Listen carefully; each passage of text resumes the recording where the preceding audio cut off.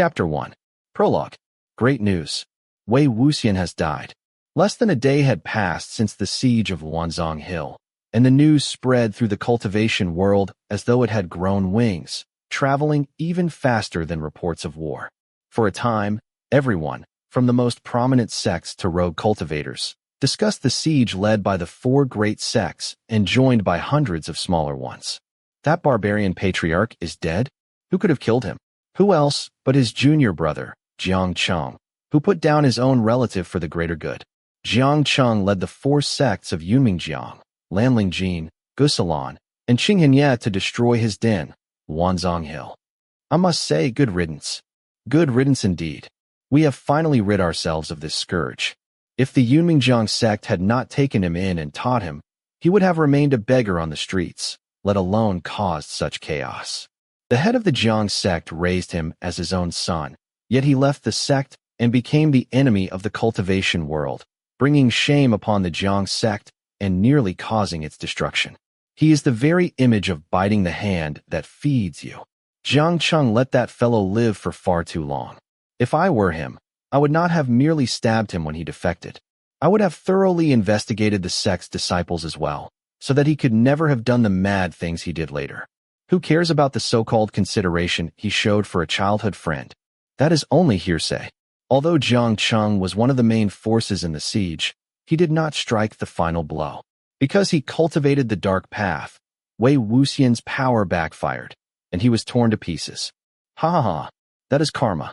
The ghost soldiers he created were like unleashed dogs, biting everyone they encountered. It serves him right to have been devoured. But if Jiang Cheng had not devised a plan that exploited Wei Wuxian's weaknesses, the siege might not have succeeded. Shall I remind you of the item Wei Wuxian possessed? Have you forgotten the day when 3,000 skilled cultivators were annihilated? I heard it was more than 3,000, perhaps even 5,000. He truly must have lost his mind. It is fortunate that he destroyed that evil weapon before he died. Otherwise, if it had remained in the world to harm humanity, his sins would have been even greater. Still, Wei Wuxian was once one of the most promising cultivators, born into a distinguished sect and achieving success at a young age. How in the world did he end up like this? This proves that one can cultivate only by following the righteous path. Those crooked methods may seem beneficial at first, but look at the end result. Not even an intact corpse remained. It was not only his cultivation path. Wei Wuxian's character was deeply flawed. In the end, everyone pays for their deeds. What goes around always comes around. After Wei Wuxian's death, the entire era seemed consumed by the subject. Most people repeated the same opinions, while any dissenting voices were quickly silenced. Yet one unspoken concern lingered in everyone's mind. No one could summon Wei Wuxian's soul, which meant that it had vanished. Perhaps it had been torn apart by the countless ghosts that devoured him. Or perhaps it had escaped. If the former was true, then all was well. Yet no one doubted that the Yiling barbarian patriarch possessed the power to move mountains and drain seas. If the latter was true, his soul would one day return and reclaim a body. When that day came, the cultivation world, and perhaps all the mortal realm, would face unimaginable vengeance and ruin, descending into chaos and despair. The various sects placed 120 stone beasts atop Wanzhong Hill and performed frequent soul-summoning rituals. At the same time, they remained on high alert and searched the world for anything unusual. In the first year, nothing happened. In the second year, nothing happened. In the third year, nothing happened. In the 13th year, nothing happened either. More and more people began to believe that perhaps the barbarian patriarch had truly perished. Even one capable of turning the world upside down could eventually be brought low. No one remains at the summit forever. Legends are only legends. Chapter 2. Wei Wuxian received a kick the moment he opened his eyes. A voice thundered beside his ear. Stop playing dead. The kick sent him sprawling backward, his head striking the ground first. Fighting the urge to vomit, he thought, that takes quite a bit of courage, kicking me, the patriarch. It was the first human voice he had heard in many years, let alone one so loud and shrill. His head spun, and his ears rang with the echoes of the shout. Whose land do you think you're living on? Whose rice are you eating? Whose money are you spending? What's wrong with taking a few of your things? Everything you own should be mine anyway. Along with the duck-like adolescent voice came the sounds of chests being ransacked and objects smashed. His vision slowly cleared. A dim ceiling came into view, followed by a youth with slanted brows and a sickly complexion, spraying spittle as he yelled. You dared to tell father and mother? Did you really think anyone in this house would listen to you? You actually thought I was afraid of you. Several burly servants stepped forward. Young master, we've smashed everything. The young master asked. How did you finish so quickly? One of the servants replied. There wasn't much in this shack to begin with. The young master seemed pleased. He jabbed a finger hard against Wei Wuxian's nose. You dared to tattle on me. And now look at you, lying there and playing dead. Who are you putting on this act for? As if anyone wants this pile of junk. Now that I've smashed it all, let's see how you tattle in the future. You think you're so impressive because you studied cultivation for a few years? How does it feel to be kicked back home like a stray dog? Wei Wuxian thought wearily. Wei Wuxian's thought. I'm not pretending to be dead. I've actually been dead for years. Wei Wuxian's thought. Who is this? Wei Wuxian's thought. Where am I? Wei Wuxian's thought. Since when have I done something as immoral as stealing another person's body? Having vented his anger by kicking the man and wrecking the room, the young master swaggered out with his servants, slamming the door behind him with a bang. Keep a close watch. Don't let him leave this month, or he'll make a fool of himself again. When they were gone, silence settled over the room. Wei Wuxian tried to rise. His limbs failed him, and he collapsed back down. Rolling onto his side, he stared dizzily at the unfamiliar room and the debris scattered across the floor. A bronze mirror lay nearby, probably knocked to the ground. He picked it up and looked into it, only to see a ghastly pale face with uneven patches of rouge on the cheeks. Add a blood-red tongue, and it would have looked exactly like a hanged ghost. He tossed the mirror aside and wiped his face, his hand coming away coated in white powder.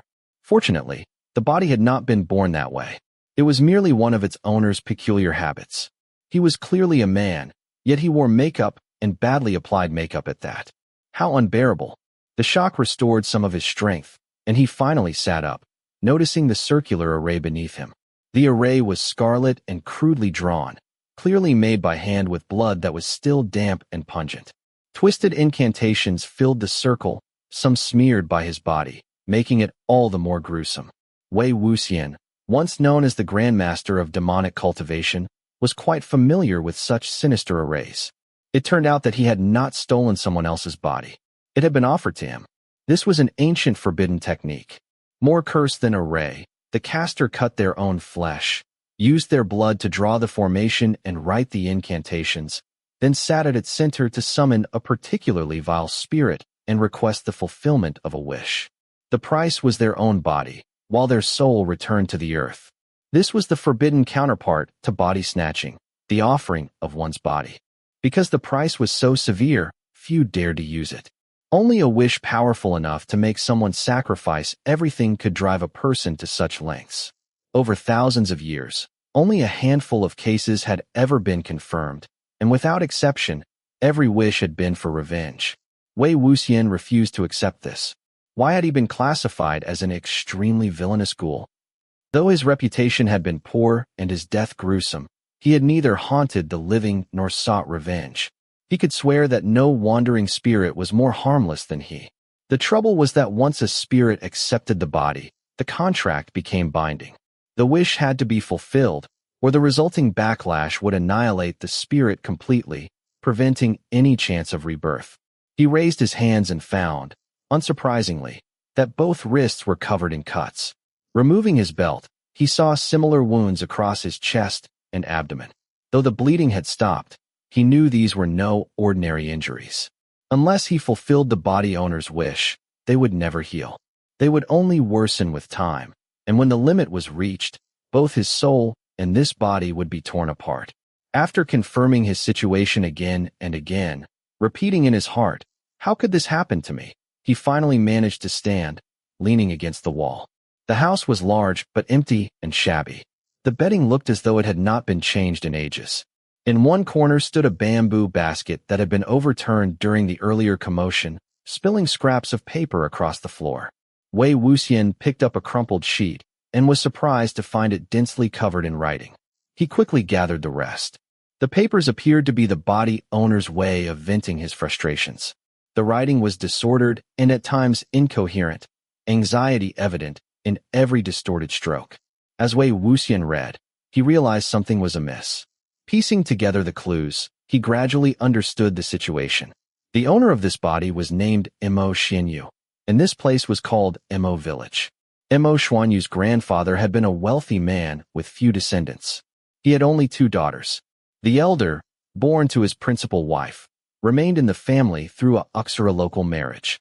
The younger was born to a servant. The Mo family had intended to marry her off quickly, but fate intervened. At 16, she caught the eye of the leader of a renowned cultivation clan, who fell for her at first sight. Ordinary people admired cultivators, viewing them as blessed and noble. That explained the heavy makeup and why no one had reacted to the bloody array. Even if Mo Xianyu had painted the entire room red with blood, no one would have found it particularly strange. Everyone already thought he was insane. After his humiliating return, he became the target of constant ridicule. His mother, unable to bear the blow, soon died from grief. By then, his grandfather had also passed away. The elder daughter managed the household. She had always despised her younger sister and nephew. Her only son was Mo Ziyuan, the youth who had ransacked the room earlier. When Mo Xianyu had been taken away, she had hoped the sect would also accept her son. Naturally, they had refused, or rather, ignored her. Cultivation was not like buying vegetables. You could not haggle, much less expect a 2-for-1 deal. Nevertheless, the family remained absurdly confident in Mo Ziyuan's talent. They believed that, had he been chosen instead, he would have won the sect's favor. Having heard this nonsense since childhood, Mo Ziyuan believed it completely. Every few days he would humiliate Mo Xianyu, accusing him of stealing his chance at cultivation. He also claimed Mo Xuanyu's talismans, elixirs, and magical tools as his own. Though often unstable, Mo Xianyu understood that he was being mistreated. He endured it until Mo Ziyuan went too far, nearly emptying his room. At last he complained to his aunt and uncle, leading to the morning's outburst. The cramped writing on the papers made Wei Wuxian's eyes ache. Wei Wuxian's thought, how miserable was this man's life? No wonder Mo Xianyu had resorted to a forbidden technique, sacrificing his body to seek revenge. The pain in his eyes spread to his head. Normally, the caster would silently state their wish, allowing the summoned spirit to hear it clearly. But Mo Xianyu had likely copied only fragments of the technique and skipped that step. Wei Wuxian guessed that he wanted revenge on the Mo family, but to what extent? Did he simply want his belongings returned? Did he want every member of the family beaten? Or did he want the entire family wiped out? Most likely, it was the latter. After all, among the many titles the cultivation world had given Wei Wuxian were ungrateful, eccentric, cruel to kin, and intolerable beneath heaven. Who could be more villainous than he? If Mo Xianyu had summoned him specifically, the request was unlikely to be simple. Wei Wuxian could not help but sigh. You've got the wrong person. Chapter 3. Wei Wuxian wanted to wash his face so that he could finally see the features of his new body, but there was no water in the room, not even for drinking. The only basin-like container looked as though it served as a chamber pot rather than for washing. He pushed at the door, but it had been bolted from the outside, no doubt to keep him from wandering off. None of this made reincarnation feel joyful in the slightest. He decided that he might as well sit in meditation and become accustomed to his new body. Time passed quickly, and when he opened his eyes again, sunlight was streaming through the cracks in the door and windows. He could stand and walk now, though he still felt faint. Wei Wuxian's thought, Mo Xuanyu's spiritual power is negligible. That shouldn't prevent me from controlling this body. Why does it still feel so strange? Just then, his stomach growled. He realized the problem had nothing to do with spiritual power.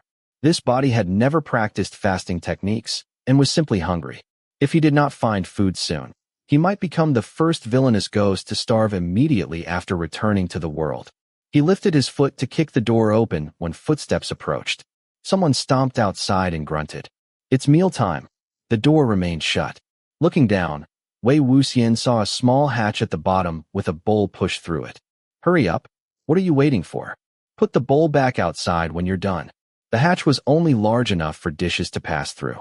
Two side dishes and a serving of rice sat inside, all of it unappetizing. Wei Wuxian toyed with the chopsticks stuck upright in the rice, feeling rather bitter. The Yiling Patriarch had returned to the world of the living, only to be greeted with kicks, scolding, and leftovers. Where was the bloodshed? The merciless slaughter? The utter devastation? Who would believe him now? He was like a tiger stranded on the plains, a dragon in shallow water, a phoenix without its feathers, powerless and mocked by those beneath him. The servant outside spoke again, laughing this time. Tong, come here. A sweet female voice answered from afar. Tong, are you delivering food to him again? Tong clicked his tongue. Why else would I come to this unlucky courtyard? Her voice drew nearer. You only deliver one meal a day, and no one minds if you take your time. Such an easy job, yet you still complain. I'm so busy that I don't even have time to go out and play. Delivering food isn't my only task. Besides, who dares go outside these days? With so many walking corpses around, everyone's staying indoors. Wei Wuxian squatted by the door, eating as he listened. It seemed that Mo village had been troubled by the two servants screamed. Shielding his eyes from the sunlight, Wei Wuxian stepped outside. Tong, having realized that it was only the ever-bullied Mo Xianyu, regained his courage and waved his hands at him as if shooing away a stray dog. Go back. Why are you out here? Wei Wuxian gave him a light kick that sent him sprawling. How bold of a mere errand boy to insult others. He headed toward the commotion in the east. The east hall was packed with villagers. As he entered the courtyard, a woman's voice rang out. One of the younger members of our family was once a cultivator as well. It had to be Madame Mo, trying to curry favor with the visiting sect. Wei Wuxian hurried through the crowd into the hall and grinned.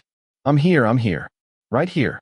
A richly dressed, well-preserved middle-aged woman sat in the place of honor. This was Madame Mo.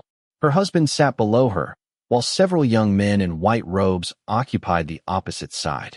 The sudden appearance of a disheveled oddity silenced the room. Who was calling for me? Wei Wuxian asked cheerfully. I'm the only former cultivator here. The powder on his face flaked off as he smiled. One of the younger cultivators nearly burst out laughing, but another, who seemed to lead the group, shot him a reproachful glance.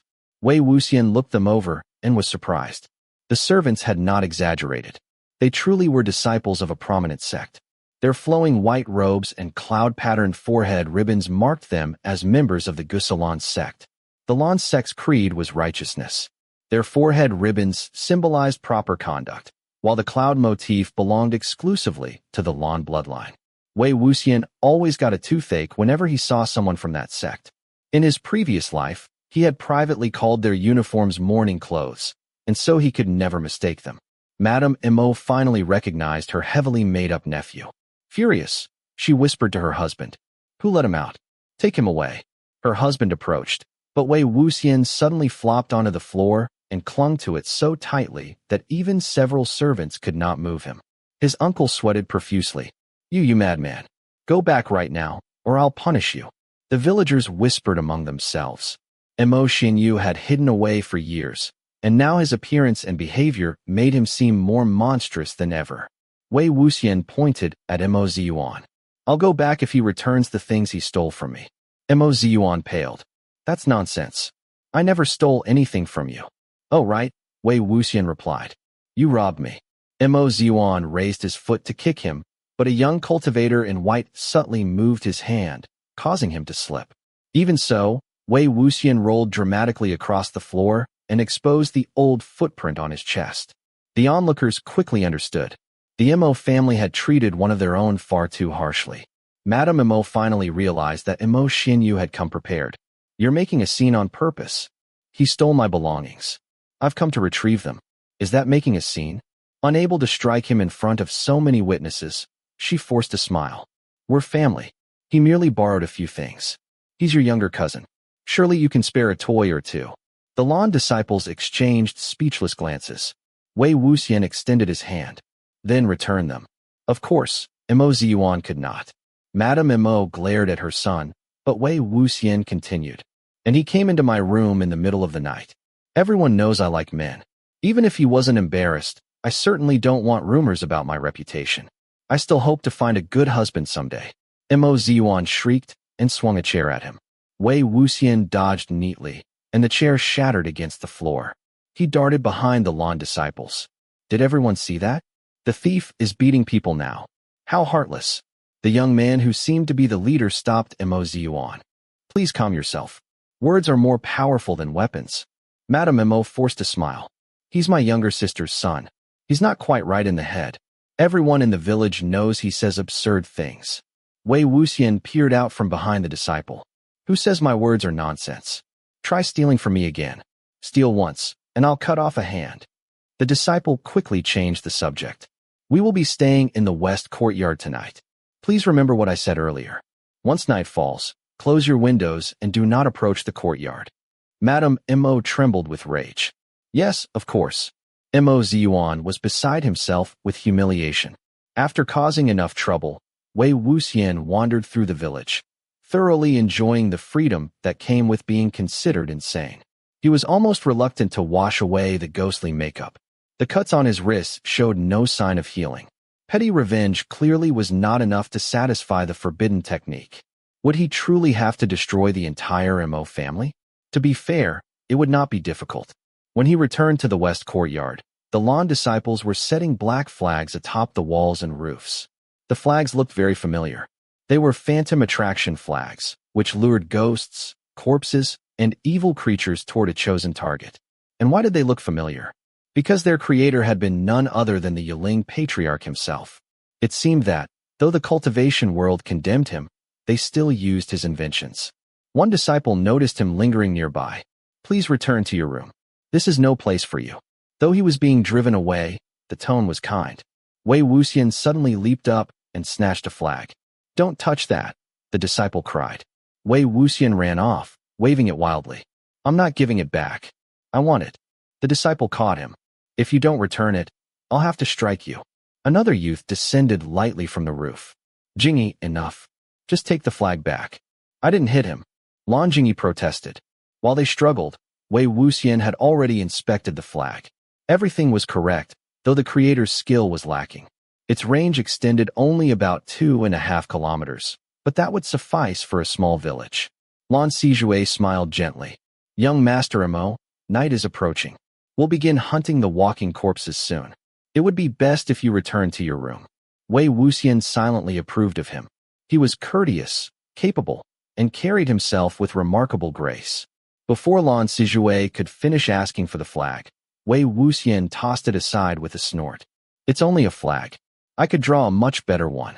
He ran off at once. The disciples on the roof nearly fell from laughter. What a lunatic, Lan Jingyi muttered. Wei Wuxian eventually returned to his shabby room and resumed meditating. Before dawn, however, a commotion outside shattered his concentration. Hurried footsteps and shouts drew near. Break in and drag him out. Call the authorities. What authorities? Beat him to death.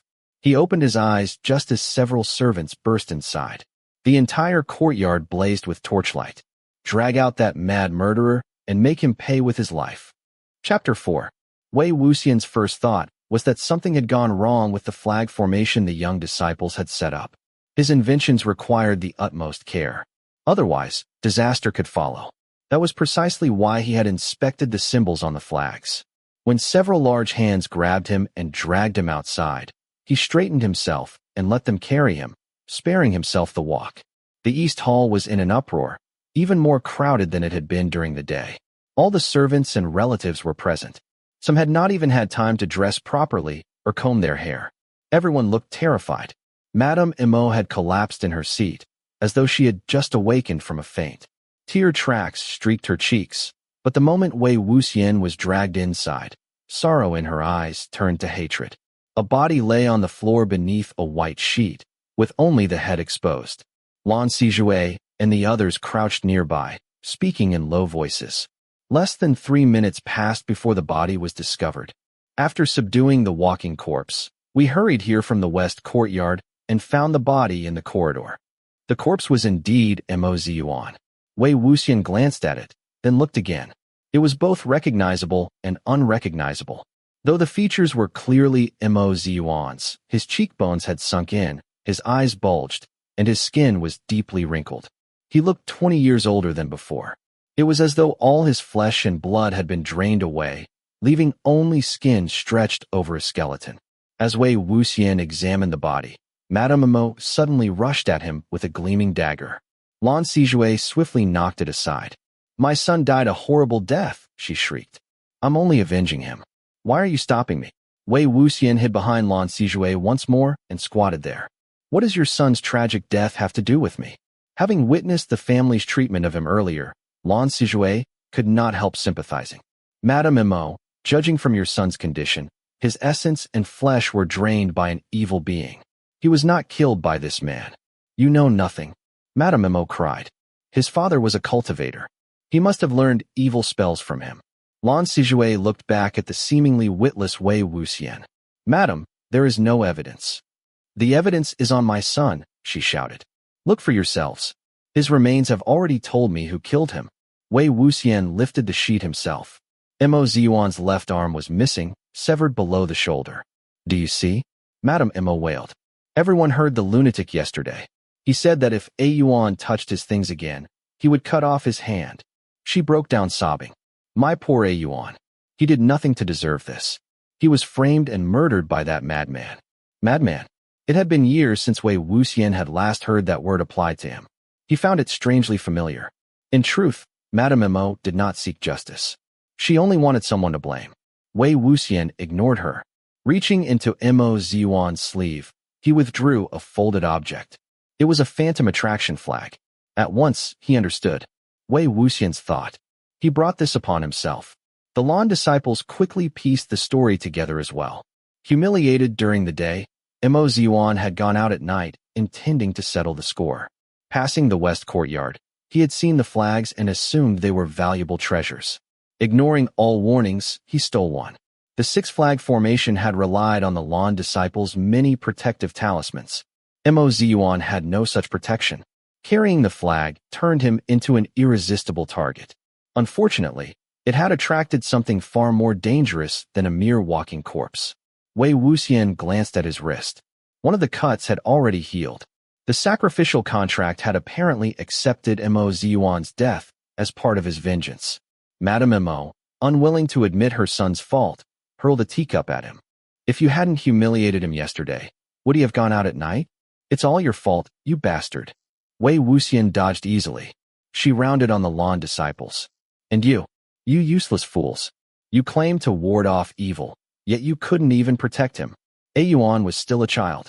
The young disciples flushed with anger and shame. Bound by the Lan sect's strict code, they endured the abuse in silence. Wei Wuxian could not. "It's been years," he thought, "and the Lan sect is still the same." He spat to the side. "Who are you taking your anger out on? Did you think they were your servants? They came all this way to help you without asking for a single coin. Do they owe you anything? Your son was at least 17. How is he still a child? Was he too young to understand plain words? Didn't they repeatedly warn him to stay away from the formation? He went out on his own. Is that my fault? Or his?" Lan Jingyi and the others visibly relaxed. Consumed by grief and hatred, Madame Mo struck her husband and screamed for him to summon everyone. But he seemed dazed. In his shock, he pushed her away. She fell to the ground. The servants stared in disbelief.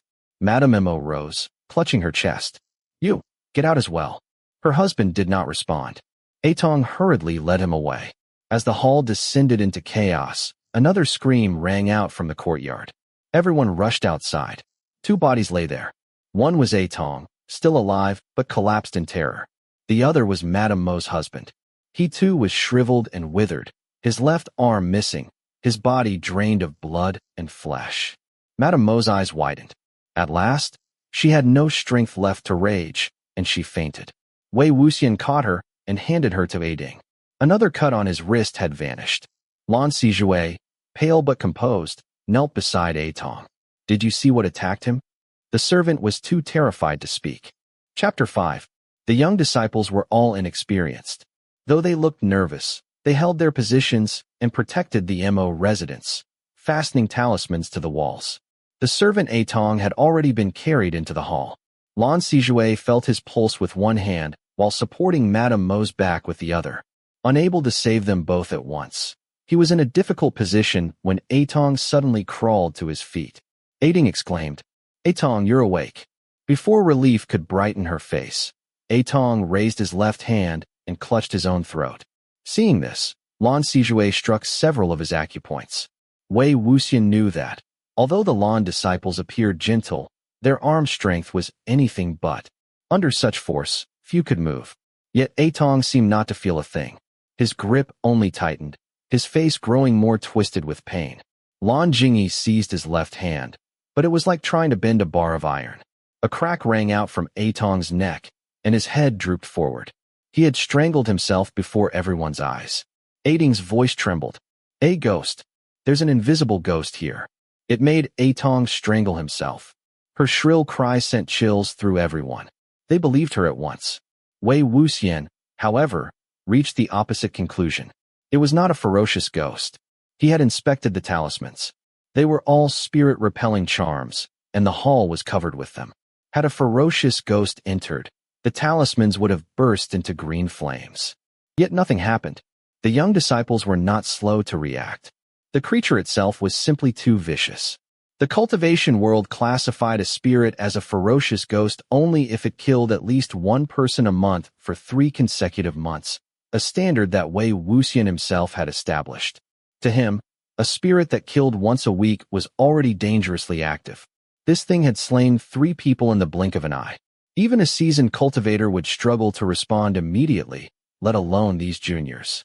As he pondered this, the candlelight flickered. A sinister gust swept through, extinguishing every lantern and candle in the courtyard and hall. The moment darkness fell, screams erupted. People shoved and stumbled in their panic to escape. Lan Wangji shouted, "Stay where you are? Don't run. I'll catch anyone who does." He was not merely trying to frighten them. Evil thrived in confusion and darkness. The more panic spread, the easier it was to invite disaster. Yet no one could listen in such terror. Before long, the hall fell eerily quiet, broken only by soft breathing and muffled sobs. Most of the people had already fled. A sudden flame blossomed in the darkness. Lan Wangji had ignited a flame talisman. Its fire could not be extinguished by sinister winds. He relit the candles, while the other disciples tried to calm the remaining villagers. Wei Wuxian glanced casually at his wrists. Another cut had vanished. Then he realized something was wrong. There had originally been 2 cuts on each wrist. One had healed when Mo Dao died, another when his father died, and a third after Tong's death. One deep, hateful cut should still have remained. Yet now all the wounds were gone. Madame Mo was certainly one of Mo Xuanyu's targets. The deepest cut had to belong to her. It could not have vanished unless she was already dead. Wei Wuxian slowly turned toward the pale-faced Madame Mo, who had just regained consciousness and sat surrounded by others. Unless something else was wearing her body. Aiding suddenly cried out. His hand. Tong's hand. Lan Wangji lifted the flame talisman over the corpse. Sure enough, Tong's left hand was gone. The left hand. At last, the final piece fell into place. Wei Wuxian burst out laughing. Lan Wangji snapped. "You idiot. How can you laugh at a time like this?" Then, remembering whom he was speaking to, he muttered no more. Wei Wuxian tugged at his sleeve. No. Lan Wangji pulled away irritably. "What do you mean, no? Stop fooling around. No one has time for this." Wei Wuxian pointed at the corpses. "These aren't them." Lan Wangji stopped Lan Wangji. "What do you mean?" Wei Wuxian replied solemnly. "This isn't Mo Dao father, and this isn't Tong." The more serious he looked beneath his garish makeup, the madder he seemed.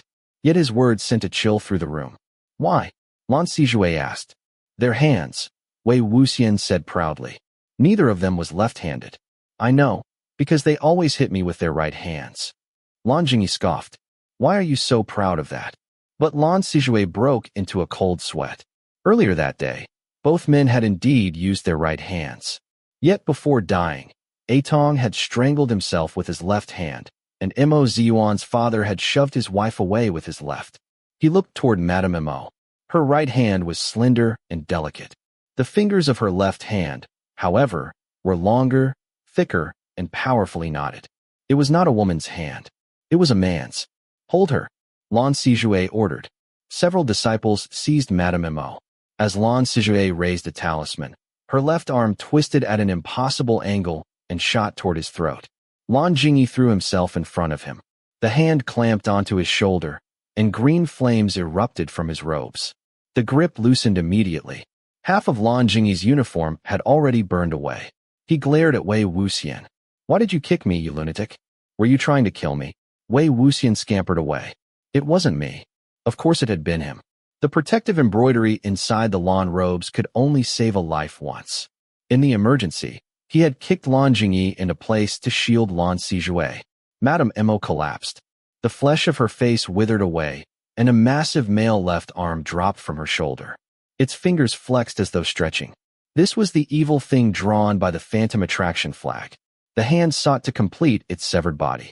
Failing that, it made do with living hosts, devouring their left arms and draining them dry before moving on. The disciples threw their robes over it. Wrapped in layers of cloth like a white cocoon, the hand burst into eerie green flames. While they were distracted, Wei Wuxian slipped into the west courtyard. The subdued walking corpses stood there within a sealed formation. He scuffed away one of the symbols, breaking the array, and clapped twice. The corpses jolted awake. "Wake up," he said. "It's time to work." Yet they only staggered forward before collapsing in fear. They instinctively obeyed him, but they were too weak to withstand his command. The flames in the east courtyard were already fading. Suddenly, Wei Wuxian smiled. Why seek stronger corpses elsewhere? There were several fresh ones right in the east hall. He returned at once. The disciples had formed a barrier of swords around the hand, struggling to hold it back. Wei Wuxian strode inside and placed a hand on both Madame Mo and Mo Ziyuan. "Wake up!" Their eyes rolled white, and they shrieked as they rose. A third, fainter cry followed as Mo Ziyuan's father also stood. "Do you recognize that hand?" Wei Wuxian asked. Then he commanded, "Tear it apart." The three corpses surged forward like black winds. The hand shattered one of the swords, but the three revenants attacked it with all their hatred. Madame Mo was the fiercest of them all, her hair flying and her nails lengthening into claws. Mo Ziyuan fought beside her, while his father guarded their flanks. The Lan disciples stared in amazement. They had only read of such battles. It was utterly exhilarating. Yet even these three fierce corpses could not subdue the hand. Wei Wuxian watched intently, suppressing a whistle that would have driven them into a greater frenzy. He was just about to sound it when two notes from a guqin drifted through the night. The clear, distant tones carried the chill of wind through pine trees. The battling corpses froze. The Lan disciples lit up with joy. "Hanguang-Jun!" Lan Sijue exclaimed.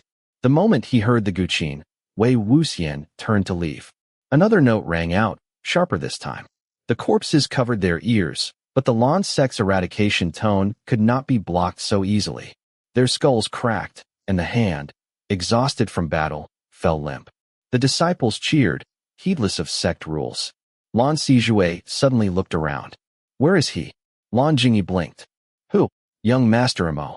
"Who knows? The lunatic probably ran off after I threatened to hit him." Lan Sijue frowned, but said nothing. He would report everything later. While the village slept, whether truly or only in pretense, Wei Wuxian hurried back to Mo Xuanyu's room and erased all traces of the sacrificial ritual. Then he fled. Unfortunately, the reinforcements belonged to the Lan clan. Even more unfortunately, they had brought Lan Wangji. This was someone who had once fought him. It was best to leave at once. Passing a courtyard, he spotted a donkey tied to a millstone. The animal glanced at him with unmistakable disdain. Wei Wuxian met its gaze and was strangely moved by the contempt in its eyes. After much coaxing and tugging, he finally persuaded the donkey onto the road. As dawn broke, the two of them set off along the main path. Chapter 6. Only a few days had passed before Wei Wuxian realized that he might have made the wrong choice. The donkey he had conveniently picked up was far too difficult to please. Although it was only a donkey, it would eat nothing except fresh young grass with dewdrops still clinging to the blades. If even the tip of the grass had turned yellow, it refused to eat it. When they passed a farm, Wei Wuxian stole some wheat straw to feed it, but after chewing a few mouthfuls, the donkey spat it out with a loud "too," even louder than a person would. If it wasn't fed high-quality food, it refused to move. Instead, it threw tantrums and kicked wildly. More than once, Wei Wuxian had nearly been kicked by it. On top of that, its braying was painfully unpleasant. It was useless as both a mount and a pet. Wei Wuxian couldn't help thinking about his sword.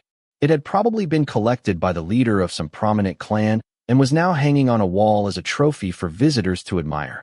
After pushing and pulling the stubborn beast for several streets, they arrived at a wide stretch of farmland belonging to a small village. Beneath the blazing sun stood a large pagoda tree with thick green grass growing underneath it. Beside the tree was an old well, along with a bucket and a dipper left there by the farmers so travelers could quench their thirst. The donkey immediately ran over and refused to leave. Wei Wuxian jumped down and slapped its honored backside. "You're definitely destined for wealth. You're even harder to satisfy than I am." The donkey spat at him. As the two of them fooled around aimlessly, a group of people approached through the fields. They carried handmade bamboo baskets and wore cotton clothes with straw sandals, giving off the simple air of country villagers. Among them was a round-faced young girl with delicate features. Having walked beneath the blazing sun for so long, they clearly wanted to rest in the shade and drink some water. However, when they saw a wild-looking donkey tied beneath the tree and a man with heavy makeup and disheveled hair standing beside it, they hesitated. Wei Wuxian had always considered himself courteous toward women, so he stepped aside to make room and busied himself wrestling with the donkey. After realizing he meant no harm, the group finally relaxed and came over. Everyone was drenched in sweat, their cheeks flushed from the heat. Some fanned themselves while others drew water from the well. The young girl sat beside the well and smiled at Wei Wuxian, as though she knew he had deliberately moved aside for them. One of the men held a compass in his hand. He looked into the distance before lowering his head in confusion. "We're already at the foot of Dafan Mountain, so why hasn't the pointer started moving?" The compass looked unusual. It wasn't an ordinary compass pointing north, south, east, and west. Instead, it pointed toward malicious creatures. It was a compass of evil. Wei Wuxian realized this was probably a small cultivation sect from the countryside. Besides the wealthy and prestigious cultivation sects, there were countless small sects like this that shut themselves away to cultivate independently. They had probably left their village either to seek distant relatives from another cultivation family or to participate in a night hunt. The middle-aged man leading the group called everyone over for a drink. "Your compass might be broken. I'll get you a new one later. Dafan Mountain is less than 10 miles ahead. We can't rest for too long. We've struggled all this way. If we relax now and let others get there before us, this entire trip will have been for nothing." As expected, they were heading out on a night hunt. The refined cultivation sects referred to traveling around and exorcising evil creatures as hunting. Since such creatures usually appeared after dark, it was naturally called night hunting. There were countless cultivation sects, but only a handful were truly distinguished. Without the accomplishments of famous ancestors, an ordinary sect could only earn recognition by proving its own strength. Capturing a powerful monster or eliminating a dangerous evil spirit was the quickest way to gain respect within the cultivation world. This had originally been Wei Wuxian's specialty. During his recent travels, however, he had dug up several graves and found nothing but weak little ghosts. Since he happened to need a ghost soldier to carry out evil deeds for him, he decided to try his luck at Dafan Mountain. If he found a suitable one, he would capture it and put it to good use. After resting, the group prepared to continue their journey. Before leaving, the round-faced girl took a small half-ripened apple from her basket and handed it to him. "Here." Wei Wuxian reached out with a broad grin to accept it. The donkey immediately stretched out its head and tried to bite it. Wei Wuxian quickly pulled the apple away. Seeing how desperately the donkey wanted it, he suddenly came up with an idea. He found a long stick and a length of fishing line, tied the apple to one end, and dangled it just in front of the donkey's nose. The donkey smelled the fresh scent of the apple and eagerly chased after it, but it always remained just a single centimeter beyond its reach. Its speed immediately surpassed every horse Wei Wuxian had ever ridden, leaving only clouds of dust behind.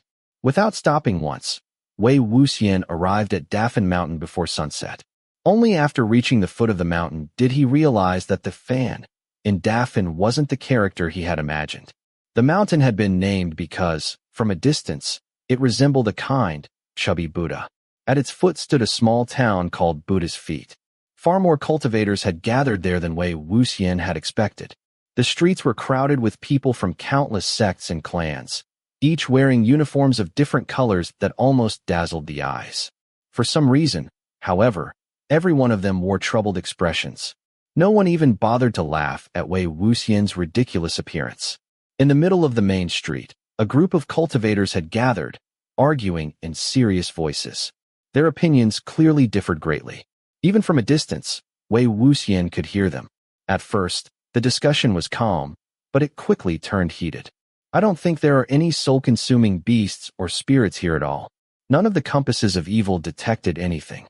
If there isn't one, then how did 7 people lose their souls? They couldn't all have caught the same illness. I've certainly never heard of such a disease. Even if the compass of evil doesn't react, does that really prove there's nothing here? It only gives a rough direction anyway. Maybe something here is interfering with the pointer. Do you remember who invented the compass of evil? I've never heard of anything capable of interfering with its pointer. What are you implying with that tone? Of course I know Wei invented it. But that doesn't mean his creations are flawless. Aren't we allowed to question them? I never said you weren't. I never claimed his inventions were perfect either. So why accuse me? Just like that, their argument veered off in an entirely different direction. Wei Wuxian rode past on his donkey, chuckling to himself. Even after so many years, he was still alive in the conversations of cultivators. It was truly much ado about Wei. If someone held a poll to determine whose fame had lasted the longest in the cultivation world, Wei Wuxian would undoubtedly win. To be fair, that cultivator wasn't wrong. The compasses of evil currently in use were only the first version he had created, and they really weren't precise enough. He had been in the middle of improving them when his lair was destroyed. Everyone had simply been forced to keep using the less accurate version. Creatures that fed on flesh and blood were generally low-level beings, such as walking corpses. Only high-level monsters and ghosts possessed the ability to devour and digest souls. This creature had consumed 7 souls in a single incident. No wonder so many sects had gathered here. Faced with prey of this caliber, even the compasses of evil were bound to become unreliable. Wei Wuxian pulled on the reins and jumped off the donkey. Holding the apple that had dangled before it for the entire journey, he placed it in front of its mouth. 1 bite. Just 1 bite. Humph. Are you trying to eat my entire hand with that bite? He took a few bites from the opposite side before stuffing the apple back into the donkey's mouth. As he wondered how his life had reached the point where he was sharing an apple with a donkey, someone suddenly bumped into him from behind. Turning around, he saw a young woman. Although she had run straight into him, she paid him no attention at all. Her eyes were dull, her lips curled into a smile as she stared into the distance without blinking. Wei Wuxian followed her gaze. She was staring toward the dense forests covering Dafan Mountain. Without warning, the girl began dancing. She said nothing. Her dance was wild and frantic, her arms flinging violently through the air. Wei Wuxian watched with great interest. A woman hurried over, lifting the hem of her dress as she ran. She grabbed the girl and cried, "Ayan, let's go home. Come home with me." Ayan forcefully shoved her away. The smile never left her face. It was strangely beautiful and utterly terrifying. She continued dancing. The woman could only chase after her down the street, sobbing as she ran. A nearby vendor sighed. "How tragic. Ayan from Blacksmith Zheng's family has escaped again. It must be unbearable for her mother. Ayan's husband, and her father. All of them." As Wei Wuxian wandered through town, he gradually pieced together what had happened by listening to scattered conversations. There was a burial ground on Dafan Mountain. Most of the ancestors of Buddha's feet were buried there. Whenever an unidentified corpse was found, it would also be given a grave and a simple wooden memorial tablet there. Several months earlier, during a violent storm, heavy rain had caused part of Dafan Mountain to collapse. Unfortunately, the landslide struck the burial ground. Many old graves were destroyed. Several coffins were exposed, and lightning struck them directly, leaving both the coffins and the corpses inside burned black.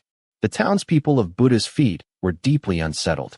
After holding several rounds of prayers, they rebuilt the burial ground, believing everything had returned to normal. Yet from that day onward, people in the town began losing their souls. The first victim was a lazy good-for-nothing. He spent his days loafing around without doing any work.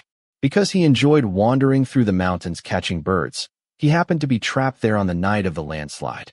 Although terrified nearly to death, he survived unharmed. A few days later, however, he suddenly got married. The wedding was unusually grand. He claimed he had decided to turn over a new leaf and settle down. That night, he became completely drunk. After lying down on the bed, he never woke again. His bride called to him repeatedly without receiving an answer. Only after shaking him did she discover that his eyes were dull and lifeless, while his body was cold.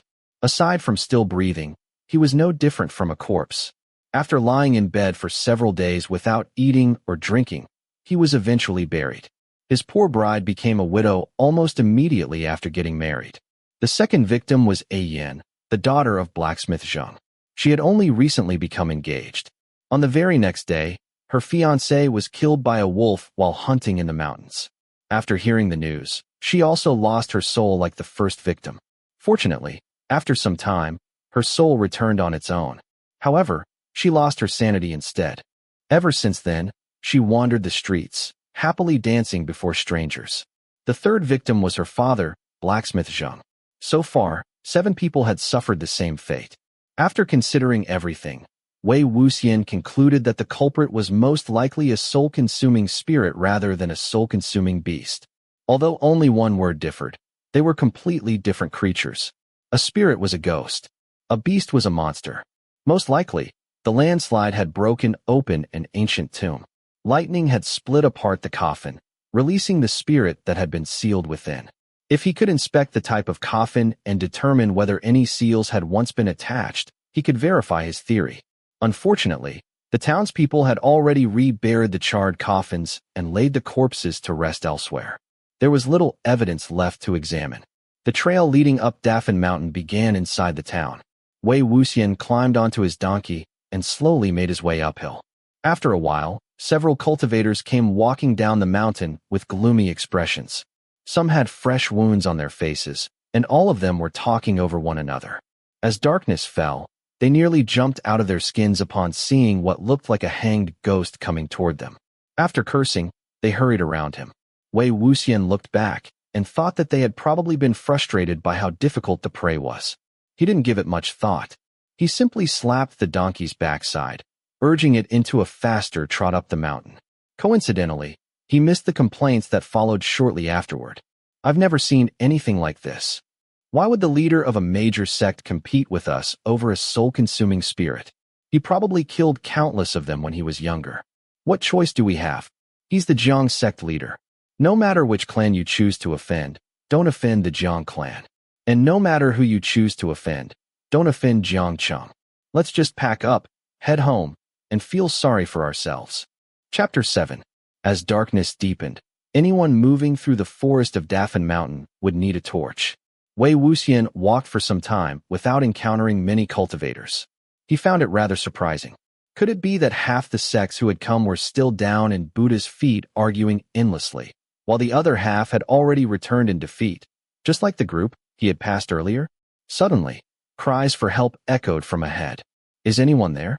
Help us!" Both men and women were calling out, their voices filled with genuine panic. Cries for help in deserted mountain forests were usually tricks used by evil creatures to lure unsuspecting people into traps. But Wei Wuxian couldn't have been happier. The more evil the creature, the better. He guided the donkey toward the voices. However, after searching the area, he found nothing on the ground. Looking up, he discovered that instead of ghosts or monsters, it was the small rural cultivation sect he had met earlier in the fields. They were all hanging from the trees inside an enormous golden web.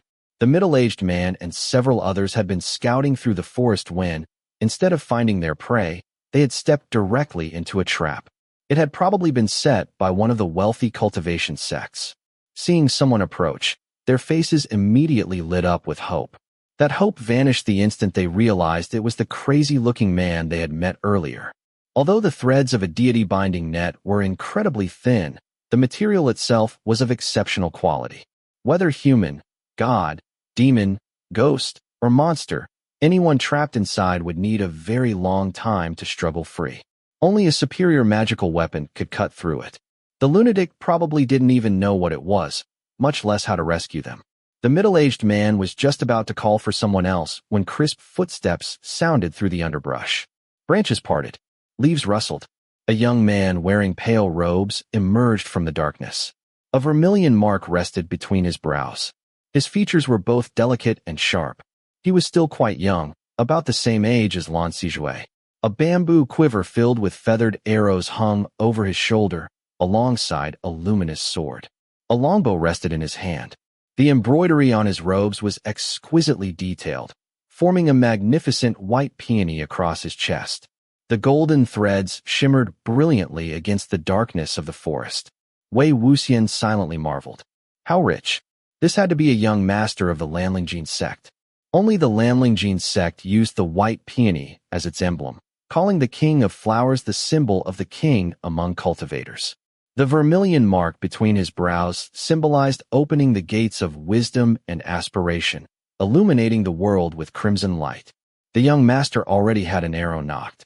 He was about to fire before noticing that the deity-binding nets had only caught humans.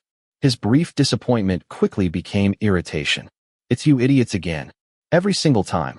There are over 400 deity-binding nets spread across this mountain, and you've already ruined more than 10 of them before I've even seen the prey. Wei Wuxian silently thought again. How rich. A single deity-binding net already cost a fortune. This boy had deployed over 400 of them. A small sect would go bankrupt trying to purchase so many. But this was the Lan Wangji sect.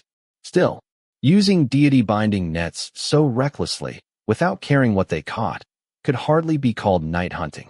It was more like driving everyone else away. No wonder those cultivators had retreated earlier. It wasn't because the prey was too dangerous. It was because this was a sect no one dared offend. During his slow journey over the past few days, Wei Wuxian had learned quite a bit about the current state of the cultivation world. As the final victor of the century-long period of turmoil, the Lan Wangji sect now stood above all other clans and sects. Its leader was even called the commander of the cultivation world. The Jin clan had always been arrogant and obsessed with luxury. After years at the top, while steadily strengthening the sect, its disciples had become accustomed to doing whatever they pleased.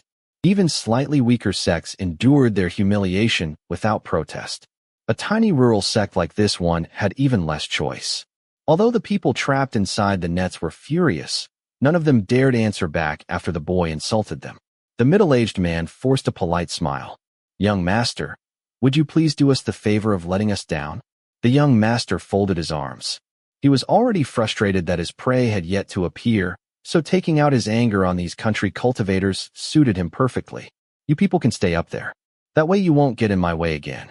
I'll let you down after I've caught the soul-consuming beast, assuming I still remember. If they remained hanging there all night and encountered the creature haunting Daffin Mountain, they would have no way to escape. They would simply wait for their souls to be devoured. The round-faced girl who had given Wei Wuxian the apple earlier became so frightened that she began crying. Wei Wuxian was still sitting cross-legged atop the donkey. The moment it heard her sobbing, its long ears twitched. Without warning, it lunged forward. Its leap was accompanied by an incredibly loud bray. If that bray weren't so unbearably awful, its tremendous momentum could almost have rivaled a fine warhorse. Caught completely off guard, Wei Wuxian was thrown off its back and nearly smashed his head against the ground.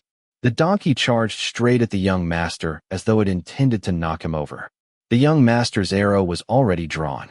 He instinctively aimed at the charging donkey.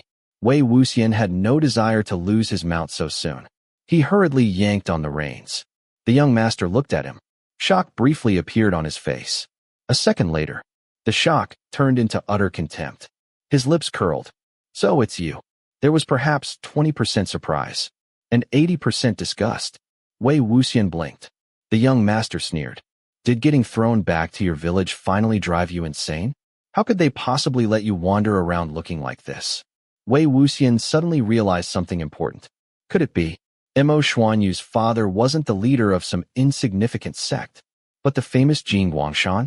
Jin Guangshan had been the previous leader of the Lan Wangji sect. He was already dead.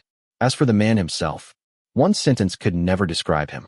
He had married a fierce wife from a powerful family and was famously afraid of her. Even so, that fear never stopped him from chasing women. No matter how formidable Madame Jean was, she couldn't watch him every hour of every day, from noble ladies to village prostitutes. If he could seduce someone, he never passed up the opportunity. He enjoyed countless casual affairs. The number of his illegitimate children was impossible to count, yet he lost interest just as quickly. Once he grew tired of a woman, he abandoned her completely without accepting any responsibility.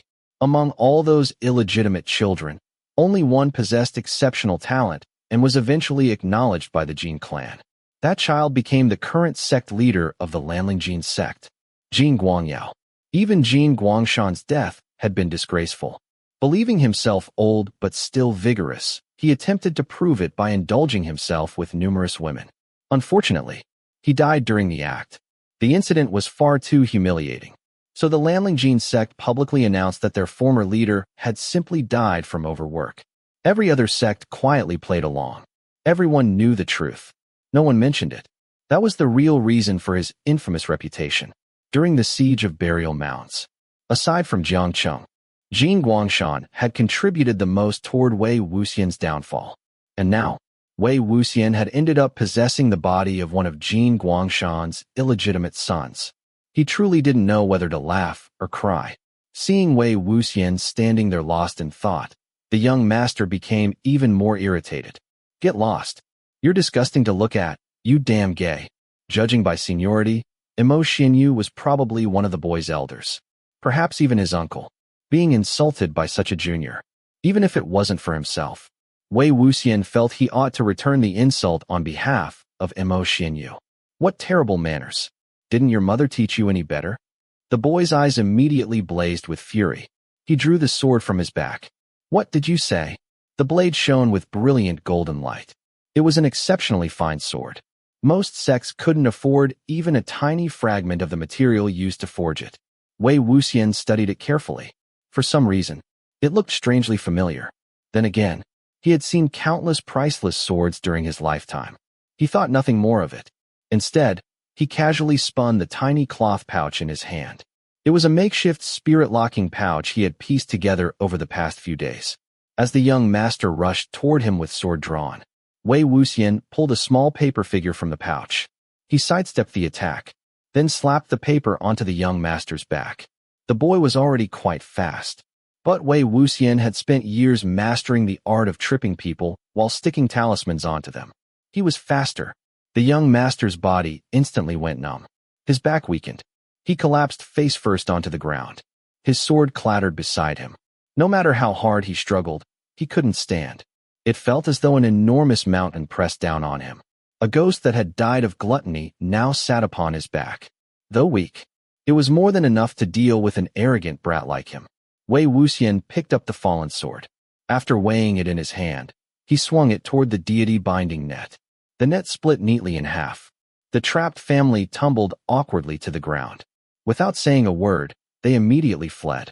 The round-faced girl looked as though she wanted to thank Wei Wuxian. An elder hurriedly pulled her away. They feared young Master Jin would hate them even more. The young master lay on the ground, trembling with rage. You damn gay. So that's what you resorted to after your spiritual power proved too weak. Walking such a crooked path. Just you wait. Do you know who's here today? Today The cultivation method Wei Wuxian had once practiced had always been heavily criticized. Although it damaged the cultivator's body over time, it could be learned very quickly. More importantly, it placed almost no demands on talent or spiritual power. That made it incredibly tempting. There were always people secretly practicing it in hopes of finding a shortcut. The boy naturally assumed that after Mo Xianyu had been expelled from the Lan Wangji sect, he had turned to demonic cultivation. It was a perfectly reasonable conclusion. It also spared Wei Wuxian the trouble of explaining himself. The boy shoved desperately against the ground, but still couldn't stand. His face turned scarlet. Grinding his teeth, he shouted, "If you don't stop this, I'm telling my uncle. Then you'll be dead." Wei Wuxian wondered, "Why your uncle instead of your father? And who exactly is your uncle?" A cold, bitter voice answered from behind him. "I am his uncle. Do you have any last words?" The moment he heard that voice, every drop of blood in Wei Wuxian's body rushed straight to his head. An instant later, it all drained away. Fortunately, his face was already covered in ghostly white makeup. No one could tell he had become even paler. A young man dressed in violet robes approached with calm, confident steps. His sword cultivator's robes flowed gracefully behind him. One hand rested upon the hilt of his sword. A silver bell hung at his waist. It remained perfectly silent as he walked. His brows were thin. His almond-shaped eyes were sharp. His handsome features carried a fierce elegance. There was restrained power hidden inside his gaze. As his eyes settled upon someone, they resembled twin flashes of lightning. He stopped 10 steps away from Wei Wuxian. His expression was like a drawn arrow, ready to fly at any moment. Even the way he stood radiated pride and confidence. He frowned. Yiling, why did you take so long? Did I really have to come looking for you? He glanced at the young man's miserable condition. Look at yourself. Get up. After his initial shock wore off, Wei Wuxian immediately understood. Hidden inside his sleeve, he curled one finger. The paper talisman silently withdrew. Yiling instantly felt the weight disappear. He scrambled to his feet, snatching up his sword as he did. Standing beside Jiang Cheng, he pointed accusingly at Wei Wuxian. I'm going to break your legs. Standing side by side, uncle and nephew resembled each other so closely that they could almost have been mistaken for brothers. Jiang Cheng flicked a finger. The paper figure flew from Wei Wuxian's sleeve straight into his own hand. After only one glance, his expression darkened. His fingers tightened. The paper burst into flames. It burned into ashes amid the shrill screams of restless spirits. Jiang Cheng spoke coldly. Break his legs. Haven't I taught you better? If you encounter this sort of evil, crooked cultivation, kill the cultivator and feed him to your dogs. Wei Wuxian didn't even dare retrieve his donkey. He immediately retreated. He had thought, after so many years, no matter how deeply Jiang Cheng had once hated him, time would surely have dulled it. He had been completely wrong. Not only had the hatred remained, it had only grown stronger, like a jar of fine wine that had aged for years. Now, it had become so intense that Jiang Cheng hated even those who cultivated the same way Wei Wuxian once had. With his uncle backing him, Yiling attacked even more fiercely. Wei Wuxian slipped 2 fingers into the spirit-locking pouch, preparing another talisman. Suddenly, a streak of brilliant blue sword light flashed like lightning. It collided directly with Yiling's sword. The golden sword aura shattered instantly. The difference wasn't in the quality of the swords.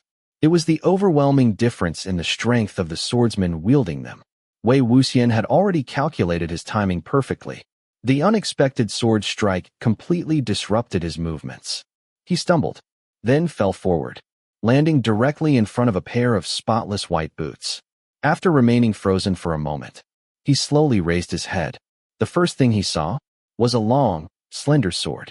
Its blade was crystal clear, almost translucent, as though carved entirely from ice. Within the cultivation world, few swords were more famous. Wei Wuxian had fought alongside it countless times. He had also fought against it countless times. Its hilt had been forged from refined silver using secret techniques. Its blade was unbelievably thin, almost transparent. It radiated the chill of ice and snow, yet it sliced through iron as easily as mud. Although it appeared light enough to float away, it was astonishingly heavy. Very few people could wield it. Its name was Baiken. The blade turned. A clear metallic ring sounded as it returned to its scabbard. At that same moment, Jiang Cheng's voice broke the silence. So, I was wondering who it was. It turns out to be second young Master Lan. The pair of white boots calmly stepped around Wei Wuxian and walked 3 paces forward. Wei Wuxian slowly stood. As they passed shoulder to shoulder, he deliberately allowed their eyes to meet for the briefest instant. The man seemed wrapped in moonlight. A 7-stringed guqin rested upon his back. It was narrower than ordinary instruments. Its lacquered black body had been carved from pale-colored wood. A forehead ribbon embroidered with cloud patterns rested neatly across his brow. His skin was fair, his features refined and elegant, like flawless white jade. His eyes were unusually pale, almost like colored glass. Their distant gaze made him seem forever out of reach. His expression was touched by frost and snow. Cold, rigid, completely unmoved, even while looking directly at Wei Wuxian's absurd appearance. From head to toe, there wasn't the slightest speck of dust, not a single wrinkle. His appearance was utterly flawless. And yet, only 2 words appeared inside Wei Wuxian's mind. Morning clothes. Yes, morning clothes indeed. The cultivation world endlessly praised the Gusalan sect's robes as the most elegant of all. They also praised Lan Wangji as a once-in-a-generation beauty. None of that changed one undeniable fact. His perpetually cold face looked exactly like someone whose wife had just died. When fortune abandoned someone, disasters always came one after another. That perfectly described the current situation. Lan Wangji remained silent. Standing motionless before Jiang Cheng, he looked straight ahead. Jiang Cheng was already exceptionally handsome. Yet standing beside Lan Wangji, he somehow appeared slightly less impressive. One eyebrow rose. So, Hanguang-Jun, you truly live up to your reputation of appearing wherever chaos exists. What brings you to such a remote place today? Powerful cultivators from the great sects rarely bothered hunting insignificant prey. Lan Wangji was the sole exception.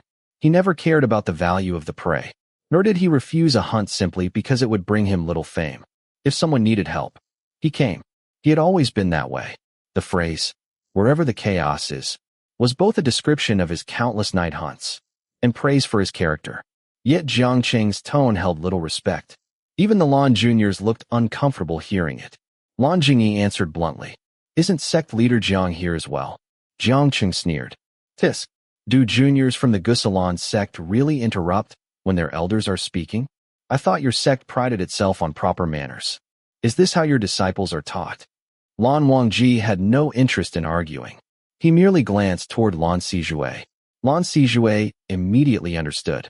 He quietly directed the juniors to keep talking among themselves. Then he turned toward Jinling. "Young Master Jin, night hunts have always been fair competitions between sects and clans. Covering Daffin Mountain with deity binding nets only traps fellow cultivators. Wouldn't you agree that this violates the rules of night hunting?" Jinling wore the exact same unhappy expression as his uncle. "What can I do? They stepped into the traps themselves. I'll deal with everything after I capture the prey." Lan Wangji frowned. Jinling opened his mouth to continue. Nothing came out. His lips had sealed themselves shut. They refused to separate. As though glued together, anger instantly appeared on Jiang Cheng's face. Every trace of his earlier laziness disappeared. "You, with the surname Lan. What exactly do you mean by this? It's not your place to discipline Jinling. Release the spell. Now." The silence spell was a disciplinary technique unique to the Lan clan. Wei Wuxian had suffered through it countless times. The spell itself wasn't especially profound, but only a member of the Lan clan could remove it. Anyone who tried to force themselves to speak would either split their lips until they bled, or leave themselves hoarse for several days. The only solution was to remain silent and reflect until the punishment naturally expired. Lan Sijue spoke respectfully. "Sect leader Jiang, there is no need for anger.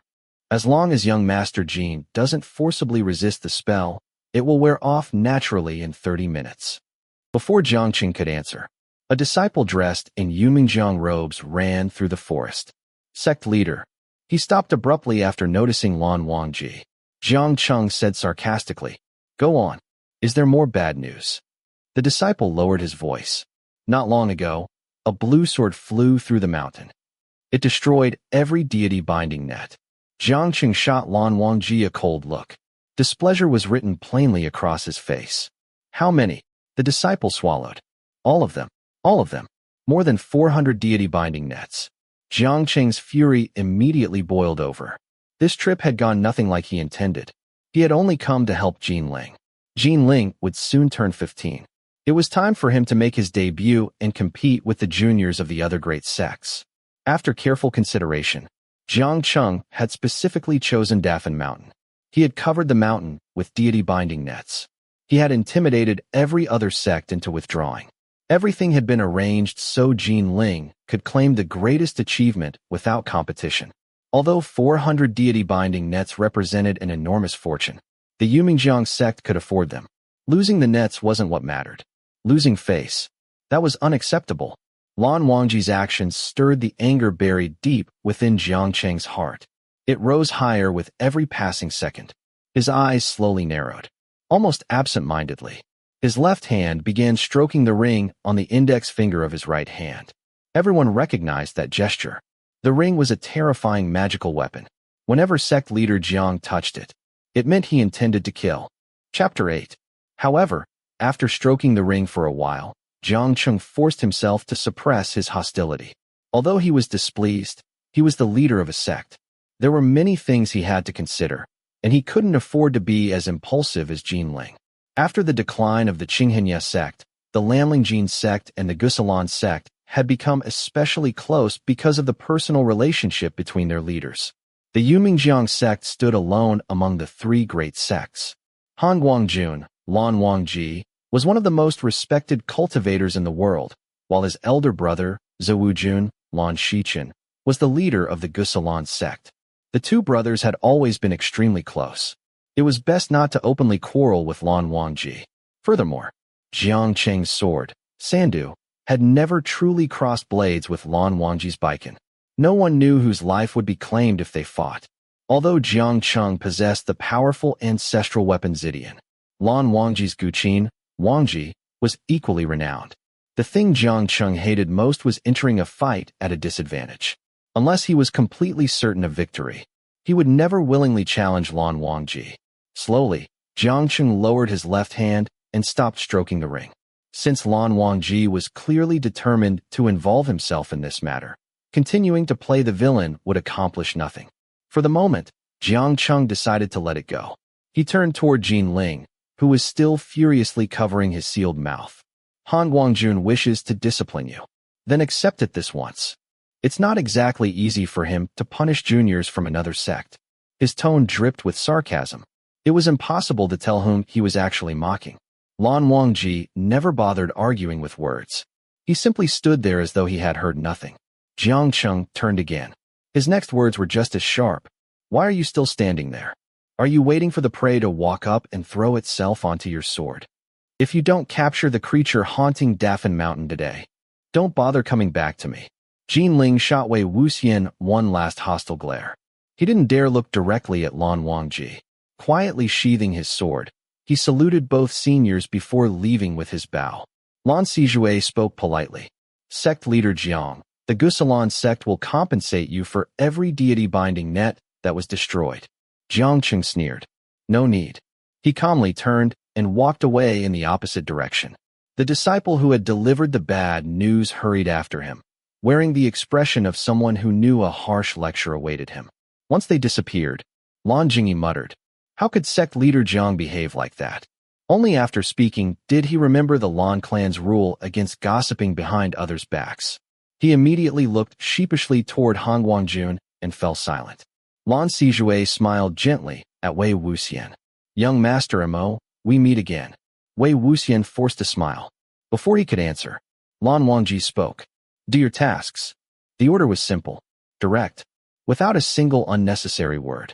The juniors immediately remembered why they had come to Dafan Mountain. They straightened themselves and respectfully awaited further instructions.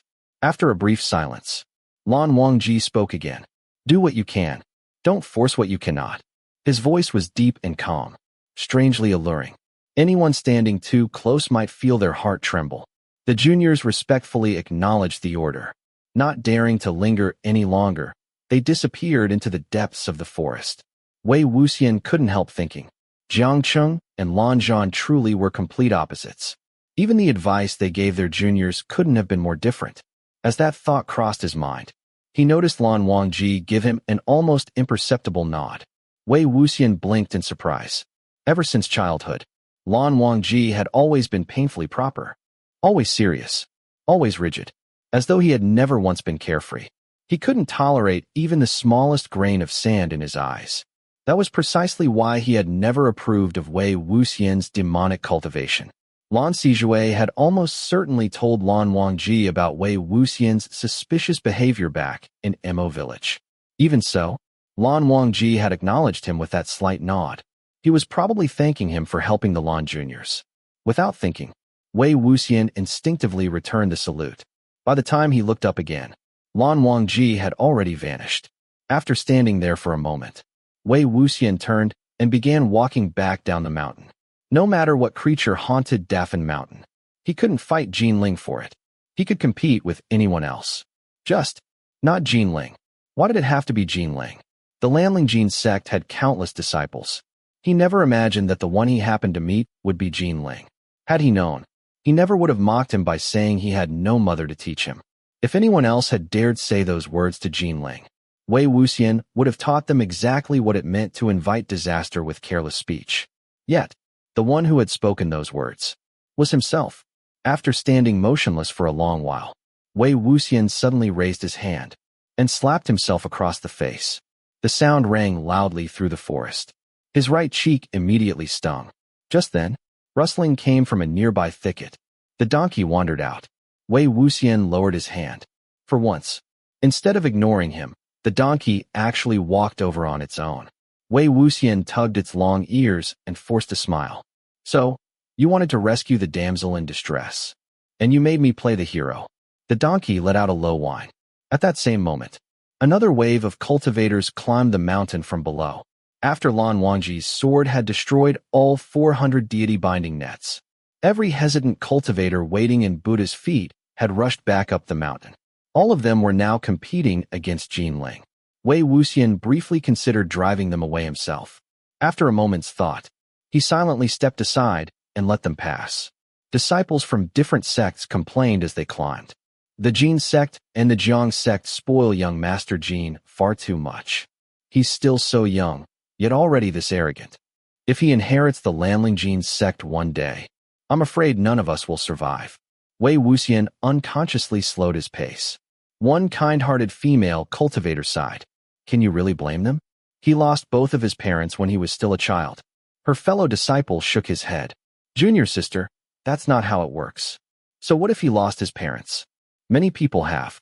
If everyone behaved like him, what would become of the cultivation world? Another sighed. I'm still amazed Wei Wuxian could bring himself to hurt her. Yiling's mother was Jiang Cheng's elder sister.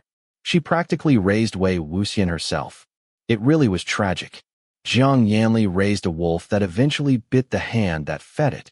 Jin Zixuan had it even worse. Simply because he became involved with Wei Wuxian, he met such an end. Another disciple muttered. Why does Wei Wuxian seem connected to everyone? Someone else answered. Exactly. Have you ever heard of him being close to anyone besides the mad dogs he raised? He made enemies everywhere. He wronged everyone. Even Hanguang-Jun. They were like fire and water. They hated each other. Speaking of that, if Hanguang-Jun hadn't arrived today, their voices gradually faded into the distance. Before long, Wei Wuxian heard the gentle sound of flowing water. He frowned. There hadn't been a stream on the path up the mountain. Only then did he realize. He had taken the wrong trail down. Holding the donkey's reins, he stopped beside the stream. The moon hung high overhead. The banks were clear of branches. Fragments of pale moonlight shimmered across the moving water. Within the reflection, Wei Wuxian saw a face. Its features shifted with every ripple. He suddenly struck the water with his palm. The reflection shattered instantly. Scooping up cold water, he washed the thick powder from his face. The rippling water slowly revealed a handsome young man, graceful, refined. His face looked as though it had been washed clean by moonlight itself. His brows were elegant, his eyes bright, his lips naturally curved into a faint smile. Yet, as he lowered his gaze toward his own reflection, drops of water clinging to his eyelashes slid down like tears. This was an unfamiliar young face. Not the face of the Yiling Patriarch, the man who had shaken the cultivation world and slaughtered thousands. Wei Wuxian. He stared at the reflection for a long time, then splashed his face once more. He rubbed his eyes. Finally, he sat heavily beside the stream. It wasn't that he couldn't endure people's accusations. Back then, when he made his decision, he had fully understood the consequences he would have to bear. Ever since then, he had always remembered the Yumingjiang sect's motto. Attempt the impossible. Do it anyway. But, no matter how firmly he believed his heart had become stone, he was still human, not some emotionless plant. The donkey seemed to sense his mood. For once, it didn't make a sound. Silence settled over them. After waiting for a while, the donkey quietly turned and walked away. Wei Wuxian remained seated beside the stream. He didn't react at all. The donkey stopped, turned back, and pawed impatiently at the ground. Still, Wei Wuxian ignored it. Finally, the donkey reluctantly returned. It bit the corner of Wei Wuxian's collar and tugged insistently. Wei Wuxian smiled faintly. I can choose whether to go or not. But if you've gone this far, I suppose I'll follow. The donkey led him through several trees before circling a patch of grass. Hidden there lay a Qianquan pouch. Above it hung a torn piece of a golden deity binding net. It had probably fallen while some unlucky cultivator struggled free. Wei Wuxian picked up the pouch and opened it. Inside were quite a few useful items. Medicinal wine, talismans, miniature demon-reflecting mirrors, and various other tools. He searched through it for a while. Eventually, he pulled out a talisman. The instant it left the pouch, a ball of fire burst into life. It was a gloom-burning talisman. As its name suggested, it burned by consuming resentful energy. Whenever it encountered dark energy, it ignited automatically. The stronger the resentment, the brighter the flame. Since it burst into flames immediately, that meant a ghost was nearby. Holding up the burning talisman, Wei Wuxian carefully searched for the direction of the spirit. When he turned east, the flame weakened. When he turned west, it flared brightly. He followed the stronger flame. After only a few steps, he spotted a bent white figure sitting beneath a tree. The talisman finished burning. Its ashes drifted from his fingertips. An old man sat with his back toward him, softly muttering to himself. Wei Wuxian slowly approached. The murmuring gradually became clear. It hurts. It hurts. Wei Wuxian asked. Where does it hurt? The old man answered weakly. My head. My head hurts. Wei Wuxian crouched beside him. Let me have a look. Walking around to the old man's side, he saw an enormous bloody hole smashed into the man's forehead. It was a ghost. He had probably been killed by a heavy blow to the head. His burial robes were finely crafted and expensive. Clearly, he had already been properly buried in a coffin. This wasn't one of the missing souls from the living townspeople. But a ghost like this shouldn't have appeared on Dafan Mountain. Wei Wuxian couldn't explain such an impossible situation. A sense of unease filled him. Without another thought, he leaped onto the donkey's back. Slapping it hard, he shouted as they raced toward the direction Yiling had taken earlier. Near the ancient burial grounds, numerous cultivators wandered about, waiting for fortune to fall into their laps. Someone had even dared raise a spirit-attracting flag. Instead of attracting the true culprit, it only summoned a crowd of miserable wandering ghosts. Wei Wuxian pulled on the reins. Scanning the crowd, he called loudly. Excuse me, could someone tell me where the young masters from the Jin clan and the Lan clan went? Apparently, after washing his face, people actually responded to him. One cultivator answered. They went toward the goddess temple. Wei Wuxian repeated. The goddess temple? The rural cultivation sect from earlier had quietly returned after hearing the deity-binding nets had all been destroyed. They had rejoined the night hunt. The middle-aged man recognized both Wei Wuxian's clothes and the ugly donkey. Realizing this was the lunatic who had saved them earlier, he looked rather embarrassed. Pretending nothing had happened, he remained silent. The round-faced girl, however, pointed toward a trail. That way. It's a temple inside a cave. It's dedicated to a goddess. Wei Wuxian asked. What goddess? The girl hesitated. I think it's a natural stone statue. Wei Wuxian nodded. Thank you. The moment the words left his mouth, he immediately ran toward the goddess temple. The sluggard's marriage. The lightning-struck coffins. The fiancé devoured by wolves. The father and daughter who lost their souls. The luxurious burial robes. It was as though every scattered clue had suddenly been threaded together. Everything now formed one complete chain. No wonder the compasses of evil found nothing. No wonder the spirit-attracting flags were useless. Everyone had underestimated the creature hiding within Dafan Mountain. It wasn't anything they thought it was. Chapter 9. On the other hand, Lan Wangji and the other disciples found nothing in the area of the ancient tombs, so they moved on to search for clues at the goddess temple. On Dafan Mountain, besides the ancestral tombs at Buddha's feet, there was also the goddess temple. The object of worship was neither the Buddha nor Guanyin, but the statue of a dancing goddess. A few hundred years ago, a hunter from Buddha's feet ventured into the mountains and discovered an extraordinary stone inside a cave. It stood around 3 meters tall, naturally formed, and resembled a human figure with its 4 limbs posed as though dancing.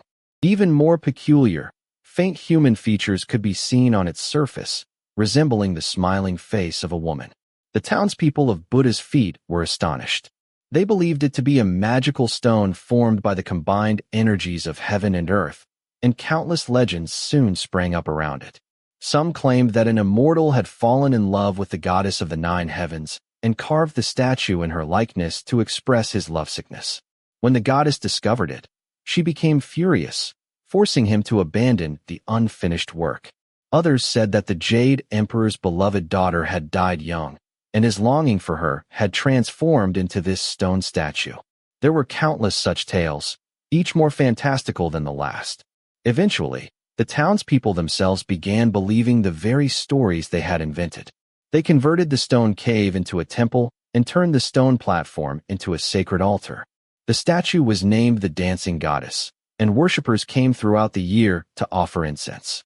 The cave was spacious, about the size of a two-courtyard temple, with the goddess statue standing in the center.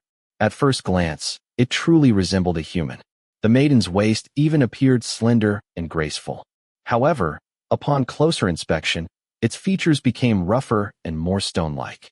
Even so, a naturally formed statue that looked so remarkably human was enough to leave anyone in awe.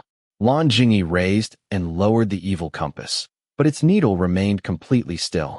A thick layer of incense ash covered the offering table, while scattered candles lay across it. Plates of rotten fruit gave off a sickly sweet smell. Most disciples of the Gusalan sect suffered from at least a mild case of mysophobia. Fanning the air in front of his nose, Lan Wangji said, "The locals claim prayers here are very effective, but how did this place become so run down? They should at least come clean it once in a while." Lan Wangji replied, 7 people have already lost their souls. Everyone says the lightning released a fierce creature from the ancient graves at Buddha's feet. Who would dare come up the mountain now? Without visitors, naturally no one comes to clean the temple. A voice full of disdain came from outside the cave. It's just a stupid rock. Someone gave it the title of a goddess, and people actually put it here to accept incense and worship. Yiling walked into the cave with his hands clasped behind his back. The silence spell had already worn off, but nothing pleasant came out of his mouth. Looking at the goddess statue, he snorted. These country villagers never work to solve their problems. Instead, they pray to Buddhas and gods every day. There are millions upon millions of people in the world. The gods and Buddhas are already busy enough with their own affairs, so why would they care about these people? Let alone some nameless little goddess like this one. If she's really so effective, then I'll pray for the soul-consuming creature on Daffin Mountain to appear right in front of me. Can this statue do that? Several cultivators from smaller clans entered behind him. Everyone burst into laughter, agreeing with his words. The once quiet temple immediately became noisy, and with so many people crowding inside, the cave suddenly felt much smaller. Lan Wangji silently shook his head. Turning absent-mindedly, his gaze landed on the goddess statue's face. The faint features wore a gentle, compassionate smile. Yet somehow, the smile felt strangely familiar. It was as though he had seen it somewhere before. Where had he seen it? Lan Wangji felt certain it was something important. Unable to resist, he stepped closer to study the goddess's face more carefully. Just then, someone bumped into him. Without making a sound, one of the cultivators standing behind him collapsed to the ground. Everyone immediately became alert. Yiling asked cautiously, "What happened to him?" Lan Wangji rested a hand on his sword and knelt beside the fallen cultivator. His breathing was perfectly normal, as though he had simply fallen asleep. Yet no matter how hard they shook him or called his name, he refused to wake up. Lan Wangji stood up. He seems as though, before he could finish speaking, the dark cave suddenly lit up. A crimson glow flooded the cave, as though blood were cascading down the walls. The candles on the offering table and in every corner of the cave ignited on their own. With several sharp shings, everyone drew their swords or readied talismans. At that exact moment, someone burst into the cave carrying a gourd filled with medicinal alcohol. He hurled it at the stone statue. Flames erupted instantly, illuminating the cave so brightly it was almost like daylight. Wei Wuxian had exhausted everything inside the Qingquan pouch. Throwing the empty pouch aside, he shouted, "Everyone, get outside. Be careful. The soul-consuming goddess is inside." Someone cried out in shock. The goddess's pose changed. Just moments ago, the statue had 1 foot raised, both arms lifted high, with one hand pointing toward the heavens in an elegant dancing posture.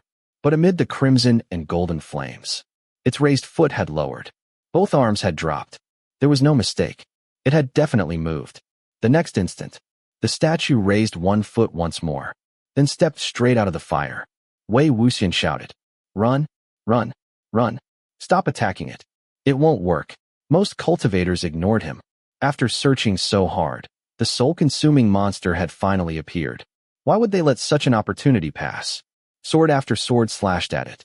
Talismans and magical artifacts flew toward it without pause. Yet the statue never slowed. Standing nearly 3 meters tall, it resembled a giant as it advanced, radiating overwhelming pressure. It seized 2 cultivators. Lifting them before its face, the stone mouth appeared to open and close. Clang, clang. The swords fell from the cultivators' hands. Their heads drooped. Their souls had been devoured. Only after every attack proved completely useless did the others finally listen to Wei Wuxian. Everyone rushed outside, scattering in every direction as fast as they could. There were simply too many people. The more anxious Wei Wuxian became, the harder it was to find Yiling. Riding the donkey, he dashed into a bamboo grove. Turning around, he encountered the Lan sect juniors. Wei Wuxian called, "Children." Lan Wangji replied, "Who are you calling children? Do you even know which sect we belong to? Do you really think washing your face makes you a senior?" Wei Wuxian laughed. Fine, Gijess. Send a signal and call your clans. Hanguang-Jun." The juniors immediately nodded and searched for signal flares. Lan Wangji said awkwardly, "We used all the signal firelights that night at Mo village." Wei Wuxian stared at them. "You didn't restock afterward?" Signal firelights were usually needed only once every several hundred years. Embarrassed, Lan Wangji replied, "We forgot." Wei Wuxian deliberately frightened them. "Is that something you should forget? If Hanguang-Jun finds out, you're all going to regret it." Lan Jingyi's face turned deathly pale. "It's over. Hanguang-Jun is definitely going to punish us to death." Wei Wuxian nodded. "Indeed. You deserve punishment. Otherwise you'll never remember next time." Lan Wangji asked, "Young Master Mo, how did you know it wasn't a soul-consuming spirit or beast, but the goddess statue instead?" Still searching for Yiling while running, Wei Wuxian answered, "Because I saw it." Lan Jingyi caught up and ran beside him. "What did you see?" "We saw plenty of things too." Wei Wuxian asked, "What did you see in the ancient tombs?" "What else?" "Only dead souls." "Exactly. And that's precisely why it couldn't have been a soul-consuming spirit or beast. It's simple. If it were one of those, with so many dead souls lying around, would it ignore them? Of course not." Several people asked together, "Why?" Wei Wuxian sighed. "Just what is wrong with your Gusalan sect? Why spend so much time teaching cultivation etiquette, family trees, and history that everyone has to memorize, instead of practical knowledge? Is this really so hard to understand? Dead souls are much easier to consume than living ones. A living person's body acts like a shield. If it wants to eat a living soul, it first has to break through that shield. For example, he glanced at the donkey, which was panting heavily as it ran, rolling its eyes. If someone placed one apple in front of you and another inside a locked box, which one would you eat first? Obviously the one already sitting in front of you. This creature only eats living souls, and it knows exactly how to obtain them. It's both powerful and picky." Lan Jingyi exclaimed. "So that's how it works. It actually makes sense. Wait, you're really not insane?" While running, Lan Wangji explained, "We all assumed the landslide and the lightning caused everything, so naturally we concluded it had to be a soul-consuming spirit." Wei Wuxian shook his head. "Wrong. What's wrong? You've got the order backwards. Let me ask you, between the landslide and the soul-consuming incidents, which came first? Which was the cause, and which was the result?" Without hesitation, Lan Wangji answered, "The landslide happened first. The soul-consuming incidents came afterward. So the landslide was the cause." Wei Wuxian replied, "Completely wrong. The soul-consuming came first. The landslide came afterward. The soul-consuming was the cause. The landslide was the result. On the night of the landslide, a violent storm suddenly began, and lightning split open a coffin. Remember that. The first victim, that lazy good-for-nothing, remained trapped in the mountains all night. A few days later, he suddenly got married. Lan Wangji asked, "What's wrong with that?" Wei Wuxian answered, "Everything. Where would a penniless idler get enough money to hold such a lavish wedding?" The boys fell silent. It wasn't really their fault. The Gusalan sect had never needed to worry about money. Wei Wuxian continued, "Did you examine all the dead souls wandering around Dafan Mountain? There was an old man who died from a blow to the head. He was buried in expensive funeral clothes made from fine materials. If someone could afford burial garments like that, his coffin certainly wouldn't have been empty. There must have been valuable burial goods inside. The coffin struck by lightning was most likely his. But when people later recovered the body, none of those burial items were there. That means the lazy fellow stole them. That's how he suddenly became wealthy. And immediately afterward, he decided to marry. So something unusual must have happened that night. A violent storm forced him to take shelter on the mountain. Where could anyone shelter from rain on Dafan Mountain? The goddess temple. And what do people usually do when they enter a temple?" Lan Wangji answered, "They pray." Exactly. He probably prayed for good fortune, for wealth, for enough money to marry. And the goddess granted his wish. The lightning split open the coffin, allowing him to discover the treasure inside. His wish came true. And as payment, the goddess came for his soul on the night of his wedding. Lan Wangji frowned. "You're only guessing." Wei Wuxian nodded. "Yes, but if you follow that line of reasoning, everything else also makes sense." Lan Wangji asked, "Then what about Yen?" Wei Wuxian smiled. "Excellent question. You probably questioned the villagers before coming up the mountain. Yen had just become engaged. Every newly engaged girl has roughly the same wish." Lan Wangji looked puzzled. "What wish?" Wei Wuxian answered. "Something like, 'I hope my husband will love only me for his entire life.'" The boys looked bewildered. Could a wish like that actually come true? Wei Wuxian spread his hands. "It's simple. If her husband's entire life ended immediately, wouldn't he have loved only one person for his whole life?" Lan Wangji's eyes widened. Oh, so that's why her fiancé was eaten by wolves the day after their engagement. She must have prayed at the goddess temple. Wei Wuxian nodded. Whether wolves killed him or something else is another matter. But Yen has one unique circumstance. Out of everyone, why was only her soul returned? What made her different?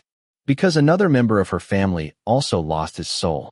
In other words, someone replaced her. Blacksmith Xiang was Yen's father. He loved his daughter dearly. When he saw she'd lost her soul and had no way to save her, what else could he do? Lan Wangji answered immediately. He could only place his hopes in heaven. So he also prayed at the goddess temple. His wish would have been, "Please return my daughter Yen's soul." Wei Wuxian praised him. Exactly. That's why Yen's soul returned. And why Blacksmith Xiang lost his own. Although Yen's soul came back, it was damaged. Afterward, she unconsciously began imitating the goddess's dance. And even her smile. The common thread among everyone who had lost their souls was most likely this. They had all prayed before the goddess statue. The price for their wishes was their souls. Originally, the goddess statue had been nothing more than an ordinary stone that happened to resemble a human. After accepting hundreds of years of worship, it gradually gained divine power. But greed corrupted it. It wanted to increase its strength quickly by devouring souls. The souls it obtained were exchanged for granted wishes. From one perspective, the worshippers had willingly offered their souls as payment. One wish for one soul. The transaction appeared fair. That was why the evil compasses never reacted. Why the spirit attraction flags failed. Why swords, talismans, and magical tools were completely ineffective. The creature on Dafan Mountain was neither a spirit, demon, ghost, nor monster. It was a goddess, a nameless deity born from centuries of incense worship. Using tools meant to fight evil spirits against it was like trying to distinguish fire using fire. Lan Wangji suddenly shouted, "Wait! Back in the temple, someone else lost his soul too. But we never heard him make a wish." Wei Wuxian's heart skipped a beat. He immediately stopped.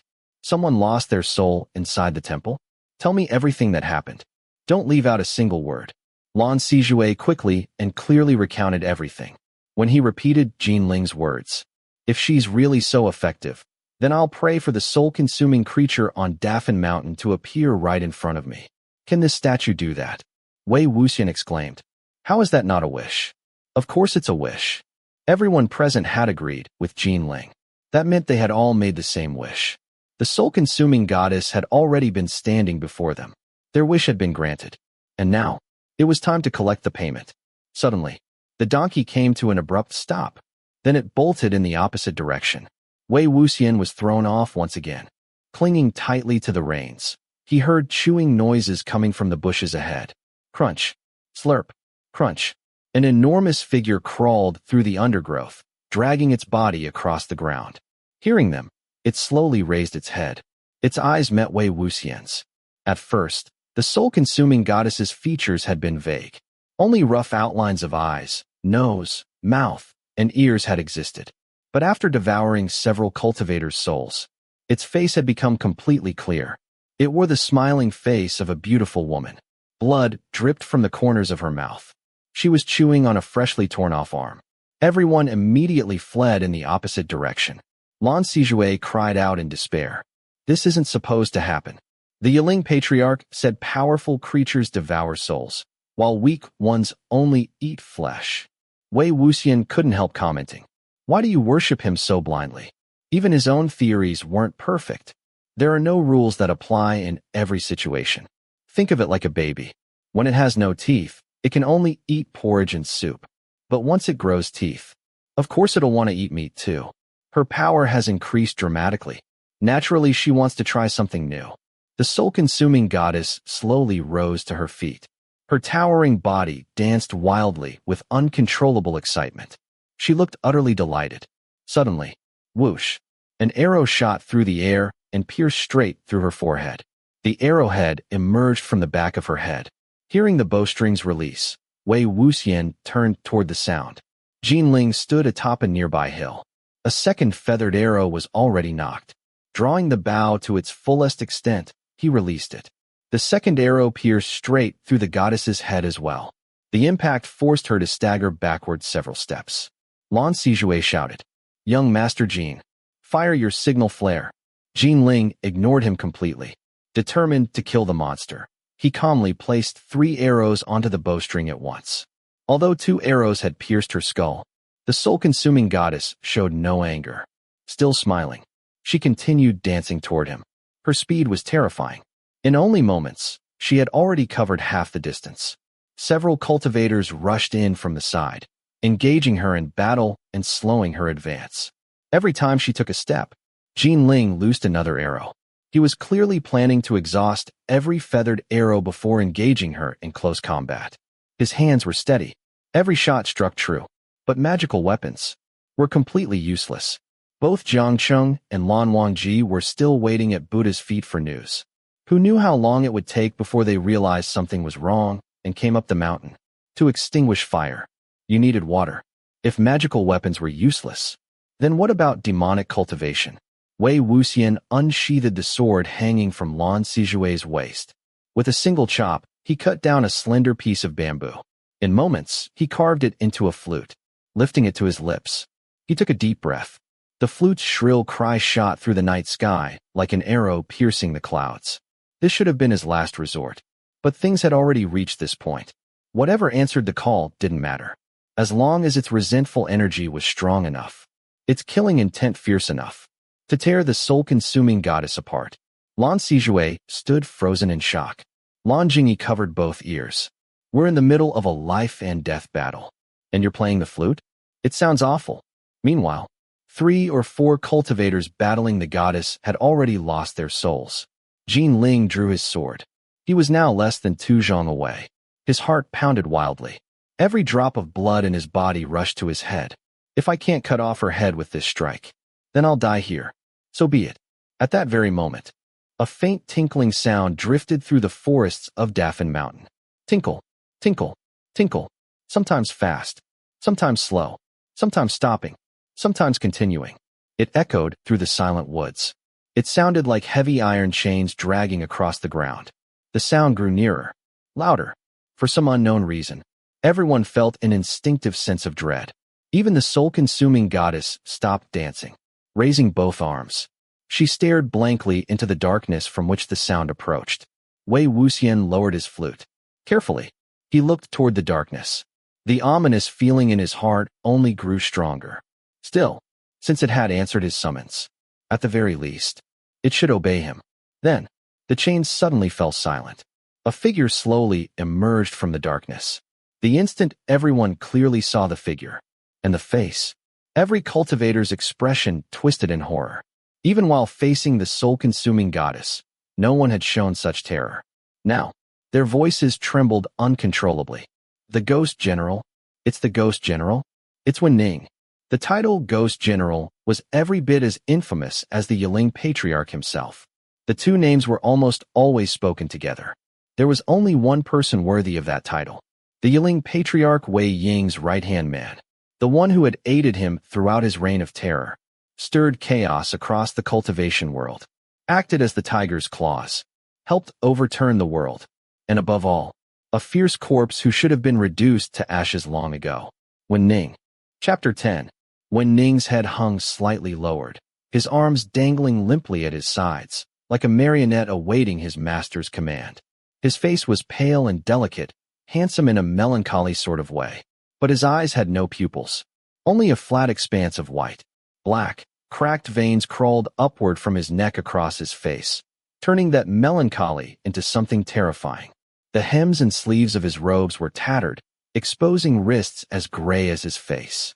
Heavy black cuffs and iron chains bound both his wrists and ankles.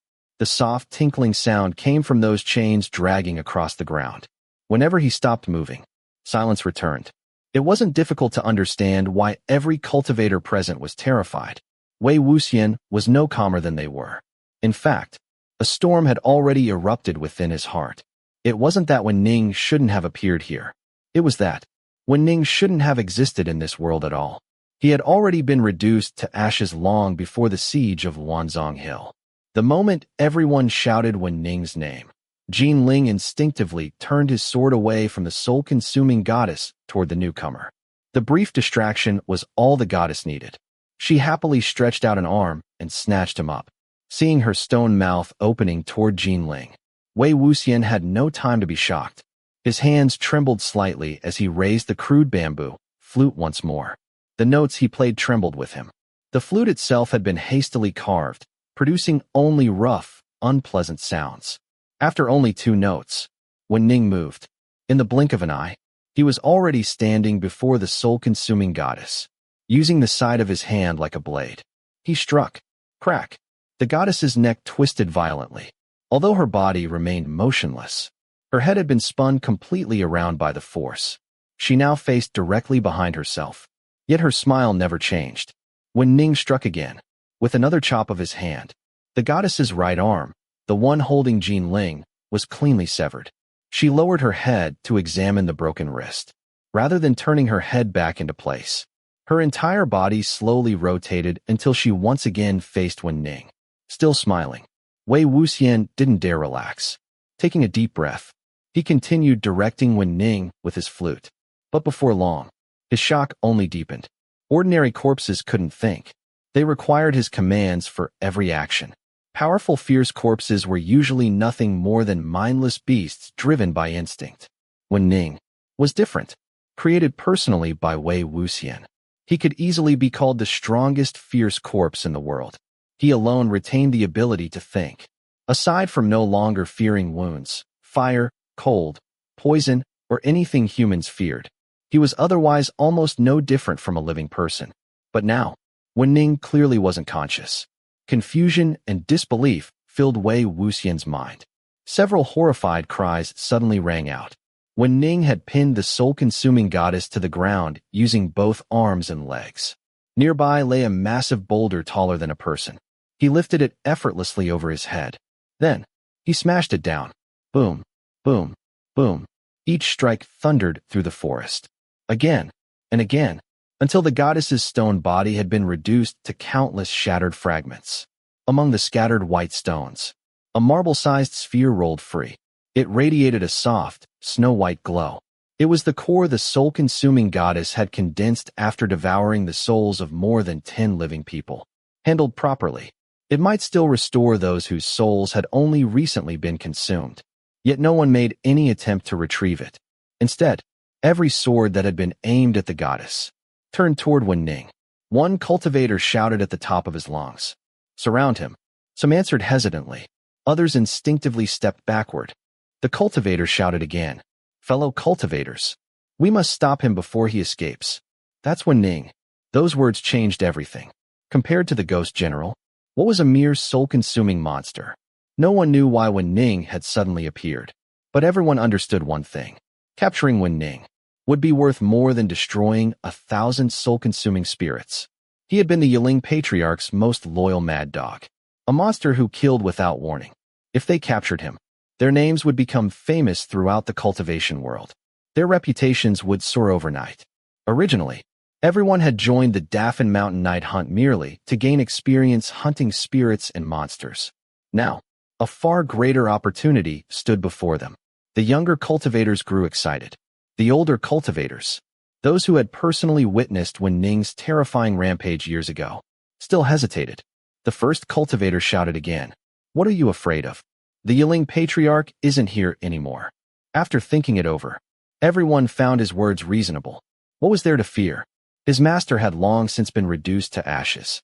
The ring of swords immediately tightened around Wen Ning. He swung one arm.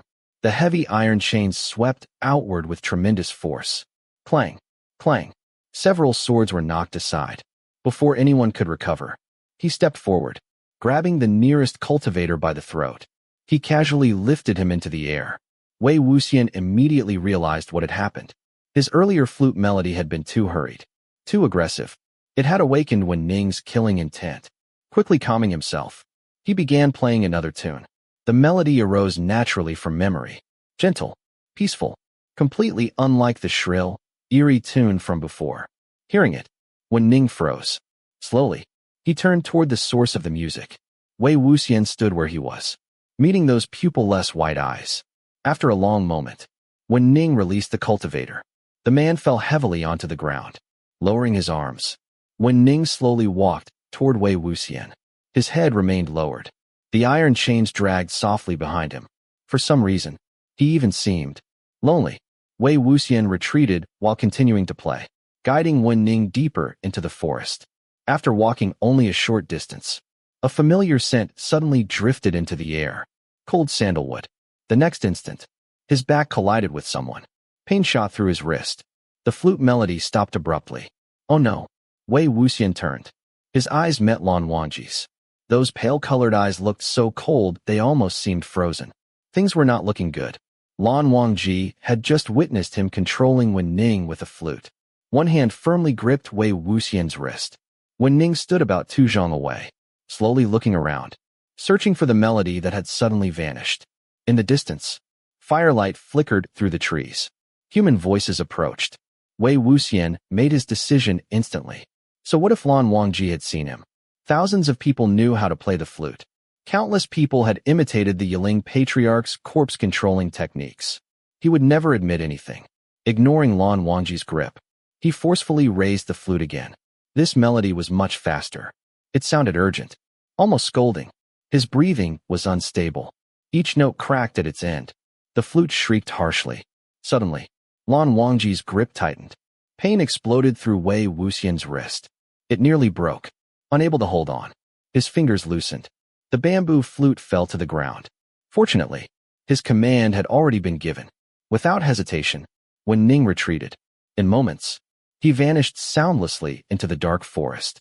Afraid Lan Wangji would pursue him, Wei Wuxian immediately reached back and grabbed Lan Wangji instead. To his surprise, Lan Wangji never even glanced at Wen Ning. His eyes remained fixed on Wei Wuxian. The two stood face to face, each gripping the other's arm, silently staring.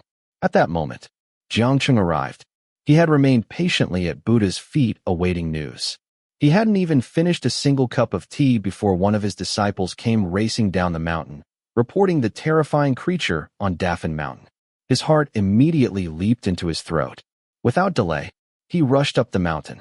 Ailing, Jinling, who had nearly lost his soul only moments earlier, answered. Uncle, seeing his nephew unharmed, Xianxia finally relaxed. Only briefly, he immediately began scolding him. Didn't I tell you to carry signal flares? Don't you know to use them when something like this happens? What were you trying to prove? Get over here. Already furious over failing to kill the goddess, Yiling shot back. Weren't you the one who told me I had to catch it? And if I couldn't, I shouldn't come back to see you? Jiangcheng wanted nothing more than to slap the brat back into his mother's womb. Unfortunately, he really had said exactly that. Unable to argue, he turned toward the injured cultivators scattered across the ground. With heavy sarcasm, he asked, "What exactly managed to beat all of you into this sorry state?" Among the differently dressed cultivators were several Yunmingjiang disciples disguised on Jiangcheng's orders. They had secretly accompanied Yiling in case he couldn't complete the trial alone. Despite his harshness, Jiangcheng truly was a responsible uncle. One disciple still hadn't recovered from his shock. Sect leader. It's Wen Ning. Jiangcheng frowned. What did you say? The disciple swallowed. Wen Ning is back. Shock, disgust, disbelief, rage. Every emotion crossed Jiangcheng's face. After a long silence, he finally said coldly, "He was ground into ashes in front of everyone years ago. How could he possibly return?" The disciple insisted. "It really was Wen Ning. I couldn't have mistaken him." Suddenly, he pointed toward Wei Wuxian. He summoned him. Wei Wuxian and Lan Wangji were still locked in their silent confrontation. Instantly, everyone's attention shifted toward them. Jiangcheng's lightning-like gaze landed there as well. After a moment, the corners of his lips curled into a twisted smile. Almost unconsciously, his left thumb rubbed the ring on his finger. Well, so you finally returned?" He lowered his hand. A long whip unfurled. It was unbelievably slender. True to its name, Zidian resembled a bolt of purple lightning. Electricity crackled across its length as though freshly pulled from a storm cloud. The instant Jiangcheng swung it, it flashed like living lightning. Before Wei Wuxian could react, Lan Wangji had already placed Guqin before himself. One decisive pluck. The sound rippled outward. Invisible waves collided directly with Zidian. The whip weakened. The Guqin's resonance surged stronger. Every consideration Jiangcheng had previously held, not offending the Lan clan, avoiding direct conflict, all vanished. Purple lightning flashed through the night above Daffin Mountain. Moments later, the forest glowed bright as day. Thunder roared. Guqin notes echoed in response. Everyone hurriedly retreated to a safe distance, watching in terrified fascination. After all, how often could one witness two famous cultivators from great sects battling one another? Many secretly hoped the fight would become even fiercer. Some even wished the Lan and Jiang clans would completely fall out. Wei Wuxian, meanwhile, waited patiently for an opportunity. The instant it appeared, he ran. Everyone stared in disbelief. Only Lan Wangji's protection had prevented Jiangcheng's whip from striking him. Leaving that protection was practically suicide. Sure enough, as though he had eyes on the back of his head, Jiangcheng immediately noticed. Without hesitation, he lashed Zidian diagonally through the air. Crack! The whip struck squarely across Wei Wuxian's back like a venomous dragon. The force nearly sent him flying. Fortunately, the donkey blocked part of the impact. Otherwise, he would have crashed directly into a tree. After the strike, both Lan Wangji and Jiangcheng stopped. They stared, utterly stunned, rubbing his lower back. Wei Wuxian climbed to his feet using the donkey for support. Hiding behind it, he shouted angrily. "How impressive! Powerful clans really can do whatever they want. You even beat up innocent people." Tisk, tisk. Lan Wangji remained silent. Jiangcheng also remained silent. Then, both shock and fury filled his face. What is going on? One of Zidian's unique abilities was exposing anyone who had seized another person's body. One strike would immediately separate soul from body, without exception. Yet, Wei Wuxian remained perfectly fine, still running, still shouting. There was only one possible explanation. He hadn't possessed this body. Wei Wuxian thought, "Of course Zidian can't whip out my soul. I never stole anyone's body. I was forced into this one." Bewilderment filled Jiangcheng's face. Just as he prepared another strike, Lan Jingyi suddenly shouted, "Sect leader Jiang, that's enough." It was Zidian. A weapon like Zidian could never fail once and succeed the second time. If nothing came out, then nothing would ever come out. If it wasn't possession, then it wasn't possession. Lan Jingyi's words left Jiangcheng unable to continue without damaging his own reputation. But if this wasn't Wei Wuxian, Then who had summoned and controlled Wen Ning? No matter how many times Jiang Cheng considered it, he couldn't accept reality. Pointing directly at Wei Wuxian, he demanded, "Who exactly are you?" Finally, a meddlesome bystander spoke up, clearing his throat awkwardly. Sect leader Jiang, you may not have paid attention to such matters, but Mo Xianyu used to be, an outer disciple of the Lan Wangji sect. His cultivation was poor. He wasn't diligent. And well, he harassed another disciple. So he was expelled. I also heard he'd gone insane. In my opinion, unable to cultivate properly, he probably turned to crooked methods. It may not actually be the Yiling Patriarch possessing him. Jiang Cheng narrowed his eyes. That? Which part?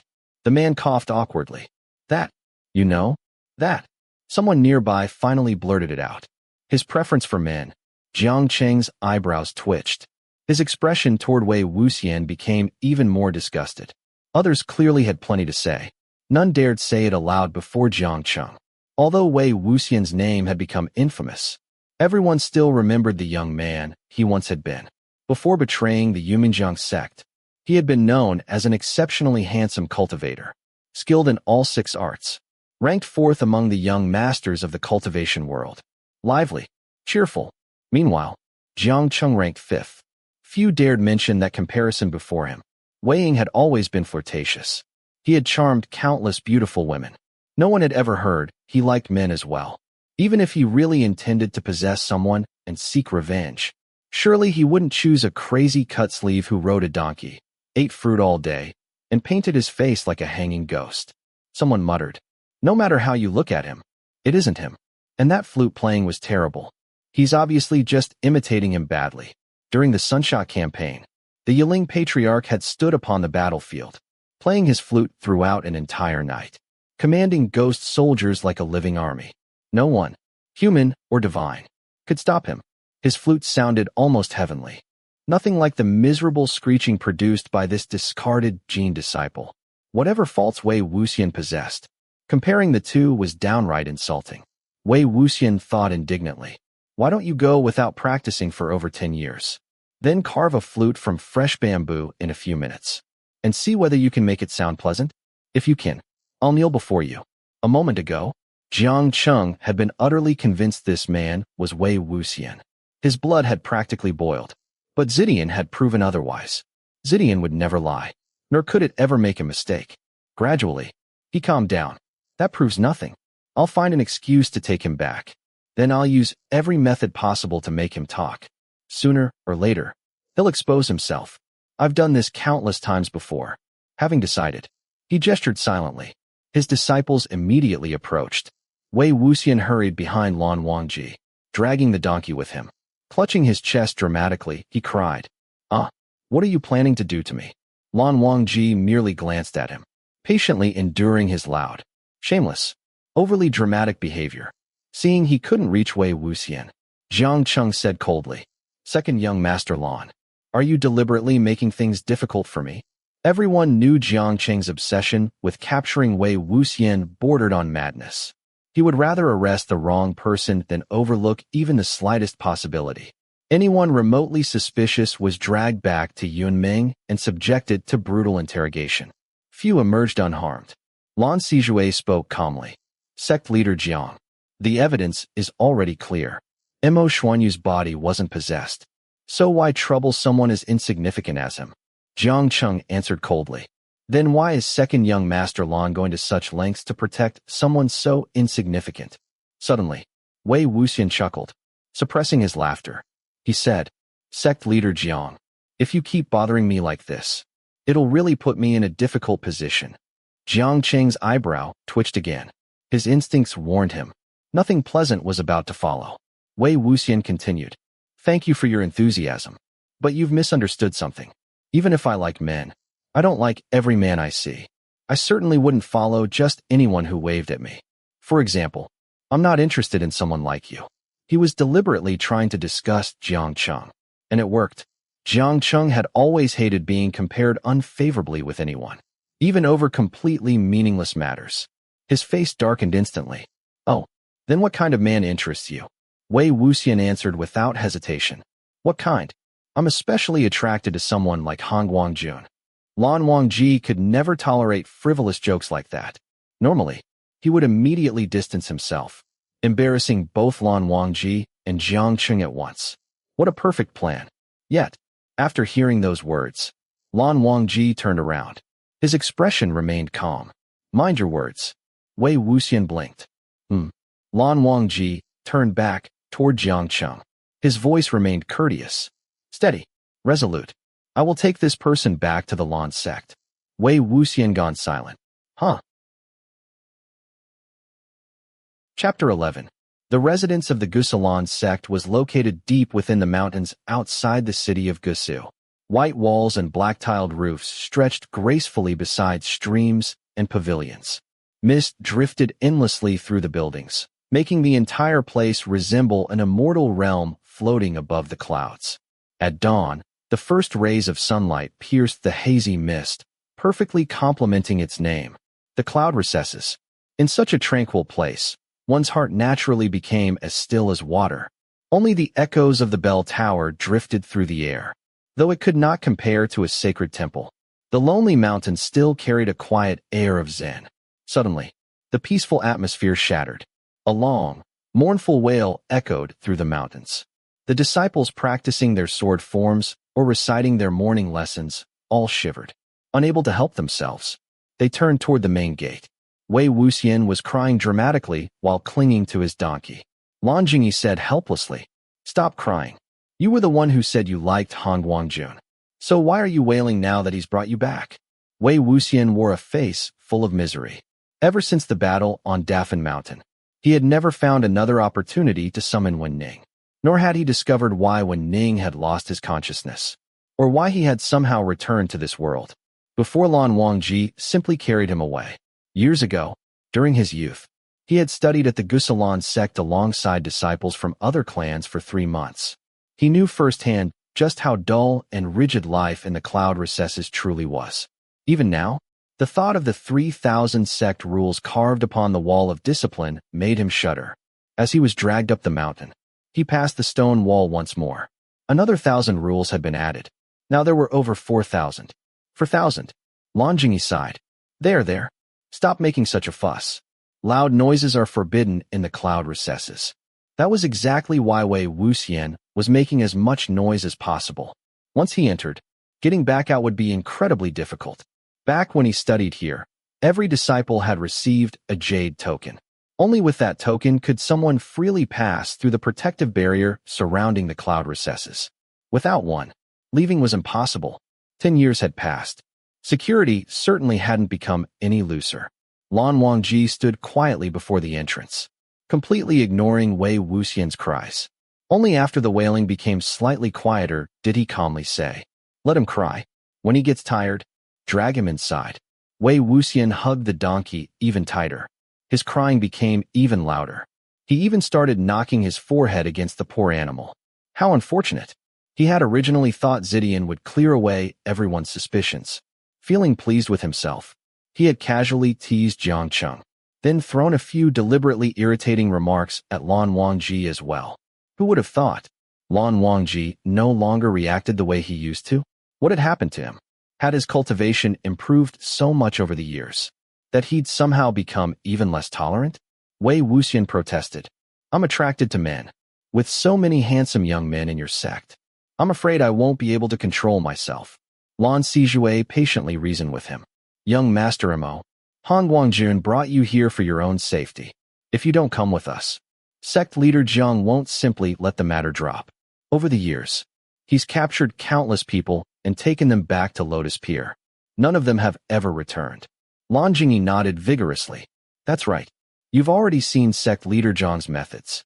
They're rather cruel." He suddenly stopped, remembering that gossiping behind someone's back violated the sect rules. He secretly glanced toward Lan Wangji. Seeing no sign of disapproval, he quietly continued. "It's all because of the terrible example the Yiling Patriarch left behind. So many people imitate his cultivation methods now. How could sect leader Xiang possibly catch every one of them? And judging by your flute playing." He gave a meaningful laugh.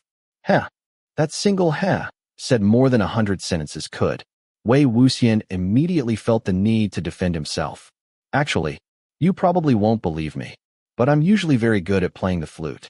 Before he could finish, several cultivators dressed in white walked through the gate. Each wore the flowing robes of the Gusalan sect. The man leading them was tall and elegant. Besides his sword, a white jade shell hung from his waist. Upon seeing him, Lan Wangji lowered his head respectfully. The other man returned the gesture. Smiling gently, he looked toward Wei Wuxian. Wangji rarely brings guests home. And this is? Standing beside Lan Wangji. The two looked almost like mirror images. Yet there were subtle differences. Lan Wangji's eyes were so pale they resembled cold crystal. The other man's eyes were darker, warmer, filled with gentle kindness. This was Lan Huan, sect leader of the Gusalan sect. Wei Wuxian, Lan Shichen. Every place nurtured its own people. The Gusalan sect had always been famous for producing handsome men, especially the twin jades of this generation. Though they weren't actual twins, their appearances were remarkably alike. Many found it difficult to decide who was more outstanding. Yet their personalities couldn't have been more different. Lan Shichen was gentle, warm, benevolent. Lan Wangji was distant, cold, reserved, always keeping everyone at arm's length. That was why, among the famous young masters of the cultivation world, Lan Shichen ranked first. Lan Wangji ranked second. Lan Shichen truly lived up to his position as sect leader. Even seeing Wei Wuxian embracing a donkey, not the slightest trace of surprise appeared on his face. Wei Wuxian immediately released the donkey. Beaming brightly, he walked toward Lan Shichen. The Lan sect valued seniority above all else. If he started saying outrageous things to Lan Shichen, surely he'd be thrown straight out of the cloud recesses. Just as he prepared to demonstrate his talents, Lan Wangji looked at him. Instantly, Wei Wuxian obediently shut his mouth. Turning away, Lan Wangji continued speaking politely. Brother, are you leaving to visit Lian Fangzun again? Lan Shichen nodded. We're discussing the next discussion conference at Jinlin Tower. Unable to say anything, Wei Wuxian sourly wandered back to the donkey. Lian Fangzun, Jin Guangyao, the current leader of the Lanlingjin sect. The only illegitimate son acknowledged by Jin Guangshan. He was Jin Ling's youngest uncle, half-brother to both Jin Zixuan and Mo Xianyu. Yet although both he and Mo Xianyu had been born illegitimate, their lives couldn't have been more different. Mo Xianyu had slept on dirt floors, living on leftovers in Mo village. Jin Guangyao sat atop the cultivation world itself, calling the winds, commanding the rain. If he wished to speak with Lan Shichen, or organize a discussion conference, no one could stop him. Then again, it wasn't surprising. The leaders of the Lan and Jin sects were sworn brothers. Lan Shichen continued. Uncle has already examined what you brought back from Mo village.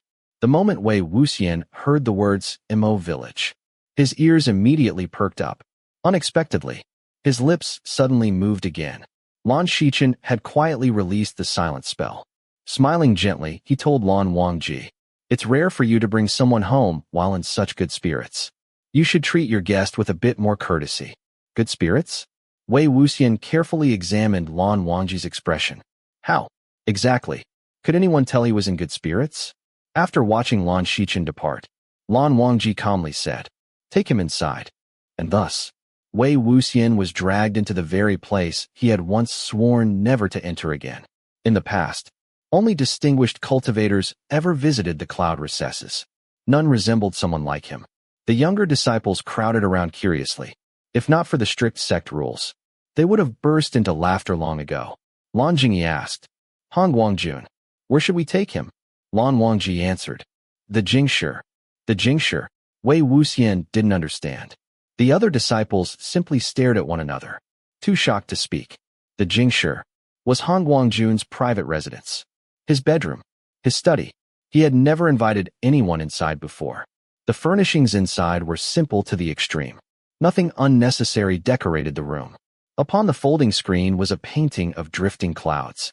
Its brushwork was elegant and refined. A guqin rested before it. In one corner stood a white jade incense burner. Thin trails of fragrant smoke drifted lazily upward. The cool scent of sandalwood filled the entire room. Lan Wangji left to discuss important matters with his uncle. Wei Wuxian remained behind. The moment Lan Wangji stepped outside, Wei Wuxian followed. He wandered through the cloud recesses searching for a way out. Just as he'd expected, without a jade token, escape was impossible, even after climbing the several Shanghai white walls. The protective barrier immediately flung him back down. Nearby patrol disciples noticed him at once. Left with no other choice, Wei Wuxian returned to the Jingshi. He had never been someone who worried much. Whatever happened, he always believed a solution would eventually appear. Hands clasped behind his back, he leisurely wandered around the room. The refreshing scent of sandalwood lingered in the air. Cold, pure, though not sentimental. It somehow tugged gently at the heart. With nothing else to do, his thoughts wandered. Lanzhan always smells like this. His clothes must absorb the fragrance whenever he practices the guqin, or meditates here. Drawn by curiosity, Wei Wuxian slowly approached the incense stand. As he stepped closer, he suddenly noticed something strange. One floorboard beneath his foot sounded completely different from the others. Immediately intrigued, he crouched down, knocking here, tapping there. In his previous life, he had become quite skilled at digging pits, opening graves, and discovering hidden spaces. Before long, one wooden board lifted free. Finding a hidden compartment inside Lan Wangji's room was already shocking enough. But what lay inside surprised him even more. The moment the board opened, a mellow fragrance drifted into the air, previously hidden beneath the sandalwood scent. Inside the small compartment, 7 or 8 black jars sat neatly arranged. Wei Wuxian's eyes widened. So, Lan Wangji had changed after all. He was secretly hiding liquor. Alcohol had always been forbidden inside the cloud recesses. Because of that rule, the very first time they met years ago, they'd fought over a jar of Emperor's Smile. Lan Wangji had spilled it without mercy. After returning from Gusu to Yunming, Wei Wuxian never again tasted the famous Emperor's Smile brewed exclusively in Gusu. He had thought about it for years, always telling himself, one day he'd come back and drink it again. But that opportunity never came. Now, without even opening the jars, he knew exactly what they contained. The aroma alone was unmistakable. Emperor's Smile. Never in his wildest dreams had he imagined discovering a secret liquor stash inside Lan Wangji's room. Someone as disciplined, as abstinent, as Lan Wangji actually had alcohol. Reincarnation truly produced strange twists of fate. By the time Wei Wuxian finished marveling, he had already emptied one jar. His tolerance for alcohol had always been excellent, and he dearly loved to drink. After deciding that Lan Wangji still owed him one jar from years ago, and that collecting a little interest seemed perfectly reasonable, he drank another. Soon, he felt pleasantly tipsy. Then an idea suddenly appeared. How difficult could obtaining a jade token really be? Within the cloud recesses lay the famous cold spring. It possessed countless miraculous effects, calming the heart, clearing the mind, suppressing inner fire. Male cultivators bathed there. Naturally, they removed their clothes first, and once the clothes came off, where else would they leave the jade token? Certainly not clutched in their mouths. Wei Wuxian clapped happily, finishing the final mouthful of wine. He looked around, finding nowhere suitable to dispose of the empty jars. He filled them with clear water, carefully sealed them again, placed them neatly back inside the compartment, closed the hidden board, then cheerfully went off to steal a jade token. Although the cloud recesses had once been destroyed before the Sunshot campaign, its rebuilt layout remained almost identical, relying entirely on memory. Wei Wuxian followed the winding mountain paths. Soon, he reached the cold spring. The place was quiet, hidden away. The disciple assigned to guard it stood some distance away. The female cultivators bathed elsewhere, and no disciple of the Lan sect would ever shamelessly spy on others bathing. Security here was remarkably lax. Sneaking inside proved absurdly easy. Coincidentally, someone had already arrived. Behind a cluster of eupatorium grass, a neatly folded set of white robes rested upon a white stone. The clothes were folded with such impossible precision, one almost felt intimidated. They resembled a perfect block of freshly made tofu. Even the forehead ribbon lay without the slightest wrinkle. Wei Wuxian almost felt guilty disturbing such flawless order.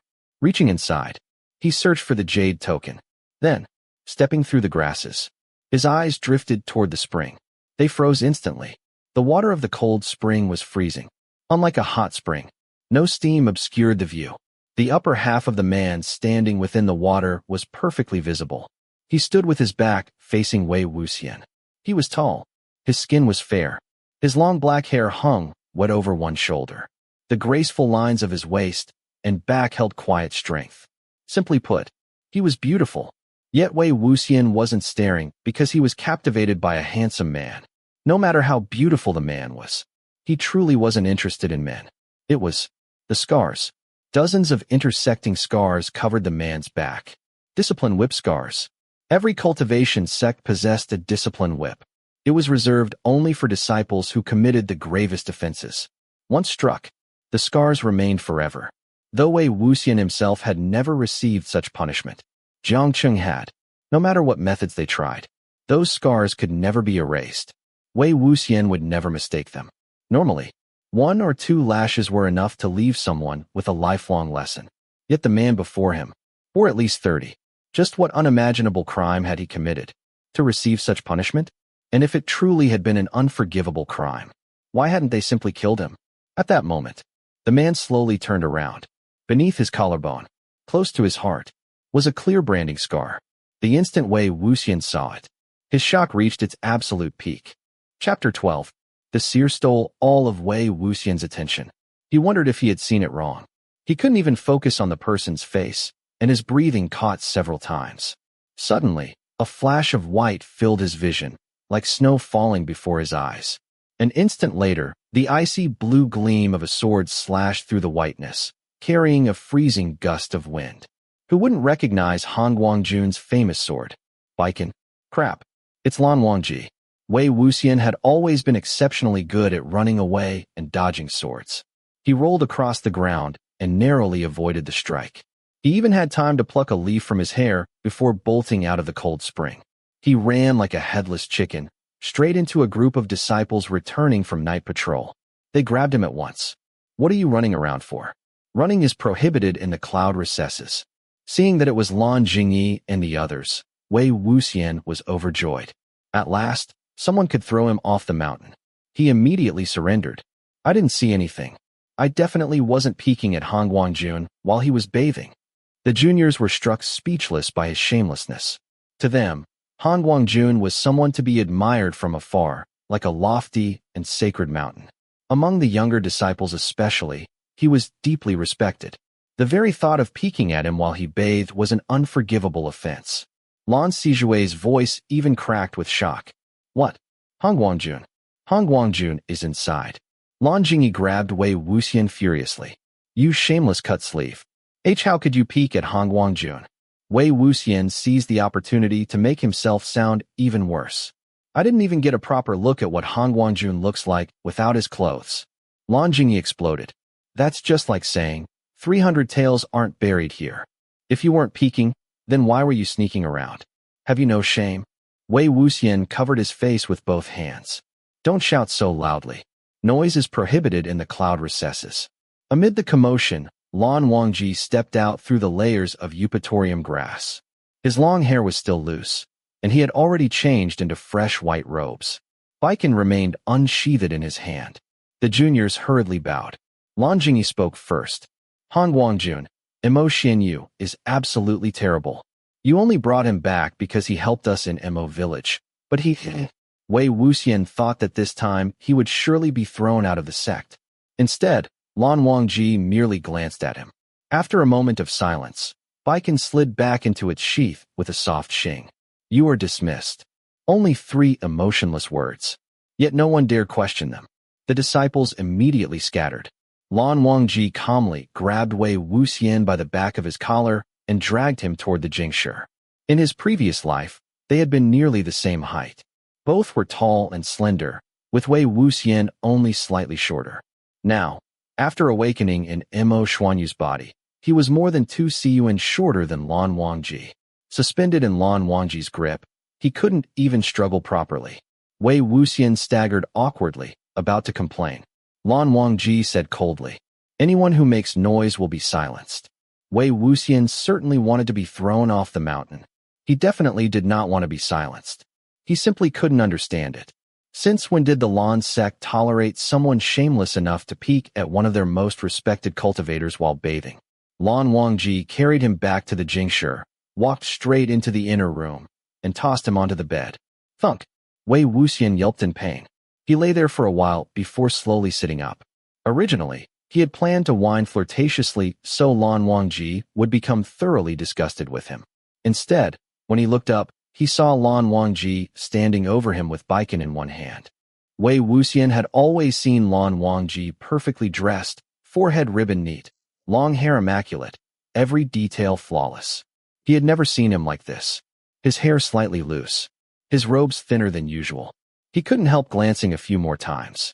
While carrying and throwing him onto the bed, Lan Wangji's collar had loosened slightly. His distinct collarbones were visible, as well as the deep red sear beneath them.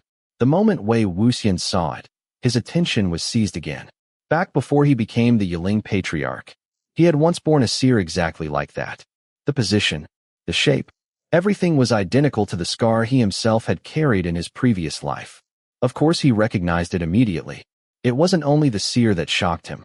Those 30 or so discipline whip scars across Lan Wangji's back were equally astonishing. Lan Wangji had become famous at a very young age. Highly respected throughout the cultivation world.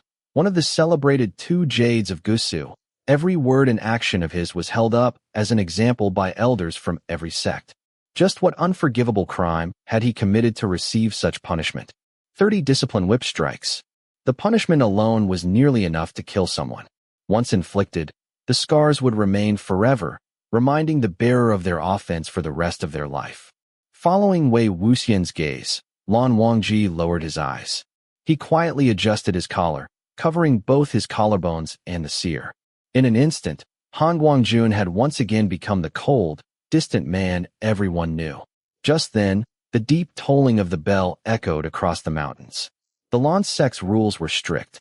Everyone slept at 9 each evening, and rose at 5 each morning. The bell served as the reminder. Lan Wangji listened quietly before speaking. "You will sleep here." Without giving Wei Wuxian any chance to object, he walked into another room of the Jingshi. Wei Wuxian remained sprawled across the bed, utterly confused. He had wondered whether Lan Wangji might have guessed his true identity, but the idea simply made no sense. The body sacrifice ritual was forbidden.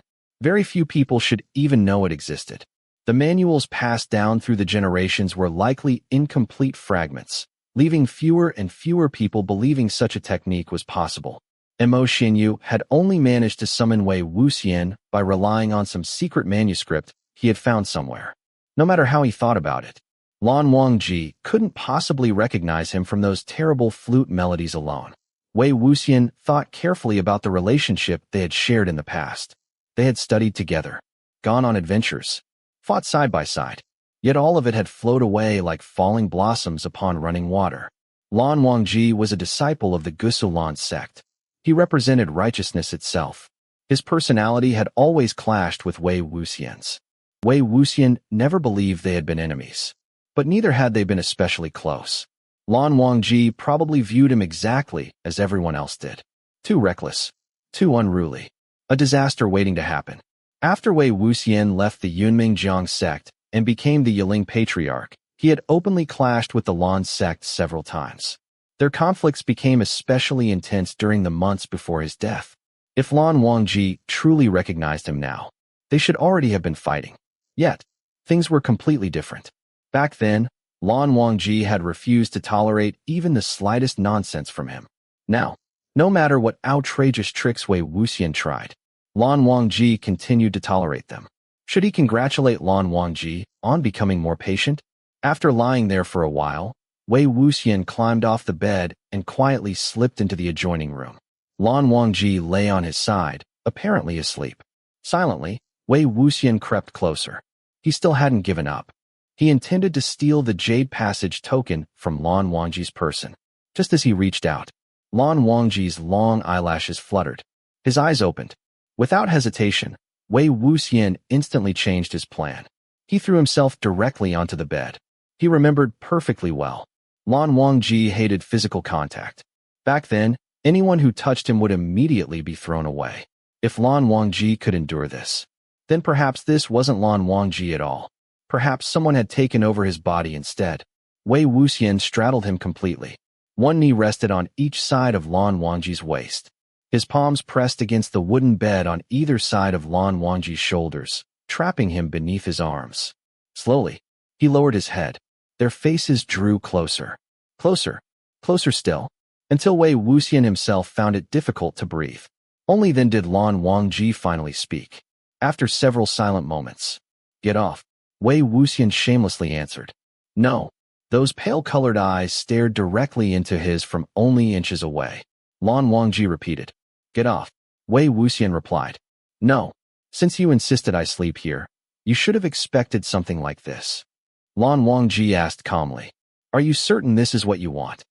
For some reason, Wei Wuxian suddenly felt that perhaps he ought to think very carefully before answering. Just as he was about to smile, a numb sensation shot through his waist.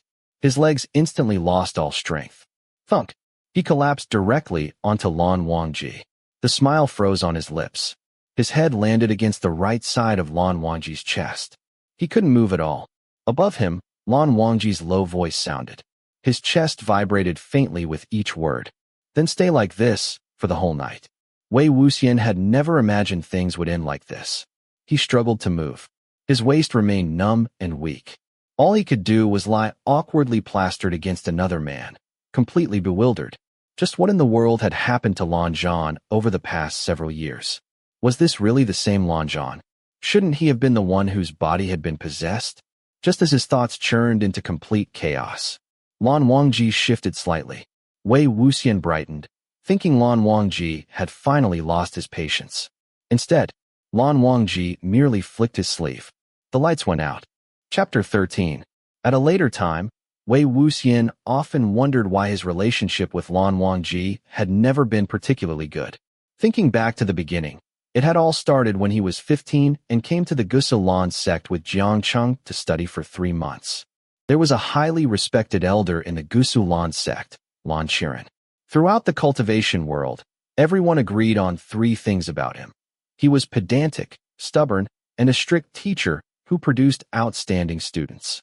Although the first 2 qualities kept many people at a respectful distance, and even earned him some secret resentment, the third made parents eager to send their children to study under him. He had trained countless excellent disciples of the Lan sect. As long as they spent a few years under his instruction, no matter how hopeless they had seemed when they first arrived, they would at least leave looking refined and well-mannered, especially in appearance and etiquette. Many parents were so delighted when they picked up their sons that they wept with joy. Regarding this, Wei Wuxian declared, "Don't I seem refined enough already?" Jiang Cheng replied with remarkable foresight, "You'd end up being the greatest stain on his entire teaching career." That year, besides the Yunming Jiang sect, young masters from many other clans had also been sent to study there after their parents heard of Lan Qiren's reputation. They were all around 15 or 16 years old. Since the various sects already knew of one another, even if they weren't close, they had at least seen each other's faces before. Everyone knew that although Wei Wuxian's surname wasn't Jiang, he was the head disciple of Jiang Fengmian, the leader of the Yunming Jiang sect, and the son of Jiang Fengmian's late friend. The sect leader treated him as though he were his own son. Since young people cared far less about status and lineage than their elders did, it didn't take long before they became friends. After exchanging only a few words, everyone was already calling one another older brother or younger brother.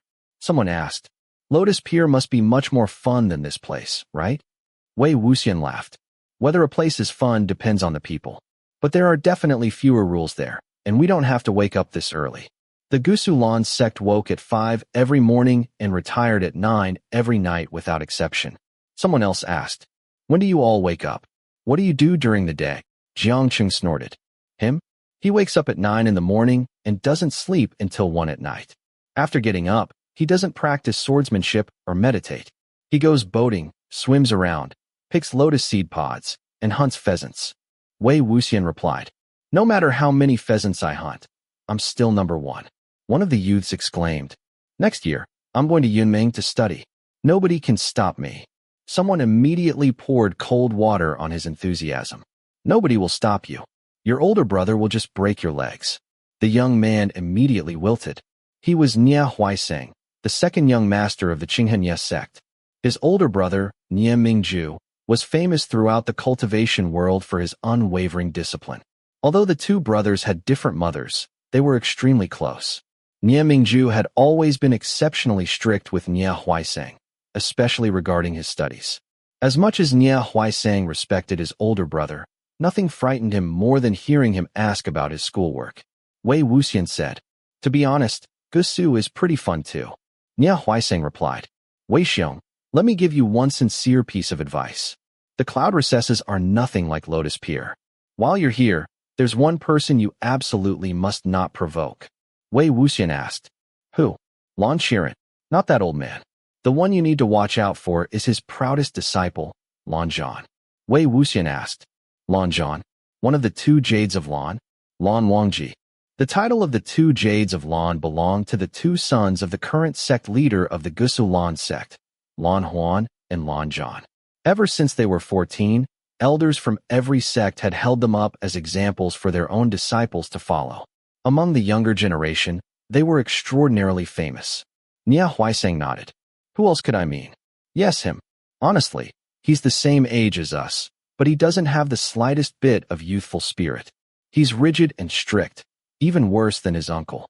Wei Wuxian let out an understanding sound. "Is he the really handsome one?" Jiang Qing sneered. "Is there anyone ugly in the Gusu Lan sect? They practically don't accept disciples unless they're good-looking. If you can find me one with an ordinary face, I'll admit defeat." Wei Wuxian emphasized. "Very handsome, dressed completely in white, wearing a forehead ribbon, carrying a silver sword on his back. He looked incredibly good-looking, but with that expressionless face, he looked like he was attending a funeral." Nie Huaisang answered confidently, "That's definitely him."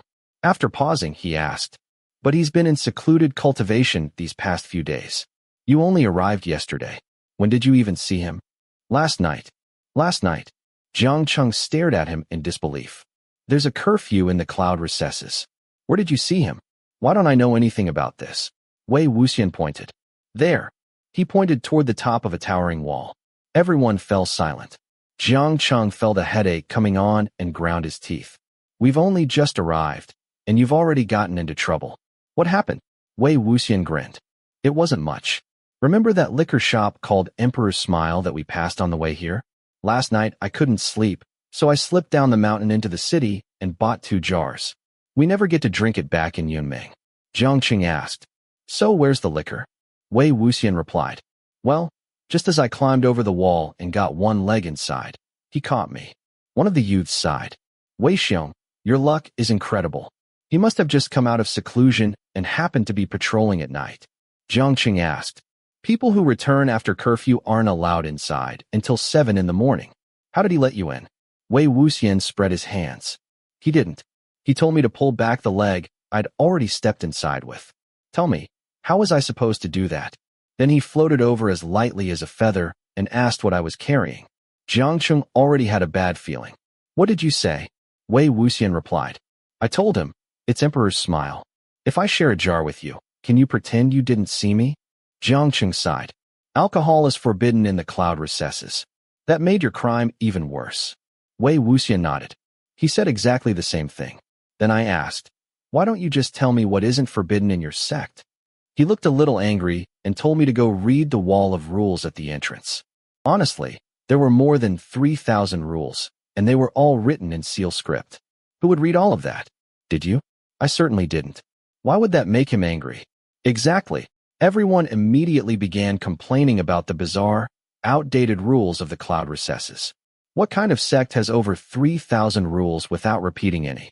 Rules like no killing livestock within the grounds, no fighting without permission, no promiscuity, no venturing out at night, no making noise, and no running are one thing.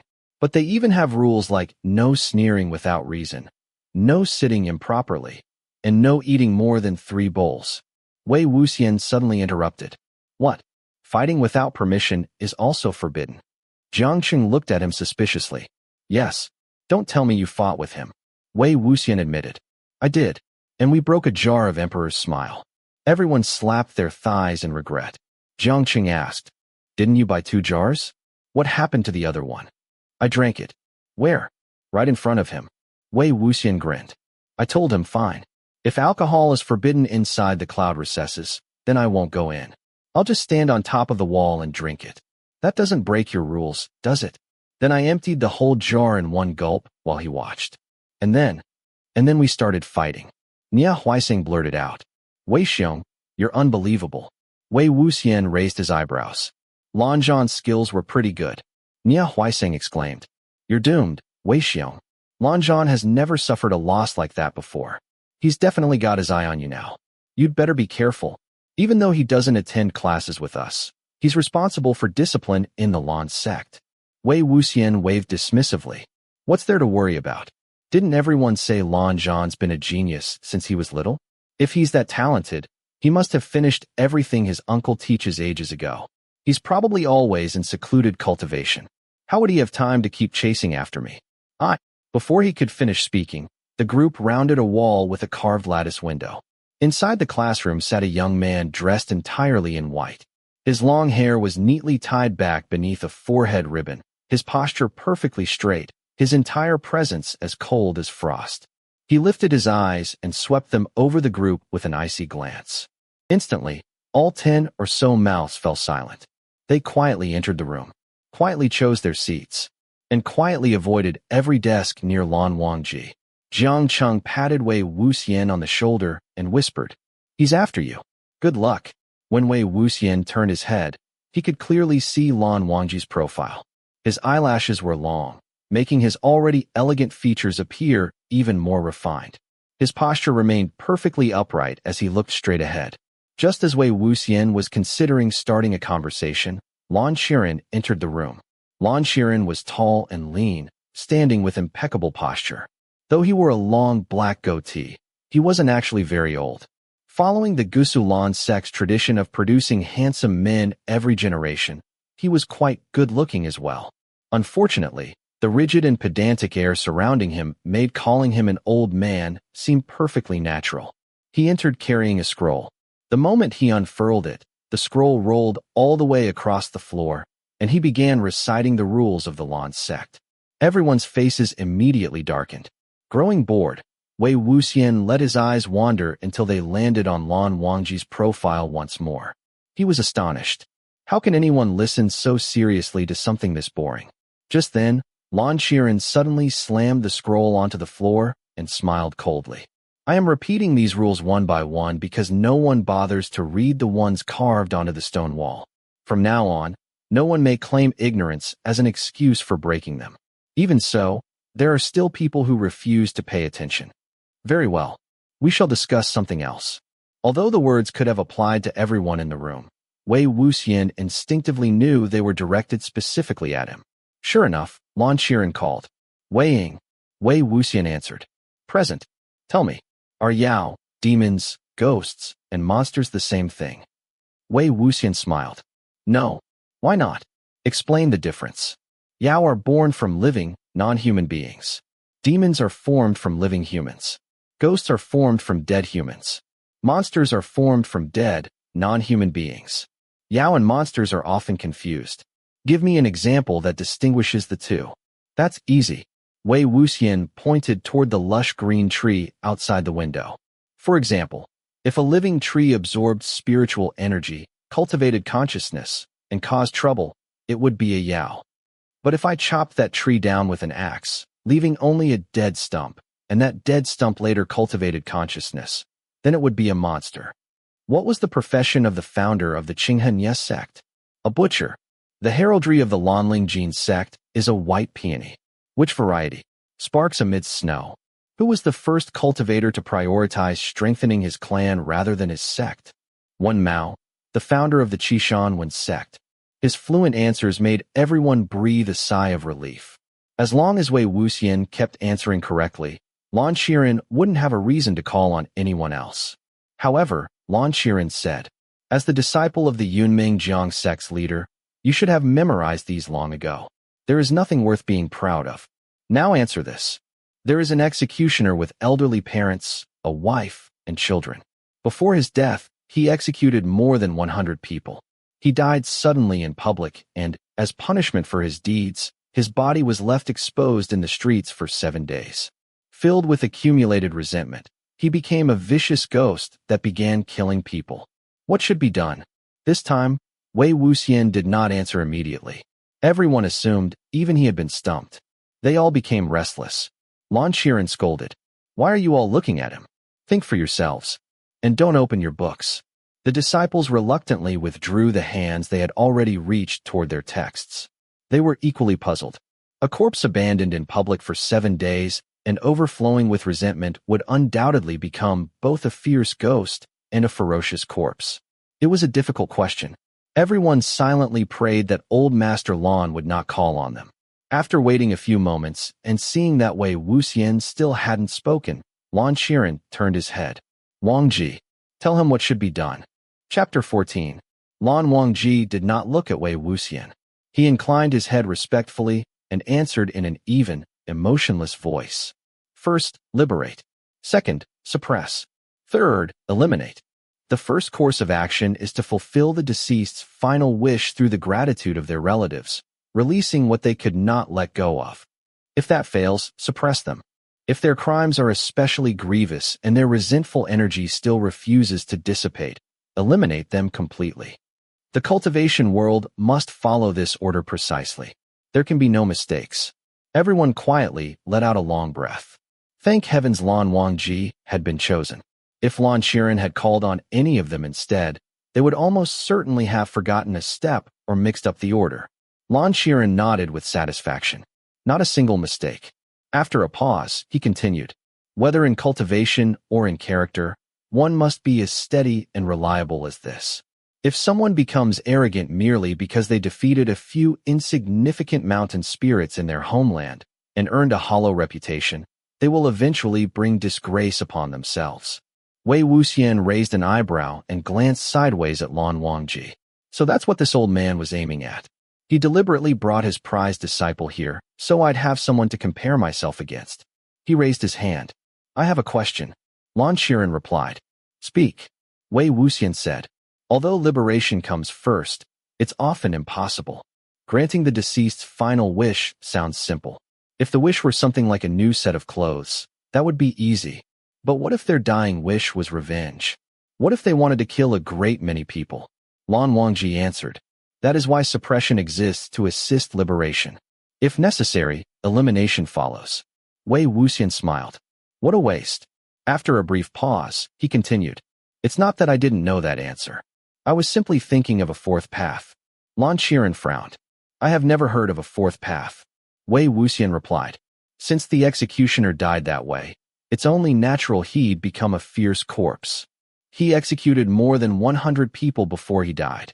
So why not dig up those victims' graves, awaken their resentful energy, gather the heads of those 100 people, and use them to fight the fierce corpse? For the first time, Lan Wangji turned to look directly at him. His brows were slightly furrowed, though his expression remained unchanged. Lan Qiren, however, trembled with rage. How dare you? The entire classroom fell silent. Lan Qiren shot to his feet. The very purpose of exorcising demons and eliminating ghosts is liberation. You refuse to study the methods of liberation and instead think only of increasing resentful energy. You reverse the natural order. You disregard ethics and morality. Wei Wuxian answered calmly. There are things that become useless after being liberated. So why not find a way to make use of them? When you the Great controlled the floods, blocking the water was considered inferior. Redirecting it was superior. Suppression is simply another form of obstruction. So isn't it also the inferior method? Lan Qiren hurled a book at him. Wei Wuxian casually leaned aside and avoided it. Without changing his expression, he continued speaking. Spiritual energy is energy. Resentful energy is also energy. Spiritual energy is stored in the Dantian. It can split mountains and fill seas and is freely used by cultivators. So why can't resentful energy be used as well? Another book flew straight at him. Lan Qiren shouted. Then answer me this.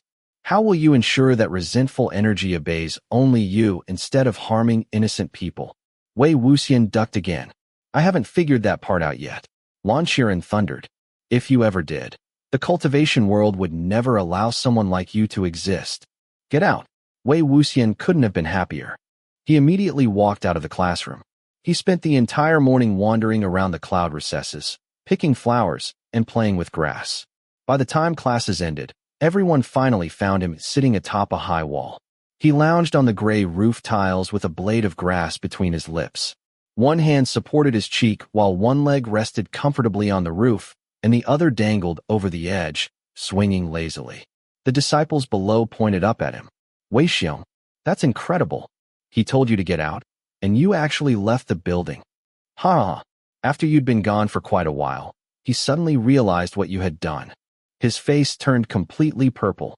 Wei Wuxian chewed lazily on the grass and shouted down. He asked a question, so I answered. He told me to get out, so I got out. What else was I supposed to do? Nia Huaiseng sighed.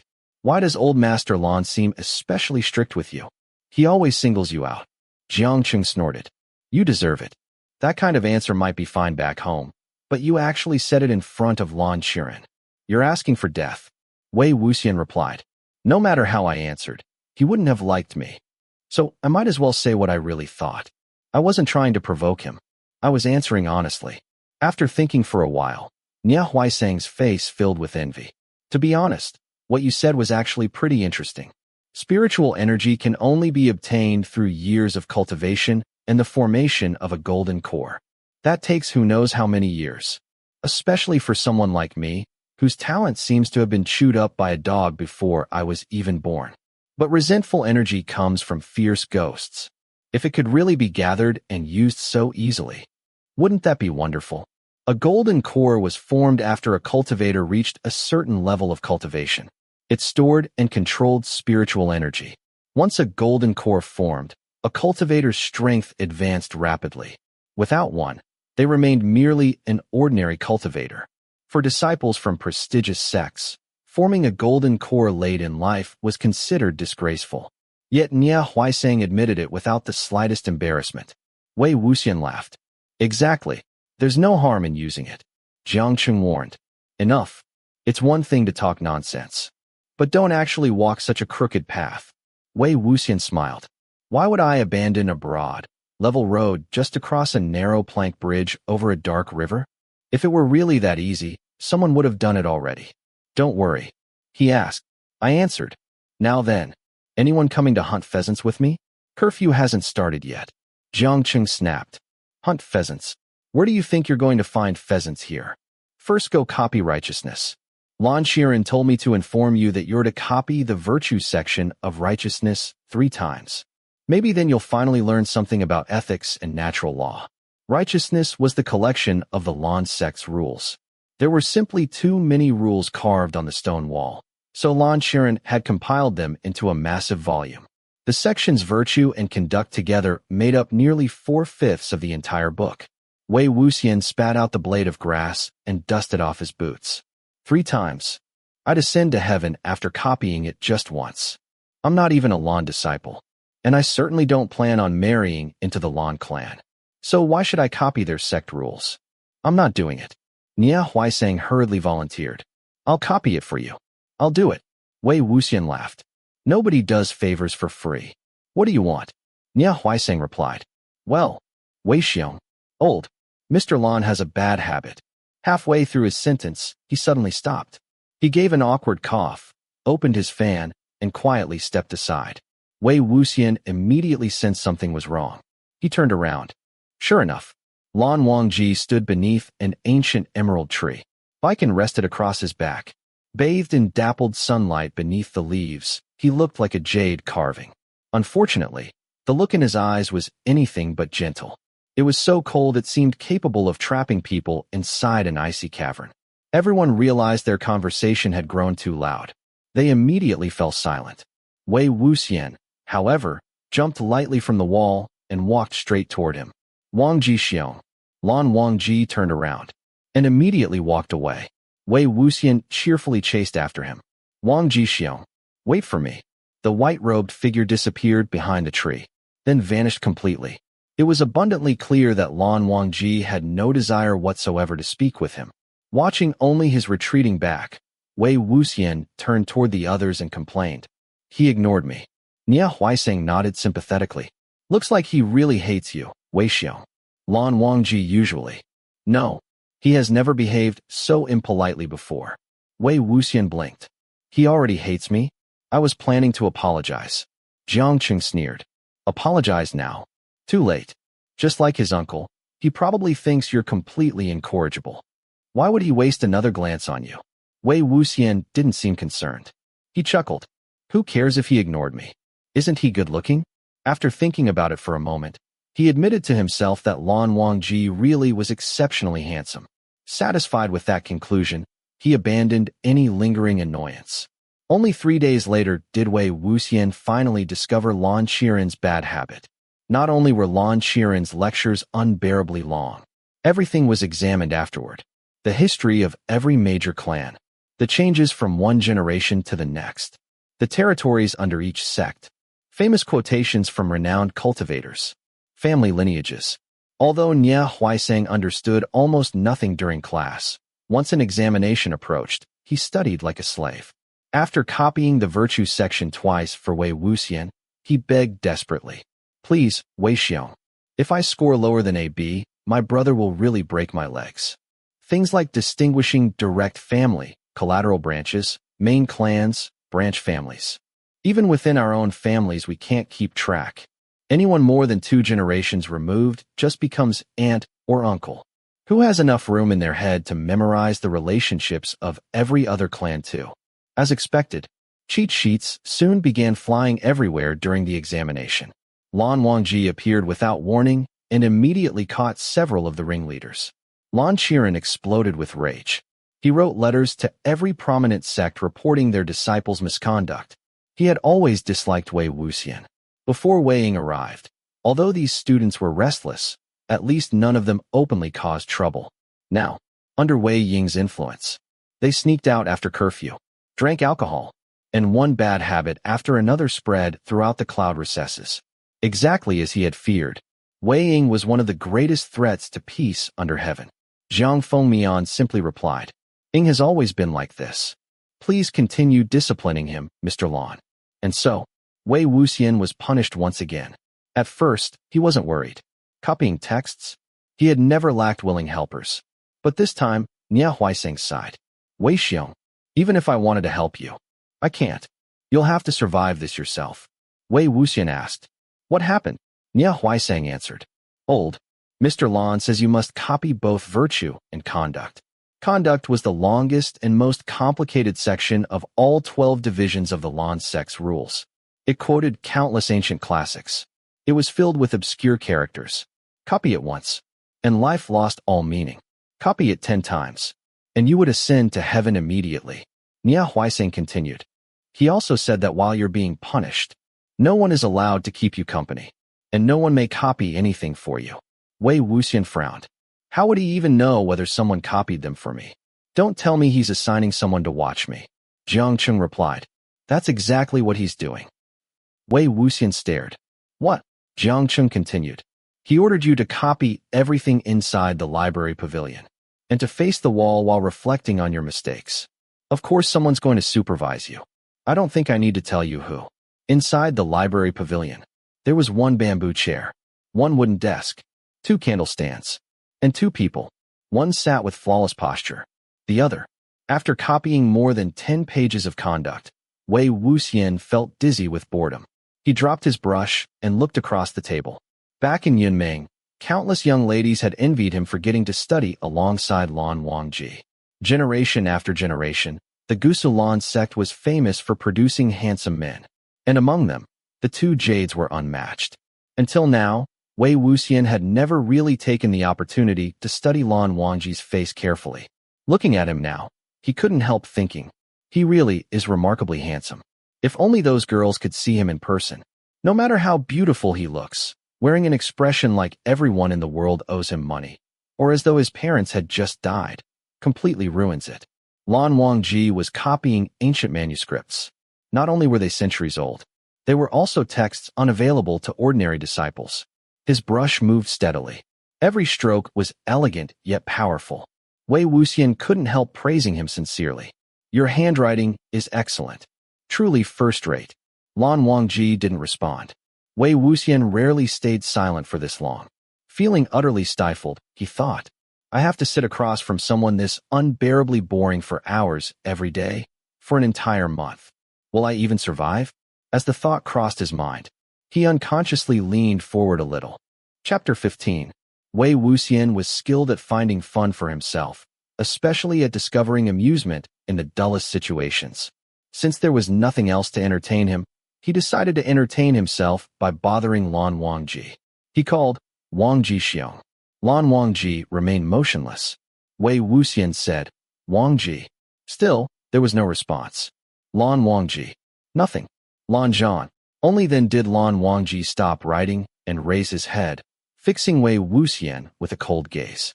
Wei Wuxian leaned back and raised both hands as if surrendering. Don't look at me like that. I only called your name because you didn't answer when I called you Wangji. If you're unhappy, you can call me by my name too. Lan Wangji said, Put your legs down. Wei Wuxian had been sitting in an outrageously improper posture, his body slouched and both legs propped up. Pleased that he had finally provoked Lan Wangji into speaking, he secretly laughed to himself, feeling as though the clouds had parted and the moon had finally appeared. Obediently, he lowered his legs. But at the same time, he leaned even farther across the desk, resting both arms on it. His posture was still completely improper. In a serious tone, he asked, Lan Zhan, let me ask you something. Do you really hate me that much? Lan Wangji lowered his gaze, his long lashes casting faint shadows across his jade-like cheeks. Wei Wuxian hurriedly continued, Hey, don't ignore me again after saying only a few words. I really want to apologize to you. Look at me. After a pause, he continued, You don't want to look at me? Fine, then I'll just talk. That night was my fault. I was wrong. I shouldn't have climbed the wall. I shouldn't have brought alcohol. And I definitely shouldn't have fought with you. But I swear, I wasn't trying to provoke you on purpose. I really hadn't read your sect rules. The Xiang sect teaches its rules by word of mouth. We don't carve thousands of them onto walls. Otherwise, I definitely wouldn't have done that. He silently finished the sentence in his heart. I definitely wouldn't have finished an entire jar of Emperor's Smile right in front of you. I'd have hidden it in my room and secretly shared it with everyone until it was gone. Wei Wuxian continued. But let's be fair. Who attacked first? You did. If you hadn't drawn your sword, we could have talked things through. But if someone hits me, of course I'll hit back. So it isn't entirely my fault. Lan Zhan, are you listening? Look at me. Young Master Lan? He snapped his fingers. Second brother Lan. Why don't you do me a favor and look at me? Without even lifting his eyes, Lan Wangji replied. Copy it one more time. Wei Wuxian immediately slumped over the desk. Don't be like that. Fine, it's all my fault. Lan Wangji exposed him mercilessly. You feel no remorse. Wei Wuxian shamelessly replied. I'm sorry. I'm sorry. I'm sorry. I'm sorry. I'm sorry. I'm sorry. I'm sorry. I'll say it however many times you want. I can even kneel while apologizing. Lan Wangji quietly put down his brush. Wei Wuxian thought he had finally annoyed him enough to start a fight. Just as he prepared one of his usual foolish grins, he discovered that his lips refused to separate. His expression instantly changed. MMPH. MMPH. MMPH. MMPH. Lan Wangji closed his eyes and released a quiet breath. When he opened them again, his expression had returned to its usual calmness. He picked up his brush and resumed writing as though nothing had happened. Wei Wuxian had long known about the Lan sect's infamous silencing spell, but he had never truly believed it. Now, after scratching the corners of his mouth until they turned red, he finally admitted defeat. Unable to speak, he grabbed a sheet of paper and furiously scribbled across it before tossing it toward Lan Wangji. Lan Wangji glanced at it once. Pathetic. Then he crumpled it into a ball and threw it aside. Wei Wuxian became so angry that he rolled across the floor mat, climbed back up, wrote another note, and slammed it onto the desk. Again, Lan Wangji crumpled it into a ball and tossed it away. Only after Wei Wuxian finished copying did the silencing spell wear off. The next day, when he returned to the library pavilion, every crumpled paper ball from the previous day had already been cleaned away.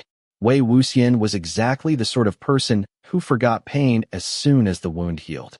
Although the silencing spell had tormented him the day before, it wasn't long before his mouth started itching to speak again. After talking recklessly a few more times, he was silenced once again. Unable to speak, he scribbled note after note and slid them across the desk. Lan Wangji crumpled every single one and threw it away. The same thing happened on the third day. He was silenced over and over again. However, on the final day of his punishment, Lan Wangji noticed that Wei Wuxian seemed different. Ever since arriving in Gusu, Wei Wuxian had never properly carried his sword. Usually, it was left lying somewhere at random. Yet today he had actually brought it with him, dropping it loudly onto the desk. Even more strangely, he began copying without saying a single word. Compared to his usual relentless harassment, his behavior was so obedient that it seemed suspicious. Since Wei Wuxian wasn't talking, Lan Wangji had no reason to silence him. He glanced over several times, unable to believe Wei Wuxian had truly decided to behave. Sure enough, not long after sitting quietly, Wei Wuxian slipped him a piece of paper. Lan Wangji assumed it would contain another collection of ridiculous nonsense. Instead, after a casual glance, he paused. On the page was a vivid sketch of someone sitting upright beside a window, quietly reading. It was unmistakably him. Seeing that Lan Wangji didn't immediately look away, Wei Wuxian curled his lips into a grin and raised an eyebrow. No words were needed. Well, does it look like you? Isn't it good? After a long moment, Lan Wangji said, You have time to doodle, yet not enough time to finish copying. At this rate, your punishment will never end. Wei Wuxian casually blew across the fresh ink. I've already finished. I won't be coming tomorrow. Lan Wangji's slender fingers paused briefly on the page before turning it. Surprisingly, he didn't silence Wei Wuxian. Seeing no reaction, Wei Wuxian lightly tossed the drawing toward him. It's yours. The drawing landed on the floor mat. Lan Wangji made no move to pick it up. During these past several days, every sheet Wei Wuxian had written on, the ones insulting him, begging him, apologizing, trying to flatter him, or simply filled with nonsense, had all ended up on the floor exactly the same way. Wei Wuxian was already used to it. Then he suddenly said, Oh, I almost forgot. It still needs one more thing. Picking up the drawing again, he added a few quick strokes. He compared the picture with Lan Wangji himself, then burst into laughter so hard he nearly fell over. Lan Wangji finally looked. Wei Wuxian had drawn a flower tucked beside the figure's head. The corner of Lan Wangji's mouth twitched ever so slightly. Wei Wuxian crawled closer across the desk. You're going to say pathetic, aren't you? Can't you think of another word? Or at least add one more? Lan Wangji replied coldly. Extremely pathetic. Wei Wuxian clapped happily. So you really added another word. Thank you. Lan Wangji turned away, picked up the book on the desk, and opened it again. He had barely glanced at the page before throwing the book away as though it had burst into flames. Originally, he had been reading a Buddhist scripture. Now, the open pages displayed naked bodies entwined together in unmistakably obscene poses. Someone had replaced the Buddhist text with an erotic book hidden inside the same cover. Anyone with half a brain could guess who had done it. It must have happened while Lan Wangji's attention had been drawn to the portrait. Wei Wuxian didn't even bother pretending otherwise. He slammed the desk and laughed until tears nearly came out. Ha ha ha ha. Lan Wangji recoiled from the book as though it were a venomous snake. In less than a heartbeat, he had retreated to the far corner of the library pavilion. His face was flushed with fury. Wei Wuxian laughed so hard he nearly rolled underneath the desk. With tremendous effort, he raised one hand. I'm here. Lan Wangji instantly drew Baiken. Ever since they had met, Wei Wuxian had never seen him so thoroughly lose his composure. Wei Wuxian hurriedly grabbed his own sword and partially drew it. Second young Master Lan. Mind your manners. I brought my sword today too. If we really fight, will your precious library pavilion survive? He had intentionally brought his sword today because he knew Lan Wangji would probably be angered into drawing his own. At least this way he wouldn't be accidentally stabbed to death. Baiken pointed directly at him. Fire almost seemed ready to burst from Lan Wangji's pale eyes. What kind of person are you? Wei Wuxian answered without hesitation. What kind of person? A man. You have no shame. Wei Wuxian laughed. Why should I be ashamed? Don't tell me you've never seen anything like that before. I don't believe you. Lan Wangji's greatest weakness was arguing. After enduring in silence for a long moment, he raised Baiken again. Go outside. We've fought before. Wei Wuxian shook his head obediently. No. Didn't you say fighting without permission is forbidden in the cloud recesses? He bent to pick up the discarded book. Before he could touch it, Lan Wangji snatched it first. Wei Wuxian immediately guessed he intended to use it as evidence. He deliberately said, "Why are you taking it? I thought you didn't want to read it. Now you do. Actually, if you want to read it, there's no need to fight over it. I borrowed it especially for you. Now that you've seen my pornography, we're friends. We can discuss it together and—" Lan Wangji's entire face turned pale. Word by word, he declared, "I will not read it." Wei Wuxian shamelessly continued, "If you're not going to read it, why grab it? Planning to keep it secretly? You can't. I borrowed it from someone else. I have to return it after you've finished reading. Hey, don't come any closer.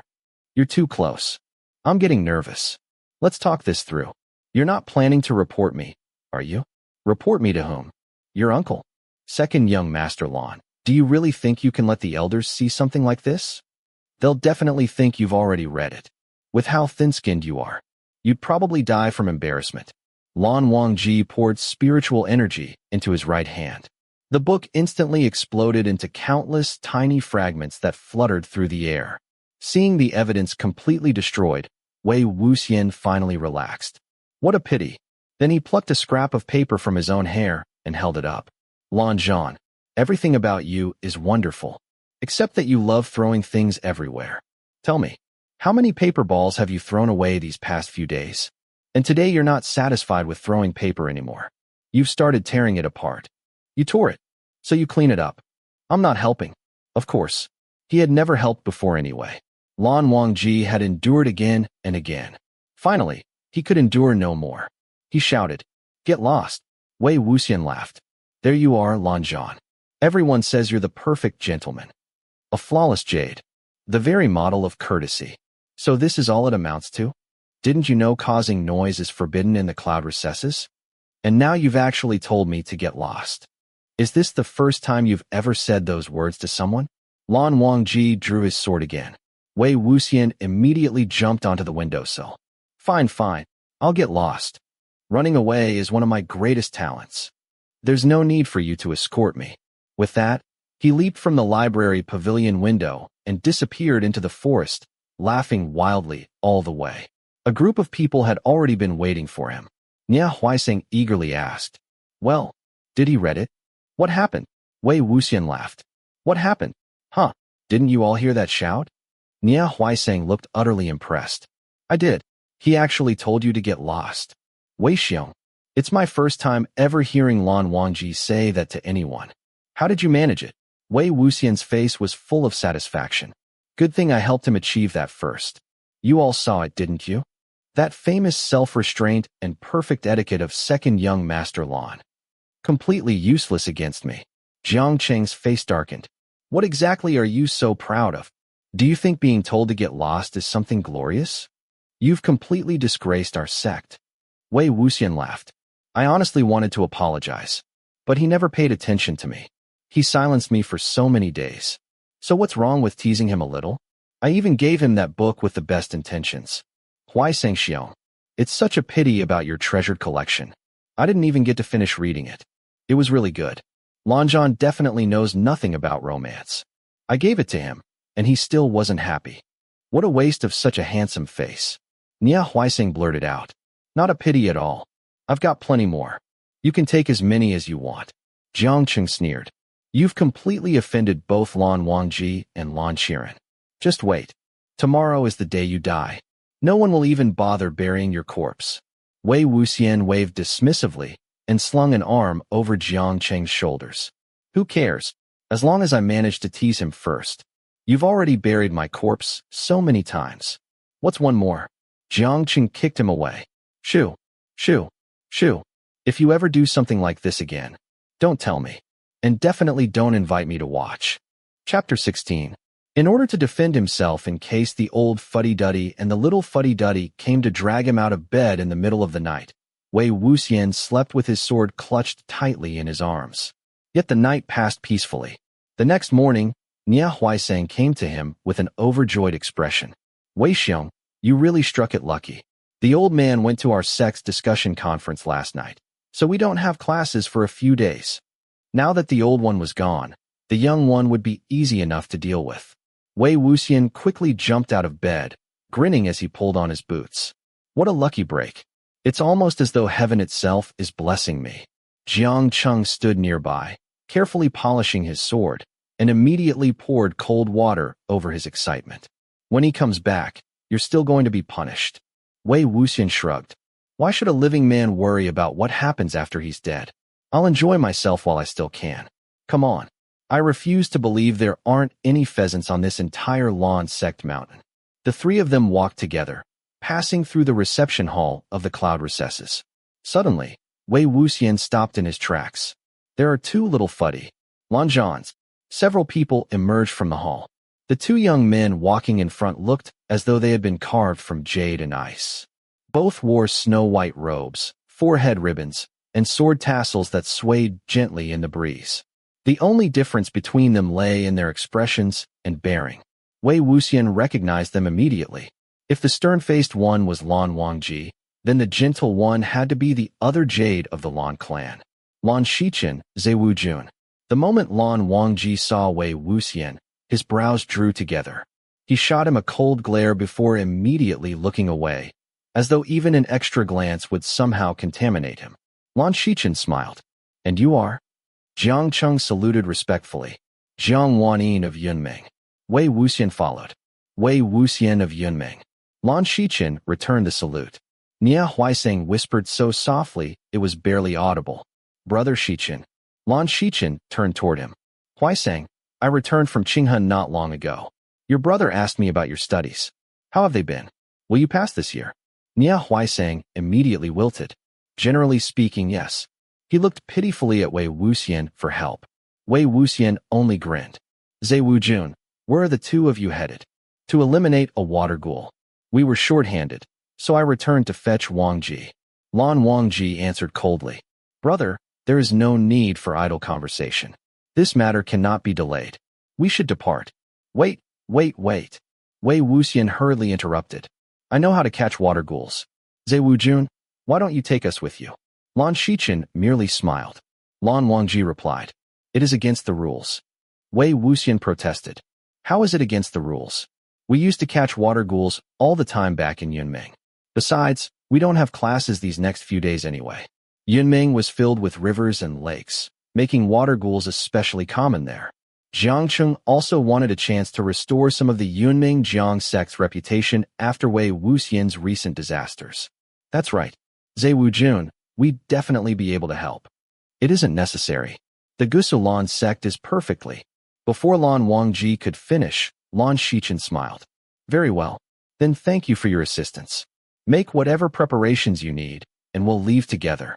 He turned toward Nia Huaiseng. Huaiseng, will you be joining us? Nia Huaiseng clearly wanted to, but after being reminded of his older brother, he immediately shrank back. I'll pass. I should go back and study. Hopefully, Brother Shichen would say something favorable about him when speaking with Nia Mingju. Wei Wuxian and Jiangcheng returned to prepare. Watching them leave, Lan Wangji frowned. Brother, why did you agree to bring them? Hunting water ghouls is not a game. Lan Shichen smiled. The head disciple and the young master of the Jiang sect are both quite well known in Yunming. I doubt they're only good at joking around. Lan Wangji didn't answer. His expression clearly said, I disagree. Lan Shichen smiled even more. Besides, didn't you want him to come as well? Lan Wangji froze. I only agreed because you looked as though you wanted sect leader Zhang's head disciple to accompany us. Silence. The air itself seemed to freeze. Only after a long while did Lan Wangji finally answer. No such thing. He wanted to continue explaining himself. But Wei Wuxian and Jiangcheng had already returned with their swords. Lan Wangji could only fall silent. The group mounted their swords and departed. The place haunted by the water ghouls was called Sai Town, about 10 kilometers from the cloud recesses. The town was woven together by waterways. Either rivers crisscrossed every street, or rows of houses lined both sides of narrow canals. White walls, gray-tiled roofs.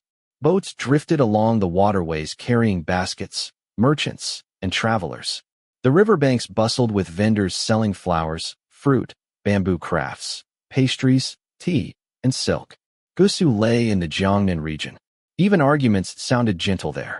Two boats bumped into one another, spilling several jars of rice wine. The boatmen began shouting. Yet even their quarrel sounded as pleasant as orioles singing. Although Yunming also had countless lakes, it lacked towns built so completely upon the water. Wei Wuxian found everything fascinating. He bought 2 jars of rice wine and tossed one to Jiangcheng. The people of Gusu speak so sweetly. Can that really be called arguing? If they ever heard Yunming people quarrel, they'd probably be scared to death. He suddenly noticed Lan Wangji looking at him. Why are you staring at me, Lan Zhan? It's not that I'm unwilling to buy you a jar too. Aren't people from your sect forbidden from drinking alcohol? After spending only a short while in town, the group boarded more than 10 narrow boats and rowed toward the place where the water ghouls had gathered. Gradually, the houses along the banks disappeared. The waterways became increasingly quiet. Wei Wuxian and Jiangcheng each rowed their own boats, competing to see who could move faster while listening to Lan Shichen explain the recent incidents. The river eventually opened into a vast lake. Yiling Lake. For decades, Sai Town had been free of water ghouls. Yet over the past several months, people had begun disappearing into the waterways and into Yiling Lake itself. Cargo boats also sank for no apparent reason. Several days earlier, Lan Shichen had cast nets throughout the area. He expected to catch only 1 or 2 water ghouls. Instead, he caught more than a dozen. After cleansing the corpses and bringing them ashore, they discovered that several bodies were unknown to every resident of Sai Town. No one claimed them. Yesterday, he cast the nets again. They caught several more. Wei Wuxian frowned. It doesn't seem as though the corpses drifted here from somewhere else. Water ghouls are extremely territorial. Usually, they never stray far from the place where they drowned. Lan Shichen nodded. Exactly. That's why I suspected this wasn't an ordinary case and asked Wangji to accompany me. Wei Wuxian asked. Zhe Wujun, water ghouls are clever. If we just row around slowly like this, won't they simply hide beneath the water? We could search forever without finding them. Lan Wangji answered calmly. Then we search until we do. We simply fulfill our duty. Wei Wuxian tilted his head. Just with nets? Lan Shichen nodded. Yes. Does the Yunming Jiang sect have another method? Wei Wuxian merely smiled. Naturally, they used nets as well. But since he was an excellent swimmer, he usually just dove straight into the river and dragged the water ghouls out himself. That method was far too dangerous. There was no way he could demonstrate it in front of the Lan clan. If Lan Qiren ever heard about it, another lecture would surely follow. Instead, he changed the subject. It would be wonderful if there were something that could lure water ghouls out like fishing bait, or something that could point directly toward them like a compass. Jiangcheng snorted. Quit daydreaming and watch the water. Wei Wuxian laughed. Cultivation and flying on swords used to be dreams too. As he looked down, he happened to notice the bottom of Lan Wangji's boat. An idea immediately flashed through his mind. Lan Zhan, look at me. Lan Wangji had been vigilantly scanning the water. Hearing his voice, he looked up. A splash of water flew straight toward him. Wei Wuxian had swept it up with his paddle. With a light tap of his foot, Lan Wangji leaped gracefully onto another boat, avoiding every drop. He frowned. Sure enough, Wei Wuxian had come only to fool around. Pathetic. But before he finished speaking, Wei Wuxian kicked the side of Lan Wangji's abandoned boat. The boat flipped over. 3 swollen-faced, gray-skinned water ghouls clung tightly to its underside. A nearby Lan disciple immediately subdued them. Lan Shichen smiled. Young Master Wei, how did you know they were beneath the boat? Wei Wuxian tapped the side of the overturned boat. Simple. The water displacement was wrong. He was the only person standing on that boat, yet it sat deeper than boats carrying 2 people. That meant something had to be clinging underneath. Lan Shichen nodded appreciatively. You truly are experienced. Wei Wuxian casually paddled forward until his boat floated beside Lan Wangji's. Lan Zhan, I didn't splash water at you on purpose. Water ghouls are clever. If I'd said it aloud, they would have escaped. Hey, don't ignore me. Why won't you even look at me, second young Master Lan? Lan Wangji finally spared him a glance. Why did you come? Wei Wuxian answered sincerely. I'm here to apologize. What happened last night was my fault. I was wrong. Lan Wangji's expression darkened slightly. He clearly remembered Wei Wuxian's previous attempts at apologizing. Wei Wuxian smiled innocently. Why do you look so gloomy? Don't worry. This time I'm actually here to help. Xianxia couldn't bear watching anymore. If you really want to help, stop talking and get over here. A disciple suddenly shouted. The net moved. Sure enough, the ropes trembled violently. Wei Wuxian grinned. It's here. Long black hair spread through the water like floating silk. Pale hands suddenly reached up and grabbed the sides of the boats. Lan Wangji drew Baiken in a single smooth motion. With one slash, more than 10 ghostly wrists were severed, leaving only fingers still digging into the wood. Before he could strike the opposite side, a flash of red streaked across the water. Wei Wuxian's sword had already returned to its sheath. The rippling water instantly calmed. The nets also became still. Although Wei Wuxian's strike had been unbelievably fast, Lan Wangji could immediately tell that his sword was no ordinary weapon. He asked seriously, "What is this sword called?" Wei Wuxian answered, "Suabian." Lan Wangji stared at him. Thinking he hadn't heard correctly, Wei Wuxian repeated, "Suabian." Lan Wangji frowned. A spiritual sword possesses its own spirit. Referring to it so casually is disrespectful. Wei Wuxian sighed. Think outside the box. I'm not telling you to call it whatever you like. My sword's name really is Suabian. He handed it over. Look, ancient characters were engraved upon the sheath. Suabian. It truly was its name. For a moment, Lan Wangji had no words. Wei Wuxian laughed. I know exactly what you're wondering. Everyone asks why it's called that. They always think there's some profound meaning. There really isn't. When Uncle John gave me the sword and asked what I wanted to name it, I came up with more than 20 names. I hated every single one. So I told him, whatever. But when the sword was finally forged, those two characters had already been engraved on it. Uncle John just laughed and said, in that case, why don't we simply call it Suabian? Honestly, it's not a bad name, is it? After a long silence, Lan Wangji finally managed. Ridiculous. Wei Wuxian rested the sword across his shoulder. You're such a boring person. Don't you think it's fun? It fools serious people like you every single time. Haha. Just then, a long shadow darted beneath the emerald waters. After finishing the water ghouls on his side, Xianxia had remained alert for anything they might have missed. The moment he saw it, he shouted, "It's coming again." Chapter 16.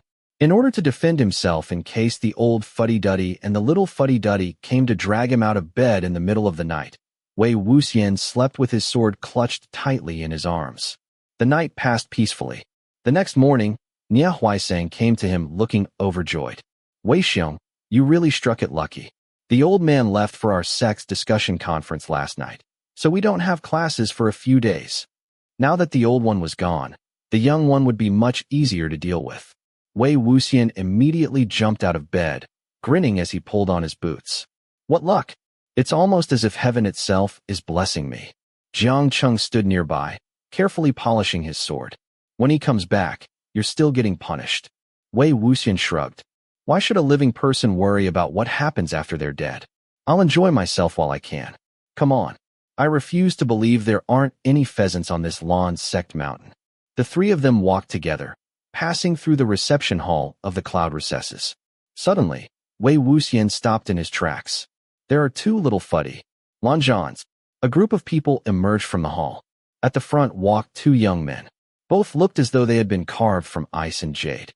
Both wore the same snow-white robes, with sword tassels swaying in the breeze alongside the white ribbons decorating their clothes. The only difference was their bearing and expressions. Wei Wuxian recognized them immediately. If the stern-faced one was Lan Wangji, then the gentle one had to be the other jade of the Lan clan. Zhe Wujun, Lan Shichen. When Lan Wangji saw Wei Wuxian, his brows furrowed, and he shot him a glare that was almost a scowl. As though merely looking at him any longer would stain him, he immediately turned his gaze elsewhere. Lan Shichen smiled. And you are? Xianxia saluted respectfully. Jiang Wanyin of Yunming. Wei Wuxian followed. Wei Wuxian of Yunming. Lan Shichen returned the salute. Nia Huaisang whispered in a voice no louder than a mosquito's buzz. Brother Shichen. Lan Shichen turned toward him. Huaisang, when I returned from Qinghe, your brother asked about your studies. How are they? Will you pass this year? Nia Huaisang wilted like an overwatered cucumber. Generally speaking, yes. He looked helplessly toward Wei Wuxian. Wei Wuxian grinned. Wei Wuxian, where are you two headed? Lan Wangji answered. To eliminate a water ghoul. We were short-handed, so I returned to bring Wangji with me. Lan Wangji said coolly. Brother, there is no need for idle conversation. This matter cannot be delayed. We should depart. Wei Wuxian hurriedly interrupted. Wait. I know how to catch water ghouls. Wei Wuxian, why don't you take us along? Lan Wangji simply smiled. Lan Wangji answered. It is against the rules. Wei Wuxian protested. How is it against the rules? We caught water ghouls all the time back in Yunming. Besides, we don't have classes these next few days anyway. Yunming was rich with rivers and lakes, making water ghouls especially common. The disciples of the Jiang clan were naturally experienced at dealing with them. Xianxia also wanted to recover some of the dignity the Yunming Jiang clan had lost during their stay at the Lan sect. That's right. Wei Wuxian, we'd definitely be useful. It isn't necessary. The Gusu Lan sect is also. Before Lan Wangji could finish, Lan Wangji smiled. Very well. Thank you for your assistance. Make whatever preparations you need, and then we'll leave together. He looked toward Nia Huaisang. Huaisang, will you come as well? Nia Huaisang wanted to. However, the moment he saw Lan Wangji, he remembered his older brother. He immediately shrank back. I'll pass. I should go review. Secretly, he hoped Lan Wangji would say a few good words for him before Nye Mingju. Wei Wuxian and Xiang returned to prepare. Lan Wangji watched them leave, confusion evident in his eyes. Brother, why did you agree to bring them? Hunting ghouls is not an occasion for jokes. Lan Wangji replied. The head disciple and the young master of sect leader Zhang's household are well known throughout Yunming. I imagine they know more than merely fooling around. Although Lan Wangji said nothing, his face plainly read. I disagree. Lan Wangji smiled again. Besides, you wanted him to come too, didn't you? Lan Wangji froze. Lan Wangji continued. I only agreed because you looked as though you wanted sect leader Zhang's head disciple to accompany us. Silence fell between the brothers.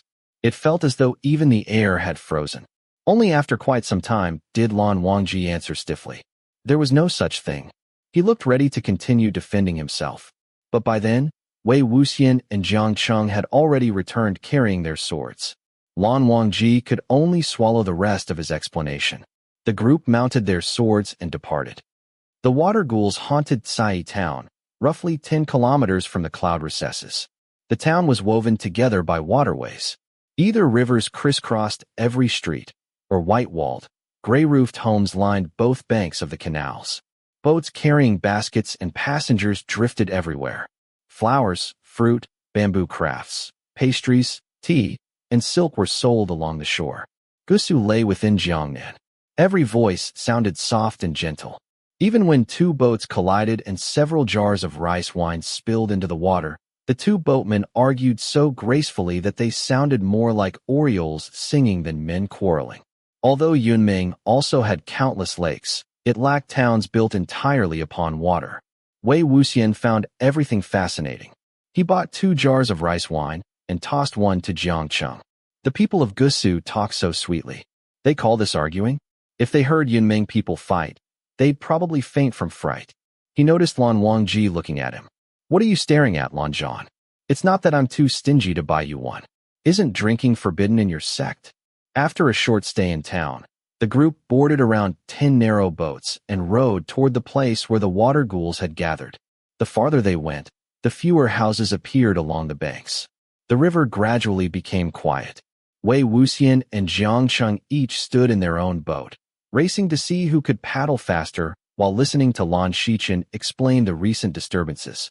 The waterway eventually opened into a vast lake called Yiling Lake. Sai town had not suffered from water ghouls for decades.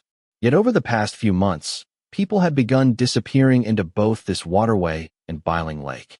Merchant boats sank for no apparent reason. Several days earlier, Lan Wangji had cast formation nets across the area.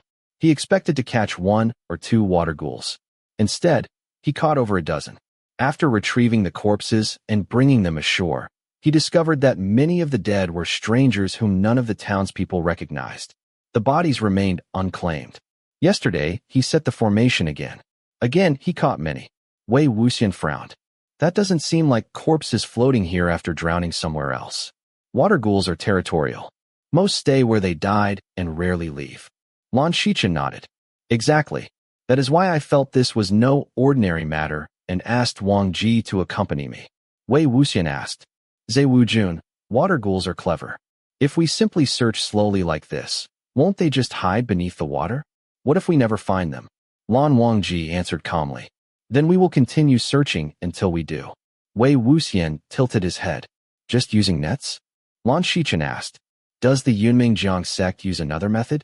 Wei Wuxian merely smiled. Of course they also used nets. But since he was an excellent swimmer, he usually jumped into the river himself and dragged the water ghouls out. That method was far too dangerous. If Lan Qiren heard about it, another lecture would surely follow. So he changed the subject. It'd be wonderful if there were something that could lure water ghouls like bait, or something that could point them out like a compass. Jiang Qing sighed. Quit daydreaming and watch the water. Wei Wuxian laughed. Cultivation and flying swords were once just someone's imagination too.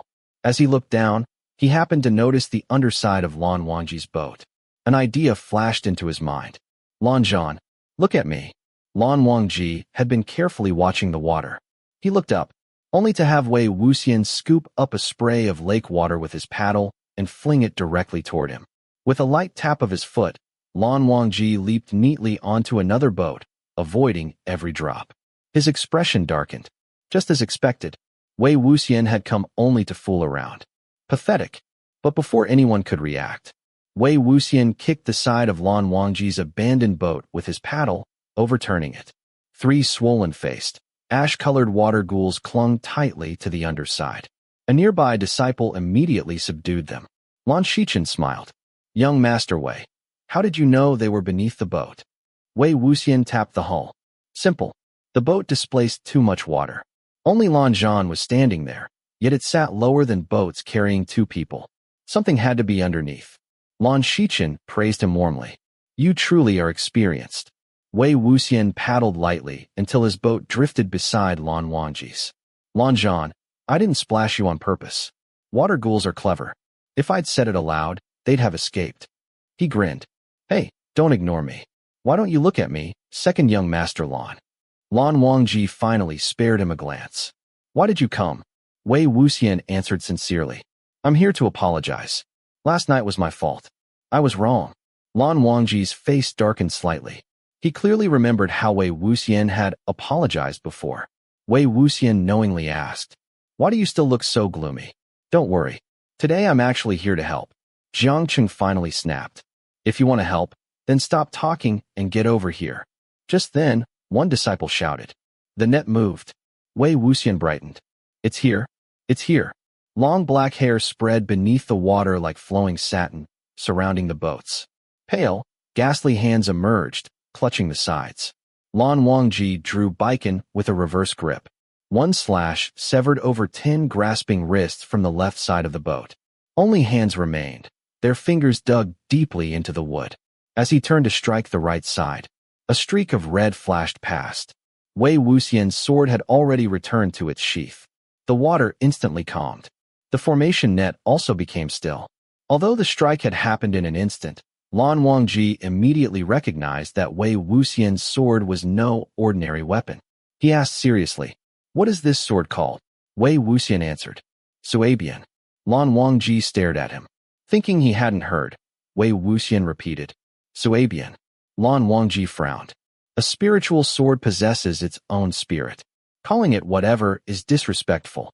Wei Wuxian sighed dramatically. Think outside the box, won't you? I'm not telling you to call it whatever you want. The sword's actual name is Suabian. He handed over the sheath. See for yourself. Ancient characters were engraved into the scabbard. Suabian. For a long moment, Lan Wangji had no words. Wei Wuxian kindly explained. You don't need to ask. Everyone wonders why it's called that. There isn't any special meaning. When Uncle Zhang handed me the sword and asked what I wanted to name it, I came up with more than 20 names, but liked none of them. So I told him, whatever. But when the sword came back from the forge, these 2 characters were already engraved on it. Uncle Zhang laughed and said, Since that's what happened, let's simply call it Suabian. Honestly, it's not a bad name, is it? At last, Lan Wangji ground out. Ridiculous. Wei Wuxian rested the sword across his shoulder. You're so boring. Don't you think it's fun? It tricks serious people like you every single time. He burst into laughter. At that very moment, a long shadow darted beneath the lake. Xiang had just finished dealing with the nearby water ghouls.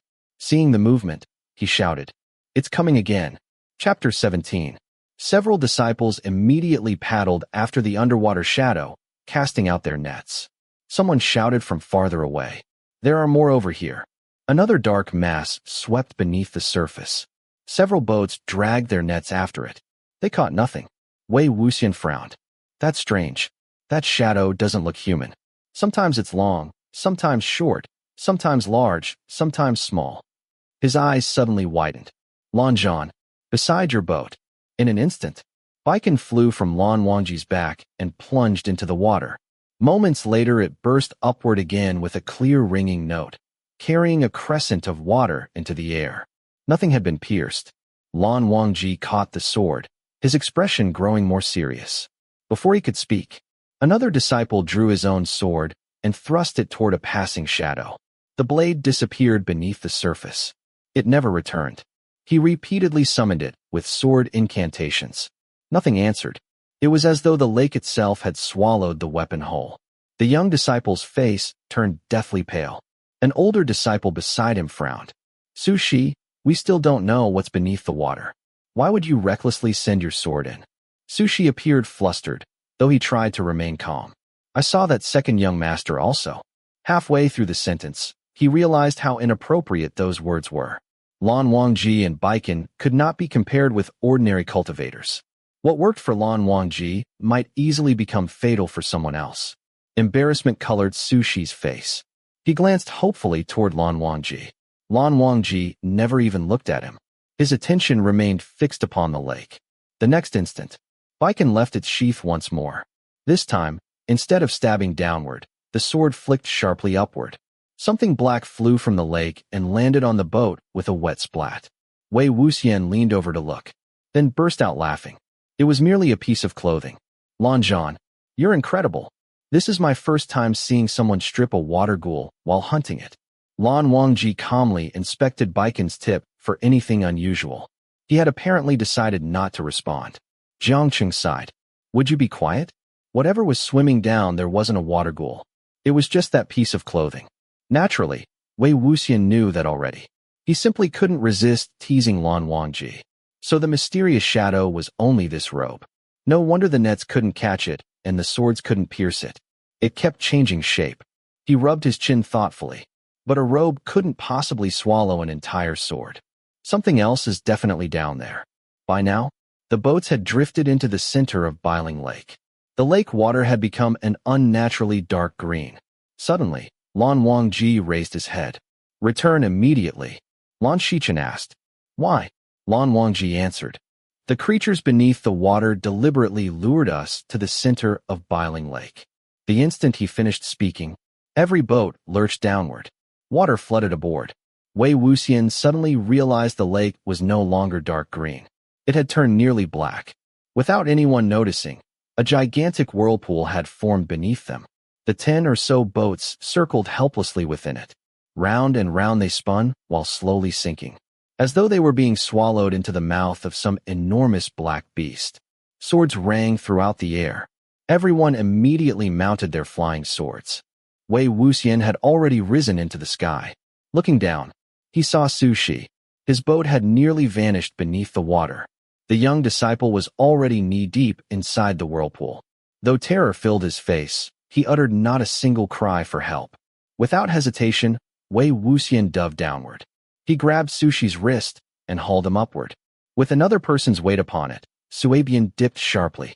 Still, it continued climbing. Then, an immense force suddenly yanked downward. Zu Shi's lower body had already been dragged into the whirlpool. Something beneath the water had seized his legs. Xiang had already risen calmly nearly 70 meters into the air upon Sandu. Seeing the situation, he immediately rushed downward. What are you doing now? The suction only grew stronger. Suabian excelled in speed rather than strength. Wei Wuxian was nearly dragged back to the water's surface. Using both hands, he desperately pulled Zu Shi upward. Can someone give me a hand? If this keeps up, I'm going to lose him. Suddenly, his collar tightened. He was lifted effortlessly upward. Turning around, he saw Lan Wangji gripping the back of his collar with one hand. Lan Wangji's expression remained indifferent. Yet he was now supporting 3 people at once while resisting the terrifying pull of the whirlpool. Even so, they continued rising steadily. Xianxia stared in surprise. If I had grabbed Wei Wuxian instead, even with Sandu, I couldn't have climbed this quickly. Lan Wangji is only our age. Wei Wuxian, however, remained himself. Lanzhan, your sword is really strong. Thanks. He twisted uncomfortably. But why are you grabbing my collar? Couldn't you just grab me instead? This is uncomfortable. He stretched out a hand. Come on, hold my hand. Lan Wangji answered coldly.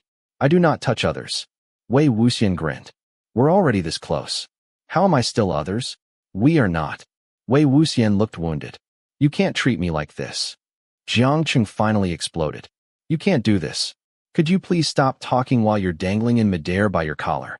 The group flew as quickly as possible away from Biling Lake. Once they landed safely, Lan Wangji released Wei Wuxian's collar and calmly turned toward Lan Shichen. It is a waterborne abyss. Lan Shichen sighed.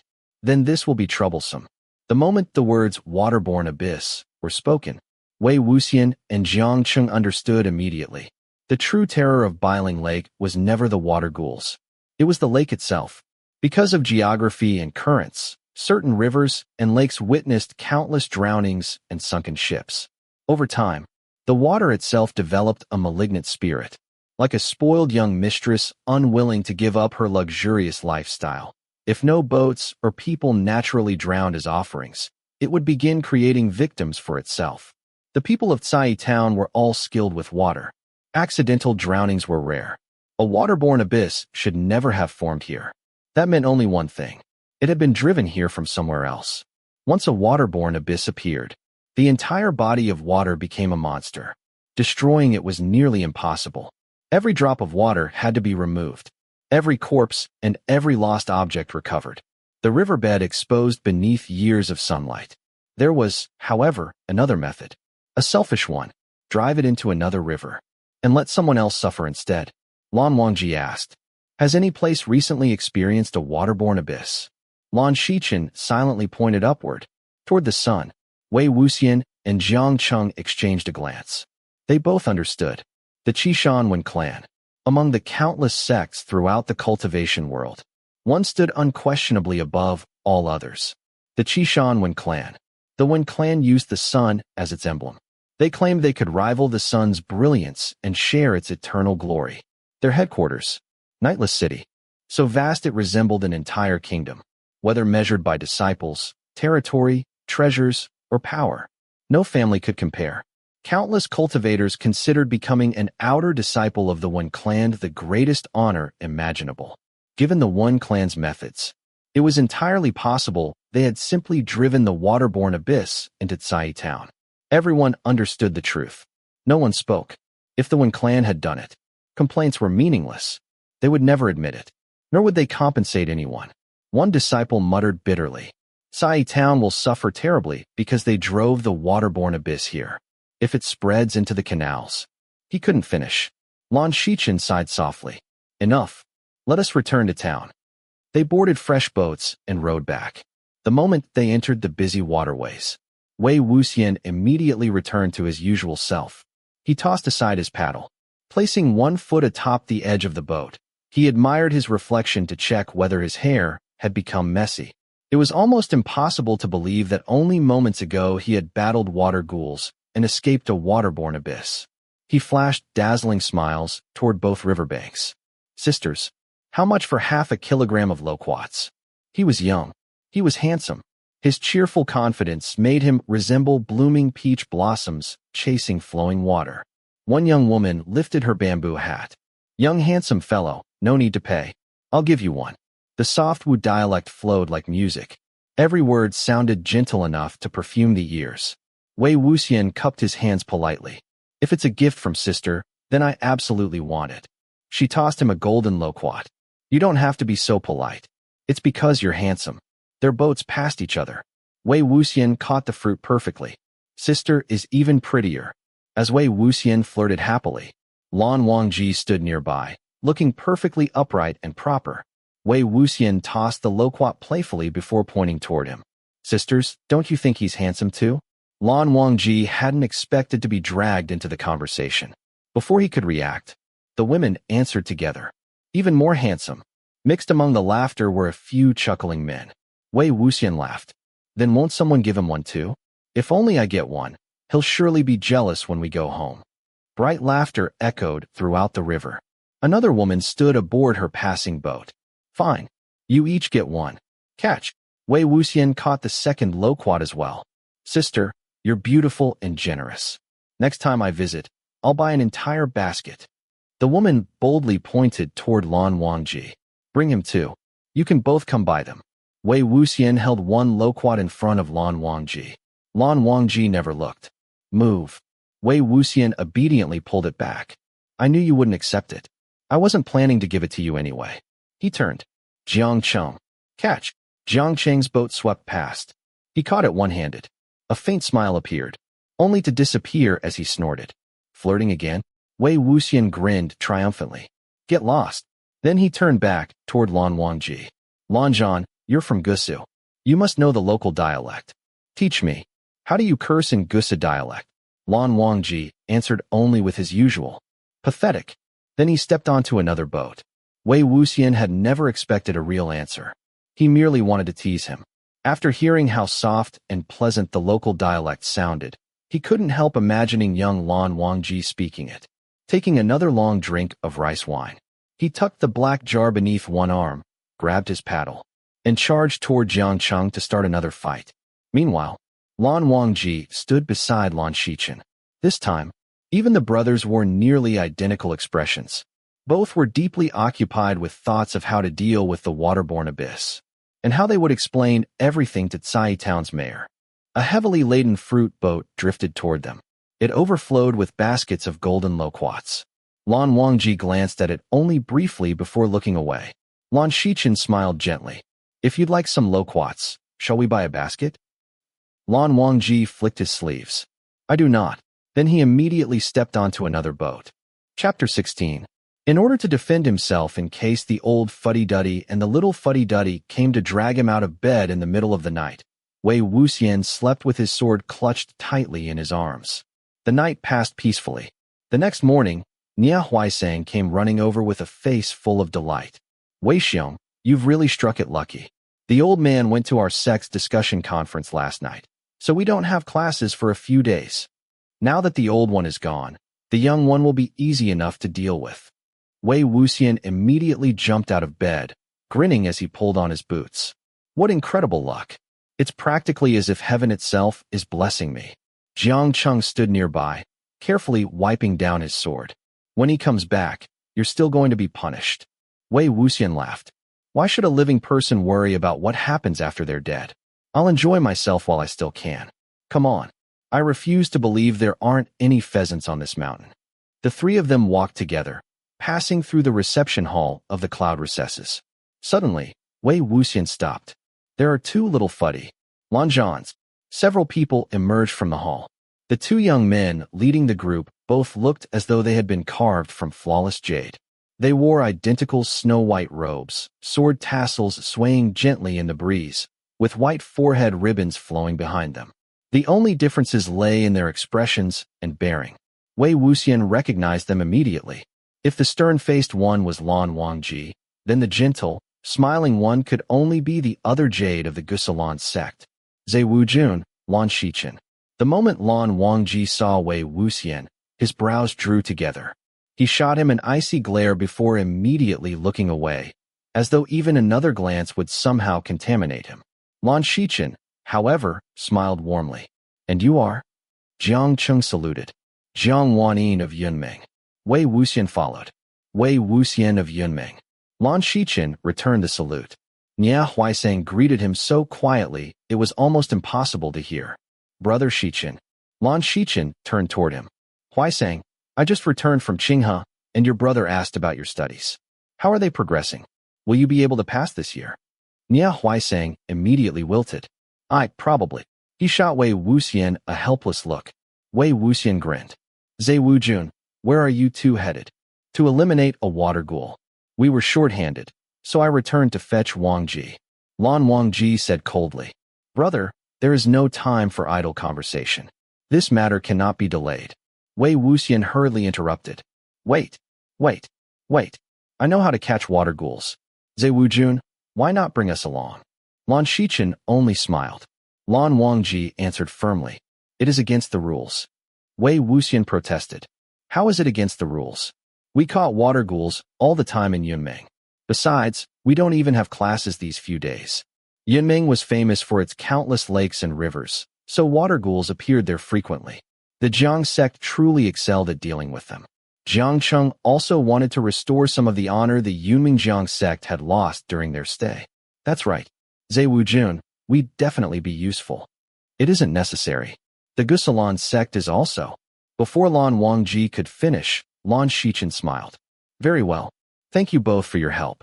Make whatever preparations you need, and we'll depart together. Then he turned. Huaisang, will you come as well? Nia Huaisang wanted to. Unfortunately, merely seeing Lan Shichen reminded him of his terrifying older brother. He shrank back. I'll go back and review my lessons. Hopefully, Brother Shichen would say a few good words for him. Wei Wuxian and Jiang Cheng returned to prepare. Watching them leave, Lan Wangji frowned. Brother, why did you invite them? Eliminating ghouls is no place for jokes. Lan Shichen smiled. The head disciple and the young master of the Yunmeng Jiang sect are both well known. I doubt they're only capable of joking. Lan Wangji remained silent. However, his face clearly read. I disagree. Lan Shichen continued.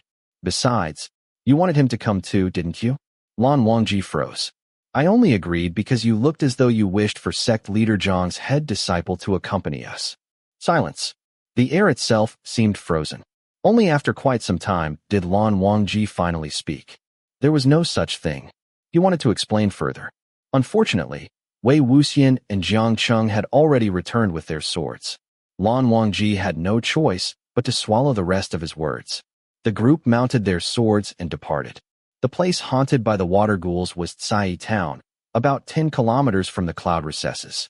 Tsai Town was built around waterways.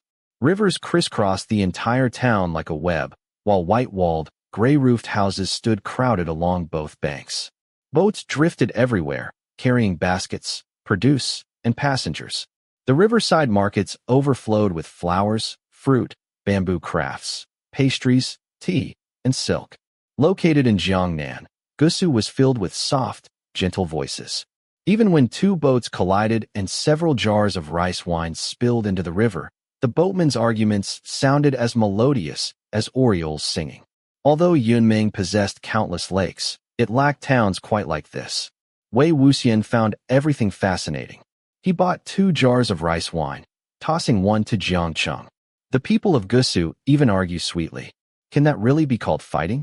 If they ever saw how people argue back home in Yunmeng, they'd probably faint. He noticed Lan Wangji looking toward him. What? It's not that I'm too stingy to buy you some. Aren't people from your sect forbidden from drinking? After resting briefly, everyone boarded roughly 10 narrow boats and rowed toward the area where the water ghouls had gathered. Gradually, the houses disappeared behind them. The waterways became increasingly quiet. Wei Wuxian and Jiang Cheng each rowed their own boats, competing to see who could go faster while listening to Lan Shichen explain the recent incidents. Ahead lay Biling Lake. Water ghouls had not appeared here for decades. Yet during the past few months, people had begun drowning again.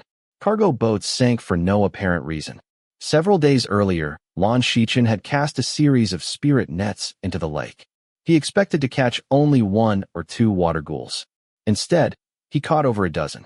After disposing of the corpses, he discovered several bodies that none of the townspeople recognized. Yesterday, he cast the nets again and caught another large group.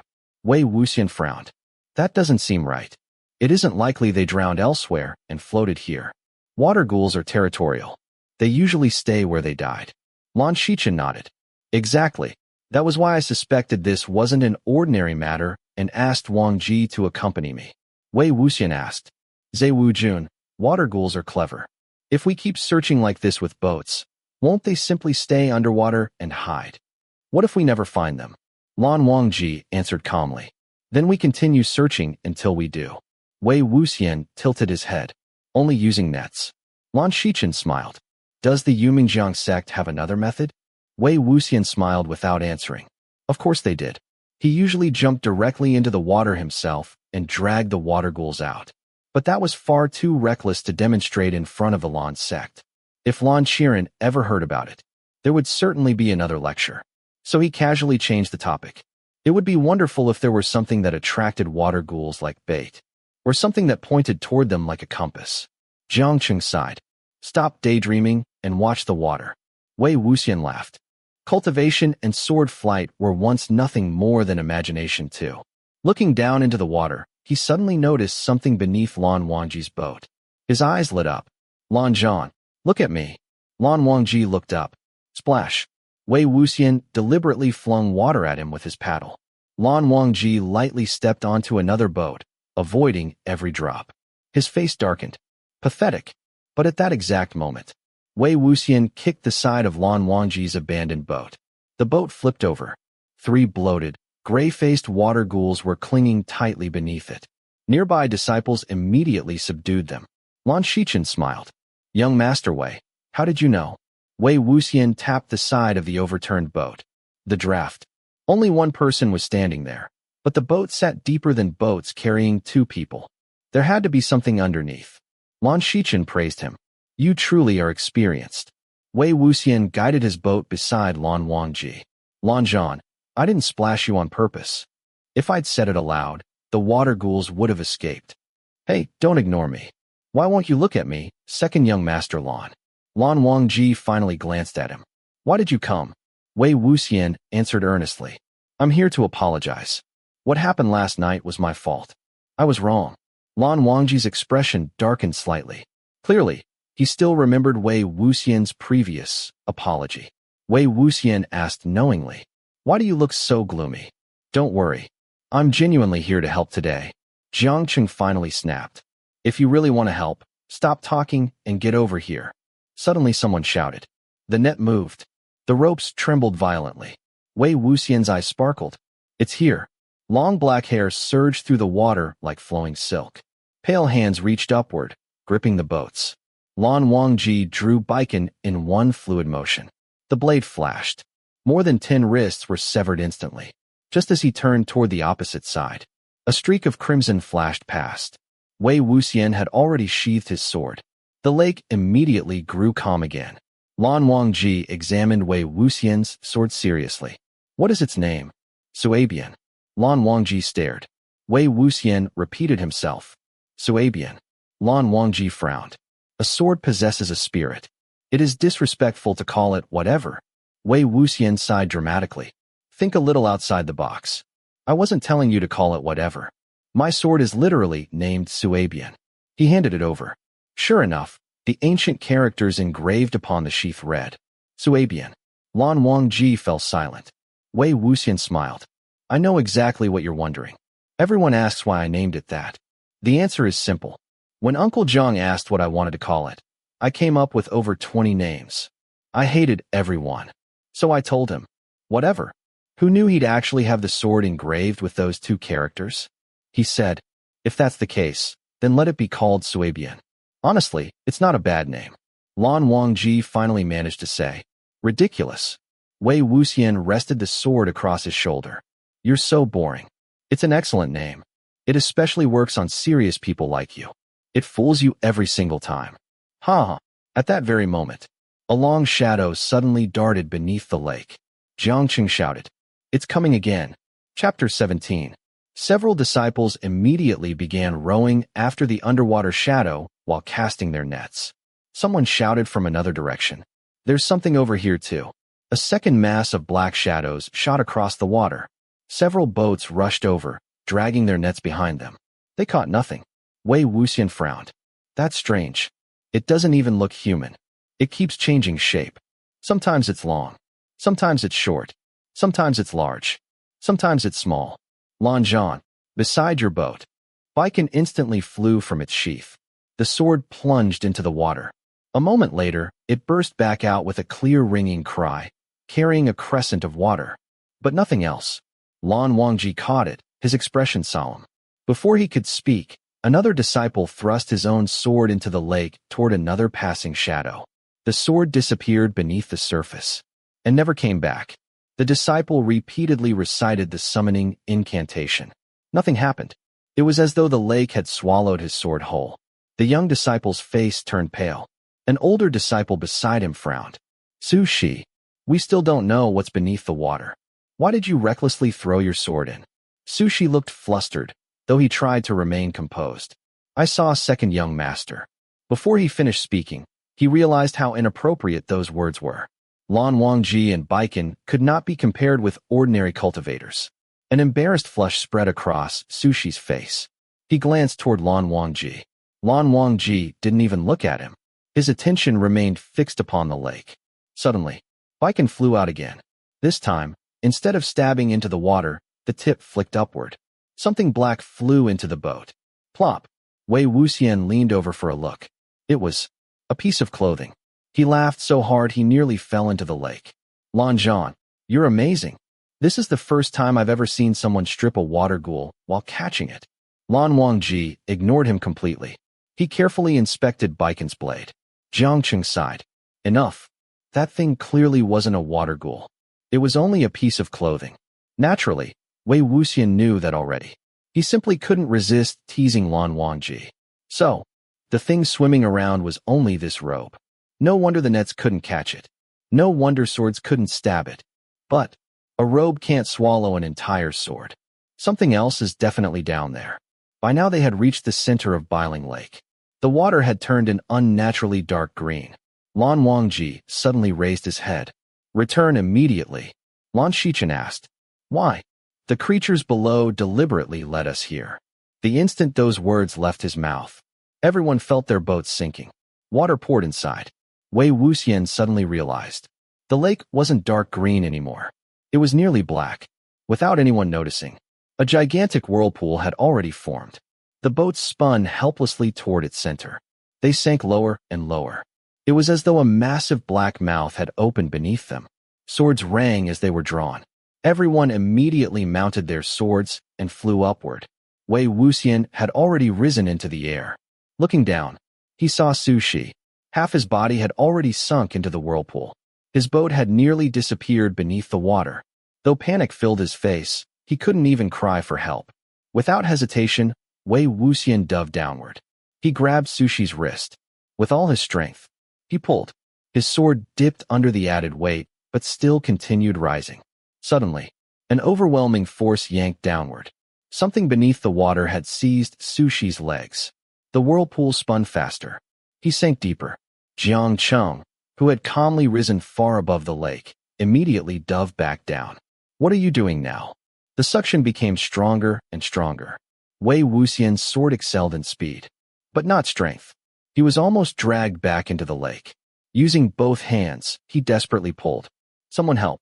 If I can't pull him up soon, I'm letting go. Suddenly, his collar tightened. He was lifted upward.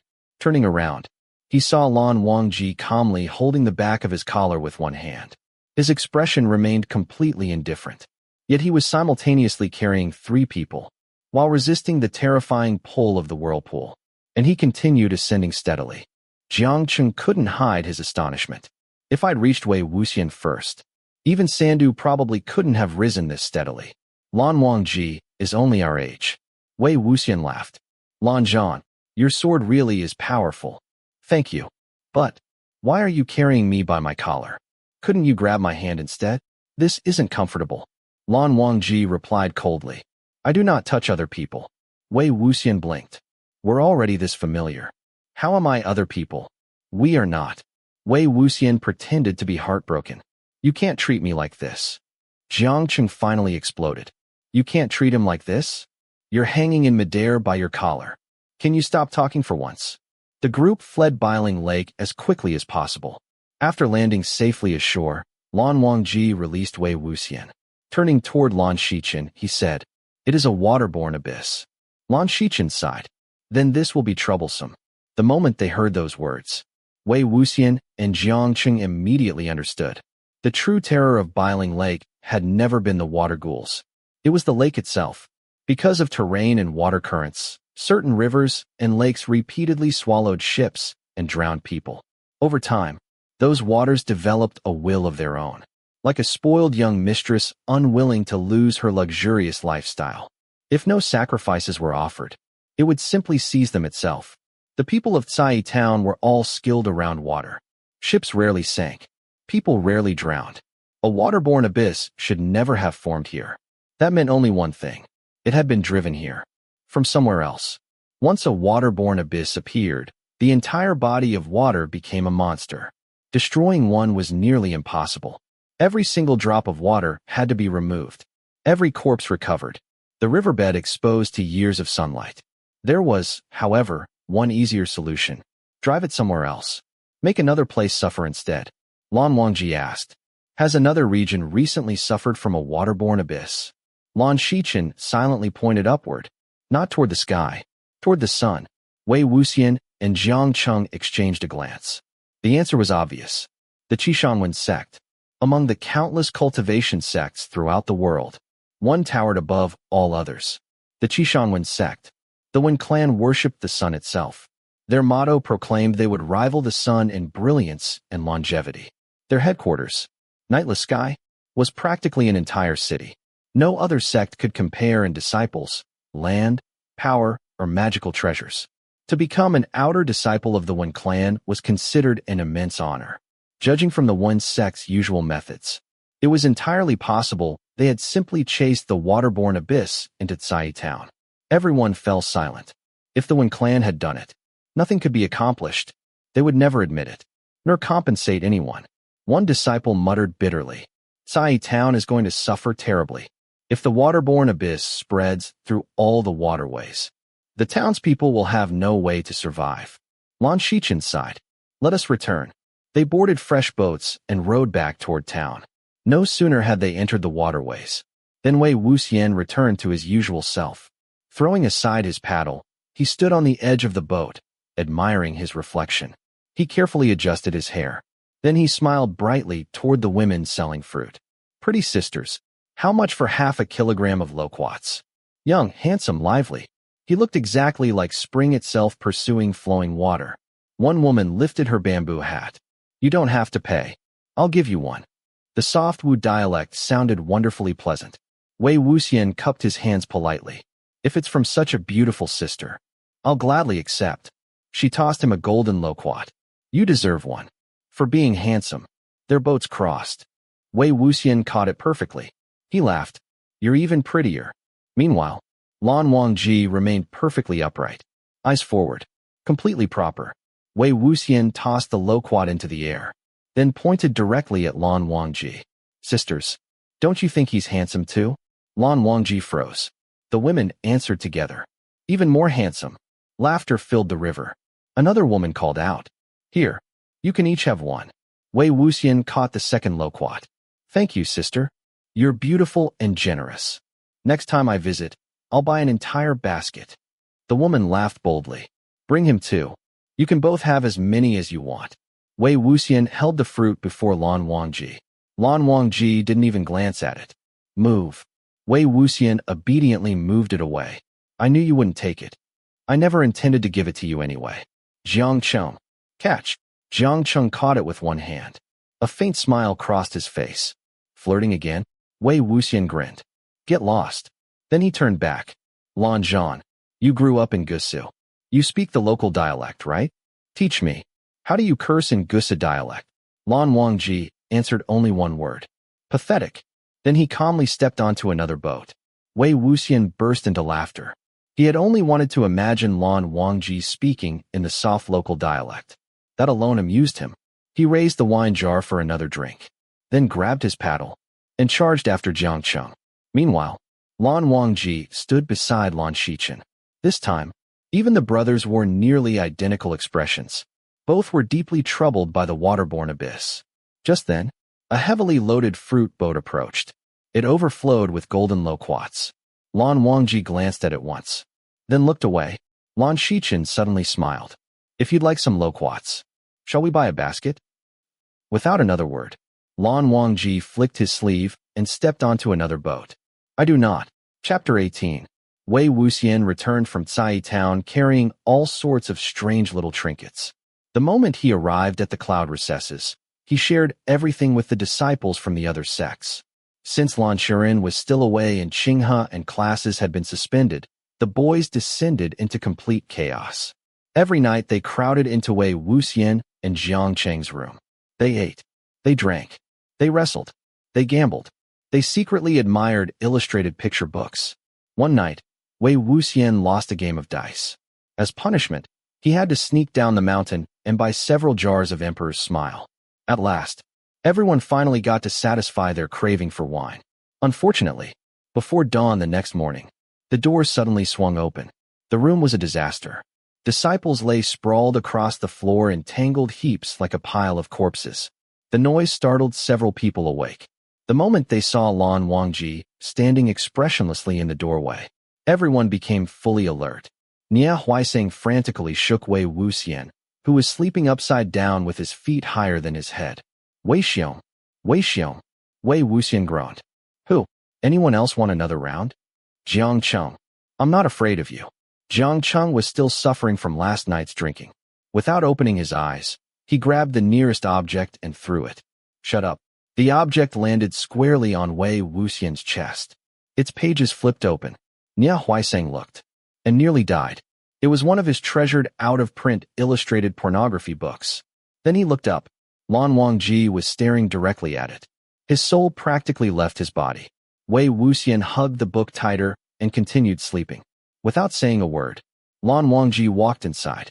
He grabbed Wei Wuxian by the back of his collar, lifted him, dragged him toward the door. Only after being hauled halfway outside did Wei Wuxian begin waking up. Lan Zhan, what are you doing? Lan Wangji remained silent. He continued dragging him. The rest of the disciples hurried after them. What's happening? What are you doing?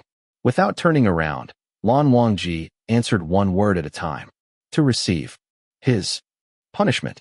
Xiangqing finally remembered the complete disaster inside their room. His face froze. Last night, they had probably violated half the rules of the cloud recesses. Lan Wangji dragged Wei Wuxian all the way to the Lan Ancestral Hall. 8 senior disciples were already waiting. 4 of them carried long sandalwood discipline rulers carved with countless inscriptions. The atmosphere was incomparably solemn. The moment Wei Wuxian arrived, 2 disciples immediately restrained him. Forced to kneel, he protested. Lan Zhan, you're really going to punish me? Lan Wangji only stared at him coldly. I refuse to accept this. Meanwhile, the other disciples had arrived as well. Unfortunately, they were stopped outside. No one was allowed inside. Everyone stared nervously at the discipline rulers. Then, to everyone's shock, Lan Wangji himself lifted his robes and knelt beside Wei Wuxian. Wei Wuxian's face instantly turned pale.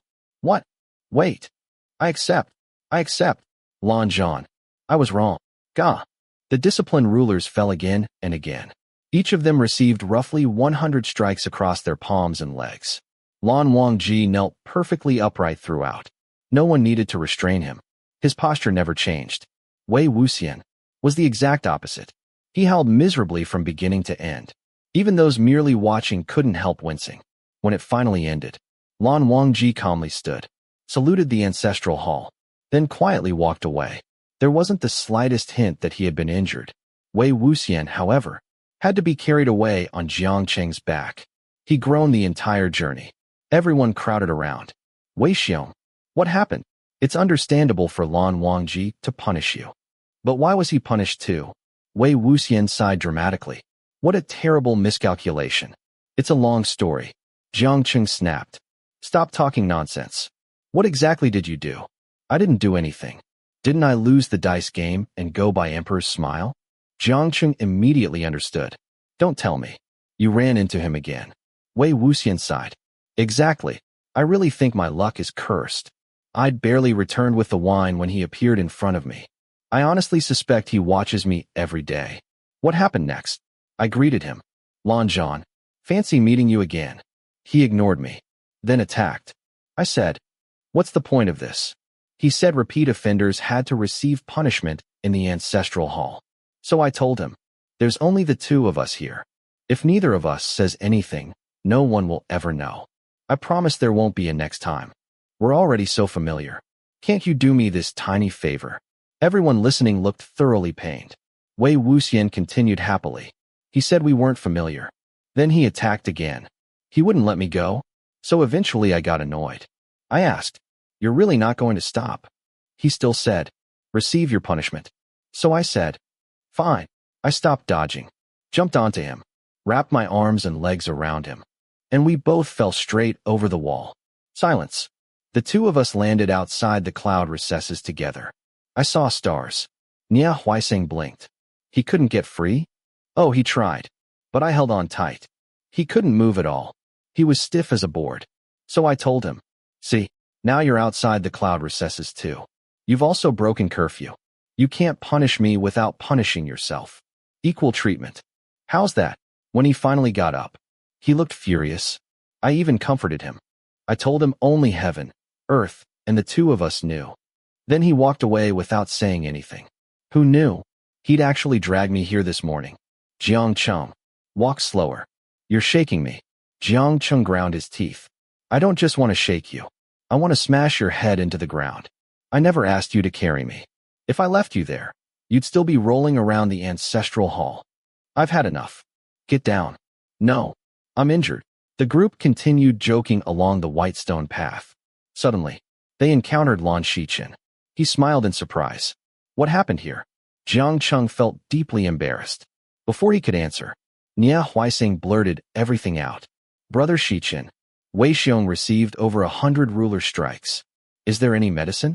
Lan Shichen immediately stepped closer. Was this Wangji's doing? Can young Master Wei still walk? What happened? Jiang Cheng awkwardly answered. It's nothing serious. He can walk. Wei Wuxian, why are you still on my back? I can't walk.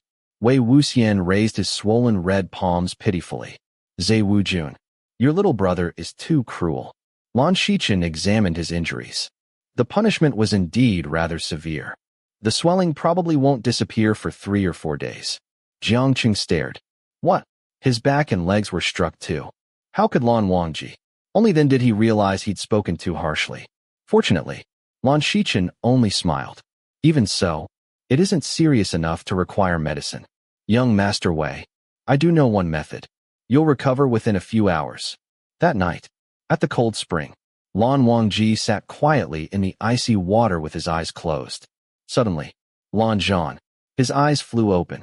Wei Wuxian was lying beside the spring, smiling at him. How did you get in here? Your brother told me to. Wei Wuxian untied his sash. What are you doing? I've already taken my clothes off. What do you think? I heard this spring heals injuries. So your brother told me to bathe with you. It's freezing. He stepped into the water, immediately began splashing around. Lan Wangji instantly retreated several meters. I came here to cultivate, not heal. Stop jumping around. But it's freezing. This time, Wei Wuxian truly wasn't trying to cause trouble. Most people couldn't adapt to the spring immediately. Standing still felt like freezing solid. So he kept moving to stay warm. Unfortunately, his splashing soaked Lan Wangji. Water dripped from Lan Wangji's long eyelashes. He finally reached his limit. Do not move. He extended one hand, placing it on Wei Wuxian's shoulder. Instant warmth spread through Wei Wuxian's body. He instinctively edged closer. Lan Wangji immediately blocked him with his arm. What? Nothing. It feels warmer over there. It does not. Wei Wuxian smiled. He couldn't move closer, so he simply chatted instead. He noticed Lan Wangji's bruised palms. The injuries remained. So Lan Wangji truly hadn't come here to heal. Wei Wuxian spoke sincerely. Lan Zhan, I really admire you. You punished yourself exactly the same. I honestly couldn't do that. You're amazing. Lan Wangji closed his eyes again. Silence. Wei Wuxian continued anyway. I've honestly never met anyone as proper as you. You're so cool. Still, no answer. After warming up, Wei Wuxian swam around the spring. Eventually, he drifted back. Lan Zhan, did you notice what I was doing earlier? I do not. I was complimenting you. I was trying to get closer to you. Lan Wangji looked at him. What do you want? Why don't we become friends? We're already so familiar. We are not. Wei Wuxian slapped the water. You're being boring again. There are lots of advantages to being my friend. For example, I'm incredibly loyal. If I get any new pornography books, you'll always be the first to read them. Lan Wangji immediately started swimming away. Hey, it's fine if you don't read them. Have you ever been to Yunming? It's wonderful. The food's amazing too. I don't know whether it's Gusu or the cloud recesses, but your food is terrible. If you visit Lotus Pier, I'll take you to pick lotus pods and water chestnuts. Wanna come? No. Don't reject everything. No girl will ever like someone who talks like that. The girls in Yunming are beautiful too. They're different from the girls in Gusu. He winked. Still not coming? Lan Wangji hesitated. No. Wei Wuxian laughed. If you keep rejecting me, aren't you afraid I'll steal your clothes before I leave? Lan Wangji finally exploded. Get out. When Lan Qiren returned from Qinghe, he didn't send Wei Wuxian back to copy rules. Instead, he publicly scolded him. Without all the lengthy quotations from ancient classics, his lecture boiled down to one thing. I have never met anyone so shameless. Leave. Go as far away as possible. Most importantly, stay away from my favorite disciple, Lan Wangji. Throughout the entire lecture, Wei Wuxian only smiled. After Lan Qiren left, he turned toward Jiangcheng.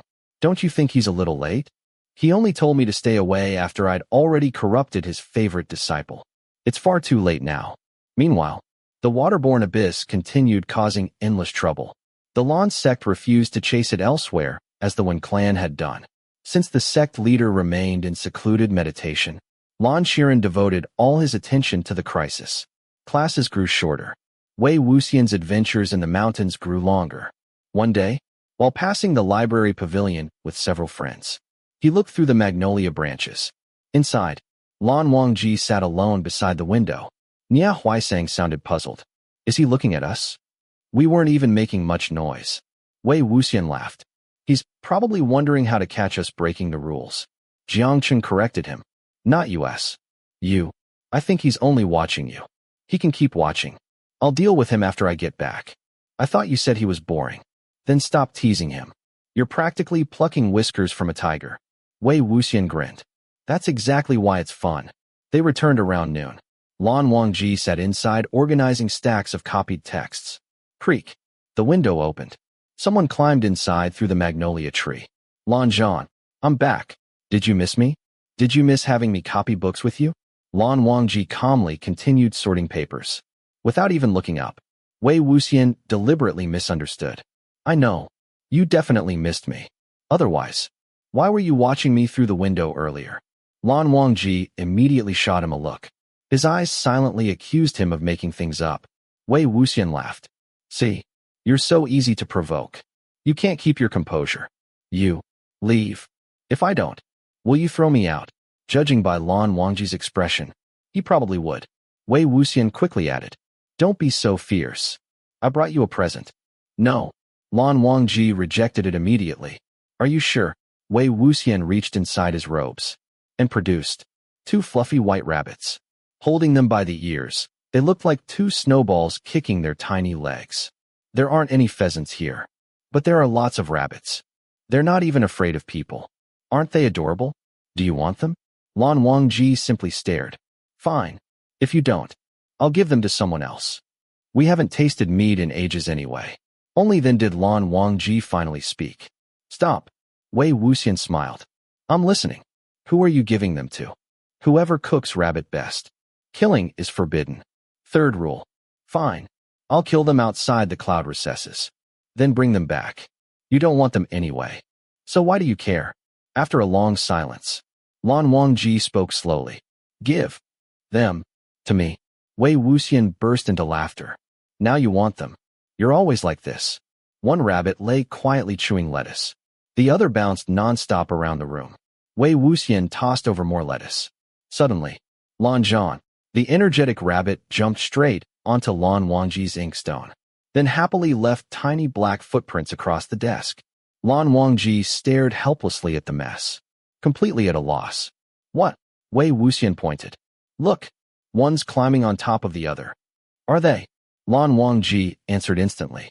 They're both male. Wei Wuxian blinked. Male? Really? He lifted both rabbits. Examine them carefully. They really are.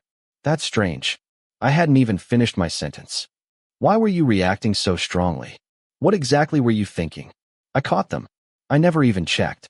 But you even looked at there. That was the final straw. Lan Wangji threw him straight out the library pavilion window. Wei Wuxian's laughter echoed through the air. Ha ha ha ha. Bang. Lan Wangji slammed the window shut. He stumbled backward. The room was a complete mess. Ink pawprints, scattered papers, 2 rabbits happily chewing lettuce. Lan Wangji closed his eyes, covered his ears. The magnolia branches remained outside. Yet no matter what he did, he couldn't block out Wei Wuxian's bright, carefree laughter. The next day, Lan Wangji stopped attending classes with everyone else. Wei Wuxian's seat had already changed 3 times. Originally, he sat beside Xianxia. That didn't work. Xianxia actually paid attention. So Wei Wuxian moved behind Lan Wangji. It was perfect. Lan Wangji sat perfectly straight. Wei Wuxian slept, doodled, or threw paper balls at everyone. The only inconvenience. Lan Wangji occasionally blocked them. Eventually Lan Qiren caught on. He immediately moved their seats apart. From then on, whenever Wei Wuxian slouched, he could feel both the old fuddy-duddies and the little fuddy-duddies. Cold stares. After the pornography incident and the rabbit incident, Lan Qiren had become convinced Wei Wuxian was nothing but a vat of black dye. He immediately ordered Lan Wangji to stop attending lessons with everyone else. At last, Wei Wuxian returned to his old seat. Half a month of peace followed. Naturally, for Wei Wuxian, good fortune never lasted. One day, Lan Qiren lectured about the long carved wall within the cloud recesses. Every 7 steps stood a beautifully carved window depicting the lives of the Lan ancestors.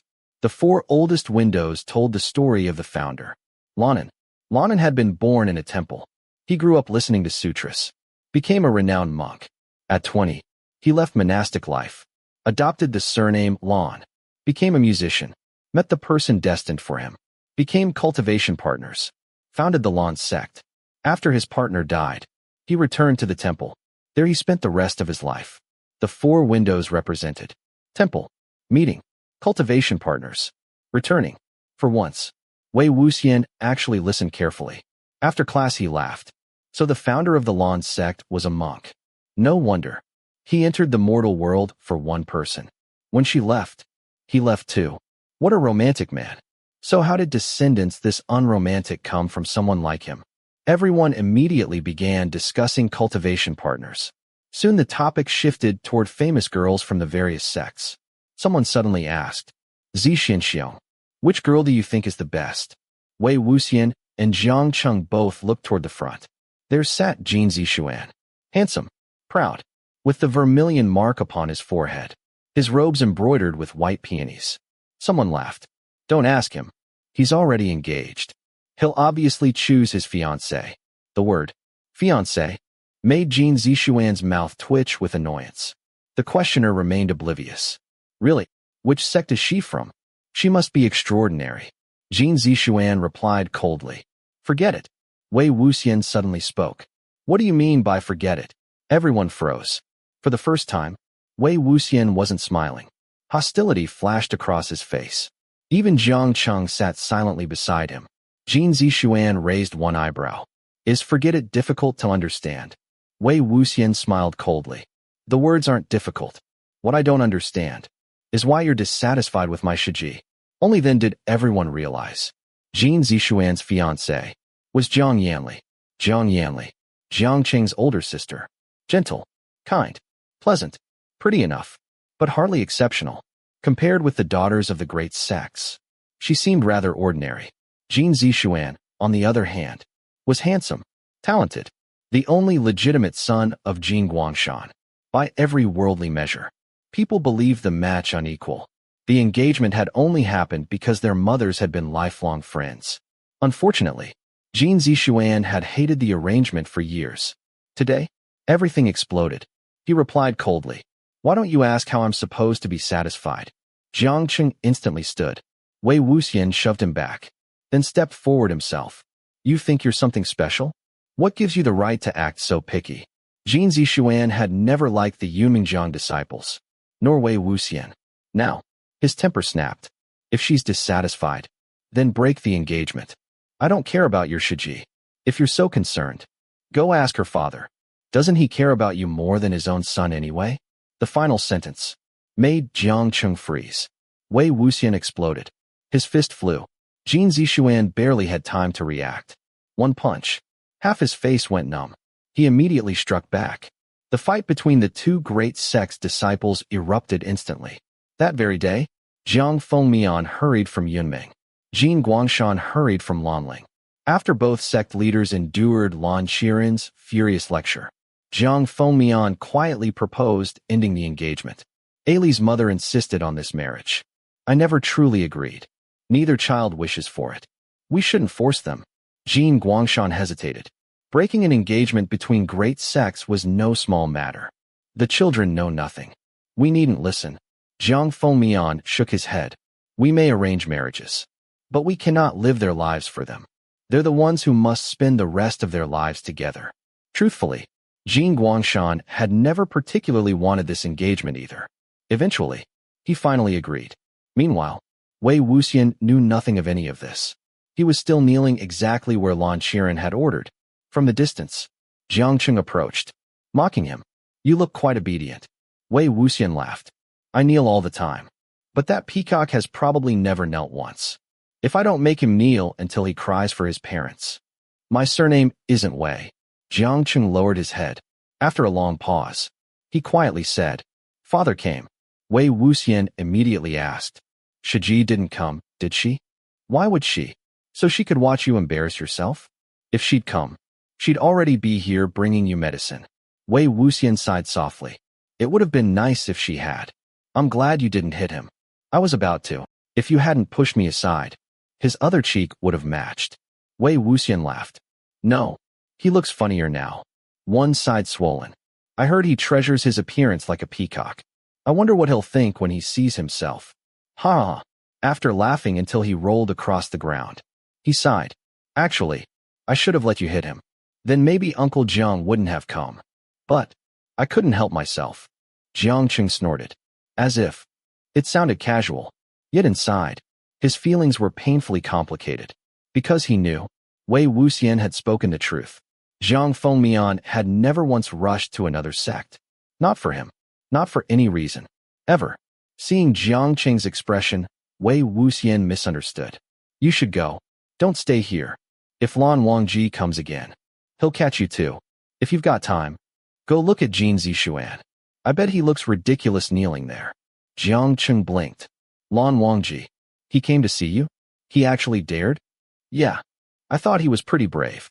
He was probably sent by his uncle to make sure I was kneeling properly. Were you? I was. At first. But after he walked away, I found a stick. I started digging. The dirt beside your foot. I found an ant nest after so much effort. When he turned back, my shoulders were shaking. He definitely thought I was crying. He even came back to ask. You should have seen his face when he realized I was digging up ants. Jiang Cheng sighed deeply. You should hurry up and get back to Yunming. I don't think Lan Wangji ever wants to see you again. That very night, Wei Wuxian packed his belongings. Together with Jiang Fengmian, he returned to Yunming. Chapter 19. Wei Wuxian lay on his stomach for the entire night. He spent the first half wondering what in the world had happened to Lan Wangji over the years, and only drifted off to sleep during the second half of the night. When he opened his eyes the next morning, Lan Wangji was already gone. On the other hand, he found himself lying properly on the bed, with his arms resting neatly at his sides, looking as well-behaved as anyone could imagine. Wei Wuxian immediately threw off the blanket. Running the fingers of his right hand through his hair, he still couldn't shake the absurd, inexplicable feeling of shock lingering in his mind. Just then, 2 knocks sounded on the Jingshi's wooden door. Lan Sijue's voice came from outside. Young Master Mo? Have you woken up? Wei Wuxian replied. Why are you waking me up so early in the morning? Lan Sijue hesitated. Early? But it's already 9. Everyone in the Lan sect woke at 5 and slept at 9 with unwavering discipline. Wei Wuxian, on the other hand, woke at 9 and went to bed at 1. Just as consistently, exactly 4 hours later than everyone else. Because he had spent half the night lying on his stomach, His back and waist ached terribly. He answered honestly, I can't get up. Lan Wangji sounded helpless. What's wrong this time? Wei Wuxian sighed dramatically. What's wrong? I got done in by your sex, Hanguang-Jun. Lan Jingyi's furious voice immediately rang out. If you keep talking nonsense like that, you'll regret it. Come out. Wei Wuxian spoke as though he'd suffered a great injustice. It's true. He did me all night long.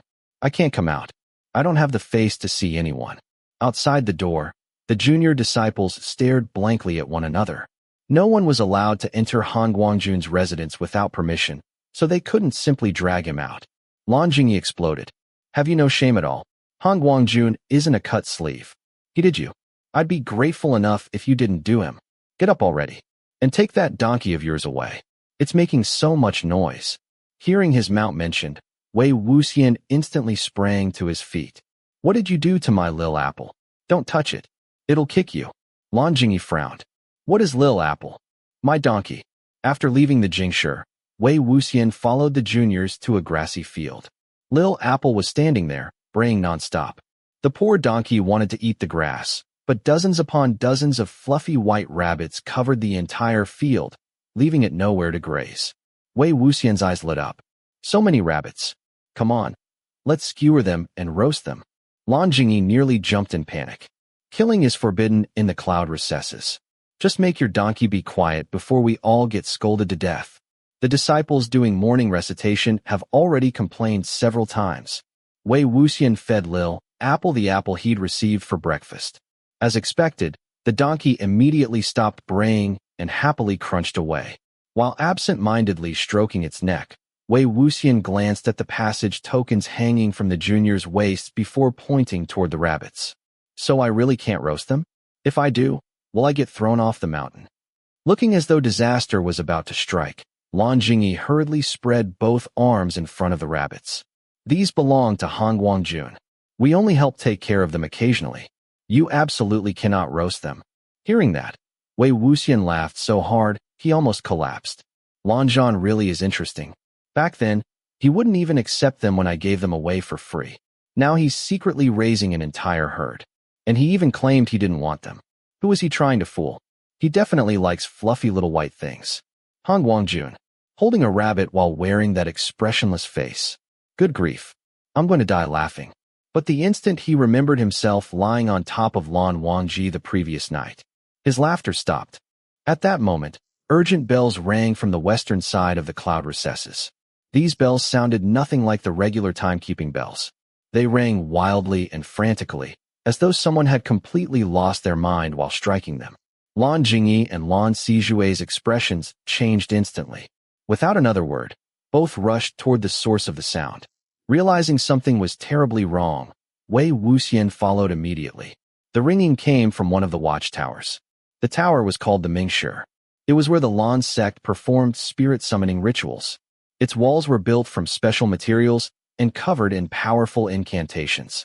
If the bell rang by itself, there was only one explanation. Something had gone terribly wrong during a summoning ritual. Outside the Mingshi, more and more Lan disciples gathered. Yet no one dared enter rashly. The heavy black wooden doors could only be opened from the inside.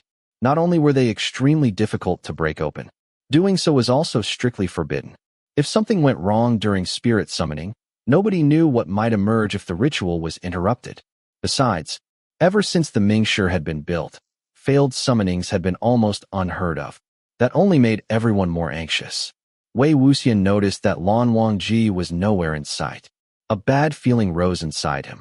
If Lan Wangji were still in the cloud recesses, he would have come immediately after hearing the alarm bells. Unless, suddenly, bang, the Mingshi's doors burst open. A white-robed disciple stumbled out. His legs gave way instantly, and he tumbled down the stairs. The moment he emerged, the doors slammed shut again, as though someone inside had angrily closed them.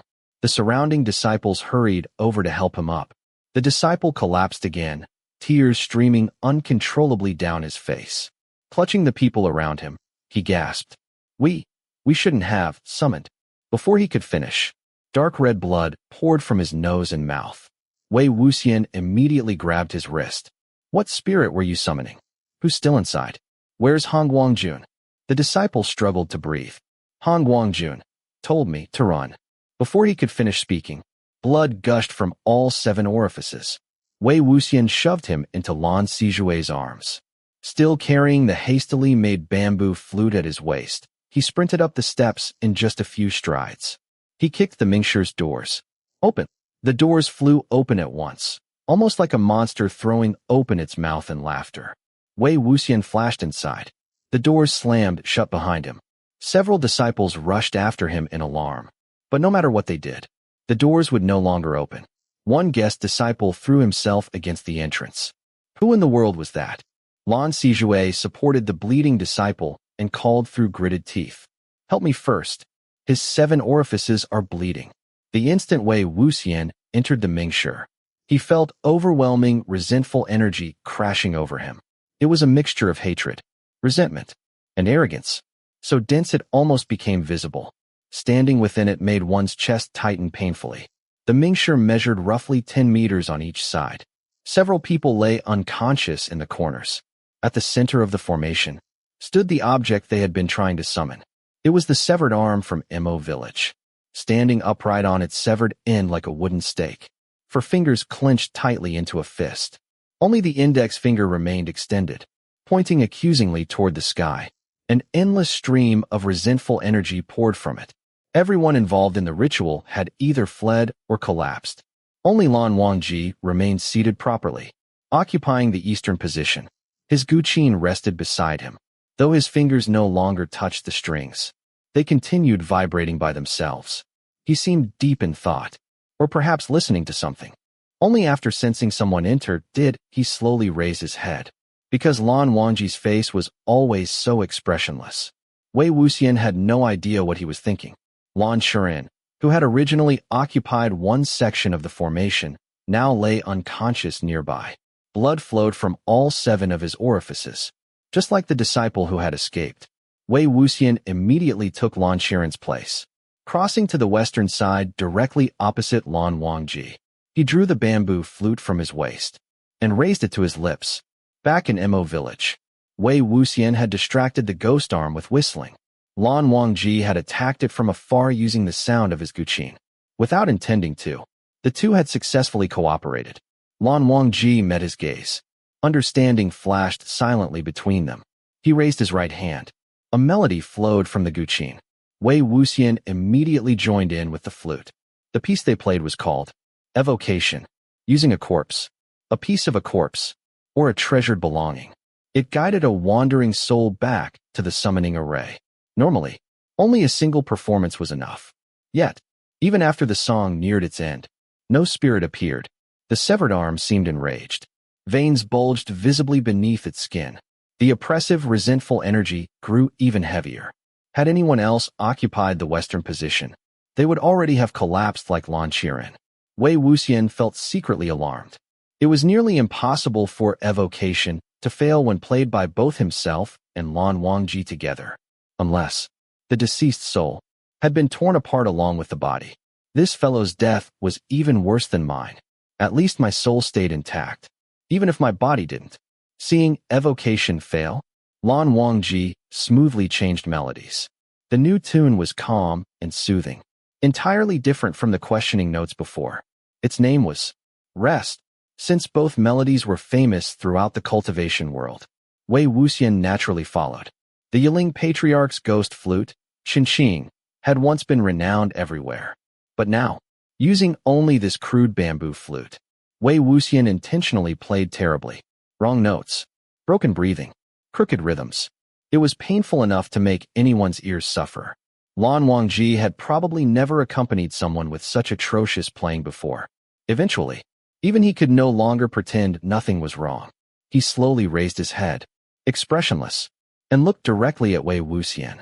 Wei Wuxian shamelessly pretended not to notice. His playing only became worse. Just as he turned to continue, something strange happened behind him. He spun around. Lan Shiren, who had been unconscious, suddenly sat bolt upright, covered in blood. He pointed a trembling finger at Wei Wuxian and roared hoarsely, "Stop playing. Get out. Get out now. Stop." Before finishing, he spat out another mouthful of blood and collapsed unconscious once more. Lan Wangji's silence Wei Wuxian's thought. I know exactly what he wanted to say. Stop playing. Stop duetting. Stop tainting Wangji's guqin with your awful flute. Their duet had actually enraged Lan Qiren so much that he woke up, only to faint again. That alone proved just how terrible it sounded.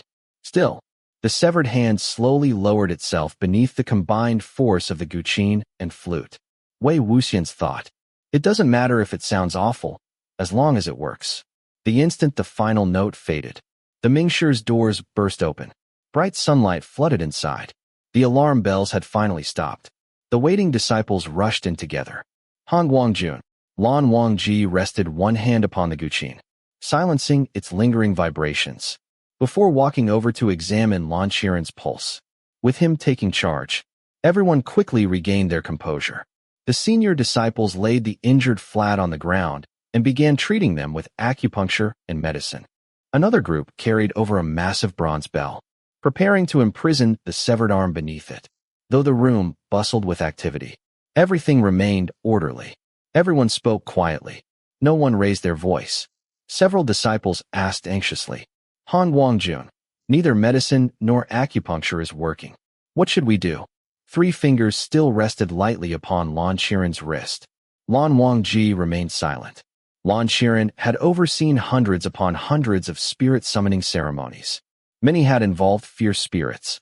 If even he had suffered such severe backlash, then the resentful energy inside this ghostly hand was beyond imagination. Wei Wuxian tucked the bamboo flute back into his sash. Squatting beside the bronze bell, he gently traced the inscriptions upon its surface. While thinking, he noticed Lan Sijue wearing a troubled expression. What's wrong? Lan Sijue hesitated before answering quietly. I feel guilty. Guilty about what? The ghost hand came because of us. Wei Wuxian smiled. How do you know? Lan Sijue replied. Spirit attraction flags vary according to their strength. The ones we drew in Mo village only affected an area of about 2,500 meters. This ghost hand carries overwhelming killing intent and feeds on flesh and blood. If it had already been inside that range, Mo village would have become a river of blood long before we arrived. But it only appeared after we got there. That means someone deliberately placed it there for us to find. Wei Wuxian nodded. You've studied well. That's excellent reasoning. Lan Sijue lowered his head. If that's true, then the people who died in Mo village were partly responsible. And now, we've dragged Mr. Lan and everyone else into this as well. After a moment of silence, Wei Wuxian patted his shoulder. The people responsible aren't you. They're the ones who placed that ghost hand there. There are simply some things in this world that no one can control. On the opposite side, Lan Wangji withdrew his fingers from Lan Qiren's pulse. The disciples hurriedly asked, Hanguang-Jun, how is he? Lan Wangji answered simply, trace it to its source. Wei Wuxian nodded. Exactly. If we trace this ghost hand back to where it came from, find the rest of the corpse, learn who this person really was, then naturally we'll find a way to save them. Lan Jingyi still couldn't help sounding doubtful. You make it sound easy. The summoning failed. It almost killed everyone. How are we supposed to find it? Lan Wangji answered. The northwest. Lan Sijue looked puzzled. The northwest? Hanguang-Jun. Why the northwest? Wei Wuxian smiled. Didn't it already tell you? Lan Jingyi blinked. Tell us? Who told us? Hanguang-Jun didn't. Wei Wuxian pointed toward the bronze bell. It did. Only then did everyone realize. He meant the ghost hand. No matter how they turned it, the arm stubbornly rotated back, always pointing in exactly the same direction. Everyone stared in shock. Lan Jingyi stammered. It? What is it pointing toward? Wei Wuxian replied. What else could it be? Either the rest of its body, or the murderer who made it end up like this. The disciples standing northwest immediately hurried out of the way. Lan Wangji slowly rose to his feet. Looking toward the others, he instructed, Take good care of Uncle. Everyone nodded. Yes. Are you leaving the mountain? Lan Wangji gave a slight nod. Meanwhile, Wei Wuxian had already quietly slipped behind him. He cheerfully announced to no one in particular. Yes. We can finally leave the mountain and elope together. Everyone's silence. The senior disciples looked especially horrified. The younger disciples, however, were already used to it. Even the unconscious Lan Qiren's face seemed to twitch. Everyone secretly thought, if he says a few more sentences, Mr. Lan might actually wake up from sheer anger again. Chapter 20. When cultivators from prominent clans went out on night hunts, they were usually surrounded by crowds of people, making it look almost like a parade. Yet Lan Wangji had always preferred traveling alone. This arm was quite strange and could easily harm others if it wasn't handled carefully. Therefore, he brought none of the Lan sect's other disciples with him, taking only Wei Wuxian while keeping a close eye on him. Wei Wuxian had originally planned to sneak away once they left the mountain. However, although he tried to run away several times, every attempt ended with Lan Wangji carrying him back by the back of his collar with one hand. So he changed his strategy and clung to Lan Wangji instead. At night, he persistently climbed into Lan Wangji's bed, hoping Lan Wangji would become so disgusted that he'd throw him away with his sword. Despite all his antics, Lan Wangji remained completely unmoved. Whenever Wei Wuxian wriggled into his blankets, Lan Wangji would lightly tap an acupoint, making Wei Wuxian's body go rigid, then tuck him properly into the other set of blankets, where he remained until dawn. Wei Wuxian suffered countless losses and complained every morning about his sore body. He couldn't help thinking, now that he's grown up, he's become even less fun than before. Back then, he'd blush whenever I teased him, and it was honestly pretty amusing. But now, not only does he stay completely unfazed no matter what I do, he even knows how to fight back. How can this be? Following the direction indicated by the left hand, the two traveled northwest. Every day, they played rest together to temporarily calm its anger and murderous intent. As they approached Xianxia, the hand's posture suddenly changed. Its pointing finger slowly curled inward until it formed a clenched fist. That meant whatever it had been pointing toward was now somewhere nearby. As they made inquiries along the way, they eventually arrived at a small city in Xianxia. It was daytime, and the streets bustled with people coming and going. Wei Wuxian was strolling behind Lan Wangji when he was suddenly assaulted by an overpowering smell of cosmetics. Having grown accustomed to the faint sandalwood fragrance that always lingered around Lan Wangji, Wei Wuxian immediately recoiled from the scent. What are you selling? Why does it smell like this? The fragrance came from a charlatan dressed like a cultivator, though the word fraud might as well have been written across his face. Carrying a wooden chest full of merchandise, he eagerly greeted passers-by. I sell everything. My rouge and face powder are both cheap and high quality. Young master, care to have a look? Wei Wuxian replied. Sure, I'll take a look. The charlatan smiled. For your wife? Wei Wuxian grinned. For myself. The man's smile froze. Are you making fun of me? Before he could lose his temper, another young man approached with an expressionless face. If you aren't going to buy anything, don't bother him. The newcomer was exceptionally handsome. His robes and forehead ribbon were as white as fresh snow, his eyes were pale, and a long sword hung at his waist. The fake cultivator recognized the Lan sect's emblem immediately. Knowing enough about the cultivation world to avoid trouble, he hurried away with his chest. Wei Wuxian called after him. Why are you running? I really wanted to buy something. Lan Wangji said. Do you have money? Wei Wuxian replied. If I don't, you can lend me some. As he spoke, he reached toward Lan Wangji out of habit. He hadn't expected to find anything. Yet after searching for a moment, he actually discovered a delicate, surprisingly heavy money pouch. It didn't seem like something Lan Wangji would normally carry. Then again, during the past few days, Lan Wangji had already done countless things Wei Wuxian never would have imagined. This hardly surprised him anymore. He took the pouch without hesitation. Just as expected, if he wanted something from Lan Wangji, he could simply take it, and Lan Wangji never showed the slightest dissatisfaction. If Wei Wuxian hadn't known Lan Wangji's character and the spotless reputation of Hanguang-Jun, he might have started wondering whether Lan Wangji and Mo Xianyu had once shared some impossibly complicated relationship. Otherwise, how could Lan Wangji tolerate all of this? After walking some distance, Wei Wuxian happened to glance back. Lan Wangji still stood where he had been, quietly watching him. Wei Wuxian couldn't help slowing his steps. For some reason, he vaguely felt that perhaps he shouldn't walk so far ahead and leave Lan Wangji behind like that. Just then, someone shouted nearby. The Yiling Patriarch. 5 coins for 1. 10 coins for 3. Wei Wuxian blinked. Who? He hurried over, only to discover it was the same fake cultivator. The cheap cosmetics had disappeared. Instead, the man held a stack of paper portraits depicting someone even uglier and fiercer than a door guardian. He shouted enthusiastically, 5 coins for 1, 10 coins for 3. What a bargain. I recommend buying 3. 1 for your front door, 1 for your hall, and 1 for your bedroom. The Yiling Patriarch's overwhelming evil energy fights poison with poison and guarantees no evil spirit will dare approach your home. Wei Wuxian exclaimed, what shameless advertising. If they really worked that well, would you still be selling them for 5 coins? The charlatan rolled his eyes. You again? Buy 1 if you're buying. Otherwise, get lost. If you insist on paying 50 coins each, I certainly won't complain. Wei Wuxian flipped through the stack of portraits. He simply couldn't accept that the terrifying, muscle-bound monster depicted there was supposed to be himself. He argued seriously. Wei Wuxian was famous for being handsome. What exactly is this thing you've drawn? If you've never seen the real person, don't make things up. You'll mislead the younger generation. The charlatan was about to reply when Wei Wuxian suddenly sensed a gust of wind behind him. He dodged instinctively.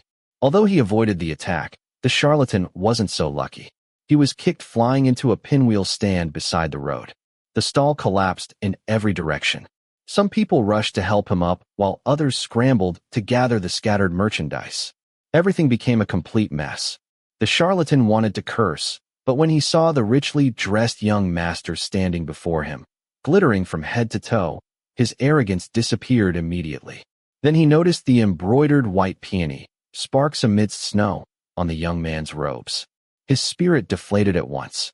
Even so, he couldn't accept being kicked for no reason. So he asked weakly, why did you kick me? The young master was none other than Yiling. Crossing his arms, he said coldly, kick you?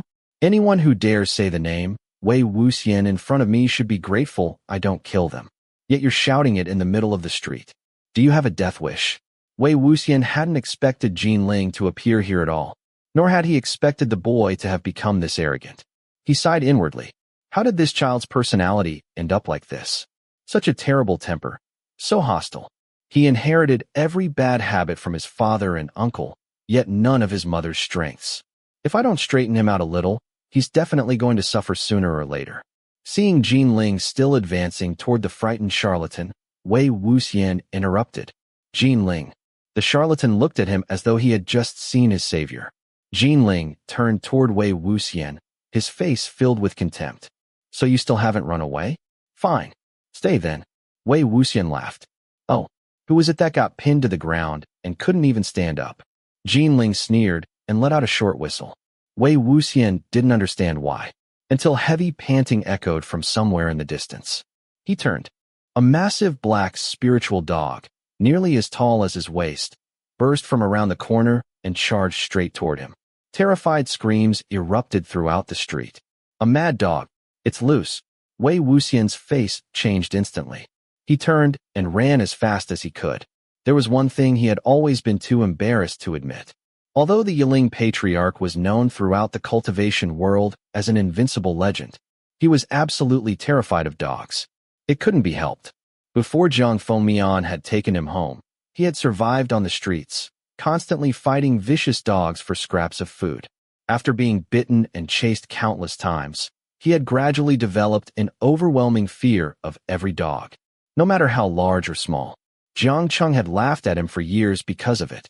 If he ever admitted it publicly, hardly anyone would believe him. So almost nobody knew. Wei Wuxian nearly died of fright. The moment he spotted the familiar figure dressed in white, he shouted at the top of his lungs, Lan Zhan, save me. After chasing Wei Wuxian this far, Yiling suddenly noticed Lan Wangji. His heart immediately sank. Why is this lunatic with Hanguang-Jun again? Lan Wangji was famous for his stern personality. He never joked. He never chatted. Even disciples of his own generation felt nervous in his presence.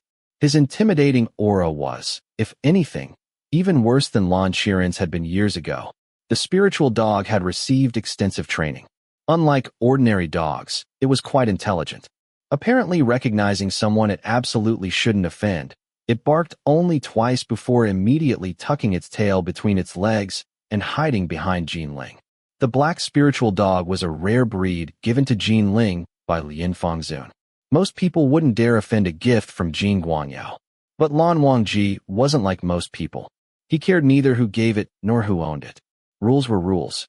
Jin Ling had been caught using his dog to chase someone through the streets. His heart nearly stopped. It's over. Hanguang-Jun is definitely going to kill my spiritual dog and then beat me senseless.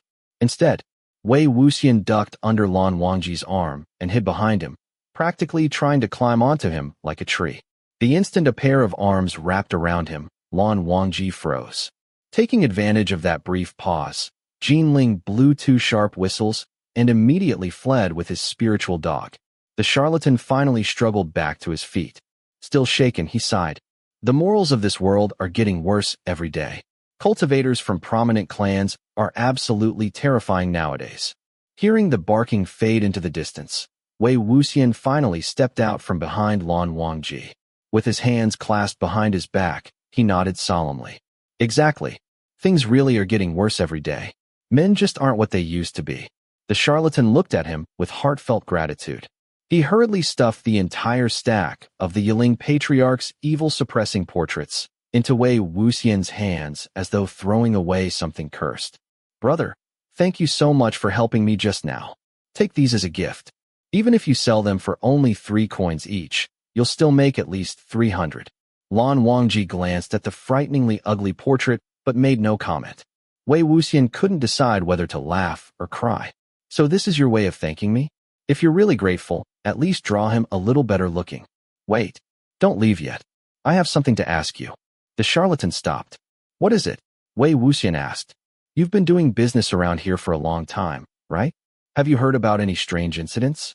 Evil spirits, dismembered corpses, entire families being wiped out. The charlatan rubbed his chin. Nothing like that here. But if you travel a little less than 2 miles farther ahead, there's a mountain ridge called Xinglu Ridge. I suggest you don't go there. Wei Wuxian asked. Why? The charlatan replied. Xinglu Ridge is also known as Man-Eating Ridge. Why do you think people call it that? Chapter 21. Wei Wuxian replied. Huh? So there's an evil creature there that eats people? He had heard at least thousands of stories like this before and had personally eliminated hundreds of such creatures. Naturally, he found it rather uninteresting. The charlatan continued dramatically, his voice rising and falling. That's right. They say there's a man-eating castle hidden deep inside the forest on the ridge. Monsters live inside and feed on anyone who enters. Anyone foolish enough to go in is devoured completely. Not even a single scrap is left behind. No bodies have ever been found. Not a single exception. Terrifying, isn't it? No wonder Jin Ling had come here as well. Unable to subdue the soul-consuming goddess at Daffin Mountain, he had probably come to investigate the monster of Xinglu Ridge instead. Wei Wuxian exclaimed. Very scary indeed.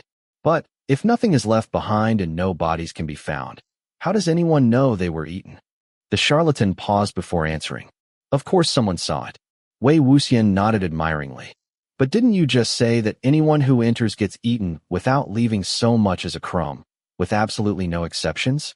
Then who exactly started this legend? They must have been incredibly powerful if they managed to witness something like that and still live to tell the tale. The charlatan coughed awkwardly. That's just how the story goes. How would I know? Wei Wuxian continued. Then do you know how many people were supposedly eaten on Xinglu Ridge? When it happened? Their ages? Whether they were men or women? Their names? Where they came from? The charlatan admitted. I don't know. Wei Wuxian smiled. So much for Qinghe's know-it-all. The charlatan angrily picked up his basket.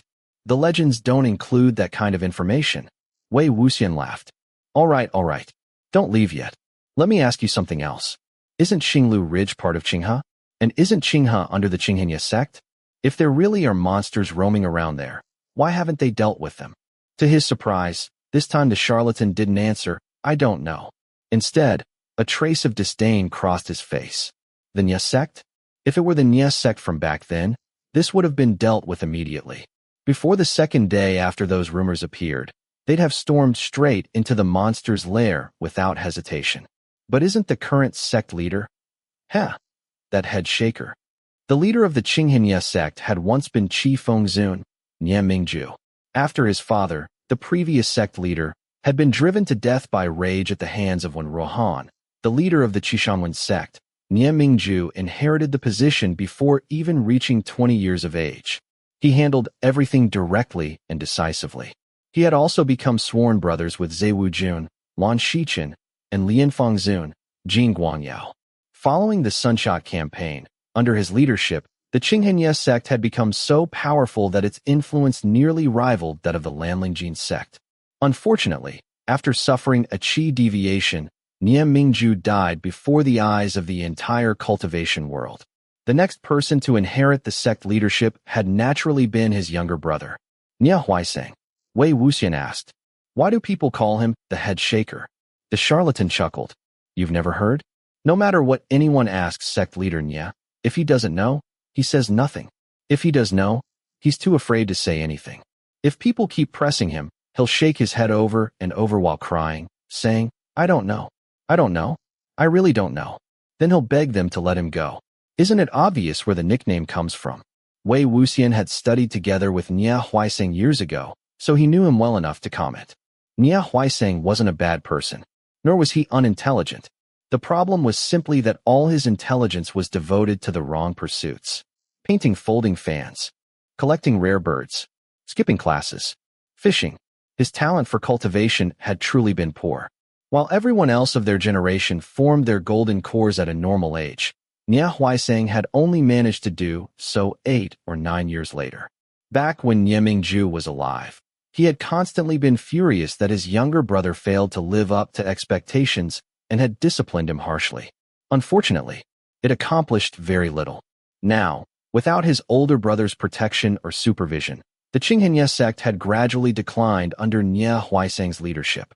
Especially after becoming sect leader, he found himself overwhelmed by responsibilities he didn't understand. He sought help everywhere.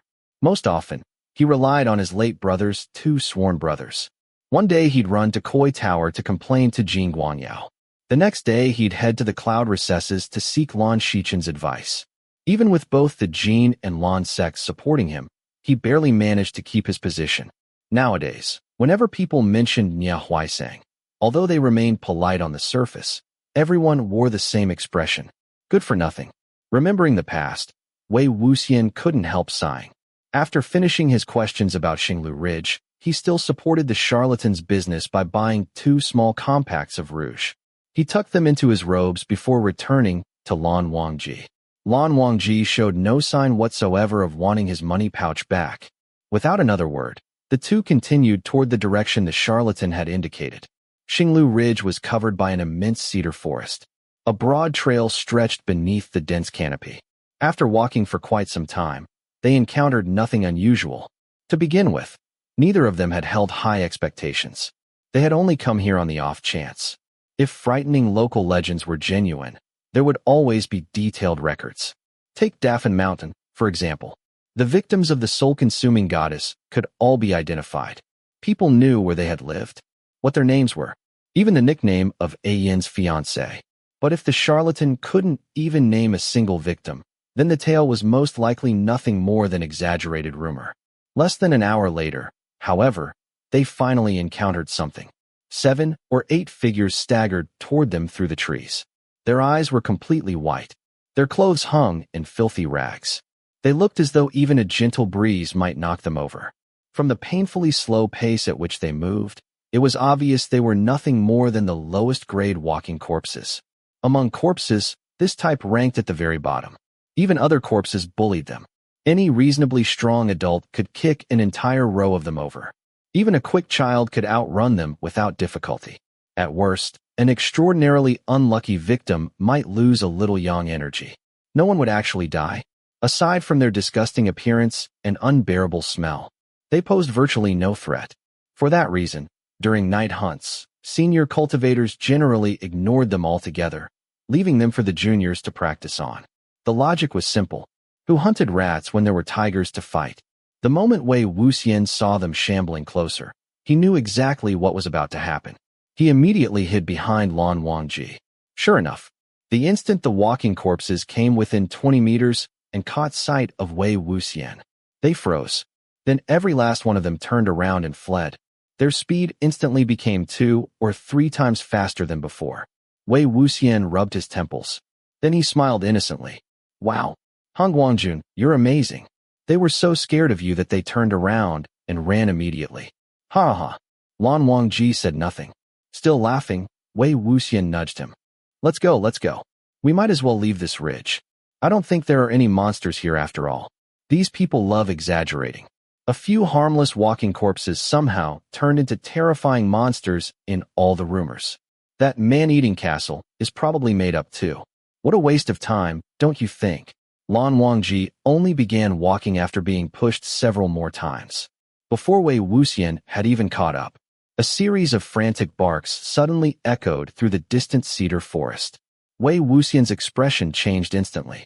In the blink of an eye, he darted behind Lan Wangji and crouched into a tight ball, wrapping both arms around the other's waist. Lan Wangji said, "It is still far away. Why are you hiding already?" Wei Wuxian stammered. I'll hide first. Then look later. Where is it? Where is it? Lan Wangji listened carefully for a moment before answering. It is Jinling's black spiritual dog.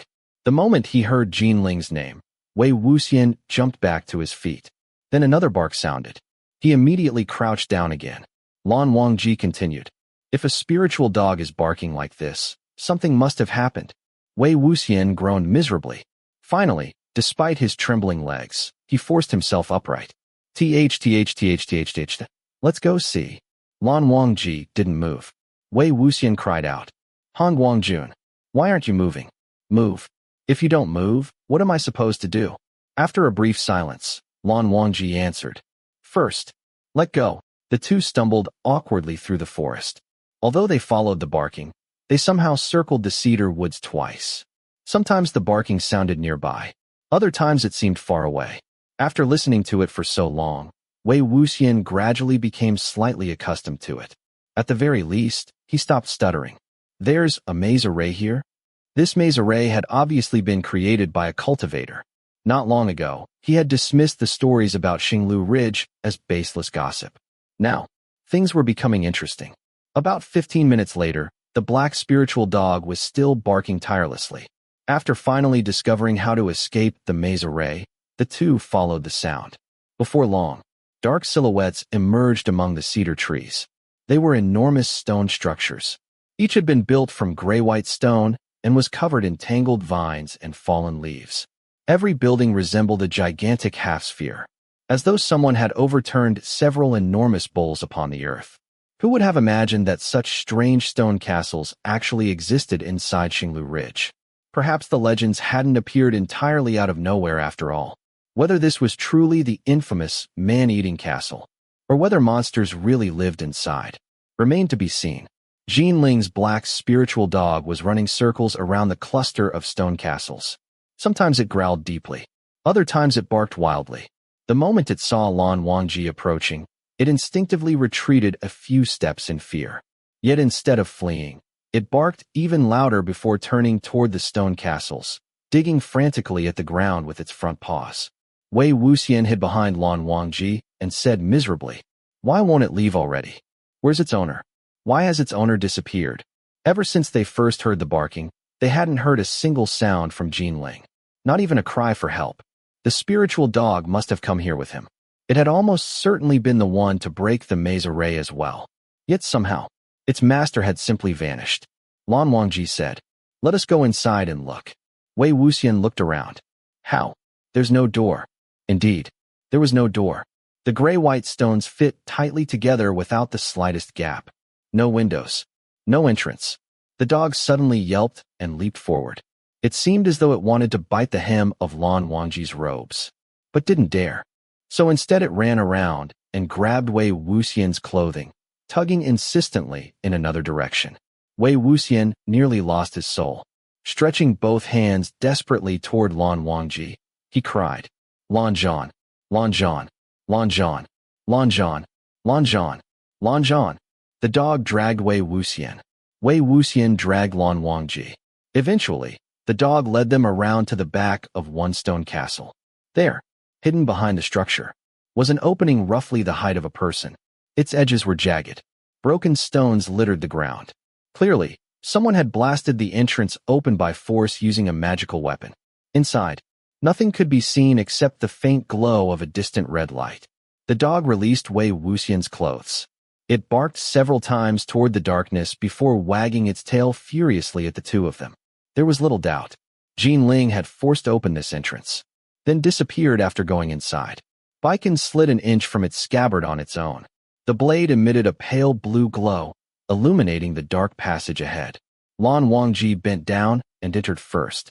Driven nearly insane by the dog, Wei Wuxian hurried after him and almost crashed into his back. Lan Wangji reached out to steady him. Then he simply shook his head, whether from disapproval or helpless resignation. It was impossible to tell. The black spiritual dog clearly wanted to follow them. It tried rushing into the entrance as well, yet some invisible barrier blocked its path. No matter how hard it struggled, it couldn't get through. Finally, it sat outside, wagging its tail faster than ever. Wei Wuxian was so grateful he nearly wanted to kneel and thank it. After withdrawing his hand from Lan Wangji's grasp, he walked farther inside. The pale blue light from Baiken looked almost white in the surrounding darkness. Xinglu Ridge's dense forest was already cool. Inside the stone castle, it was even colder. Wearing only light robes, Wei Wuxian felt icy wind slip through his sleeves and across his back. The cold sweat brought on by his terror of the dog had already dried. The faint daylight behind them vanished, as though a candle had suddenly been snuffed out. The farther they walked, the darker and more spacious the interior became. The ceiling formed a great stone dome overhead. Wei Wuxian idly kicked a loose rock across the ground. A faint echo answered. Finally, he stopped walking altogether. Pressing his fingers against his temple, he frowned deeply. Lan Wangji turned. "What is wrong?" Wei Wuxian answered quietly. "It's so loud." Inside the stone castle, there was absolute silence. It was as quiet as a graveyard. In fact, the place itself felt very much like a tomb. But to Wei Wuxian, his ears were already filled with overwhelming noise. Chapter 22. The noise came from all around them. It was an ocean of whispers, rustles, and giggles, coming from in front and behind, above and below. The voices belonged to men and women, old and young, loud and quiet. Wei Wuxian could even make out a few fragmented sentences, but they came and went too quickly for him to catch any specific words. It really was too loud. Wei Wuxian pressed one hand against his temple and used the other to pull out a palm-sized compass of evil from his Qingquan pouch. The pointers trembled as they spun twice, then began turning faster and faster. A few moments later, they were spinning wildly without stopping. The last time, on Daffin Mountain, it had already been strange when the compass of evil failed to point in any direction. This time, it spun on its own without pausing for even a moment. This was even more unbelievable than the pointers refusing to move at all. The sense of foreboding in Wei Wuxian's heart grew even stronger. He called out loudly, "Yiling." The two of them had already walked deep into the stone castle, but they had found no one. Wei Wuxian called several more times without receiving any reply. The first few stone chambers were empty, but farther in, they found a black coffin standing in the center of one room. It was rather strange for a coffin to appear here. However, it was made from deep black wood, and its craftsmanship was exquisite. The moment Wei Wuxian saw it, he felt an inexplicable sense of affection toward it. He couldn't help patting it a few times. The wood was solid, and the sound it made was firm. "What a nice coffin," he praised. Lan Wangji and Wei Wuxian stood on opposite sides of it. After exchanging a glance, they reached out simultaneously and lifted the lid. The instant the coffin opened, the noise surrounding them suddenly multiplied, crashing into Wei Wuxian's ears like a tidal wave. It felt as though countless unseen eyes had been watching them all along. Their invisible owners had silently observed every word they spoke and every movement they made. And the moment the coffin began to open, they all became agitated. Wei Wuxian had already prepared himself for countless possibilities. The stench of decay, monstrous claws reaching out, poisonous water flooding the coffin, toxic smoke bursting forth, or resentful spirits launching an attack. Of course, what he hoped to see most was Yiling. Yet, nothing happened. The coffin was empty. Wei Wuxian was both surprised and disappointed that Yiling wasn't inside. Lan Wangji stepped closer. Baiken slid another few inches from its sheath, its icy blue glow illuminating the bottom of the coffin. Only then did Wei Wuxian realize the coffin wasn't empty after all. The object inside was simply much smaller than expected, resting deep within the coffin. Inside lay a long sword. It had no sheath. The hilt appeared to be cast from gold, looking heavy and imposing. Its blade was slender and gleaming. Resting upon a layer of crimson cloth at the bottom of the coffin, it reflected a blood-red glow that gave off an unsettling aura of destruction. A sword had been buried inside a coffin instead of a corpse. There truly wasn't a single thing about these stone castles that wasn't strange. Every step revealed another mystery. They closed the lid and continued onward. Several more rooms also contained identical black coffins. Judging by the wood, they had all been crafted at different times. Each coffin contained a long sword. Even after reaching the final chamber, there was still no sign of Yiling. Wei Wuxian lowered the coffin lid, worry creasing his brow. Seeing his expression, Lan Wangji paused briefly before laying his guqin across the coffin. He raised his hand, and a melody flowed from his fingertips. He played only a short passage before lifting his hand away. Then he quietly watched the strings continue vibrating. A moment later, one string quivered by itself. Wei Wuxian asked, "Inquiry." Inquiry was a famous piece composed by one of the Gusu Lan sect's ancestors. Unlike evocation, it required neither the victim's identity nor a medium. Instead, the guqin's notes questioned wandering spirits directly, and their answers manifested as melodies through the strings. If the strings moved on their own, it meant Lan Wangji had already summoned a spirit from somewhere within the castle. Now they could communicate through the language of the guqin. The guqin language was a unique art passed down only within the Gusu Lan sect. Although Wei Wuxian knew countless unusual techniques, this was one thing he had never mastered. He whispered, "Hanguang-Jun, ask what this place is, what it was built for, and who built it." Without hesitation, Lan Wangji played several clear, elegant notes. After a brief pause, the strings answered with 2 notes. Wei Wuxian hurriedly asked, "What did it say?" Lan Wangji replied, "I do not know." Wei Wuxian blinked. "What?" Lan Wangji answered calmly. "It said, 'I do not know.'" Wei Wuxian stared at him, suddenly remembering their old conversation about the word whatever. Touching his nose awkwardly, he thought, "Lanzhan really is clever. He even learned how to leave me speechless." Since the first question yielded nothing, Lan Wangji asked another. The strings replied with the exact same 2 notes. Wei Wuxian immediately understood. "I don't know again." Lan Wangji nodded. "I asked how it died." Wei Wuxian said, "If it was murdered without realizing it, then that would explain why it doesn't know how it died. Why don't you ask whether it knows who killed it?" Lan Wangji played another phrase. The answer remained exactly the same. "I don't know." It was the first time Wei Wuxian had encountered a spirit that didn't know where it was, how it had died, or who had killed it. Thinking for a moment, he said, "Then let's ask something simpler. Ask whether it's a man or a woman. Surely it knows that." Lan Wangji played the question. This time, one string rang out firmly. "A man," Lan Wangji translated. Wei Wuxian smiled. "Finally, something." He continued, "Ask whether a boy around 15 or 16 years old came in here." The answer came immediately. "Yes." Wei Wuxian quickly asked, "Then where is he now?" The strings paused briefly before replying. What did it say? Lan Wangji's expression grew solemn. It said, "Right here." Wei Wuxian froze. "Right here" could only mean somewhere inside this stone castle. But they had already searched the entire place without finding Yiling. He frowned. "It can't lie, can it?" Lan Wangji answered, "I am here." "It cannot." Indeed. With Hanguang-Jun performing inquiry, the summoned spirit had no ability to lie. Every answer it gave was the truth. Wei Wuxian immediately began searching the room again, feeling around for hidden mechanisms or secret passages they might have overlooked. After thinking for a moment, Lan Wangji played another series of questions. This time, when the answer came, his expression changed slightly. Wei Wuxian noticed immediately. "What did you ask?" Lan Wangji answered. "His age, and where he came from." Those questions were clearly meant to identify the spirit. Wei Wuxian's heart sank. "What was the answer?"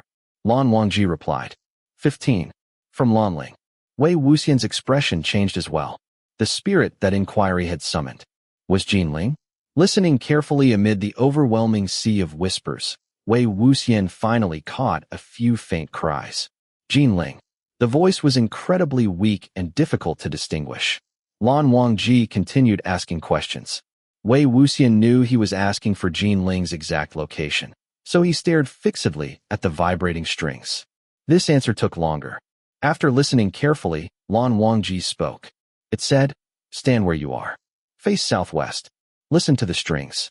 Take one step forward after each note. When the sound stops, it will be directly in front of you." Without another word, Wei Wuxian turned toward the southwest. 7 notes rang out behind him. He took 7 steps. Nothing. The melody continued. The pauses between the notes grew longer, and his pace slowed accordingly. 1 step. Another. Another. After the 6th additional step, the Guqin finally fell silent. There were no more notes. Standing before him was only a wall. The wall was built from tightly fitted gray-white stone bricks. Wei Wuxian turned around. He's inside the wall? Baiken flew from its sheath. For streaks of blue light flashed across the surface, carving a perfectly shaped pound sign into the stone. Together, they pulled the loosened bricks away.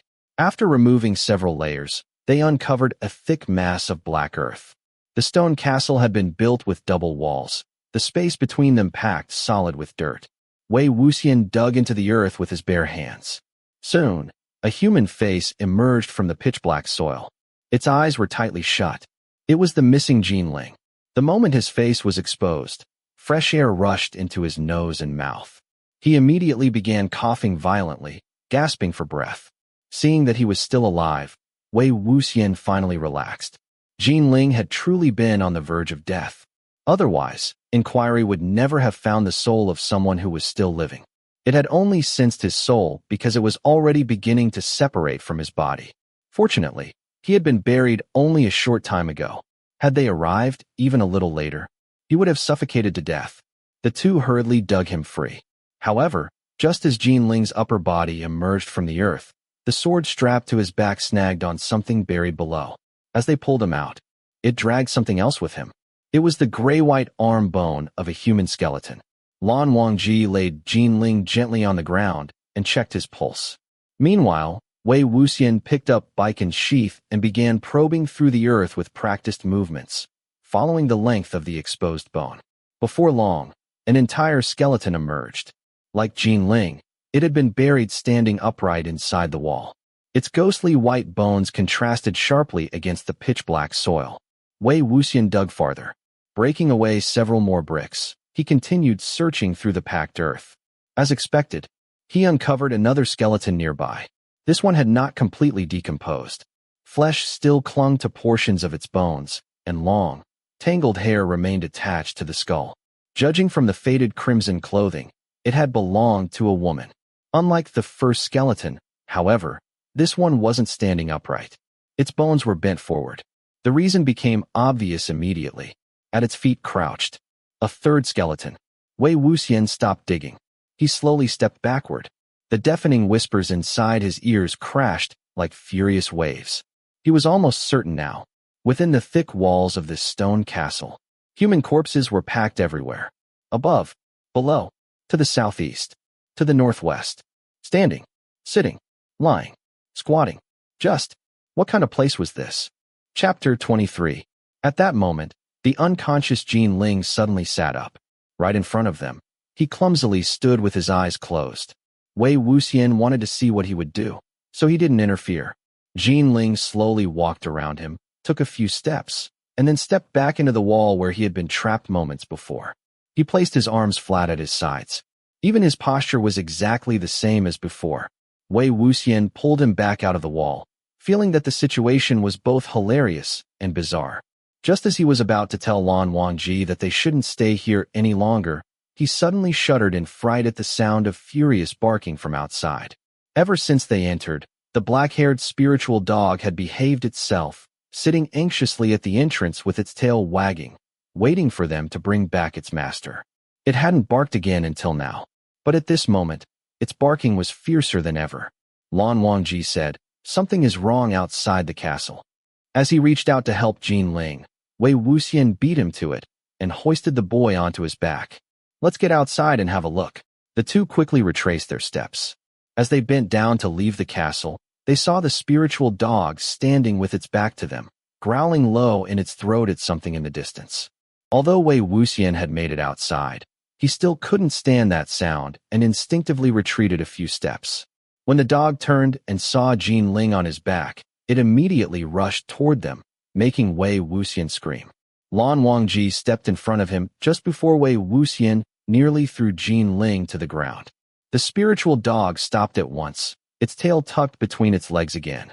The only reason it wasn't sticking out its tongue was because it held something in its mouth. Lan Wangji walked over, bent down, removed a torn scrap of cloth from between its teeth, and handed it to Wei Wuxian. It looked like part of someone's clothing. Someone must have been lurking nearby, either spying or wandering around. They must have seemed suspicious, or the dog wouldn't have barked with such hostility.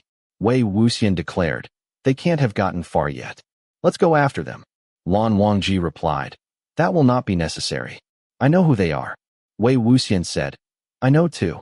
They must be the same people who spread the rumors about Xinglu Ridge, released the walking corpses, set up the maze array, built the stone castles, and placed those sabers there. But if we don't catch them now, it'll be much harder later." Lan Wangji said, "I will pursue them. What about you and Yiling? I'll take him down Xinglu Ridge and settle somewhere in Qinghe, around where we met that charlatan. We'll meet there." The conversation moved rapidly. Lan Wangji paused only briefly before Wei Wuxian added, "Go. If you wait any longer, they'll get away. I'll be back." Hearing the words "I'll be back," Lan Wangji looked at him deeply before turning and leaving without another word. The spiritual dog tried to follow Wei Wuxian again. Wait. Take the dog with you. Take it. Lan Wangji had to return once more. Looking down at the spiritual dog, he silently led it away. Too frightened to resist, it yapped pitifully as it followed behind him, turning back to look at Yiling every so often. Wei Wuxian wiped the sweat from his forehead. After glancing once more at the cluster of white stone castles, he adjusted Yiling on his back and headed down Xinglu Ridge. By then, dusk was approaching.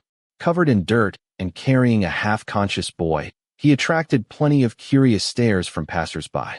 He returned to the street where Yiling had chased him with the dog and found an inn. Using the money he had borrowed from Lan Wangji, he bought 2 sets of clean clothes and rented a room. He first removed Yiling's crumpled sect robes, then pulled off his boots. Suddenly, he froze. There was a dark patch on Yiling's lower leg. Squatting down, Wei Wuxian rolled up the trouser leg. It wasn't a shadow. It was a black mark. And it wasn't a bruise from an injury. It was a curse mark. A curse mark was left by an evil being upon its prey. Once it appeared, it meant the victim had offended something filled with extreme malice. No matter how much time passed, whether days or years, it would eventually find them again. The result could be anything from losing the marked body part to death itself. Yiling's entire lower leg had already turned black, and the darkness continued creeping upward. Wei Wuxian had never seen a curse mark this dark or this extensive. The longer he looked, the grimmer his expression became. He lowered Yiling's leg and untied his undergarments. Only after confirming that his chest and abdomen were still clear did he finally breathe a sigh of relief. At that moment, Yiling opened his eyes. He remained dazed for quite a while. Feeling the cold air against his nearly naked body, he suddenly came fully awake. He leaped upright and shouted with a flushed face, What are you doing?" Wei Wuxian grinned. "Oh, you're awake." Looking as though he had suffered the greatest shock of his life, Yiling hurriedly clutched his undergarments shut and shrank into the corner of the bed. "What do you want? Where are my clothes? Where's my sword? Where's my dog?" Wei Wuxian replied, "I was just about to help you get dressed." His tone was as gentle as a grandmother trying to put a jacket on her grandson. Yiling pressed himself against the wall, his hair a complete mess. "I am not a cut sleeve." Wei Wuxian beamed. "What a coincidence." "I am."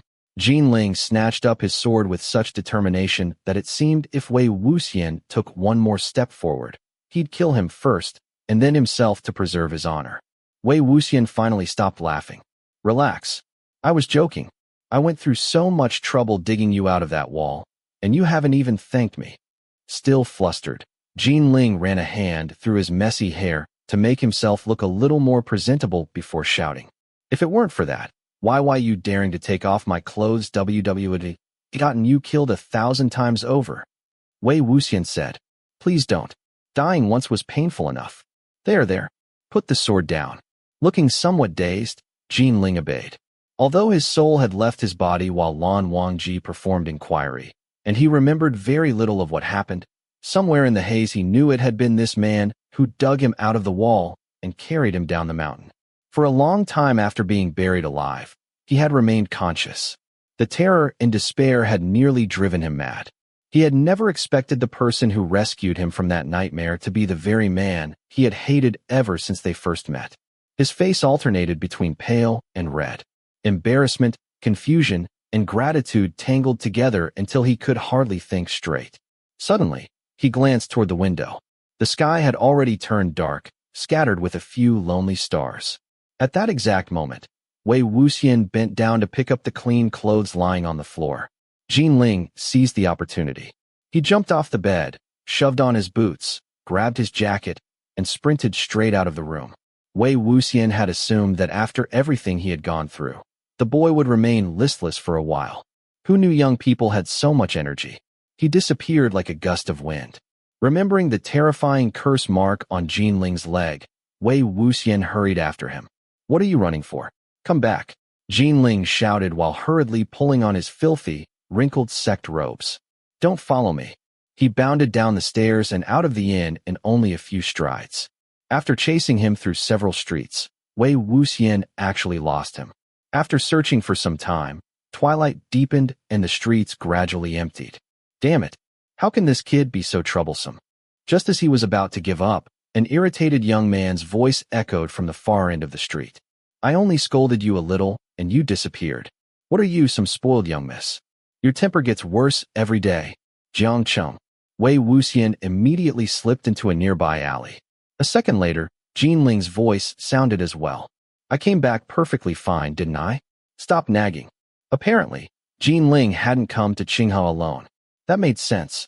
Xianxia had accompanied him to Dafan Mountain before, so of course he would come this time as well.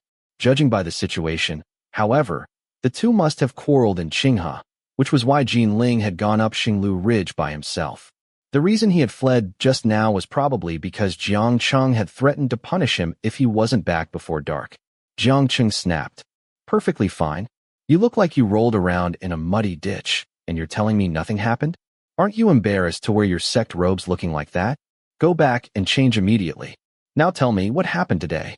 Yiling replied impatiently. I already told you. Nothing happened. I tripped. It was a complete waste of time. Ow! Stop pulling me. I'm not 3 years old anymore. Xianxia said coldly. You think I can't discipline you anymore? Even if you're 30, I can still drag you around. Next time you run off without telling anyone, the whip will be waiting for you. Yiling muttered. I went alone because I didn't want anyone helping me or lecturing me. Wei Wuxian thought to himself, I don't know about anything else, but Xianxia is absolutely right about Yiling having the temper of a spoiled young miss. Xianxia continued. So, what did you catch? Where's the spiritual dog your uncle gave you? Lanzhan chased it off somewhere, Wei Wuxian thought. Just then, two familiar barks came from the opposite side of the alley. Wei Wuxian's face changed instantly. His legs moved before his mind could react. He bolted out of the alley as though poisoned arrows were flying after him. The black-haired spiritual dog came racing from the other direction, ran past Wei Wuxian without a glance, and threw itself happily against Yiling's legs, wagging its tail furiously. Since the dog had returned, that meant Lan Wangji must have already captured whoever had been spying near the stone castles and gone to their meeting place. Unfortunately, Wei Wuxian had no time to think about that now. As he fled, he ran straight into Xianxia, Yiling, and a group of Jiang sect disciples. Everyone froze. After a heartbeat of silence, Wei Wuxian quietly turned around and ran. He had barely gotten a few steps away before he heard a sharp crackle. A streak of purple lightning coiled around his ankle like a serpent. Pain and numbness exploded through his entire body. He was yanked violently backward and crashed to the ground. Someone immediately seized him by the back of his collar. Wei Wuxian instinctively reached for the spirit-locking pouch. But Jiang Cheng grabbed it first. Still holding him by the collar, Jiang Cheng strode into the nearest shop and kicked open the half-barred door. The owner had been preparing to close for the night. Suddenly seeing a richly dressed young man with a thunderously dark expression burst inside, carrying someone as though he intended to butcher them on the spot. The poor man was so terrified, he couldn't even speak. One of the Jiang disciples hurried over and whispered a few words to him. After receiving a handful of silver, the owner fled to the back of the building without another word. Without needing further orders, the Jiang disciples immediately spread out, guarding every entrance and exit so that nothing could enter or leave. Yiling stood off to one side, clearly wanting to say something but too stunned to speak. Jiang Cheng shot him a glare. "I'll deal with you later. Stay where you are." From the earliest days of his memory until now, Yiling had never seen such an expression on Jiang Cheng's face. This uncle of his, who had led the Yunming Jiang sect from such a young age, had always been cold and grim. He rarely showed kindness, nor did he soften his words. But now, though he was clearly trying to suppress every unnecessary emotion, the intensity in his eyes was terrifying. His face, usually clouded with sarcasm and aloof contempt, suddenly seemed completely alive. Whether it was vengeful fury, bottomless hatred, or uncontrollable ecstasy, Yiling couldn't tell. Chapter 24. Jiang Cheng added, "Lend me your dog." Yiling snapped out of his daze. He hesitated for a moment, only whistling after Jiang Cheng shot him a pair of lightning-sharp glares. The dog bounded over in just a few leaps. Wei Wuxian's body was as stiff as an iron board. He could only let himself be dragged forward, one reluctant step at a time. Jiang Cheng found an empty room, shoved Wei Wuxian inside, and closed the door behind him. The dog followed them in and sat by the entrance. Wei Wuxian kept his eyes fixed on it, terrified it would pounce on him at any moment. Remembering how quickly he had been subdued, he couldn't help thinking that Jiang Cheng truly knew the most effective way to deal with him. Meanwhile, Jiang Cheng slowly sat at the table and poured himself a cup of tea. For a long while, neither of them spoke. The tea was still steaming. Without taking a single sip, Jiang Cheng suddenly hurled the cup to the floor. It shattered with a loud crash. A cold smile appeared on his face. "Don't you have anything to say to me?" Growing up together, Jiang Cheng had seen Wei Wuxian flee from dogs more times than he could count. Anyone else might have believed a denial. But before someone who knew him this thoroughly, there was no point arguing. This was an obstacle even harder to overcome than Zidian. In a sincere tone, Wei Wuxian replied, "I don't know what to say." Jiang Cheng murmured, "You really never learn, do you?" Ever since they were children, every conversation between them had turned into an argument. Without thinking, Wei Wuxian blurted out, "And you haven't changed much either." Jiang Cheng laughed in anger. "Good. Then let's see which one of us hasn't changed." Without getting up from his chair, he gave a sharp command. The dog immediately stood.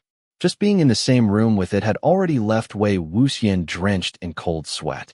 Now the huge dog advanced toward him, snarling. Its low growls filled his ears. His entire body went numb. Much of his childhood wandering the streets had already faded from memory. But one thing had never disappeared: the terror of being chased by wild dogs, and the searing pain of teeth and claws tearing into his flesh. That fear had sunk so deeply into his heart that no amount of time could erase it. Suddenly, Jiang Cheng glanced sideways at him. "Whose name did you call?" Wei Wuxian was so overwhelmed with fear that he couldn't even remember whether he had cried out anyone's name. Only after Jiang Cheng ordered the dog to back away did he slowly regain his senses. After a brief silence, he turned his face aside. Jiang Cheng stood and walked over. With one hand resting on the whip at his waist, he bent down and carefully examined Wei Wuxian's face. After a pause, he straightened. "Come to think of it, since when have you become so close to Lan Wangji?" Wei Wuxian immediately understood whose name he had unconsciously shouted. Jiang Cheng smiled coldly. "It's rather curious how desperately he protected you back on Daffin Mountain." A moment later, he corrected himself. "No, perhaps it wasn't you he was protecting. After all, the Gusulan sect could never forget what you and that loyal dog of yours did. How could someone as righteous as Hanguang-Jun tolerate the likes of you? Perhaps he's simply familiar with the body you've stolen." His words were sharp and venomous. Every sentence sounded reasonable on the surface, while secretly dripping with malice. Wei Wuxian finally couldn't tolerate it anymore. Watch your mouth, Jiangcheng replied. When have I ever cared about that? Wei Wuxian let out a mocking laugh. Oh right, Jiangcheng snorted. You think you're qualified to tell me to watch my mouth? Do you remember what happened on Daffin Mountain? When you spoke to Jinling, did you watch your own mouth? Wei Wuxian's expression stiffened. Having gained the upper hand, Jiangcheng looked satisfied once again. He sneered. I suppose you didn't have a mother to teach you. So now you finally know where it hurts most, don't you? The person who made Jinling suffer those words from others was you. Getting old has made you forgetful, hasn't it? Have you forgotten everything you once said? And every promise you once made? Then tell me, do you still remember how his parents died? Wei Wuxian immediately raised his head. I haven't forgotten. It's just, but no matter how hard he tried, he couldn't find the words to continue. Jiangcheng cut him off. It's just what? You can't say it? Don't worry.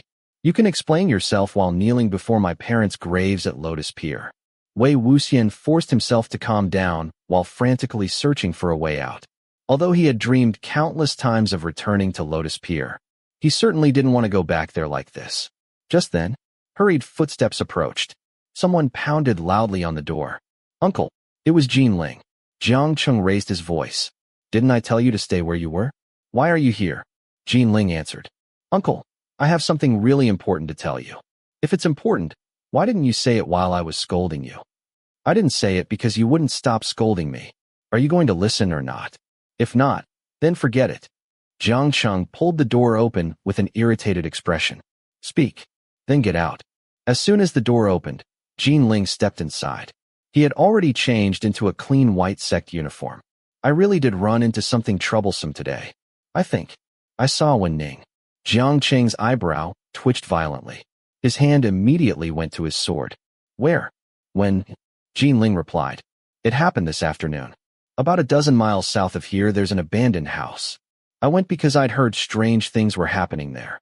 But who would have guessed there was a fierce corpse hiding inside? To anyone else, Jinling's story sounded perfectly believable. But to Wei Wuxian, every word was complete nonsense. He knew exactly where Jinling had spent the afternoon.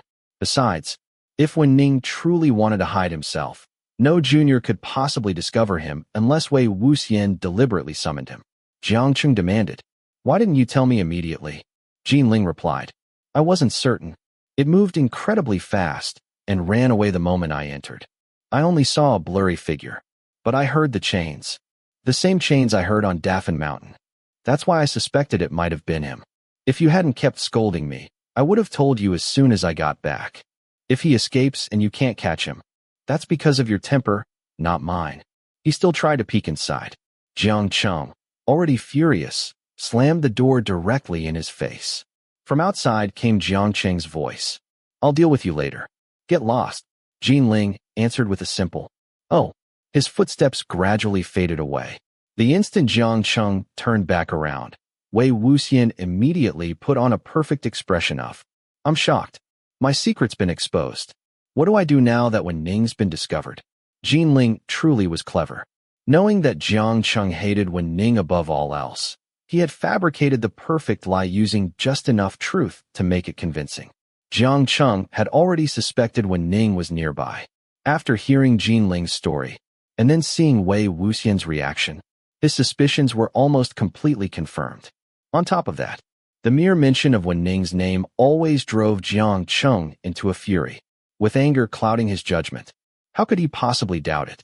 The hatred building inside him nearly burst free. He cracked Zidian against the floor beside Wei Wuxian. You really do take that obedient dog of yours everywhere, don't you? Wei Wuxian replied. He died long ago. I've died once myself. What more do you want? Jiangcheng pointed the whip directly at him. So what? I'll hate him even if he dies 10,000 times. He survived back then. Fine. I'll destroy him with my own hands today. I'll burn him alive and scatter his ashes right in front of you. He slammed the door behind him and strode toward the front hall. As he walked, he ordered, Jinling, keep a close eye on him. Don't believe a single word he says. Don't let him make a sound. If he dares whistle or play his flute, stuff something into his mouth. If that doesn't work, cut off his hand or cut out his tongue. Wei Wuxian knew those words had been spoken deliberately for his benefit. Xianxia wasn't taking him along precisely because he feared Wei Wuxian would seize the opportunity to control Wen Ning. Yiling answered casually. I know. I can watch him. Uncle, why were you locked inside with that damn cut sleeve? What did he do this time? Xianxia replied. That's none of your business. Just watch him carefully. If I come back and find he's escaped, I'll break your leg. After asking a few more questions about the exact location, Xianxia departed with half the Jiang disciples to hunt a Wen Ning who didn't exist. After some time, Yiling's arrogant voice echoed outside. You stand over there. You wait on that side. The rest of you guard the front entrance. I'm going inside. None of the disciples dared disobey. A moment later, the door quietly opened. Yiling poked his head inside, looking around cautiously. Wei Wuxian immediately sat up. Yiling placed a finger to his lips. He slipped inside, walked over, placed his hand on Zidian, and whispered something. Zidian recognized only its owner. Xianxia had apparently allowed it to recognize Yiling as well. The purple lightning immediately vanished. The whip transformed back into a silver ring set with a violet gemstone, resting quietly in Yiling's pale palm. Yiling whispered, Let's go. Thanks to Xiangxia's ridiculous deployment of guards, the Jiang disciples had been scattered all over the area. The two quietly climbed out through the window, slipped over the walls, and ran silently through the streets. Once they entered a forest, Wei Wuxian suddenly heard something behind him. He turned around and nearly died from fright. Why is it coming too? Tell it to go away. Yiling whistled twice. The dog stuck out its tongue, whimpered pitifully, twitched its pointed ears, and dejectedly ran off. Yiling sneered. What a coward. Fairy never bites. It only looks scary. It's a spiritual dog trained to bite evil creatures. Did you really think it was an ordinary dog? Wei Wuxian stopped. Wait. What did you call it? Fairy. That's its name. You named a dog asterisk fairy? Asterisk. Yiling answered matter-of-factly. What's wrong with that? When it was little, it was called Little Fairy. Now that it's grown up, I can't keep calling it that. Wei Wuxian shook his head furiously.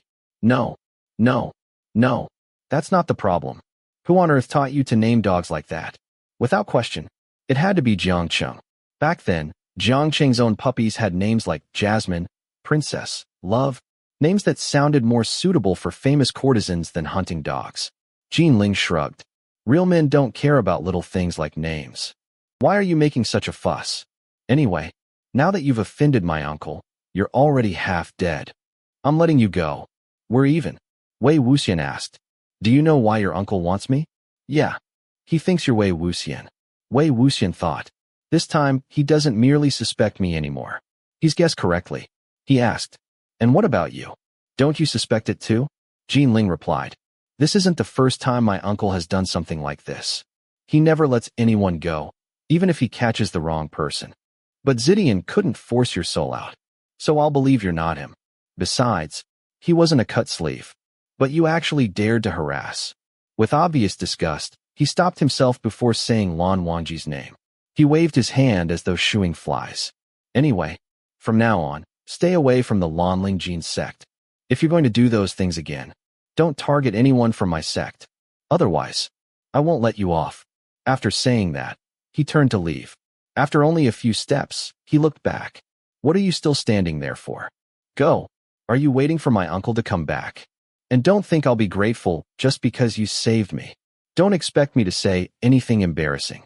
Wei Wuxian walked after him with his hands behind his back. Young man, there are two embarrassing phrases that everyone must say at least once in life. Yiling frowned. Which two? Thank you. And, I'm sorry. Yiling scoffed. What happens if I never say them? Wei Wuxian smiled. One day, you'll say both through tears. Yiling clicked his tongue. Just then Wei Wuxian quietly said, I'm sorry. Yiling stopped walking. What? I'm sorry. For what I said to you on Daffin Mountain. It wasn't the first time someone had told Yiling he had no mother to teach him. But it was the first time anyone had apologized so sincerely afterward. The apology struck him completely off guard. For some reason, he suddenly felt awkward. He waved both arms dismissively. It's nothing. You weren't the first person to say it anyway. It's true. I never had a mother to teach me. but I won't be inferior because of that. One day, I'll prove I'm stronger than every one of you." Wei Wuxian smiled. Just as he was about to answer, his expression suddenly changed. "Xiang, you, already guilty over stealing Zidian and letting Wei Wuxian escape." Yiling instinctively spun around. Wei Wuxian immediately struck him on the back of the neck with the edge of his hand. Yiling collapsed.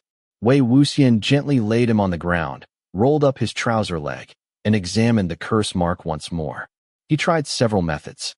None worked. After a long silence, he sighed. This curse would be extremely difficult to remove. Still, although there were curses he couldn't dispel, there were some he could transfer onto himself. Some time later, Yiling slowly woke up. Rubbing the sore back of his neck, he exploded in anger. "You actually hit me? My uncle has never even hit me," Wei Wuxian exclaimed. "Really? Doesn't he threaten to break your legs every other day?" Yiling fumed. "He only says it. You damned cut sleeve. What do you actually want?" Wei Wuxian suddenly covered his face and shouted past Yiling. "Ah, Hanguang-Jun." Yiling feared Lan Wangji even more than Xianxia.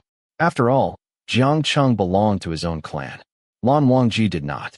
Startled out of his wits, Yiling immediately fled. As he ran, he shouted, "You damned cut sleeve. You disgusting pervert. I'll remember this. This isn't over." Behind him, Wei Wuxian laughed until he could barely breathe. Only after Yiling disappeared into the distance did the laughter finally dissolve into a fit of coughing. When he finally caught his breath, he found himself thinking of the past. Jiang Fengmian had brought him home when he was 9 years old. Most of the memories before that had already blurred. But Jiang Yanli, Yiling's mother, had remembered everything. She had often told him those stories. She said that after hearing Wei Wuxian's parents had both died in battle, Jiang Fengmian devoted himself to searching for the child they had left behind. After a long search, he finally found him in Yiling. The first time they met, Wei Wuxian was kneeling on the ground, eating discarded fruit peels someone had thrown away. The winters and springs in Yiling were bitterly cold. Yet the child wore only thin clothing. His knees were torn. On his feet were 2 mismatched shoes that didn't fit. As he searched the ground for more scraps of fruit, Jiang Fengmian called out to him. He still remembered there was a ing in his name. So he looked up. His cheeks were red and cracked from the cold. Yet, he was smiling. Jiang Yanli always said he had been born with a smile. No matter how unfortunate his circumstances, he never clung to misery. No matter where he was, he always managed to find happiness. It sounded almost heartless. Yet somehow, it wasn't a bad thing. Jiang Fengmian handed him a piece of melon. The child happily let himself be carried home. Back then, Xianxia had also been 8 or 9 years old. He kept several puppies at Lotus Pier. After discovering how terrified Wei Wuxian was of dogs, Jiang Fengmian suggested that Xianxia give them away. Xianxia had been utterly unwilling. He threw tantrums, broke things, pouted, cried, and only then reluctantly sent the dogs away. Because of that, he resented Wei Wuxian for a long time. But once the two became close, they began causing trouble together every day. Whenever dogs appeared, Xianxia would always drive them away first, then laugh himself breathless while Wei Wuxian clung to the nearest tree. Wei Wuxian had always believed that Xianxia would forever stand beside him, while Lan Wangji remained on the opposite side. He had never imagined that things would one day become the complete opposite. Wei Wuxian walked toward the place where he and Lan Wangji had agreed to meet. The streets were nearly empty beneath the sparse lantern light. He didn't even need to search. At the end of the street stood a lone figure dressed in white, motionless, head lowered. Before Wei Wuxian could speak, Lan Wangji looked up. After a brief hesitation, he walked toward him with a dark expression. For some reason, Wei Wuxian instinctively took a step backward. He almost thought he could see faint streaks of red in the corners of Lan Wangji's eyes. He had to admit, Lan Wangji looked truly frightening. Chapter 25. However, after taking only one step backward, Wei Wuxian twisted his ankle and almost collapsed to the ground. Lan Wangji's expression changed at once. He hurried over and tightly gripped Wei Wuxian's wrist, just as he had done back at Daffin Mountain. Once Wei Wuxian regained his balance, Lan Wangji knelt on one knee to examine his leg. Wei Wuxian was startled. "And no, Hanguang-Jun," You don't have to do this. Lan Wangji raised his head slightly, his pale eyes fixed on Wei Wuxian for a moment before lowering them again as he rolled up the leg of his trousers. Still held firmly by the wrist, Wei Wuxian could only stare helplessly at the sky. His entire leg was covered by the black bruise of the curse mark. After staring at it for a long moment, Lan Wangji spoke bitterly. I only left for a few hours. Wei Wuxian shrugged. A few hours is a long time. Anything could happen. There. Stand up. He pulled Lan Wangji to his feet. It's only an ordinary curse mark. We just need to kill whatever comes looking for me. Hanguang-Jun, you'll have to help me. I can't deal with it alone. Did you catch the person? Was it him? Where is he now? Lan Wangji looked toward a shop far down the street. Wei Wuxian continued. Let's deal with the stone castle first. He started walking toward the shop. Only then did he notice that his legs still felt numb, probably from Zidian. Fortunately, Jiang Cheng had held back, or he would have been reduced to a charred corpse by the lightning. Lan Wangji remained standing behind him. Suddenly, he called, Wei Ying. Wei Wuxian froze. A moment later, he pretended not to have heard his real name. What? Lan Wangji said. You transferred this from Jinling's body, didn't you? It was not a question, but a statement. Wei Wuxian remained silent. Lan Wangji continued. You met Jiang Waning. The mark Zidian had left over the curse mark made it easy to figure out. Wei Wuxian turned around. As long as we're both alive in this world, we'll meet eventually, sooner or later. Lan Wangji said. Do not walk. Wei Wuxian replied. If I don't walk, how am I supposed to leave? Are you going to carry me on your back or something? Lan Wangji looked at him silently. Wei Wuxian's smile froze. A feeling of impending disaster suddenly washed over him. If this had been the Lan Zhan of years ago, he would have been rendered speechless, then either walked away with a cold face or ignored him completely. But the Lan Zhan standing before him now, that was another matter entirely. Just as Wei Wuxian feared, Lan Wangji stepped in front of him as though he truly intended to kneel and carry him, despite his lofty status. Wei Wuxian was horrified. Stop. I wasn't serious. My leg's only numb because Zidian shocked me a few times. It isn't broken. It would look ridiculous for a grown man like me to be carried on someone else's back. Lan Wangji asked. Would it look ridiculous? Wei Wuxian replied.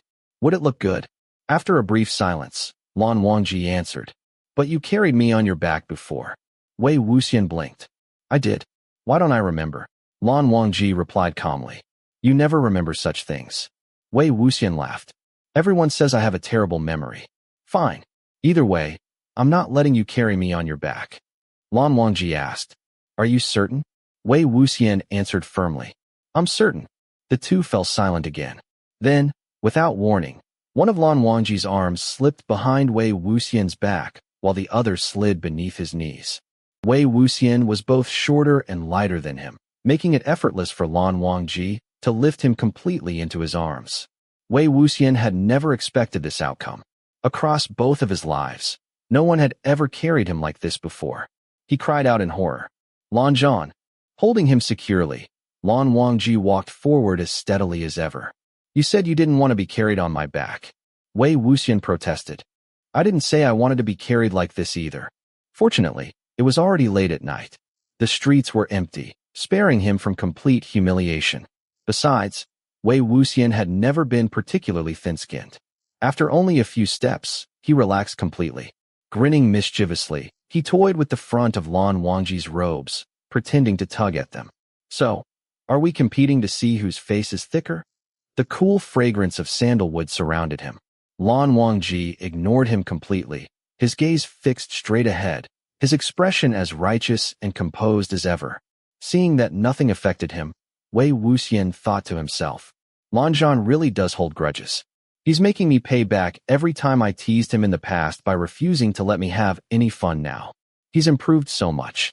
Not only has his cultivation grown stronger, even his face has become thicker. Wei Wuxian asked, Lan Zhan, you knew it was me ever since Daffin Mountain, didn't you? Yes. How could you tell? Lan Wangji looked down at him. You really want to know? Yes. You told me yourself. Wei Wuxian frowned. Myself? Because of Jinling? Because I summoned Wen Ning? It wasn't either of those, was it? For just an instant, faint ripples crossed Lan Wangji's eyes.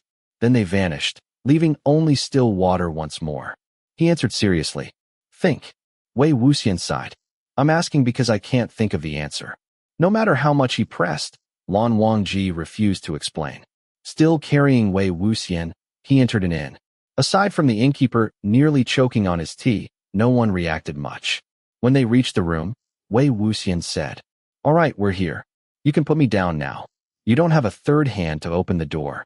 Before he could finish speaking, Lan Wangji did something astonishingly rude, perhaps for the first time in his entire life. Still carrying Wei Wuxian in his arms, he kicked the door open. The doors burst inward. The person sitting nervously inside immediately wailed, Hanguang-Jun, I don't know. Then he noticed the way the two of them had entered. He stared blankly before barely finishing. I really don't know. It really was the head shaker. As though nothing unusual had happened, Lan Wangji carried Wei Wuxian inside and gently set him down on the bamboo mat. Nia Huaiseng looked as though he could not bear the sight. He immediately snapped open his fan and hid behind it. Wei Wuxian walked around the fan to study him. Even after so many years, his former classmate had changed very little. He still possessed the same refined, handsome face. Unfortunately, his perpetually frightened expression made him look like someone anyone could bully. His elegant robes clearly reflected impeccable taste, proving he still devoted great care to his appearance. Compared to a sect leader, he looked far more like a wealthy, idle nobleman. Even dressed in imperial robes, he would not resemble a prince. Even holding a saber, he would not resemble a cultivator. No matter what Lan Wangji asked, Nia Huaiseng denied everything. Finally, Lan Wangji placed the torn piece of cloth the spiritual dog had bitten from someone's sleeve onto the table. Nia Huaiseng glanced at his own damaged sleeve and said miserably, I was only passing by. I really don't know anything. Wei Wuxian replied, If you don't know, then I'll do the talking. Maybe after listening, you'll remember that you actually do know something. Nia Huaiseng opened and closed his mouth several times without replying. Wei Wuxian continued, In Qinghe's Xinglu Ridge, there are rumors about the man-eating ridge and the man-eating castle. Yet there have never been any confirmed victims, making them nothing more than rumors. Their real purpose is to frighten ordinary people away from Xinglu Ridge. That's the first line of defense. If there's a first line, then naturally there's a second. The second defense is the walking corpses wandering the ridge. Even if someone ignores the castle rumors and enters anyway, seeing those corpses will almost certainly scare them into leaving. But there are only a handful of them, and they're far too weak to pose any real threat. The third line of defense is the maze surrounding the stone castles. The first two defenses exist to keep ordinary people away. The maze exists to stop cultivators. Even so, it only works against average cultivators. Anyone carrying a spiritual weapon, accompanied by a spiritual dog skilled at breaking arrays, or someone as powerful as Hanguang-Jun could still get through it. Those three layers of protection exist for one reason only: to hide the stone castles on Xinglu Ridge. And the identity of whoever built them is obvious. This is Qinghe territory. No one except the Qinghe sect could so easily establish three separate layers of defenses here. And on top of that, you just happened to appear near the stone castles and accidentally left behind evidence. He looked directly at Nia Huaiseng. So tell me, why did the Qinghe sect build the man-eating castle? Where did all those corpses inside the walls come from? Were they really eaten? Sect leader Nia, if you don't give us a proper explanation now, then once this secret becomes public, every sect in the cultivation world will come demanding answers. And when that happens, even if you want to explain, no one will believe you. Nia Huaiseng looked utterly defeated. It isn't a man-eating castle at all. He swallowed hard. It's simply my sect's ancestral burial ground. Wei Wuxian asked. An ancestral burial ground? What kind of ancestral burial ground buries sabers instead of corpses? Nia Huaiseng lowered his head miserably. Hanguang-Jun, before I explain everything, may I ask one thing of you? Our sects have known each other for generations, and our older brothers were sworn brothers.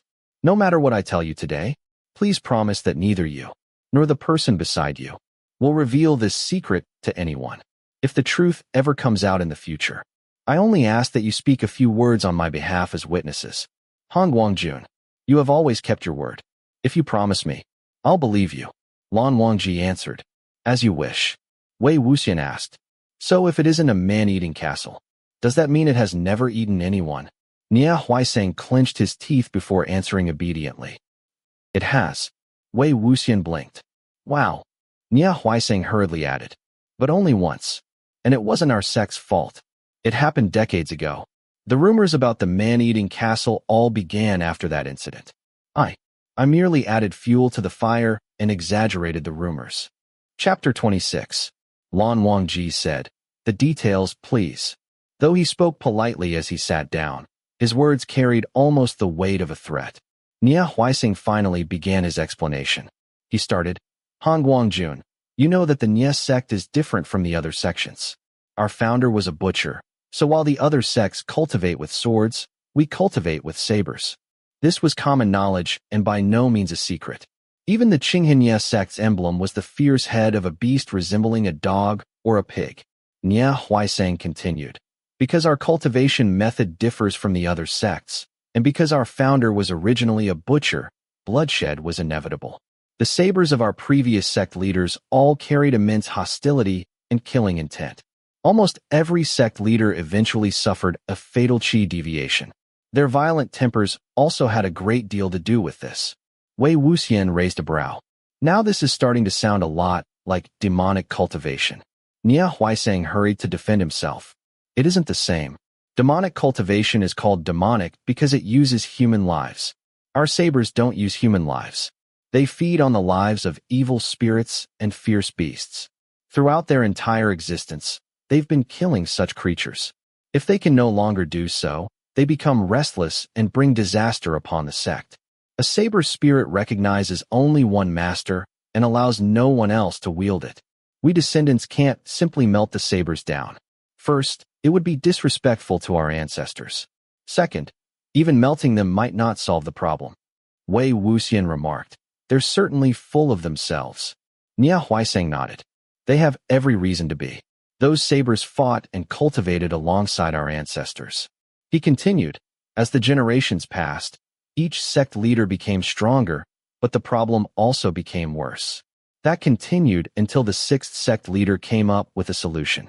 Wei Wuxian asked, by building the man-eating castle? No. They're related, but that came later.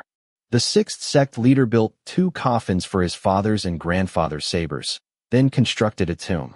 Instead of filling it with treasures, he buried hundreds of corpses that were on the verge of transforming.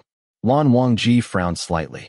Nia Huaisang immediately blurted out, Hanguang-Jun, I can explain.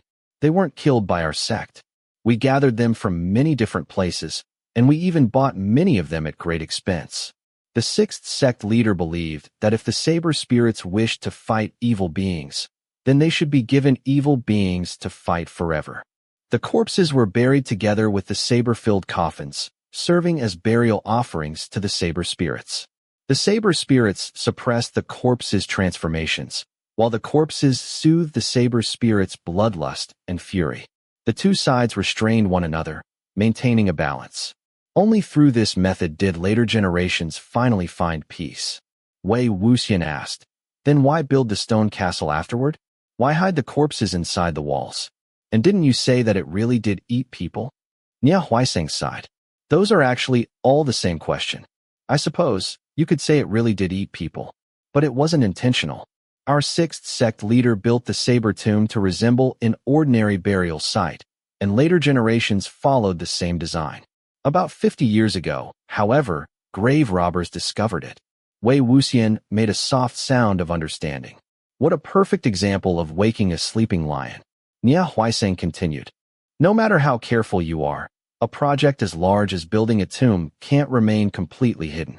The grave robbers investigated and became convinced that an enormous ancient tomb lay within Xinglu Ridge. They planned everything carefully and came fully prepared. Among them were 1 or 2 who genuinely knew what they were doing, allowing them to determine the correct direction, pass through the maze array, and locate our saber tomb. They had seen plenty of corpses in their lives, so they weren't frightened after digging inside. They searched everywhere for treasure, breathing all over the corpses. Worse still, they were vigorous young men with abundant yang energy. You must remember, the corpses buried there were all on the verge of transforming. It wasn't difficult to imagine what happened. A dozen or so corpses transformed immediately. However, these grave robbers weren't ordinary people. Equipped with all sorts of tools, they somehow managed to destroy the walking corpses once again. After the battle, flesh and blood covered the entire tomb. They finally realized how dangerous the place was and prepared to leave. But just as they tried to escape, they were eaten. The number of corpses inside the tomb had been carefully calculated. Neither too many nor too few. Just enough to maintain balance with the saber spirits. If the robbers had merely triggered the transformations, everything would eventually have settled once they left. The saber spirits would have suppressed the corpses again. But during the chaos, the corpses were hacked to pieces.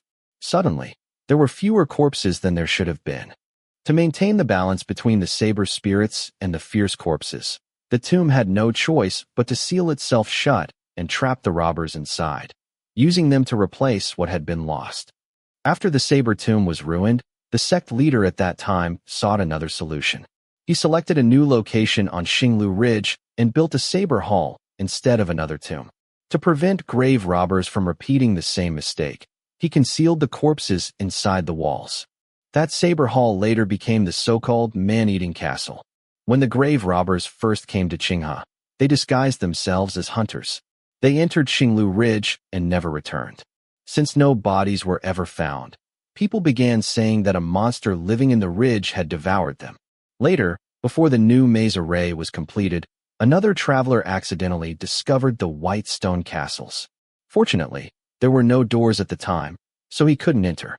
But after leaving the ridge, he spread the story that strange white castles stood within Xinglu Ridge, and that the man-eating monster must live there.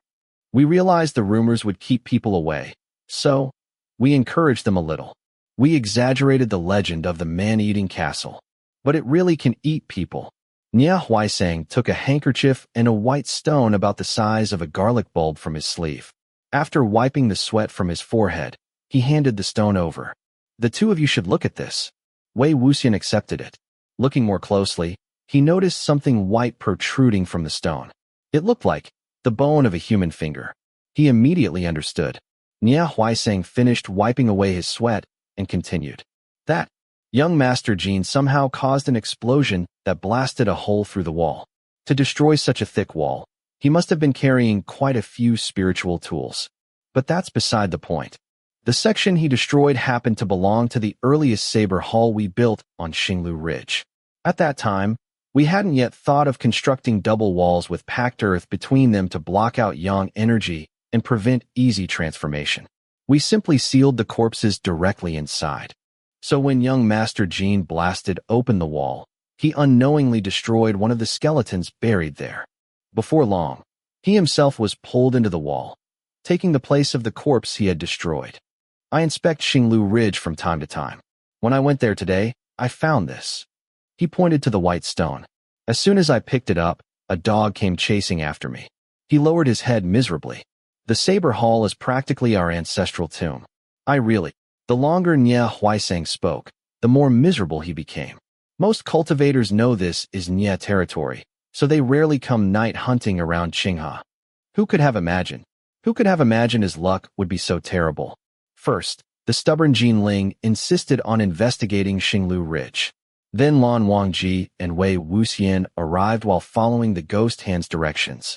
Nia Huaisang pleaded once more. Hanguang-Jun, and you, I've already asked you not to tell anyone about this. Otherwise, with the Qinghe sect already barely holding itself together, if this secret became public, Nia Huaisang would become the sinner who disgraced his ancestors. It was only natural that he would rather become the secret laughingstock of every cultivation sect than devote himself to cultivation or dare sharpen his saber. Once his cultivation reached a certain point, his temper would inevitably become more violent, and in the end, he would die from qi deviation just like his brother and every sect leader before him. Even after death, his saber would haunt the living and throw the entire sect into chaos. Compared to that, perhaps being a useless man truly was the better choice. It was an impossible dilemma. Ever since the founding of the Nye sect, nothing had changed. Surely future generations couldn't simply abandon the very path their founder had created? Every cultivation sect possessed its own specialty. Just as the Gusalan sect excelled in musical cultivation, the Qinghanye sect's unmatched strength came from its saber spirits. If they abandoned their founder's teachings and started over on a completely different path, who knew how many generations it would take, or whether they would ever succeed? Besides, Nie Huaisang would never dare betray the Nie sect by cultivating another path. So the only choice left to him was to remain a good-for-nothing. Had he not become sect leader, if he had been allowed to spend his life exactly as he had back at the cloud recesses, idling away his days without a care, he would certainly have lived far more comfortably. But after his brother's death, no matter how difficult it was, he still had to shoulder the responsibility and stumble onward. After reminding them over and over again to keep the matter secret, Nie Huaisang finally left. Wei Wuxian sat there in silence for quite some time. Suddenly, he noticed Lan Wangji walking toward him. Lan Wangji knelt before him on one knee and began rolling up his trouser leg with a serious expression. Wei Wuxian hurriedly protested. "Wait again," Lan Wangji replied. "We should remove the curse mark first." Within a single day, Hanguang-Jun had knelt before him so many times. Although Lan Wangji appeared completely serious, Wei Wuxian found the sight almost unbearable. "I'll do it myself." He quickly rolled up his trouser leg. The curse mark now covered his entire lower leg, extended past his knee, and continued climbing upward. Wei Wuxian glanced down. "It's already reached my thighs." Lan Wangji quietly turned his head away without replying. Wei Wuxian found his reaction strange. Lan Zhan. Chapter 27. Only then did Lan Wangji turn back to face him, though his gaze still lingered slightly to the side. Seeing this, Wei Wuxian blinked. For some reason, he suddenly wanted to tease him. Just as he was about to speak, a loud crash came from the desk. Both of them immediately stood and looked over. The teapot and teacups had shattered across the floor. Amid the scattered porcelain and spilled tea lay a Qianquan pouch. Its surface bulged and writhed as though something trapped inside was desperately struggling to escape. Although the Qianquan pouch was only the size of a fist, it had been specially crafted for storage. Intricate incantations were sewn both inside and out, adding several layers of seals. Lan Wangji had originally sealed the severed arm inside the pouch and placed it beneath a teacup on the table. Now, seeing how violently it struggled, they both remembered that it was time to perform rest. Without the short duet they played every night to calm it. No matter how powerful the Qianquan pouch's seals were, they couldn't suppress the ghost hand forever. Wei Wuxian reached for the bamboo flute at his waist, only to find nothing there. Turning around, he saw that Lan Wangji was already holding it. With his head slightly lowered, Lan Wangji carefully carved at the flute for a while before finally handing it back. Taking it, Wei Wuxian noticed that even the rough finger holes had been reshaped with remarkable precision. Lan Wangji said, "Play it properly." Remembering the dreadful duet they had performed in the meditation room, the one that had infuriated Lan Qiren so badly that he woke from his coma only to faint again, Wei Wuxian laughed until he nearly collapsed. He thought to himself, "It really hasn't been easy for him these past few days, enduring my terrible playing for so long." Finally stopping himself from fooling around, he raised the flute to his lips with a serious expression. But after only a few notes, the Qianquan pouch suddenly swelled to several times its original size and stood upright on the floor. One note cracked with a sharp squeak. Wei Wuxian commented, "Has it gotten so used to bad playing that it dislikes proper music now?" As though answering him, the Qianquan pouch suddenly hurled itself straight at him. Lan Wangji's melody changed instantly. With one smooth motion, all 7 guqin strings vibrated at once, producing a thunderous sound like an avalanche crashing down a mountain. The Qianquan pouch was blasted backward onto the floor. As though nothing had happened, Wei Wuxian calmly resumed playing. Lan Wangji's wrist relaxed. Following the melody of rest, the guqin gradually softened once more until its music blended perfectly with the flute. When the song ended, the Qianquan pouch finally shrank back to its original size and lay motionless. Wei Wuxian tucked the flute back into his sash. In all these days, it's never been this agitated before. It feels as though something provoked it. Lan Wangji nodded. "And that something is on you." Wei Wuxian immediately looked down at himself. Today, there was only one thing different about him. the curse mark that had been transferred from Jinling. Jinling had received the curse mark inside the stone castles of Xinglu Ridge. Seeing how violently the ghost hand reacted to it. Did that mean? Wei Wuxian asked. You mean another part of its body might be hidden inside the walls of the Nye sect's Saber Hall? The next morning, the two of them returned to Xinglu Ridge. After Nye Huaisang had confessed everything the previous day, he had spent the entire night gathering trusted disciples to repair the damage left by the intruders. When Wei Wuxian and Lan Wangji arrived, the section of wall from which Jinling had been dug out had just been repaired, and another corpse had already been sealed inside. Watching the white bricks being stacked neatly into place, Nye Huaisang wiped the sweat from his brow. The moment he turned around and saw the two of them, however, his legs nearly gave out. He forced a painfully awkward smile. Hanguang-Jun. And you? Wei Wuxian smiled cheerfully. Sect leader Nye, rebuilding the walls. Nye Huaisang dabbed his forehead again and again with his handkerchief, rubbing so hard, he looked ready to scrub off a layer of skin. Yes, yes.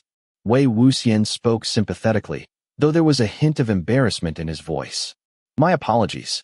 I'm really sorry for the trouble, but you'll probably have to rebuild this wall again afterward. Nye Huaisang nodded automatically. Yes, yes. Then his eyes widened. What? Wait. Before he could finish speaking, Baiken flew from its sheath. Nye Huaisang stared in horror as the wall he had just repaired split open once again. Destroying things was always far easier than rebuilding them. Wei Wuxian dismantled bricks countless times faster than they had been stacked. Nye Huaisang clutched his fan with trembling hands. Feeling so wronged, he was almost in tears. Yet with Hanguang-Jun standing silently beside them, he didn't dare complain. After Lan Wangji briefly explained the situation, Nye Huaisang immediately swore to heaven and earth. Nonsense. Absolute nonsense. All the corpses in our Saber Hall are complete. Every one of them has all its limbs attached. There's no such thing as an armless male corpse. If you don't believe me, I'll help take the wall apart and prove my innocence. But afterward, you must put everything back immediately. After all, this is our ancestral burial ground. Several Nye disciples joined in as well. Now that others had taken over the work, Wei Wuxian stepped aside to wait. After nearly an hour, most of the wall that had once imprisoned Jinling had been dismantled. Some disciples wore cloth masks. Others swallowed special crimson pills to suppress their breathing and conceal their living yang energy, preventing the corpses from transforming. Within the black earth, pale hands and veined feet occasionally protruded, tangled with filthy strands of hair plastered against the soil. Each male corpse was carefully cleaned and laid out in orderly rows. Some had become skeletons. Some were halfway through decomposition. Some still appeared remarkably fresh. But every single one possessed a complete body. None was missing a left arm. Nye Huaisang asked cautiously, taking apart this one wall is enough, isn't it? We don't need to dismantle any more, right? It truly was enough. The curse mark on Jinling had been exceptionally dark. The creature that placed it had almost certainly been buried nearby. Its range couldn't possibly extend beyond this wall. Wei Wuxian crouched beside the row of corpses. After pondering for a while, he turned to Lan Wangji. Should we bring out the Qingquan pouch? Allowing the severed arm to identify its own body wasn't a bad idea. However, if it came too close to the remaining body parts, it would almost certainly become uncontrollable. Combined with the overwhelming resentful energy surrounding the Saber Hall, the danger would multiply many times over. That was why they had deliberately chosen to investigate during daylight. Wei Wuxian shook his head. This doesn't mean the arm belongs to a woman, does it? No. Impossible. I can tell at a glance whether a hand belongs to a man or a woman. Unless its owner had 3 arms? He was just about to laugh at his own absurd thought when Lan Wangji spoke. The legs. His reminder immediately made Wei Wuxian realize what he had overlooked. The curse mark had spread only up his legs. He quickly shouted, "Take off the pants. Take off the pants." Nye Huaisang nearly died of shock. How can you say something so shameless in front of Hanguang-Jun? Wei Wuxian replied, "What's shameless about it? We're all men. Help me remove the pants from all the male corpses. Only the male corpses. This has nothing to do with the women." As he spoke, he reached toward one corpse's belt. Poor Nye Huaisang. He had never imagined that after confessing everything yesterday, today he would be helping strip male corpses inside his ancestors' saber hall. With tears practically filling his eyes, he felt certain that after he died, every ancestor of the Xianxia sect would slap him across the face one by one until he remained crippled even after reincarnation. Fortunately, Wei Wuxian's hand was stopped by Lan Wangji, just as Wei Wuxian was about to praise Hanguang-Jun's impeccable virtue. He heard Lan Wangji say, "I will do it." Wei Wuxian stared. "You'll do it? You're really going to do something like that?" The corners of Lan Wangji's brows twitched almost imperceptibly, as though suppressing something. He repeated, "Do not move. I will do it." This became the greatest shock Wei Wuxian had experienced all day. Naturally, Lan Wangji wasn't about to remove the corpse's clothing with his own hands. Instead, he simply used baikan to slice open their trousers, exposing the skin beneath. Some corpses scarcely needed any help at all, as their clothing had already rotted away. A few moments later, Lan Wangji spoke. "I found it." Everyone immediately looked over. On the thighs of the corpse lying beside Lan Wangji's white boots were two faint circular scars. Fine flesh-colored stitches tightly surrounded each mark. There was even a subtle difference in skin tone above and below the seams. It was obvious. The legs and upper body did not belong to the same person. Someone had sewn this pair of legs onto another corpse. Wei Wuxian was completely speechless. Wei Wuxian asked, "Who selected the corpses for the saber hall?" Wei Wuxian answered blankly. "Usually the previous sect leaders selected and preserved them while they were still alive. My brother died too young. He hadn't gathered enough, so I helped choose some as well. I only accepted complete corpses with all their limbs. I don't know anything beyond that." There was no way to determine who had secretly placed this corpse among them. From the suppliers of the corpses to the disciples who stored them, there were simply too many suspects. Perhaps the truth would only emerge once every body part was recovered and the corpse and soul were restored. After separating the pair of legs from the mismatched corpse, Wei Wuxian sealed them inside a fresh Qingquan pouch.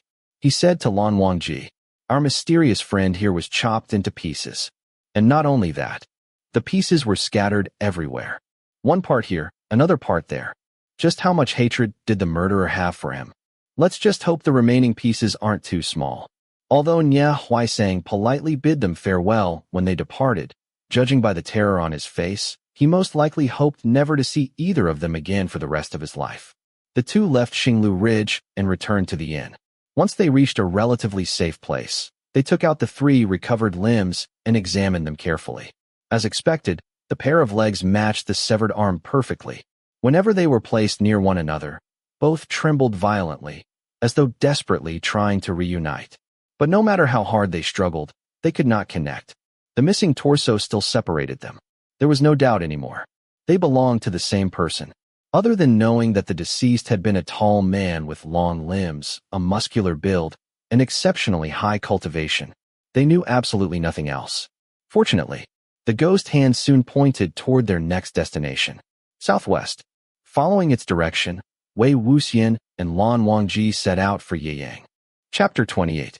After entering the city, the two walked side by side through the bustling crowd. All of a sudden, Lan Wangji asked, "How is the curse mark?" Wei Wuxian replied, "Jinling was buried too close to our dear friend and got stained with quite a lot of resentful energy. It faded a bit, but it's not completely gone. Chances are we can only find a way to remove it after we find the whole corpse, or at least the head. It doesn't really cause much trouble anyway." The dear friend was none other than the man who had been cut to pieces. Since they didn't know who he was, Wei Wuxian suggested that they refer to him as our dear friend. Lan Wangji didn't say anything after hearing it, but he didn't object either, which could be interpreted as silent approval.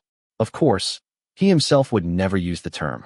Lan Wangji asked, "How much is a bit?" Wei Wuxian gestured with his hands. "A bit is just a bit. How do I explain it? Should I take my clothes off and show you?" Lan Wangji's brows shifted slightly, as though he was genuinely worried that Wei Wuxian would strip right there in the middle of the street. "Take them off after we return." Wei Wuxian laughed, spun around, and walked a few steps backward. Before, in order to escape as quickly as possible, he had desperately tried to disgust others, from feigning madness to deliberately making a fool of himself. Now that his identity had been revealed, anyone else would have felt deeply embarrassed remembering everything they had done. Only someone with a face as thick as Wei Wuxian's could carry on as though none of it had happened. Thinking about it, if he had been anyone else with even a shred of dignity, he would never have climbed into someone else's bed in the middle of the night, insisted on sharing a bathtub, or asked whether he looked pretty after putting on makeup. Since he pretended not to remember any of it, Lan Wangji naturally refrained from bringing it up as well, and the two behaved as though nothing had ever happened. Today was the first time Wei Wuxian had made such a joke since his identity was no longer a secret. After laughing, he immediately put on a serious expression. Hanguang-Jun, do you think the people who placed our dear friend's hand in Mo village and made it attack your juniors are the same people who sewed his legs onto another corpse and buried them inside the wall? Both in his past life and his current one, Wei Wuxian always called Lan Wangji by his given name in his thoughts. But after spending the past few days addressing him by his title, he had grown used to it. Besides, saying Hanguang-Jun in such an exaggeratedly solemn tone sounded inexplicably amusing, so whenever they were outside, he continued using the title in this half-serious manner. Lan Wangji replied, "There are two groups." Wei Wuxian nodded. "I agree. Whoever went to such lengths to sew the legs onto another corpse and hide them inside a wall obviously didn't want anyone to find the limbs. If that's the case, they would never have deliberately released the left hand to attack the Gusalan sect's disciples, since that would inevitably attract attention and investigation. One group tried their hardest to hide everything, while the other acted recklessly, almost as though they wanted the hand to be discovered. They're probably not the same people." Everything that needed to be said had already been said. Lan Wangji seemed to have nothing more to add, but he still answered with an approving "Amen." Wei Wuxian turned around again, speaking as he walked. The people who hid the legs knew about the Xianxia sect's saber hall tradition, while the people who released the left hand knew about the Gusalan sect's plans. I don't think either group has simple motives. More and more secrets keep appearing. Lan Wangji answered. One step at a time. Wei Wuxian immediately asked, "How did you recognize me?" Lan Wangji replied, "Think for yourself." Questions and answers flowed quickly between them, without even a pause. Wei Wuxian had originally planned to catch Lan Wangji off guard and trick the answer out of him, but even though he failed again, he wasn't discouraged in the slightest. He simply changed the subject. "I've never been to Yiling before. In the past, I always had other people gather information for me. This time, I'm going to take a break while you go ask around. Would you mind, Hanguang-Jun?" Lan Wangji immediately turned and started walking away. Wei Wuxian quickly stopped him. "Wait, Hanguang-Jun, may I ask where you're going?" Lan Wangji looked back. "To find the cultivation sect of this area." Wei Wuxian grabbed the tassel hanging from Baiken and gently tugged him in the opposite direction. "Why would you go to them? This is their territory. Even if they know something, they won't tell you. Either they couldn't solve the problem themselves and covered it up to avoid embarrassment, or they're trying their hardest because they don't want outsiders interfering. My honorable Hanguang-Jun, I'm not trying to shame you, but you really can't manage these things out in the world without me. If you ask around like that, I'd be amazed if you learned anything at all." Although his words were somewhat rude, warmth quietly gathered in Lan Wangji's eyes. Again, he answered softly, "Amen." Wei Wuxian laughed. "What was that amen for? That's not how you're supposed to respond." Privately, he thought with delight, he only knows how to say amen. He's still so hopelessly stiff. Lan Wangji asked, "Then how should I ask?" Wei Wuxian pointed toward another street. "Over there, of course." The wide street was lined with bright red banners fluttering in the breeze. Every tavern had its doors thrown wide open, with large black wine jars stretching from inside the shops all the way out onto the street. Waiters wandered about carrying trays filled with tiny cups of liquor, enthusiastically encouraging passers-by to sample their drinks. The rich aroma of wine drifted everywhere. It was no wonder Wei Wuxian's pace became slower and slower. By the time they reached the next intersection, he had stopped altogether, dragging Lan Wangji to a halt as well. Putting on a solemn expression, he explained, "The waiters here are usually young and hardworking. They see countless customers every day, and gossip travels through this place faster than anywhere else. Nothing unusual happening nearby escapes their notice. Lan Wangji gave another "Amen," but his expression clearly said, "You simply want a drink." Wei Wuxian pretended not to notice. Still tugging Lan Wangji along by his sword tassel, he walked into the street of wine shops with sparkling eyes. Immediately, waiters from 5 or 6 different taverns surrounded them, each more enthusiastic than the last. "Come have a taste. The He family's wine is famous throughout the region. Young master, try ours. No charge. If you like it, then come drink at our tavern. This one doesn't smell very strong, but wait until you've finished it. If you can still stand after drinking an entire jar, I'll take your surname." Hearing that, Wei Wuxian grinned. Very well. He accepted the small cup, drank it in one gulp, then turned the empty cup upside down with a smile. "So you're taking my surname?" Unexpectedly, the waiter wasn't intimidated at all. He proudly lifted his chin. "I meant after you finish a whole jar," Wei Wuxian replied. "Then bring me 3 jars." The waiter was overjoyed and immediately rushed back inside. Wei Wuxian turned toward Lan Wangji. "We're doing business here, aren't we? First we help their business, then we ask questions. Once we've paid, it'll be much easier to get them talking." Lan Wangji silently took out the money. The two entered the tavern. Inside were wooden tables and chairs where customers rested while drinking and chatting. One waiter noticed Lan Wangji's appearance and immediately realized he wasn't an ordinary customer. Afraid of offending him, the waiter carefully wiped down a table and 2 chairs several times before respectfully showing them to their seats. With 2 jars by his feet and another already in his hands, Wei Wuxian chatted casually with the waiter for a while before steering the conversation towards strange happenings in the area. The waiter rubbed his hands together. "What kind of strange happenings?" "Haunted houses, abandoned graveyards, corpses cut into pieces, things like that." The waiter looked back and forth between the two of them. What do you two do for a living?" Wei Wuxian smiled. "Haven't you already guessed?" The waiter nodded confidently. "Of course I have. You must be cultivators, the kind who fly through the clouds and across the heavens. Especially the young master beside you. Among ordinary folk, I've never seen someone so. Wei Wuxian finished the sentence for him. "So pretty." The waiter laughed. "If you say that, the young master beside you might get upset." He scratched his head. "You asked about strange happenings, didn't you? Well, there was one. Not recently, though. About 10 years ago. Walk out of the city that way, then continue another 2 miles. You'll see a rather beautiful residence. I don't know if the signboard is still hanging there. It belonged to the Xiang clan." Wei Wuxian asked, "What happened there?" "The entire clan died." The waiter lowered his voice dramatically. "You asked for strange things, so naturally I'm telling you the strangest one. Every single member of the clan was wiped out. I heard they were scared to death." Lan Wangji fell into thought, apparently remembering something. Wei Wuxian, however, didn't notice. "Is there a cultivation sect stationed around here?" Whatever had frightened an entire cultivation clan to death had to be extraordinarily terrifying. Most sects would never allow such a thing to exist within their territory. The waiter nodded. "Of course there is." "How did they deal with it?" The waiter blinked. "Deal with it?" He casually tossed his cleaning rag over one shoulder before sitting down as well. "Young master, do you know the surname of Yang's cultivation sect?" Wei Wuxian shook his head. "It was Xiang. The clan that died was their own clan. If everyone's dead, who's left to deal with anything? The Xiang clan that had been exterminated was the cultivation sect governing Yang.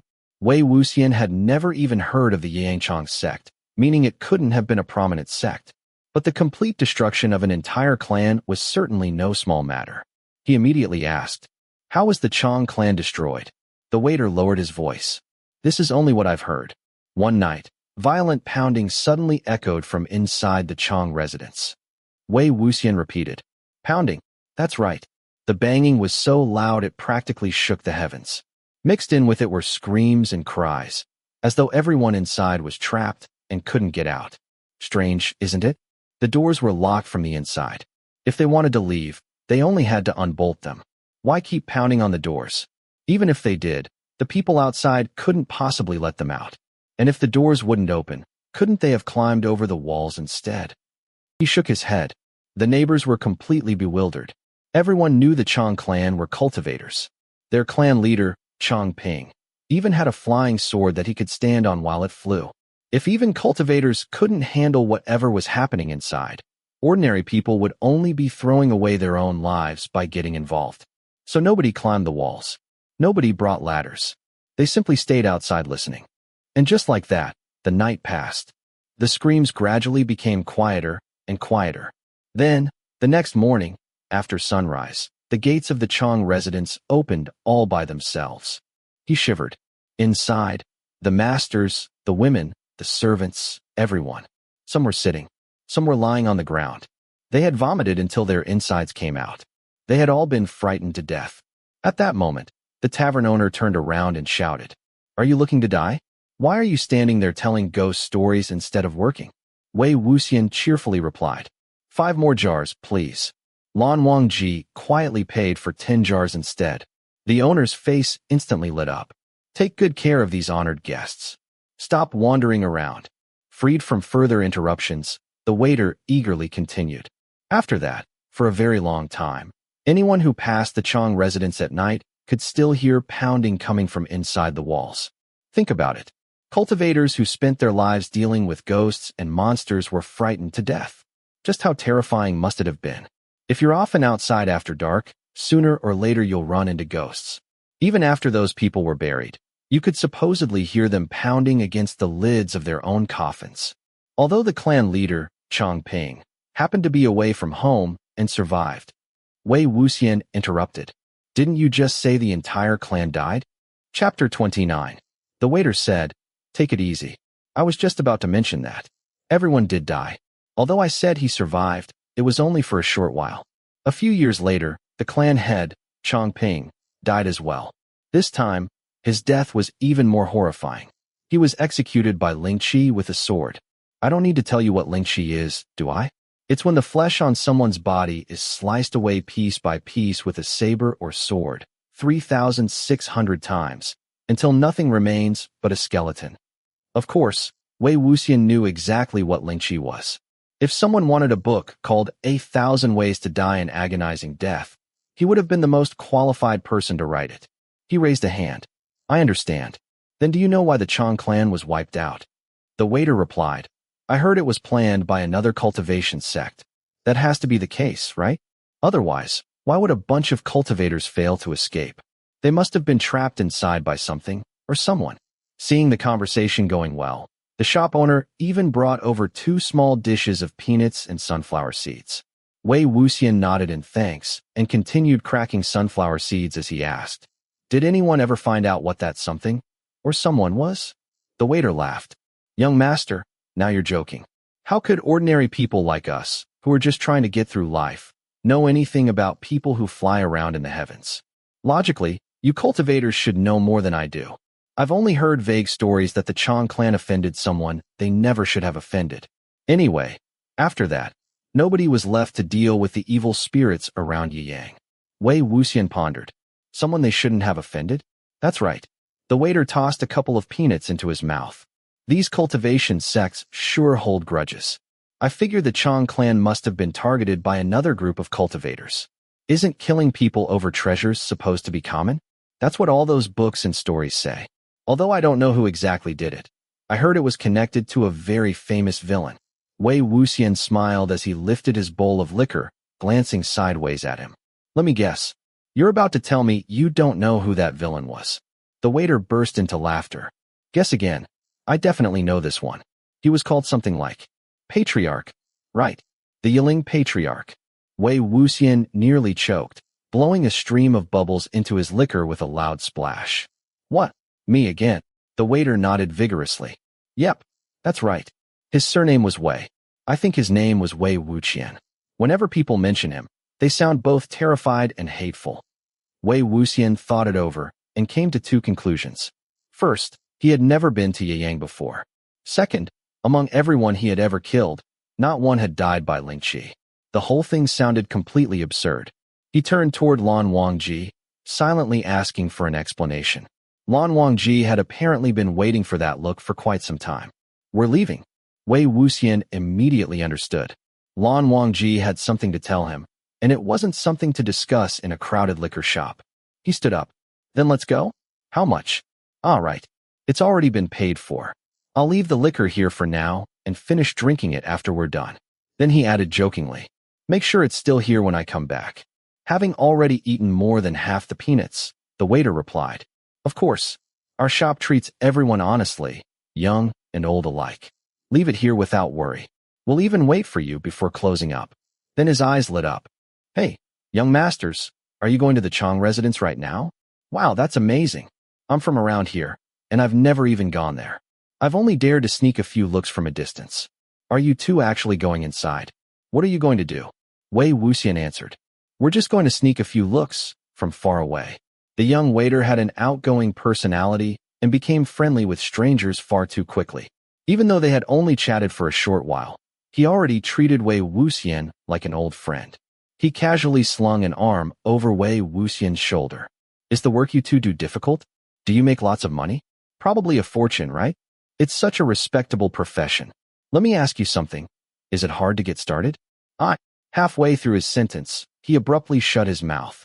He nervously glanced to the side and whispered, Young master, why is the one beside you staring at me? Wei Wuxian followed his gaze. Lan Wangji had already turned around, stood up, and quietly walked out of the liquor shop. Oh, him. Wei Wuxian waved a hand dismissively. My friend was raised very strictly. He absolutely can't stand seeing people getting overly familiar with each other in front of him. Strange, isn't it? The waiter awkwardly withdrew his arm. Very strange indeed. The way he looked at me. You'd think I was putting my arm around his wife. With Lan Wangji's hearing, lowering his voice made no difference whatsoever. Imagining Lan Wangji's expression right now, Wei Wuxian had to fight desperately to keep from laughing. He quickly said, I finished a whole jar. The waiter blinked. I'm sorry. Wei Wuxian pointed at himself. I'm still standing. Only then did the waiter remember his earlier boast. If you can still stand after finishing it, I'll adopt your surname. Oh, he stared in amazement. Seriously, this is the first time I've ever seen someone finish an entire jar and still stand here talking normally. Young master, what's your surname? Wei Wuxian answered. My surname. He suddenly remembered the waiter calling him Wei Wuxian. The corners of his lips twitched. Without missing a beat, he smoothly changed course. Is Lan. The waiter was every bit as shameless as Wei Wuxian. Without the slightest embarrassment, he declared, Very well. From today onward, my surname is Lan. Beneath the bright red banners fluttering outside the liquor shop, Lan Wangji's footsteps seemed to falter almost imperceptibly. Suppressing another laugh, Wei Wuxian walked over with his hands behind his back and patted him on the shoulder. Hanguang-Jun, to thank you for paying the bill, I made him adopt your surname. After leaving the city, the two followed the direction the waiter had pointed out. Gradually, the number of people dwindled while the trees grew denser. Wei Wuxian asked, Back there, why didn't you let me keep questioning him? Lan Wangji replied, I suddenly remembered hearing about what happened in Yiling. There was no need to continue asking. Wei Wuxian said, Before you tell me, let me ask you something first. He paused. Confirm one thing for me. The destruction of the Xiang clan wasn't done by me, was it? Aside from dying 10 years ago and having a fairly stable soul ever since, there was no way he could have massacred an entire clan and completely forgotten about it. Lan Wangji answered, No. Wei Wuxian let out a long breath. Oh, it felt as though he had returned to the days before his death. Back then, he had been worse than a sewer rat, despised by everyone. Anything bad that happened was somehow connected to him. Everything was his fault. Even if someone's neighbor's grandson refused to eat and lost 5 pounds, it was because the child had been frightened by stories of the Yiling Patriarch ordering the ghost general to slaughter people. But Lan Wangji continued. The killings were not committed by you. However, they were related to you. Wei Wuxian asked. How? Lan Wangji answered. There are 2 connections. First, one of the people involved had a past connection with your mother. Wei Wuxian stopped walking. He didn't know what expression he wore or what he was feeling. After standing there silently for a moment, he finally spoke. My mother? Wei Wuxian was the son of Wei Changzhe, a servant of the Yunming Jiang sect, and Zhongse Sanren, a rogue cultivator. Both Jiang Fengmian and Yu Ziyuan had known his parents well. Yet, Jiang Fengmian rarely spoke about his old friends in front of Wei Wuxian. As for Yu Ziyuan, she almost never spoke to him properly at all. He was lucky if she merely lashed him with her whip instead of sending him to kneel in the ancestral hall for getting too close to Jiangcheng. Everything he knew about his parents had come from other people. In truth, he knew little more than anyone else. Lan Wangji also stopped and turned to face him. Have you heard the name? Xianxia. Wei Wuxian searched his memory. No. Lan Wangji nodded. That is correct. He became famous when he left the mountain 12 years ago. Now, no one mentions him anymore. 12 years ago. That was exactly 1 year after the siege of Wanzhong Hill. They had just barely missed each other. Wei Wuxian asked, "What mountain? Who was his master?" Lan Wangji replied, "I do not know which mountain. His master was a cultivator." He paused before saying, Xianxia was a disciple of Baoshan Sanren. Only then did Wei Wuxian understand why Lan Wangji had mentioned his mother. So, Xianxia is my Shishu. Xiangxia Sanren had also been one of Baoshan Sanren's disciples.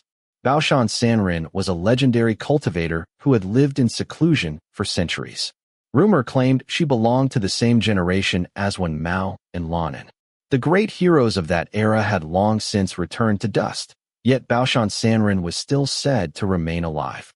If that were true, then she must have been hundreds of years old and possessed astonishing cultivation. Back then, after when Mao's example, the cultivation world shifted from sects to bloodline-based clans. Cultivation families sprang up everywhere like bamboo shoots after spring rain. Almost every famous cultivator established a clan of their own. Baoshan Sanren, however, chose a different path. She withdrew from the world entirely, living alone upon an unknown mountain under the cultivation named Baoshan Sanren. No one knew where that mountain was.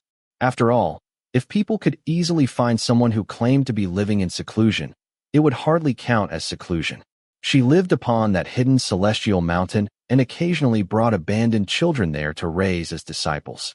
Every disciple had to swear that they would devote their entire lives to cultivation and never leave the mountain to enter the mortal world. If they chose to leave, for any reason whatsoever, they could never return. From that point onward, they would have to survive on their own, forever severing ties with their master.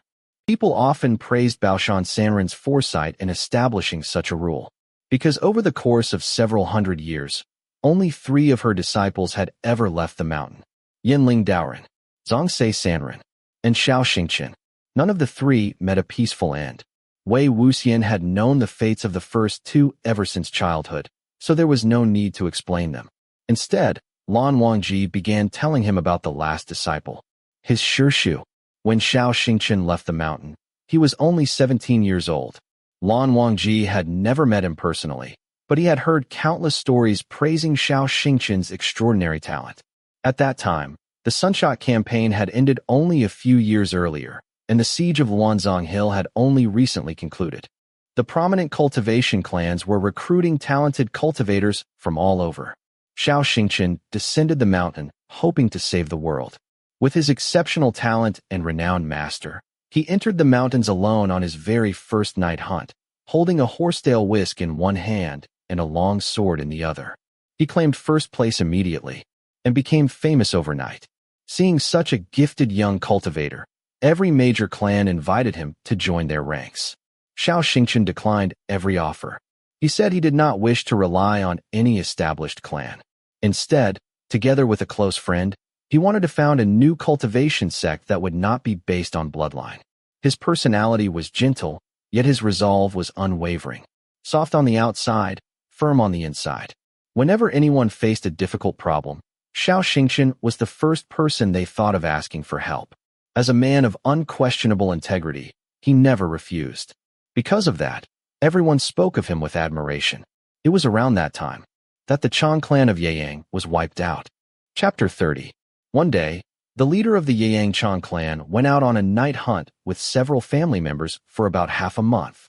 Then, in the middle of the night, without any warning, they received terrible news and immediately hurried back. After the funeral, they discovered only one thing: that someone had deliberately destroyed their protective array and allowed a group of powerful evil spirits inside. Other than that, they knew nothing. In most cases, tragedies that happened to smaller clans attracted little attention, but the circumstances at that time were different. The Sunshot campaign had ended not long before, and the siege of Luanzong Hill had only recently concluded. On the surface, the cultivation world seemed peaceful. When news of this incident spread, the entire cultivation world erupted in discussion. Some even exaggerated that it was the revenge of the revived Yiling Patriarch, Wei Wuxian. However, there was no evidence, making it impossible to identify the killer. Of course, Xianxia did not stand by and do nothing. He volunteered to investigate the matter and uncover the truth for Chongping. After a month, the murderer was finally found. His name was Xiang. Xiang was even younger than Xianxia, nothing more than a teenage boy. Even so, his youth did nothing to soften his cruelty. Ever since the age of 15, he had been a notorious delinquent in Kuizhou, known far and wide for his radiant smile, inhuman methods, and merciless personality. People changed their expressions whenever his name came up. It was said that, as a child living on the streets, he had developed a deep hatred for Chongping's father. He committed the massacre out of revenge, and for several other reasons. After Xianxia uncovered the truth, he pursued Xiang across 3 provinces before finally catching him while the young man was still happily picking fights with others. Taking advantage of the discussion conference being held at Jinlintai, the Lan Wangji sect's headquarters, where the prominent sects had gathered to discuss cultivation matters, Xianxia brought Xiang there, presented all the evidence, and demanded severe punishment. His evidence was clear and irrefutable. Most of the sects raised no objections. Except one, the Lan Wangji sect. Wei Wuxian asked. Objecting under those circumstances would mean standing against the entire cultivation world. Could it be that Xiang was one of Jin Guangshan's favorites? Lan Wangji replied. A guest cultivator. Wei Wuxian frowned. He was a guest cultivator? The Lan Wangji sect was already one of the 4 great clans by then. Why would they recruit a delinquent like him? Lan Wangji answered. This is the second connection. Looking directly into Wei Wuxian's eyes, he said. Because of the Stygian tiger seal. Wei Wuxian's heart skipped a beat. No one was more familiar with those 3 words than he was. Among all the spiritual weapons he had ever forged, the Stygian tiger seal was the most terrifying and the most infamous. When he first created it, he had not thought very deeply about the consequences. Controlling corpses and resentful spirits alone was exhausting. And after remembering a rare piece of iron he had once found inside the stomach of a beast, he forged it into the tiger seal. However, after creating it, Wei Wuxian only used it once before realizing it did far more harm than good. Its power greatly exceeded even his expectations. He had intended for it to assist him, but instead it became something that even its creator struggled to control. Worse still, it acknowledged no single master. Anyone who obtained it, whether righteous or evil, friend or enemy, could wield its power. After forging it, Wei Wuxian had considered destroying it many times. Unfortunately, creating it had required enormous effort, and destroying it would demand just as much. At that time, he already sensed that he was becoming isolated and would eventually become hated by everyone. Possessing such a terrifying weapon made others hesitate to attack him, so he temporarily kept it.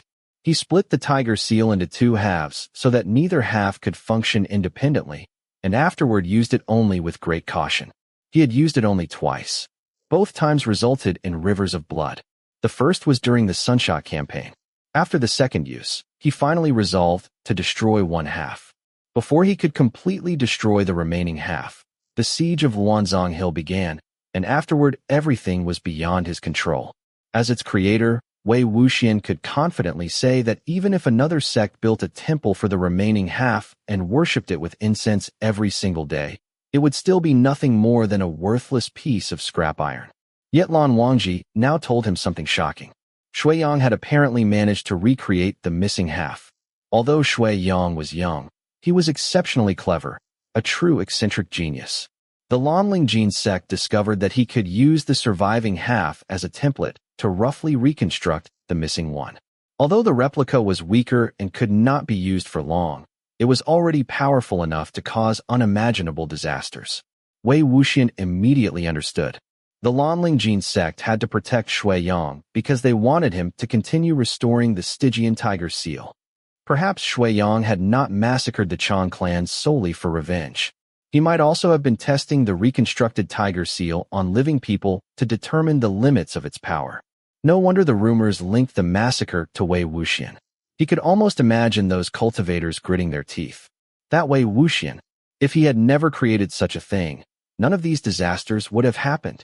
Returning to the story, Lan Wangji continued describing what happened at Jinlintai. Although the Lanling Jin sect insisted on protecting Xiang, Xianxia refused to back down. As the stalemate continued, it eventually reached Qi Fengzun, Nianmingjue, who had not even intended to attend the discussion conference. He hurried to Jinlintai from afar. Although Nianmingjue belonged to the younger generation compared to Jin Guangshan, he was strict and uncompromising. No matter what happened, he refused to tolerate Xiang. After an angry lecture that left Jin Guangshan speechless and thoroughly embarrassed, Nianmingjue drew his saber on the spot, intending to execute Xiang himself.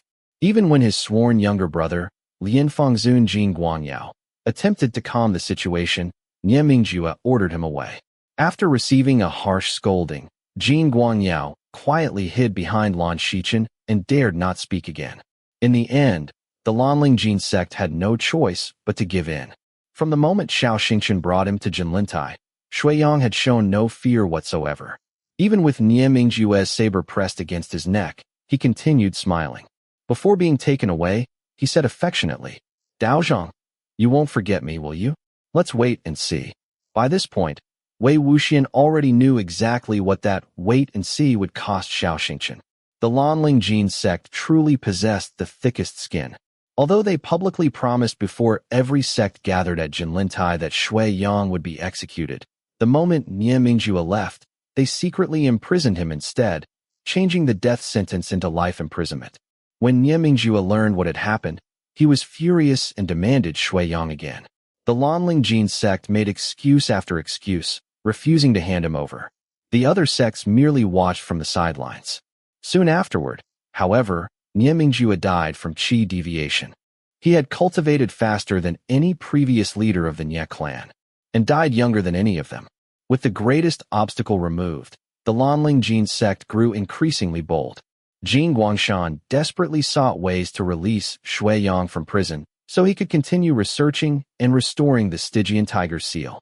Unfortunately, openly freeing the murderer of an entire clan without justification would damage the sect's reputation. So, they turned their attention toward Chongping. From threats, to intimidation, to relentless pressure. Eventually, the Lanling Jin sect forced Chongping to retract his testimony and invalidate everything he had previously said. He publicly declared that the destruction of the Chong clan had nothing whatsoever to do with Xiang. When Xianxia heard this, he personally went to ask Chongping why. Chongping replied helplessly, "What else can I do? If I don't endure this, the remaining members of my clan won't live much longer. I'm truly grateful to you, Daozhang. But please don't help me anymore. Helping me now would only harm me. I don't want the Yang Chong clan to disappear completely." And so, the tiger was released back into the mountains. Wei Wuxian remained silent. If he had been Chongping, he would not have cared how powerful the Lanling Jin sect was or how bright his future might be. He would have stormed into the prison himself, carved Xiang into nothing more than a puddle of flesh, summoned his soul back after death, and repeated the process until Xiang regretted ever being born. But not everyone was like Wei Wuxian. Some people chose survival over mutual destruction. Members of the Chong clan were still alive. Chongping himself was still young, unmarried, childless, and only beginning his cultivation journey. Whether threatened with the lives of his surviving relatives or with the destruction of his future, he had no choice but to think carefully. Of course, Wei Wuxian was not Chongping. He could not be angry for him. He could not suffer in his place. After Xiang regained his freedom, he sought revenge once more. This time, not against Xianxia directly. Xianxia had left the mountain alone and had no remaining family. He had only one close friend, Song Lan. Song Lan was another respected cultivator of that era. Righteous, resolute, highly respected. The two dreamed of establishing a sect built upon shared ideals rather than bloodlines, making them inseparable companions. People of the time described them with a famous saying, Xianxia, the bright moon and gentle breeze. Song Zichen, the distant snow and cold frost. Xiang targeted Song Lan instead. Repeating his previous methods, he massacred Baishua Temple, where Song Lan had grown up and cultivated, before poisoning him and destroying his eyesight. This time, having already gained experience exterminating an entire sect, Xiang made certain not to leave behind a single piece of evidence. Everyone knew he was responsible, but what good did that do? There was no proof. With Jin Guangshan protecting him and Qi Fengzun already dead, no one could touch him. Wei Wuxian found this strange. Although Lan Wangji always appeared indifferent, Wei Wuxian knew from personal experience that Lan Wangji hated injustice, perhaps even more than Nie Huaisong's older brother. Back then, whenever the Lanling Jin sect behaved dishonestly, Lan Wangji never bothered hiding his displeasure. Even now, he still refused to attend their discussion conferences. If two massacres of this magnitude had shaken the cultivation world, Lan Wangji would never have ignored them. So, why had he never gone after Xiang himself? Just as Wei Wuxian was about to ask, he remembered the discipline whip scars covering Lan Wangji's back. Even one strike from the discipline whip caused terrible injuries. If Lan Wangji had received so many lashes, then he must have committed an extremely serious offense. He had probably spent those years confined to the cloud recesses, or recovering from his wounds. No wonder he had only heard about these events. For reasons he himself could not explain, Wei Wuxian cared deeply about those scars. But asking directly was impossible, so he merely asked, what happened to Daozhang Xiaoxingchen afterward? The answer was even more tragic. When Xiaoxingchen left his teacher and descended the mountain, he swore never to return. He was a man who always kept his promises. But when Song Lan became blind and gravely injured, he broke that vow. Carrying Song Lan upon his back, he returned to Baoshan Sanrin's secluded mountain and begged her to save his friend. For the sake of their former teacher-disciple relationship, Baoshan Sanrin agreed. Afterward, Xiaoxingchen descended the mountain once more. No one ever saw him again. A year later, Song Lan also left the mountain. To everyone's astonishment, his blind eyes could see again. Not because Baoshan Sanrin had worked a miracle, but because Xiaoxingchen had dug out his own eyes and given them to Song Lan, whose only crime had been becoming involved because of him. Song Lan originally intended to hunt down Xiang for revenge. By then, Jin Guangshan had already died. Jin Guangyao had become the new sect leader of the Lanling Jin sect. To prove that things would be different under his leadership, the first thing he did was eliminate Xiang. He never mentioned the Stygian tiger seal again and worked hard to restore the sect's reputation while suppressing the old rumors. Song Lan searched everywhere for Xiaoxingchen. At first, people occasionally heard news of where he had traveled. Eventually, he disappeared as well. The Yangchang clan was never a particularly famous clan. Gradually, everything faded into history. After listening to the entire story, Wei Wuxian sighed softly. A feeling of regret blossomed inside him. What a tragic ending. All because of something that had nothing to do with him at all.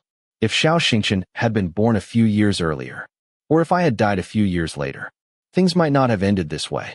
If I had still been alive, how could I possibly have stayed out of it? How could I not have become friends with someone like him? Then he laughed bitterly at himself. Become involved? What could I have done? If I had still been alive back then, everyone would probably have blamed the Yangchang clan massacre on me before anyone even investigated. If Daozhang Xiaoxingchen had happened to meet me on the road, if I had invited him out for a drink, he probably would have smacked me with that horsetail whisk. By then, they had already passed the Chang residence and arrived near a cemetery. Seeing the dark red character Chang carved into the paifeng, Wei Wuxian asked, then why did Chang Ping die afterward? Who killed the remaining members of his clan? Before Lan Wangji could answer, a series of loud bangs echoed through the blue-tinted evening. The sounds resembled someone pounding violently on doors. Yet, they were not doors. Each impact was heavy, rapid, and relentless. The noise sounded muffled, as though something separated it from the outside world. Their expressions immediately changed. The 50 or so members of the Yangchang clan were lying inside their coffins, pounding desperately against the coffin lids from within. They had been frightened to death at night. Back then, they had slammed desperately against the doors of their home, but no one had opened them. Now, they were pounding against their coffins. These were exactly the sounds the liquor shop waiter had mentioned. But according to him, the haunting had ended years ago. Why had it suddenly begun again? Just as they arrived? Without exchanging a word, both Wei Wuxian and Lan Wangji slowed their breathing and silently approached. Taking cover behind the pillars of the Paifeng, they looked into the cemetery. In the middle of the graves, a large hole had been dug. Fresh piles of earth surrounded it. Faint noises drifted upward from inside. Someone was robbing a grave. The two remained perfectly still, patiently waiting for the person below to emerge. Less than an hour later, two figures leaped out of the open grave. Only their excellent eyesight allowed Wei Wuxian and Lan Wangji to realize there were actually two people. One carried the other on his back, making them resemble conjoined twins. Both wore entirely black clothing, making them difficult to distinguish in the darkness. The standing figure had long arms and long legs, facing away from them. The person on his back hung limply, head and limbs dangling lifelessly. Naturally, anyone dug out of a grave should already be dead. Just as Wei Wuxian reached that conclusion, the grave robber suddenly spun around and saw them. His entire face was hidden beneath thick black mist. Not a single feature could be seen. Wei Wuxian immediately understood. Some strange spell concealed his appearance. Without hesitation, Lan Wangji unsheathed Baiken and charged into the cemetery. The grave robber reacted instantly. Seeing Baiken's blue sword light, he formed a hand seal and summoned his own sword aura. Like his concealed face, his sword was wrapped in thick black mist, making it impossible to identify its appearance. Even while carrying a corpse on his back, he fought with remarkable skill. The two sword lights clashed several times. Lan Wangji recalled Baiken into his hand. A layer of frost settled across his face. Wei Wuxian immediately understood why. Even an outsider could tell. The grave robber was astonishingly familiar with the Gusu Lan sect's sword techniques. Without saying a word, Lan Wangji attacked again. Baiken struck deeper and fiercer with every move.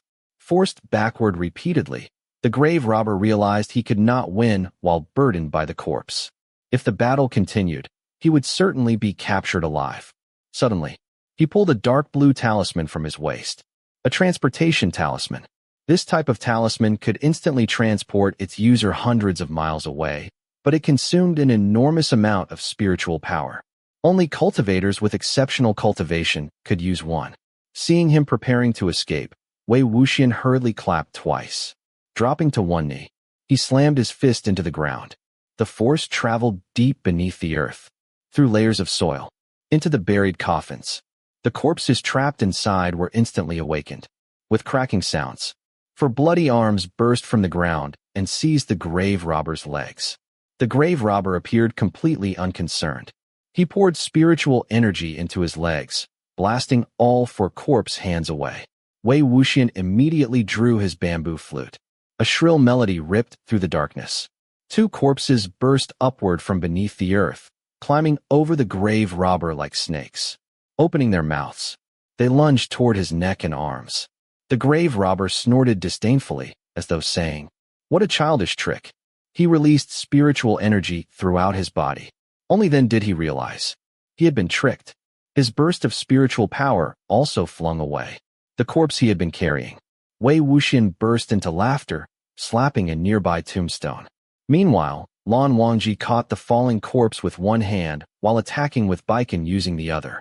Seeing both his prize stolen and himself unable to defeat Lan Wangji, especially with Wei Wuxian constantly interfering, the grave robber abandoned all hope of continuing the fight.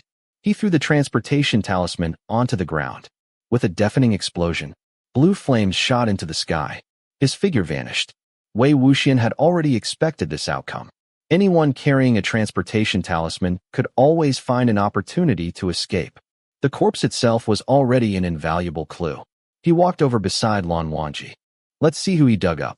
The moment he looked, he was surprised. The corpse's head had already split open, yet instead of blood or brains, blackened cotton spilled out. Without hesitation, Wei Wuxian twisted the head off. Holding the carefully crafted dummy head in his hands, he said, "What is this supposed to mean?" A fake corpse stuffed with cotton and rags was buried in the Chong clan cemetery. Having carried it earlier, Lan Wangji already understood. Not all of it is fake. Wei Wuxian examined the body from head to toe. Aside from its hanging limbs, only the chest and abdomen felt genuine. After removing its clothing, exactly as expected, only the torso was real. Everything else had been crudely constructed from cotton. The fake head and limbs existed only to deceive the torso into believing it still remained attached to its original body. Judging by the skin tone and the severed left shoulder, this was undoubtedly the torso of their dear friend. The grave robber had come specifically for it. Wei Wuxian straightened up. It looks like whoever hid the corpse already realized we're investigating and came to move the torso before we found it. He smiled. Better lucky than early. We happened to arrive at exactly the right time. Then his expression changed. But he looked toward Lan Wangji. Why was that mist-faced grave robber so familiar with your sect's sword techniques? Lan Wangji was clearly thinking about exactly the same thing. The coldness had still not left his face. Wei Wuxian continued. His cultivation is quite high enough to support a transportation talisman. He concealed both his face and his sword. Concealing his face is understandable. He obviously didn't want to be recognized. But most unknown cultivators would never bother hiding their swords. Unless the sword itself was already famous. If someone recognized the sword aura, his identity would be exposed the moment he drew it. Wei Wuxian asked carefully. Hanguang-Jun, from your fight just now, do you think he was someone you know very well? He deliberately avoided mentioning names like Lan Shichen or Lan Qiren. Lan Wangji answered firmly. No. Wei Wuxian trusted that answer completely. Lan Wangji was not someone who lied or concealed the truth. If he denied it, then it truly was not one of those people. Lan Wangji carefully placed the torso inside another double-layered Qinquan pouch before storing it away. The two wandered through the area before eventually returning to the liquor street. True to his word, the young waiter had kept the shop open. Most of the surrounding taverns had already closed. Only this one still displayed its banner and lanterns. Seeing them return, the waiter grinned. You're back. We kept our promise, didn't we? Did you two see anything? Wei Wuxian laughed in response. Together with Lan Wangji, he returned to the same table. Liquor jars surrounded both the table and the floor beside it. He said, Now then, where were we? We got interrupted by that grave robber. I still don't know how Changping died. Lan Wangji resumed the story in his usual concise manner. One after another, Shuiyang, Xiaoxingchen, and Song Lan either disappeared or died. Several years later, Changping and the remaining members of his clan were all subjected to death by Lingqi overnight. Changping's eyes had also been gouged out. This time, no one ever discovered the murderer. Everyone connected to the case had already vanished. Only one thing could be confirmed. Judging from the wounds, the sword used to perform the Lingqi was Xiaoxingchen's sword. Shuanghua. The bowl in Wei Wuxian's hand froze halfway to his lips. He stared in shock. Shuanghua performed the Lingqi? Then, was Xiaoxingchen really the killer? Lan Wangji answered. Xiaoxingchen had already disappeared. There was no conclusive evidence. Wei Wuxian asked. If he couldn't be found alive, did anyone attempt a soul summoning? Lan Wangji replied. Yes. Nothing was found. Nothing was found. Either Xiaoxingchen was still alive, or his soul had already completely dispersed. As someone highly experienced in such matters, Wei Wuxian commented, you can't rely entirely on soul summoning. The time, the place, and the person all matter. Sometimes it simply fails. I'm guessing many people believe it was Xiaoxingchen's revenge. Hanguang-Jun, what do you think? Lan Wangji slowly shook his head. One should not comment without understanding the whole picture. Wei Wuxian admired that principle greatly. Smiling, he took another drink before Lan Wangji asked. And you?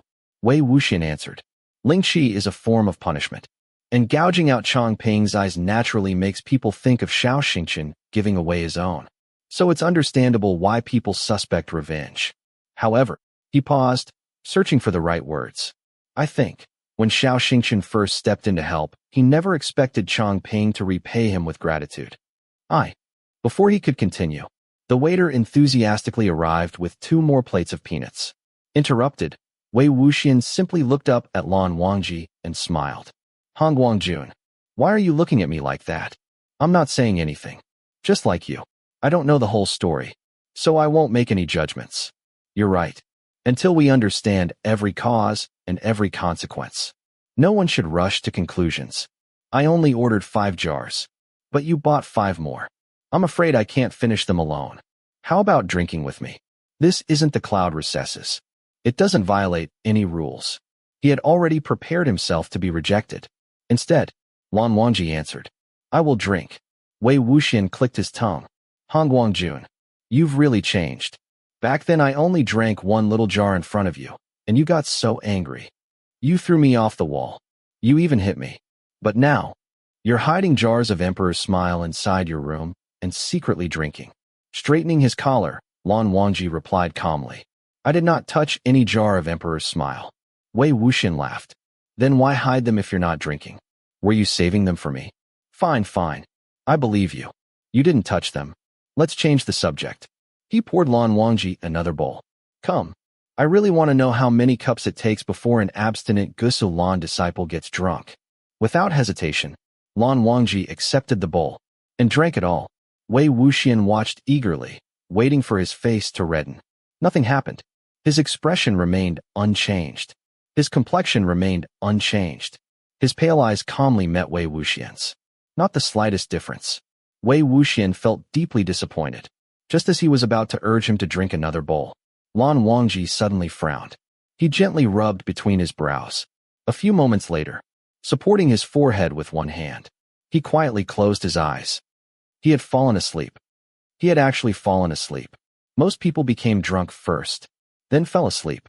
How had Lan Wangji skipped the drunken part entirely? The drunken part was exactly what Wei Wuxian wanted to see. He waved a hand before Lan Wangji's face. No response. He clapped loudly beside his ears. Still nothing. Lan Wangji turned out to be the type who collapsed after a single bowl. Wei Wuxian had never imagined this outcome. Swinging his legs thoughtfully, he slipped Lan Wangji's right arm over his own shoulders and dragged him out of the tavern. By now, he had become quite practiced at searching Lan Wangji for things. After retrieving his money pouch, he rented 2 rooms at a nearby inn. He carried Lan Wangji into one room, removed his boots, tucked him into bed, then quietly slipped back into the night. Stopping in a deserted area, Wei Wuxian took out his bamboo flute and raised it to his lips. A melody drifted through the darkness. Afterward, he waited. Over the past several days, he and Lan Wangji had been together day and night. He had never found an opportunity to summon Wen Ning. Hiding his identity had only been one reason. There was another. Wen Ning had once killed members of the Gusu Lan sect. Even though Lan Wangji treated him kindly, Wei Wuxian simply could not summon Wen Ning directly before him. Or perhaps, precisely because Lan Wangji treated him so well, Wei Wuxian no longer had the nerve to do such a thing. Even someone with skin as thick as his had limits. Before long, the eerie jingling of chains echoed once more. With his head lowered, Wen Ning emerged silently from the shadows beneath the city wall. Dressed entirely in black, he blended perfectly into the darkness. Only his pupil-less white eyes stood out. Hands clasped behind his back, Wei Wuxian slowly circled him. Wen Ning instinctively shifted, as though preparing to turn in circles with him. Wei Wuxian ordered, "Stand still." Immediately, Wen Ning obeyed. His already delicate features somehow looked even more dejected. Wei Wuxian said, "Your hand." Wen Ning extended his right arm. Grasping his wrist, Wei Wuxian carefully examined the iron cuff and chain locked around it. This was no ordinary restraint. When Wen Ning lost control, he possessed enough strength to twist iron into mush. He would never have tolerated dragging ordinary chains around. These had clearly been specially forged to restrain him. Reduced to ashes? If various sects were willing to painstakingly restore the damaged Stygian tiger seal, how could they possibly bear to destroy the ghost general? Laughing bitterly, Wei Wuxian stood beside Wen Ning. After thinking for a moment, he gently pushed aside Wen Ning's hair. Whoever had imprisoned him had obviously suppressed his consciousness. To ensure absolute obedience, they had destroyed his sanity. Something had undoubtedly been implanted inside his head. Exactly as expected, after searching carefully, Wei Wuxian discovered a hard metal tip at an acupoint on the right side of Wen Ning's head. Searching the opposite side, he found another. They resembled the ends of long needles. Gripping both and simultaneously, Wei Wuxian slowly drew 2 long black nails from Wen Ning's skull. Each nail measured about an inch long, as thick as the red cords used for jade pendants. The instant they left his head, Wen Ning's features trembled. Black veins spread across the whites of his eyes like tangled blood vessels. He appeared to be enduring unbearable pain. How strange. Even after death, he could still feel pain. Judging from the complicated patterns carved onto the nails, they had clearly come from a unique source. Their creator possessed considerable skill. Completely restoring Wen Ning would take a long time. After putting the nails away, Wei Wuxian lowered his gaze toward the chains binding Wen Ning's wrists and ankles. They were noisy and cumbersome. He would need a cultivation sword to cut them off. Naturally, the first sword that came to mind was Baiken. Although using a Lan sect sword to free Wen Ning felt somewhat inappropriate, it was still the finest spiritual sword available. He could not allow Wen Ning to keep dragging those heavy chains everywhere. Wei Wuxian thought, "All right, I'll return to the inn first. If Lan Zhan is awake, I won't do anything. If he's still asleep, I'll quietly borrow Baiken for a little while." Having made up his mind, he turned around. Then, he froze. Lan Wangji was standing directly behind him. Chapter 30. After he summoned Wen Ning, Wei Wuxian's thoughts were in disarray, making it difficult for him to stay fully alert. And if Lan Wangji didn't want someone to notice his arrival, he could do so without any difficulty. So, when Wei Wuxian turned around and saw that cold face beneath the moonlight, his heart almost skipped a beat. He had no idea how long Lan Wangji had been standing there, or whether he had seen and heard everything. If Lan Wangji had never actually been drunk in the first place and had followed him all the way here, the situation would be even more awkward. After all, Wei Wuxian had said nothing to him directly and had instead sneaked out to summon Wen Ning while Lan Wangji was asleep. Lan Wangji stood with his arms folded, Baiken resting in them. His expression was unusually rigid. Wei Wuxian had never seen such obvious displeasure on his face before. Feeling that he had to explain himself first and ease the tension, he cleared his throat. Wei Wuxian said, "Ahem. Hanguang-Jun." Lan Wangji did not reply. Standing in front of Wen Ning, Wei Wuxian looked across at Lan Wangji.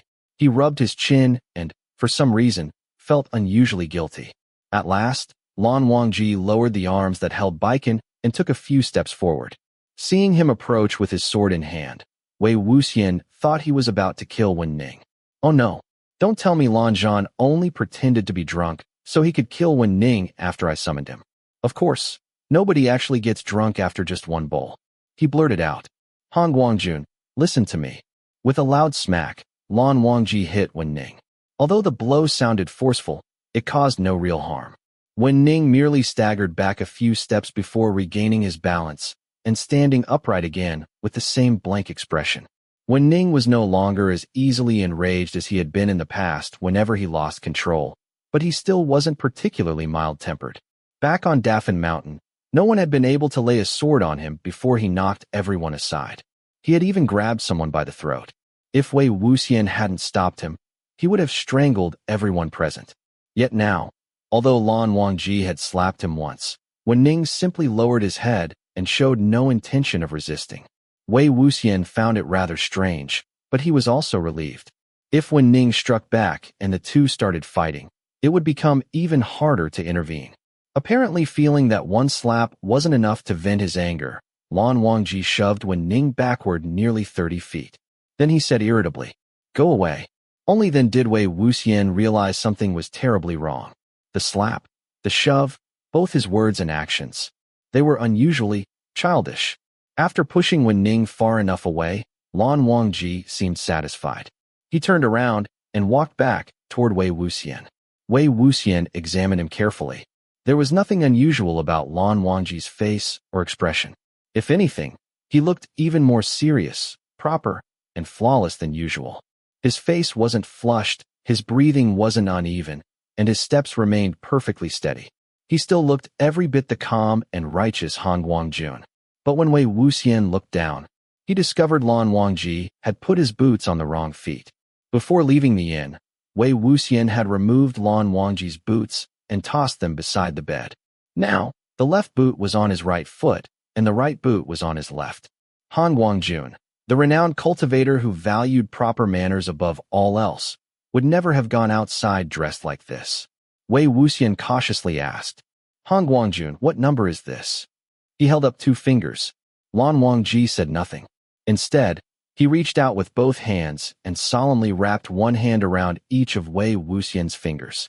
With a clang, Baiken slipped from its master's grasp and fell onto the ground. Wei Wuxian. This definitely wasn't the normal Lan Zhan. Wei Wuxian asked. Hanguang-Jun, are you drunk? Lan Wangji replied. No. Drunk people usually never admitted they were drunk. Wei Wuxian withdrew his fingers. Lan Wangji continued maintaining the exact same pose, both hands loosely closed as though they were still holding Wei Wuxian's fingers. Wei Wuxian was utterly speechless. Standing beneath the chilly night breeze, he slowly looked away from Lan Wangji and up at the moon. Most people got drunk first, then fell asleep. Lan Wangji, however, fell asleep first, then got drunk. And once he was drunk, he looked almost exactly the same as usual, making it nearly impossible to tell. Over the years, Wei Wuxian had shared drinks with countless friends. He had seen every kind of drunken behavior imaginable. Some cried loudly. Some giggled foolishly. Some danced around. Some collapsed immediately. Some insisted on killing themselves. Others clung to people while sobbing. Why are you leaving me? But this was the first time he had ever seen someone remain perfectly quiet, look impeccably proper, yet behave in the strangest ways imaginable. The corners of his mouth twitched. Trying hard not to laugh, he picked up Baiken and slung it across his back. All right, let's go back. He absolutely couldn't allow Lan Wangji to keep wandering outside like this. Who knew what else he might do? Fortunately, Lan Wangji seemed unusually cooperative while drunk. He nodded elegantly. The two of them headed back together. Anyone passing by would probably think they were simply two refined friends taking a peaceful evening stroll. Behind them, Wen Ning silently followed. Just as Wei Wuxian was about to say something, Lan Wangji suddenly spun around and smacked Wen Ning on the head. This time, Wen Ning lowered his head even farther. Although his stiff face couldn't form any expression, and those pale white eyes couldn't convey emotion, for some reason, he somehow looked wronged. Not knowing whether to laugh or sigh, Wei Wuxian grabbed Lan Wangji's arm. What are you hitting him for? Lan Wangji spoke in a threatening tone he never would have used while sober. Go away. Wei Wuxian knew there was no point arguing with a drunk person. All right. It's up to you. I'll make him leave if that's what you want. As he spoke, he took out his bamboo flute. Before he could even raise it to his lips, Lan Wangji swiftly grabbed it. Do not play for him. Wei Wuxian teased. Why are you being so possessive? Lan Wangji repeated angrily. Do not play for him. Wei Wuxian realized that although drunk people usually became especially talkative, Lan Wangji simply repeated the same words over and over because he normally spoke so little. Since Lan Wangji had never liked demonic cultivation techniques, perhaps he simply disliked seeing Wei Wuxian use the flute to control Wen Ning. In any case, there was no point arguing with someone who was drunk. All right, I'll only play for you. Happy. Lan Wangji answered with a satisfied MN. But he continued holding the flute and refused to give it back. Wei Wuxian could only whistle instead. He said to Wen Ning, go back into hiding. Don't let anyone discover you. Wen Ning clearly wanted to continue following them. But after receiving Wei Wuxian's order, and fearing Lan Wangji would hit him again, he slowly turned around. Dragging the chains behind him, he walked away dejectedly. Wei Wuxian turned toward Lan Wangji. Lan Zhan, why doesn't your face turn red when you're drunk? Because Lan Wangji still looked so completely normal, Wei Wuxian couldn't help talking to him as though he were sober. Unexpectedly, after hearing the question, Lan Wangji reached out, grabbed Wei Wuxian by the shoulders, and pulled him into his arms. Caught completely off guard, Wei Wuxian's forehead slammed directly into Lan Wangji's chest. As the dizziness faded, Lan Wangji's voice came from above him. The heartbeat. What? The face doesn't show anything. Listen to the heartbeat. His low voice vibrated gently through his chest. Thump, thump. His heartbeat remained steady, though perhaps a little faster than usual. Wei Wuxian finally understood. So I can't tell from your face? Only from your heartbeat? Lan Wangji answered honestly. MN. Wei Wuxian bent over laughing. Was Lan Wangji's face really so thick that even blushing couldn't be seen? Surely not. And after getting drunk, Lan Wangji became unbelievably honest. His words, his actions, they were all much bolder. Such a rare opportunity to see this frank and open version of Lan Wangji. There was no way Wei Wuxian would simply let it pass without teasing him. He hurried Lan Wangji back to the inn. Once inside the room, he guided him onto the bed and removed the boots that had been put on the wrong feet. Figuring Lan Wangji probably wouldn't remember to wash up in this state, Wei Wuxian untied his forehead ribbon and fetched a basin of warm water and a towel. After wringing out the towel, he folded it neatly and gently wiped Lan Wangji's face. Throughout the entire process, Lan Wangji offered no resistance whatsoever. He obediently allowed his face to be rubbed in every direction. Only when the towel came near his eyes did he squint slightly. Otherwise, he simply stared at Wei Wuxian without blinking. A dozen mischievous ideas immediately sprang into Wei Wuxian's mind. Seeing those clear eyes fixed on him, he couldn't resist brushing a finger beneath Lan Wangji's chin. Laughing, he asked, "Why are you staring at me? Am I handsome?" Having finished wiping his face, Wei Wuxian tossed the towel back into the basin. "Your face is clean now. Want some water?" Receiving no answer, he turned around, only to discover Lan Wangji already holding the basin with both hands, his face buried inside it. Wei Wuxian nearly jumped out of his skin. He immediately snatched the basin away. "I didn't mean the water in there." Lan Wangji calmly lifted his head. Clear droplets rolled down his jaw and disappeared beneath the collar of his robes. Looking at him, Wei Wuxian truly didn't know what to think anymore. Did he actually drink it, or not? Hopefully Lan Zhan won't remember any of this after he sobers up. Otherwise, he'll never be able to face anyone for the rest of his life. Wei Wuxian wiped the remaining droplets from Lan Wangji's jaw with his sleeve before placing both hands on his shoulders. "Hanguang-Jun, are you going to do whatever I tell you?" Lan Wangji answered. "MNN, you'll answer whatever I ask." Wei Wuxian climbed onto the bed with one knee and smirked. "All right then. First question. Have you secretly tasted the Emperor's smile you hid in your room?" "No." "Do you like rabbits?" "Yes." "Have you ever broken any rules?" "Yes." "Have you ever liked anyone?" "Yes." Wei Wuxian hadn't actually intended to pry into Lan Wangji's private life. He merely wanted to see whether Lan Wangji really would answer every question honestly. He continued, "How about Xianxia?" Lan Wangji frowned. "Humph. How about Wen Ning?" His expression became indifferent. "Huh." Grinning, Wei Wuxian pointed at himself. "Then how about this one?" Lan Wangji answered immediately. "Mine." Lan Wangji looked directly into his eyes. Slowly, clearly, he repeated, "Mine." Wei Wuxian suddenly realized what had happened. He looked down at Baiken in his own hand. When he had pointed at himself, Lan Wangji must have thought this one referred to Baiken. Wei Wuxian picked up Baiken and began pacing around the room, from left to right, from east to west. Exactly as expected, Lan Wangji's gaze faithfully followed him every step of the way.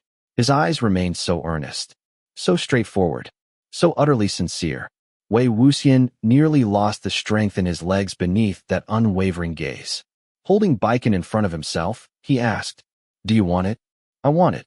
Apparently feeling that wasn't enough, Lan Wangji reached out and clasped the hand holding Baiken. Looking directly into Wei Wuxian's eyes with those pale-colored pupils, he drew a soft breath before repeating carefully, "I want it." Wei Wuxian knew perfectly well that Lan Wangji was hopelessly drunk. He knew those words weren't meant for him. Yet somehow, those three simple words still struck him with overwhelming force. His arms and legs nearly gave way. He thought, Lan Zhan, honestly, if he ever treated a girl with this much sincerity and passion, what kind of man would he become? After finally recovering himself, Wei Wuxian asked, "How did you recognize me? Why did you help me?" Lan Wangji opened his mouth. Wei Wuxian leaned closer, eager to hear the answer. But suddenly, Lan Wangji's expression changed. With one push, he shoved Wei Wuxian onto the bed. At the same time, he waved his hand. The candle went out. Baiken once again clattered onto the floor. Wei Wuxian's vision spun from the sudden shove. He thought Lan Wangji had finally sobered up. Lan Zhan. A familiar point behind his back was tapped. His entire body instantly became numb and powerless. He couldn't move at all. Just like that first night at the cloud recesses. Lan Wangji withdrew his hand, lay down beside him, pulled the blanket over both of them, and carefully tucked it around Wei Wuxian. "It is 9. Rest." So, in the end, it was simply the terrifying Lan sect bedtime routine. His interrogation completely interrupted. Wei Wuxian stared helplessly at the ceiling. Can't we sleep and talk at the same time? No. Fine. There would always be another chance to get Lan Wangji drunk. Sooner or later, he would get that answer. Lan Zhan, undo it. I rented 2 rooms. We don't have to squeeze into the same bed. After a brief pause, Lan Wangji's hand slowly reached beneath the blanket.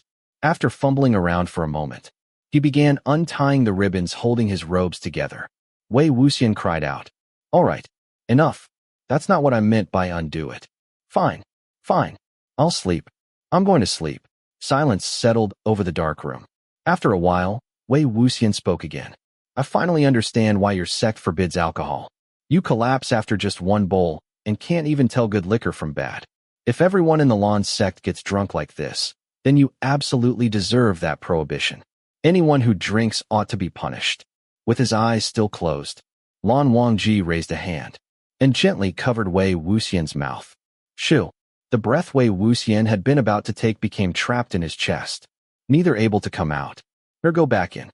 Ever since returning, it seemed that every time he tried teasing Lan Wangji the way he used to, he ended up suffering the consequences himself.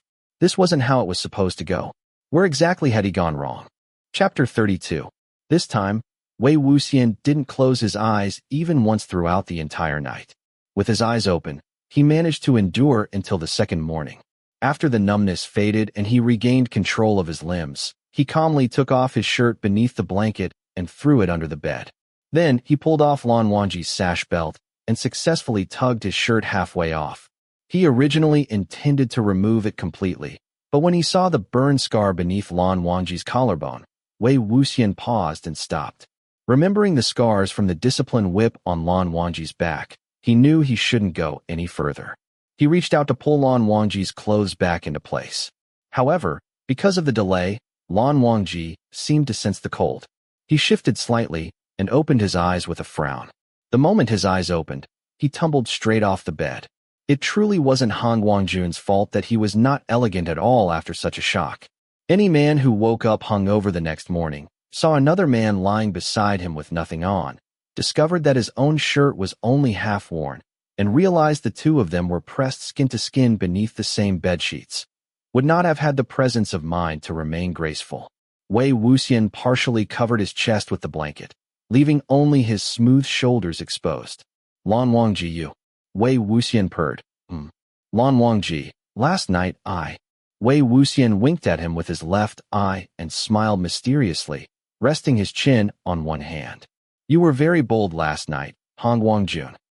Wei Wuxian, do you really remember nothing about what happened last night? It seemed that Lan Wangji truly remembered nothing. His face had already turned as pale as snow. Fortunately, he didn't remember. Otherwise, if Lan Wangji still recalled sneaking out during the night to summon Wen Ning and asking about it afterward, neither lying nor telling the truth would have made the situation any better. After so many attempts to tease Lan Wangji ended with Wei Wuxian lifting a rock only to drop it on his own foot, he had finally recovered some of his former skills. Although he wanted to continue his successful pursuit, Wei Wuxian still hoped to trick Lan Wangji into drinking again in the future. Therefore, he probably shouldn't traumatize him for life. Otherwise, Lan Wangji would become cautious the next time. Wei Wuxian lifted the blanket and revealed that he was still wearing his trousers and boots. "What a man, Hanguang-Jun. It was only a joke. I merely removed our clothes. Your chastity is still intact. You haven't been tainted. Don't worry." Lan Wangji remained frozen in place and didn't answer. A shattering sound came from the center of the room. The sound was familiar. It was already the second time they had heard it. The Qianquan pouches placed on the table had started moving restlessly again, knocking the cups and teapots onto the ground. This time, with 3 body parts together, the reaction was even more violent. Last night, one of them had been hopelessly drunk while the other had been helplessly tormented. Naturally, both had forgotten about the duet. Wei Wuxian worried that Lan Wangji was too shocked and might accidentally impale him onto the bed out of impulse. He hurriedly said, "Serious business. Come, let's handle serious business first." He wrapped a piece of clothing around himself, hopped off the bed, and extended a hand toward Lan Wangji, who had just stood up again. However, from Lan Wangji's perspective, It looked almost as if Wei Wuxian wanted to tear off his clothes. Lan Wangji still hadn't recovered from the shock. He stepped backward, only to stagger when he stepped on something beneath his foot. Looking down, he saw Baiken lying on the ground. It had been there ever since last night. At that moment, one of the ropes binding the pouches came loose. Half of an ashen arm had already crawled out from the tiny opening. Wei Wuxian reached into Lan Wangji's half-open clothes and searched around, pulling a flute from his arms. Hanguang-Jun, don't be scared, all right? I'm not going to do anything to you. It's just that you took my flute away last night. I need it back. After saying that, he considerately pulled Lan Wangji's collar back into place and properly tied his sash belt.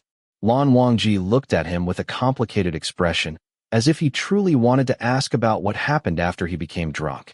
However, he was accustomed to completing important tasks first. Suppressing his questions, he put on a serious expression and took out his 7-stringed guqin. Of the 3 Qianquan pouches, one contained the left arm, another contained the legs, and the last contained the torso. The 3 parts could already form most of the body. They influenced one another, causing the resentful energy to multiply and making them far more difficult to handle than before. The disturbance only stopped after the 2 of them played rest 3 consecutive times. Wei Wuxian put away his flute. He was about to collect the body parts scattered across the floor when he suddenly commented, "Our dear friend hasn't been neglecting his training." The sash belt of the burial robe around the torso had already loosened. The collar had opened, revealing the strong, solid body of a man in the prime of his life. Broad shoulders, a narrow waist, and sharply defined abdominal muscles. It was the kind of masculine physique countless men dreamed of possessing. After staring from every angle, Wei Wuxian couldn't help but smack the abs a few times. Hanguang-Jun, look at him. If he were alive and I hit him, the force would probably bounce back and hurt me instead. Just how did he train his body? The tips of Lan Wangji's brows seemed to twitch, but he said nothing.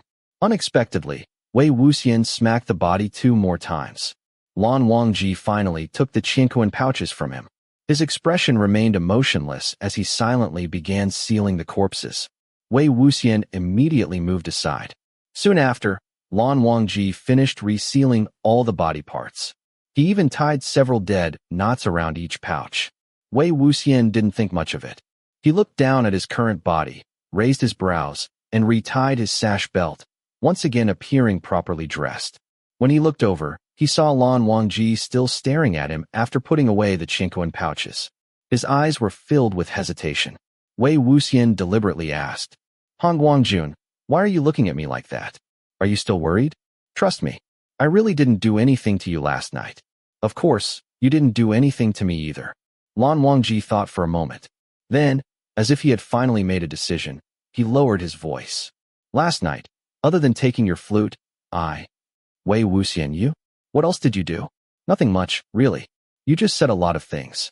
The Adam's apple on Lan Wangji's snow-white neck moved slightly. "What sort of things?" "Wei Wuxian, nothing important.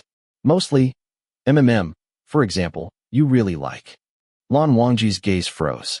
"Wei Wuxian, you really like rabbits." Lan Wangji closed his eyes and turned his head away. Wei Wuxian thoughtfully added, "It's all right. Rabbits are adorable. Who doesn't like rabbits? I like them too. As in, I like eating them." "Ha ha ha." He stood up. "Here, Hanguang-Jun. You drank so much last night." Not exactly.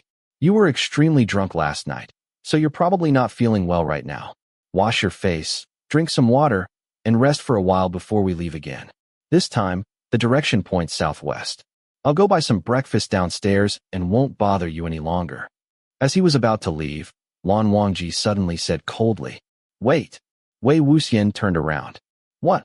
Lan Wangji stared at him for a long time before finally asking, "Do you have money?" Wei Wuxian grinned. "Yes. Did you think I didn't know where you keep your money? I'll buy breakfast for you too, all right? Hanguang-Jun, take your time. We're not in a hurry." He left the room and closed the door behind him.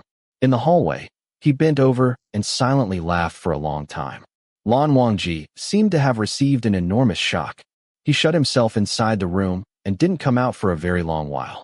While waiting, Wei Wuxian wandered downstairs, left the inn, and strolled around the area, buying snacks along the way. He sat down on a set of stairs and enjoyed the sunlight while eating. After sitting there for a while, a group of children around 13 or 14 years old ran across the street. The child in front ran as if he were flying, holding a long string in his hand.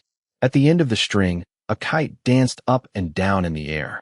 The children behind him carried toy bows and arrows, shouting as they chased after it and fired at the kite. Wei Wuxian had loved playing this game when he was young as well. Archery was a required skill for all disciples of prominent sections. However, most of them didn't enjoy shooting at proper targets. Aside from hunting evil beings during night hunts, shooting kites was what they loved most. Everyone had their own kite. Whoever flew theirs the highest, the farthest, and shot the most accurately would become the winner. Originally, this game was only popular among younger disciples of cultivation sections. After it became known among ordinary people, children from common families also began enjoying it. Of course, the damage caused by their small arrows was nothing compared to those of skilled disciples. When Wei Wuxian lived at Lotus Pier and played shooting kites with the Xiang sect disciples, he had won many first places. Jiang Cheng, on the other hand, had always been second. His kites were either flown too far away to shoot down or close enough to hit, but never as far as Wei Wuxian's. Their kite had been almost twice the size of ordinary ones, shaped like a flying beast. It had bright, exaggerated colors, a large open mouth, and several sharp tails fluttering in the wind. From a distance, it looked exceptionally vibrant and lively. It wasn't exactly frightening, but it was almost a little silly.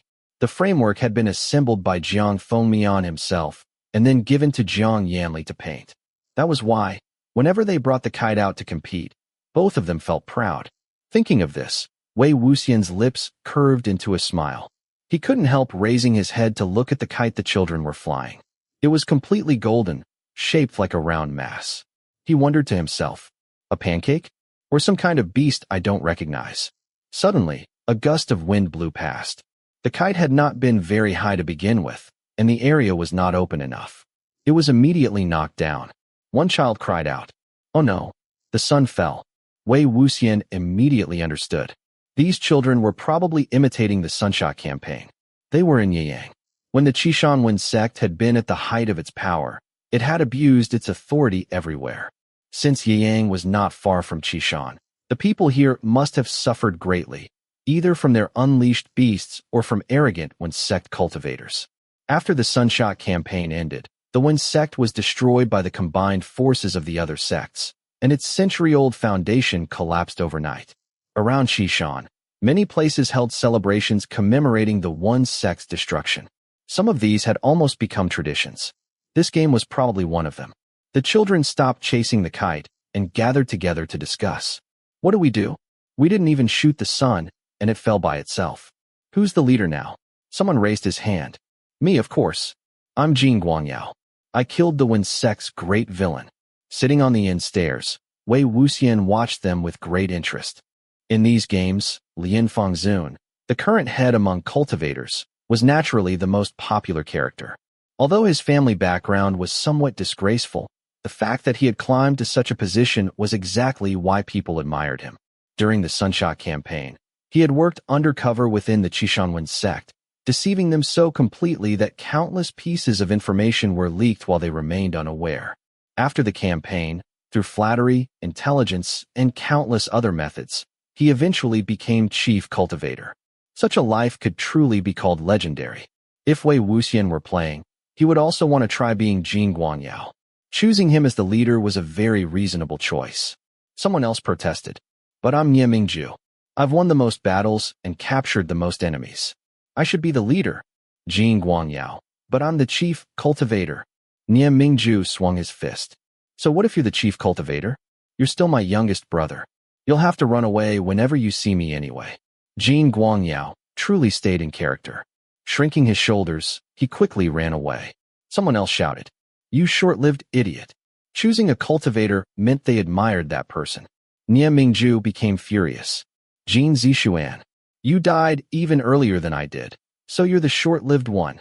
Jin Zishuan defended himself. "What's wrong with being short-lived? I'm ranked third. Even if you're third, it's only because of your face." One child seemed tired from running around. He moved to the stairs and sat down beside Wei Wuxian. Waving his hands, he tried to mediate. All right. Stop fighting. I'm the Yiling Patriarch, so I'm the strongest. Since you all insist so much, I can be the leader. Wei Wuxian. He looked down. There was indeed a small wooden stick tucked beside the child's waist, probably meant to represent Xianxia.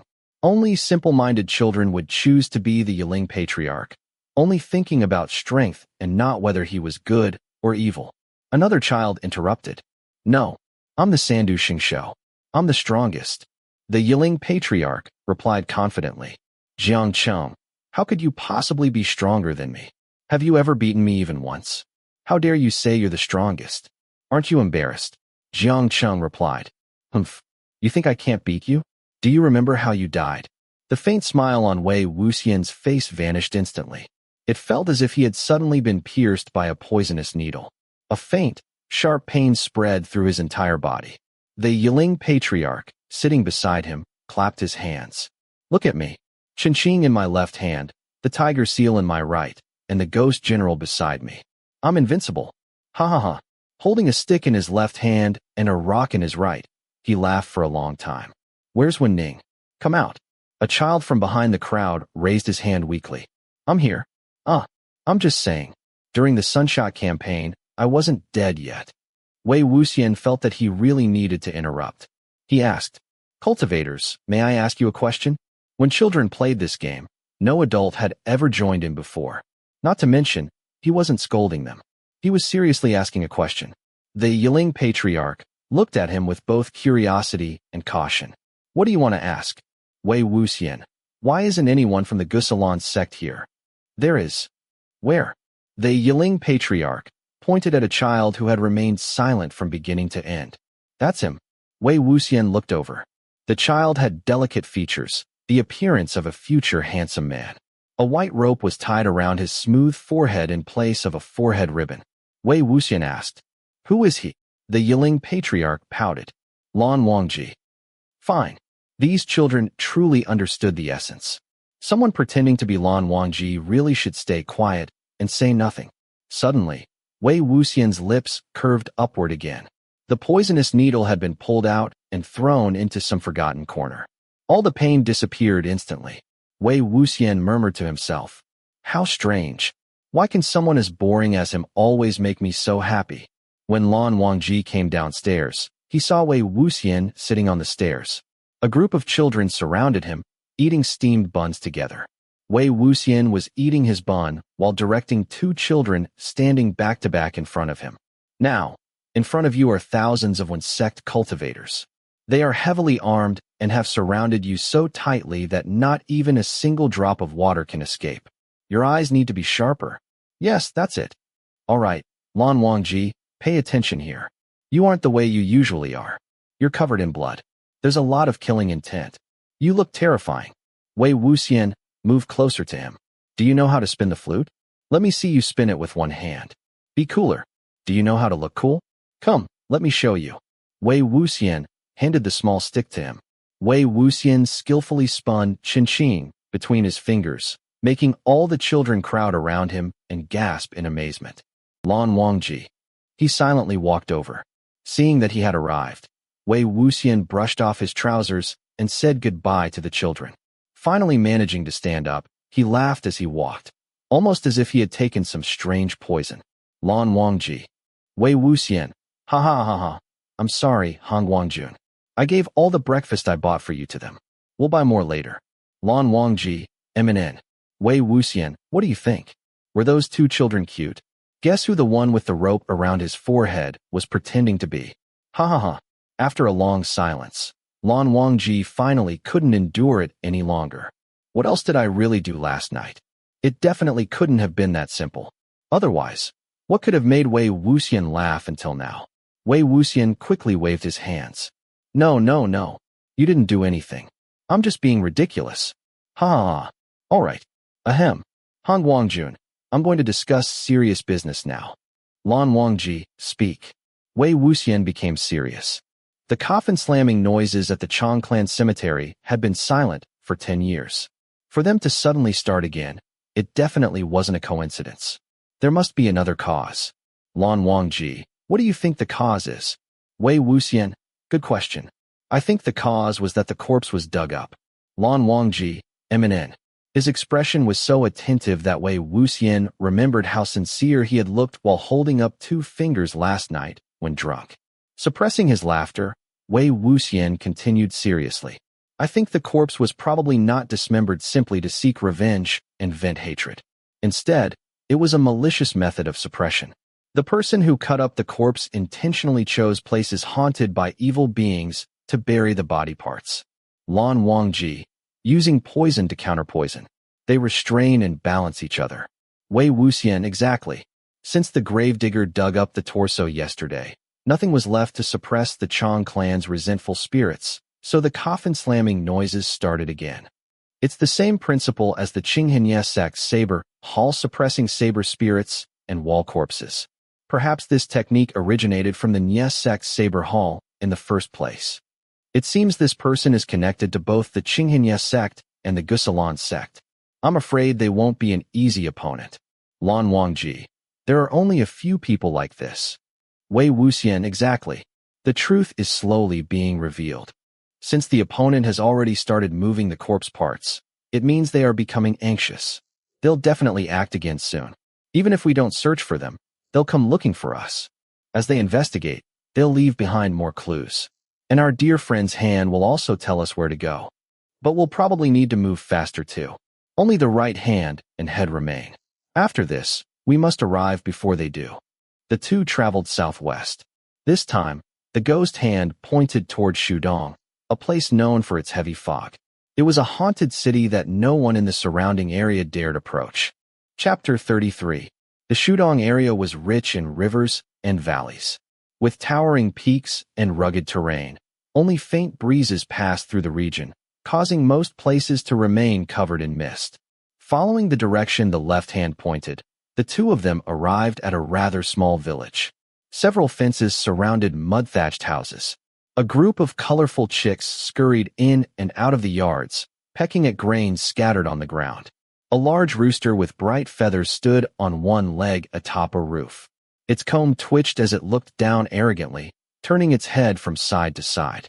Fortunately, nobody here seemed to own any dogs. It was likely that these villagers could only obtain a few pieces of meat each year, let alone have leftover bones to feed dogs. In front of the village was a forked road leading in 3 different directions. 2 of the paths were relatively clear. Covered with many footprints, it was obvious that they were frequently used. The last path, however, had long been overgrown with weeds. A square sign made from stone stood crookedly beside it. After years of exposure to the elements, the sign had split down the middle with a large crack. Even from inside the crack, withered weeds grew out. 2 large characters had been carved onto the stone, indicating the destination of the road. The lower character could still barely be recognized as the character for city. However, the upper character was complicated in both shape and strokes. The crack happened to run through it, leaving several broken pieces of stone scattered on the ground. Wei Wuxian crouched down and pushed aside the weeds. Even after staring at it for a long time, he still couldn't figure out what the character was. Coincidentally, the direction the left arm pointed toward was exactly this road. Wei Wuxian said, "Why don't we ask the villagers?" Lan Wangji nodded. Of course, Wei Wuxian never expected him to do the asking. With a bright smile on his face, he walked toward the women feeding the chickens. Among the group of women, some were elderly while others were young. When they noticed an unfamiliar man approaching, they all looked nervous, as if they wanted to throw down their dustpans and run back inside. Only after Wei Wuxian exchanged a few words with them, smiling cheerfully all the while, did they finally calm down and shyly respond. When Wei Wuxian pointed at the stone sign and asked about it, their expressions changed immediately. They paused for a moment before reluctantly beginning to talk with him. Throughout the conversation, they did not dare look at Lan Wangji, who stood beside the sign. With the corners of his lips still slightly curved upward, Wei Wuxian listened carefully. Eventually, the topic seemed to change. The women's expressions relaxed once again, and they gradually began smiling timidly at him. Lan Wangji watched them from afar. He waited for quite a while, but Wei Wuxian still showed no intention of returning. Slowly lowering his gaze, Lan Wangji kicked a small piece of stone beside his foot. He stepped on it for a long time, rolling the poor rock back and forth. When he looked up again, he saw Wei Wuxian take something from his sleeve and hand it to the woman who had spoken the most. Lan Wangji stood still, his expression blank. When he truly could not endure it any longer and was about to walk over, Wei Wuxian finally strolled back. He stood beside Lan Wangji. "Hanguang-Jun, you should have come over. There were even rabbits in their yard." Lan Wangji ignored the teasing and replied with feigned indifference. "What did they say?" "Wei Wuxian, this road leads to E City. The first character on the sign is E." Lan Wangji. "E as in chivalry?" Wei Wuxian. "Yes and no." Lan Wangji. "Why?" Wei Wuxian. "The character is correct, but the meaning is different. It isn't the E of chivalry. It is the E meaning a coffin home." The two stepped over the weeds and continued down the path, quickly leaving the sign behind. Wei Wuxian explained. "The girl said that, for a long time, most people in that city have died young. Some had short lives, while others died from accidents. Because of this, there were many coffin homes used to temporarily store corpses. Their specialty is making coffins, paper money, and other burial items. Everyone there is skilled, whether it's crafting coffins or paper figures. That's why the city gained this name." Aside from dried weeds and scattered stones, the path was also filled with cracks and hidden ditches. Lan Wangji kept his eyes on every place Wei Wuxian stepped, while Wei Wuxian continued talking as he walked. "They said the people here rarely go to E City. The people inside don't leave either, except when transporting goods. In recent years, almost nobody has been seen leaving. No one has walked this path for years. No wonder it's become so difficult to travel." Lan Wangji and Wei Wuxian. "And what?" Lan Wangji. "What did you give them?" Wei Wuxian. "Oh, that. It was rouge. When they were in Qinghe, Wei Wuxian had bought a small container of rouge from the fortune teller who gave him information about Xinglu Ridge. He had kept it with him ever since." Wei Wuxian said. "You should show gratitude when asking people questions, right? I wanted to give them money, but they were too frightened to accept it. They seemed to really like the scent of the rouge. They probably had never used something like that before, so I gave it to them." After a pause, he added, "Hanguang-Jun, why are you looking at me like that? I know the quality of the rouge isn't very good, but I'm not like I was before, when I always carried flowers and jewelry around to give to girls. I really don't have anything else to offer them. At least it's better than nothing." As if an unpleasant memory had surfaced, Lan Wangji's brows twitched slightly. He slowly turned his head away. The two continued along the rough path. Gradually, the weeds became fewer and retreated to the sides. The road widened, yet the fog grew thicker. When the left hand formed a fist, a ruined city gate appeared at the end of the long road. The tower before the city had peeling paint and a broken roof. One corner was missing, making the entire structure appear extremely worn down. The city walls were covered with graffiti from unknown people. The red paint on the doors had almost faded to white, and every nail was covered in rust and black corrosion. The two doors were left slightly open, as if someone had just pushed them apart and slipped inside. Even before entering, one could already sense that this place must be filled with ghosts and demons. As Wei Wuxian walked toward the gate, he carefully examined the surroundings. At the entrance, he said, "The feng shui is terrible." Lan Wangji nodded calmly. Barren mountains and turbulent rivers. E City was surrounded by steep cliffs on every side. The cliffs slanted inward at an extreme angle, appearing threatening and oppressive, as if they might collapse at any moment.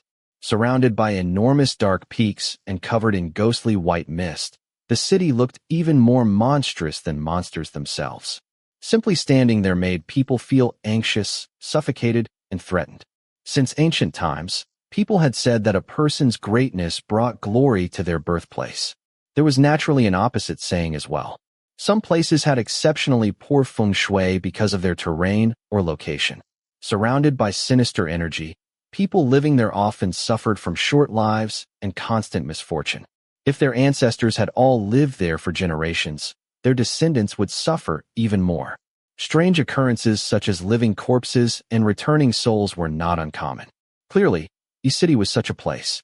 Places like this were usually located far from civilization and beyond the control of cultivation sects. Of course, Even if a sect controlled such a place, they often wouldn't want to intervene.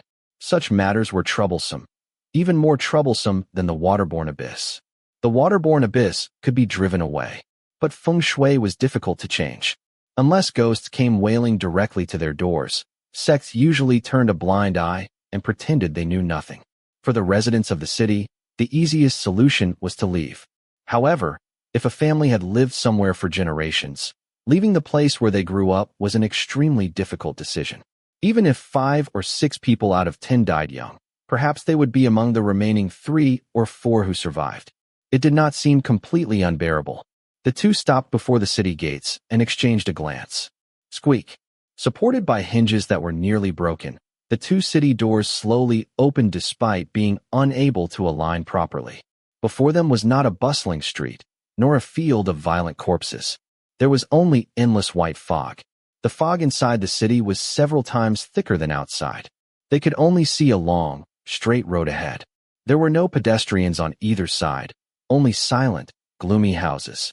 The two naturally moved closer together and entered the city. It was daytime, yet no sound could be heard. Aside from the absence of human voices, there were no crows cawing and no dogs barking. It was extremely strange. Then again, since this was the place where the left arm pointed, it would have been stranger if it were ordinary. They continued walking down the street. The farther they went, the thicker the fog became, as if evil energy filled the air. At first, they could still see things within 10 steps. Then, they could no longer see anything beyond 5 steps. Finally, they could not even see their own hands in front of them.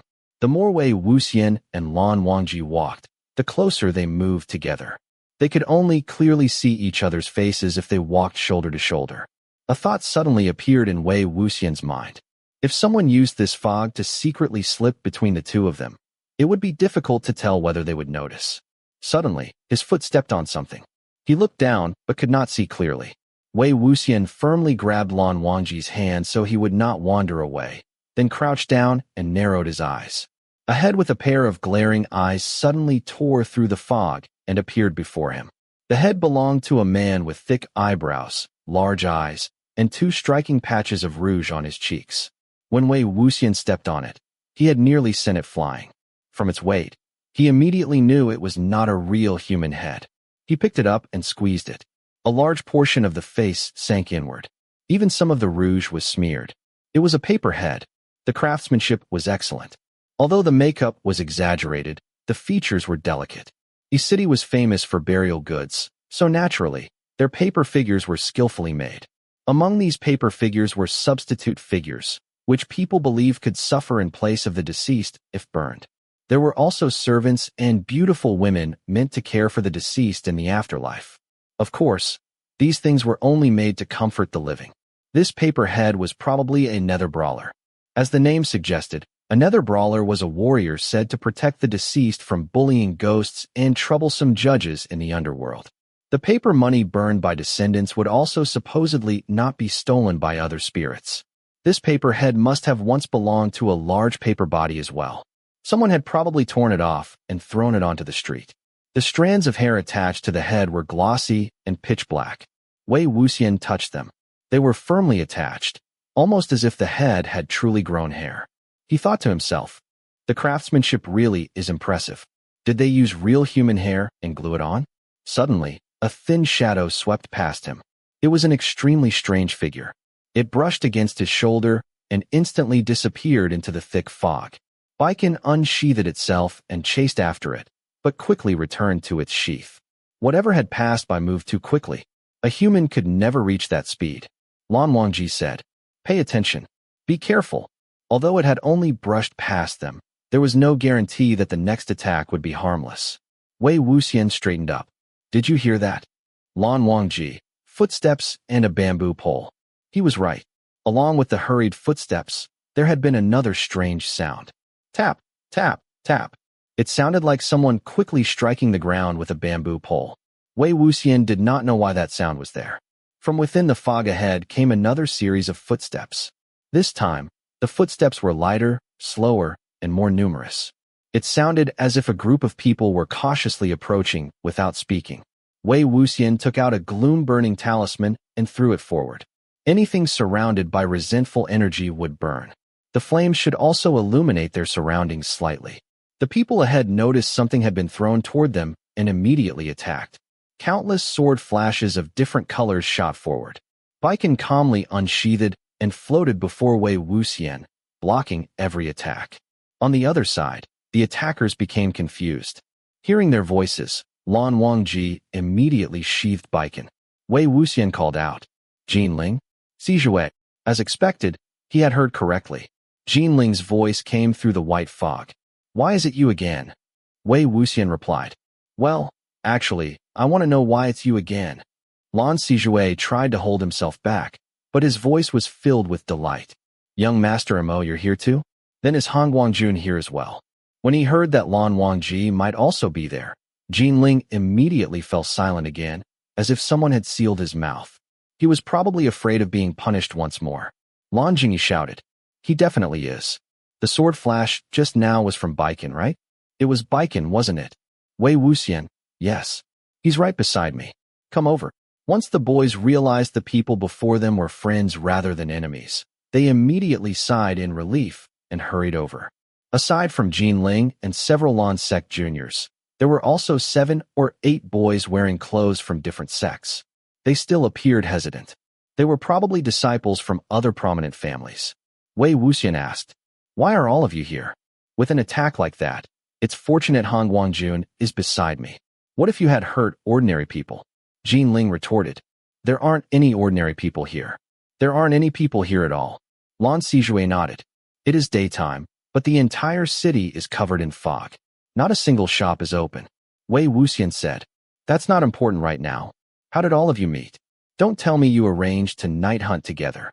Yiling found everyone unpleasant to look at and loved fighting with people. And after his previous unpleasant encounters with the Lan sect disciples, it was impossible that they had voluntarily decided to hunt together. Lan Sijue obediently explained, "That would be a long story. We were originally..." Suddenly, a series of clucking sounds and the unusually sharp noise of a bamboo pole striking the ground came from within the dense fog. The juniors' expressions changed instantly. "It's here again." Chapter 34. The strange sound of a bamboo pole striking the ground suddenly rang out. Sometimes it was loud, sometimes soft. Sometimes it sounded close, sometimes far away. It was impossible to determine where it came from, or what exactly was making the noise. Wei Wuxian said, "All of you, come closer. Stay together. Don't move and don't attack." In the thick fog, if the juniors all drew their swords and attempted to strike, they might end up injuring themselves instead of the enemy. After a moment, the sound stopped. They waited silently for several seconds. Finally, one disciple whispered, "It's that thing again. Just how long is it going to follow us?" Wei Wuxian asked, "It's been following you?" Lan Sijue replied, "After entering the city, the fog was too thick, and it would have been easy to get separated. So we decided to walk together.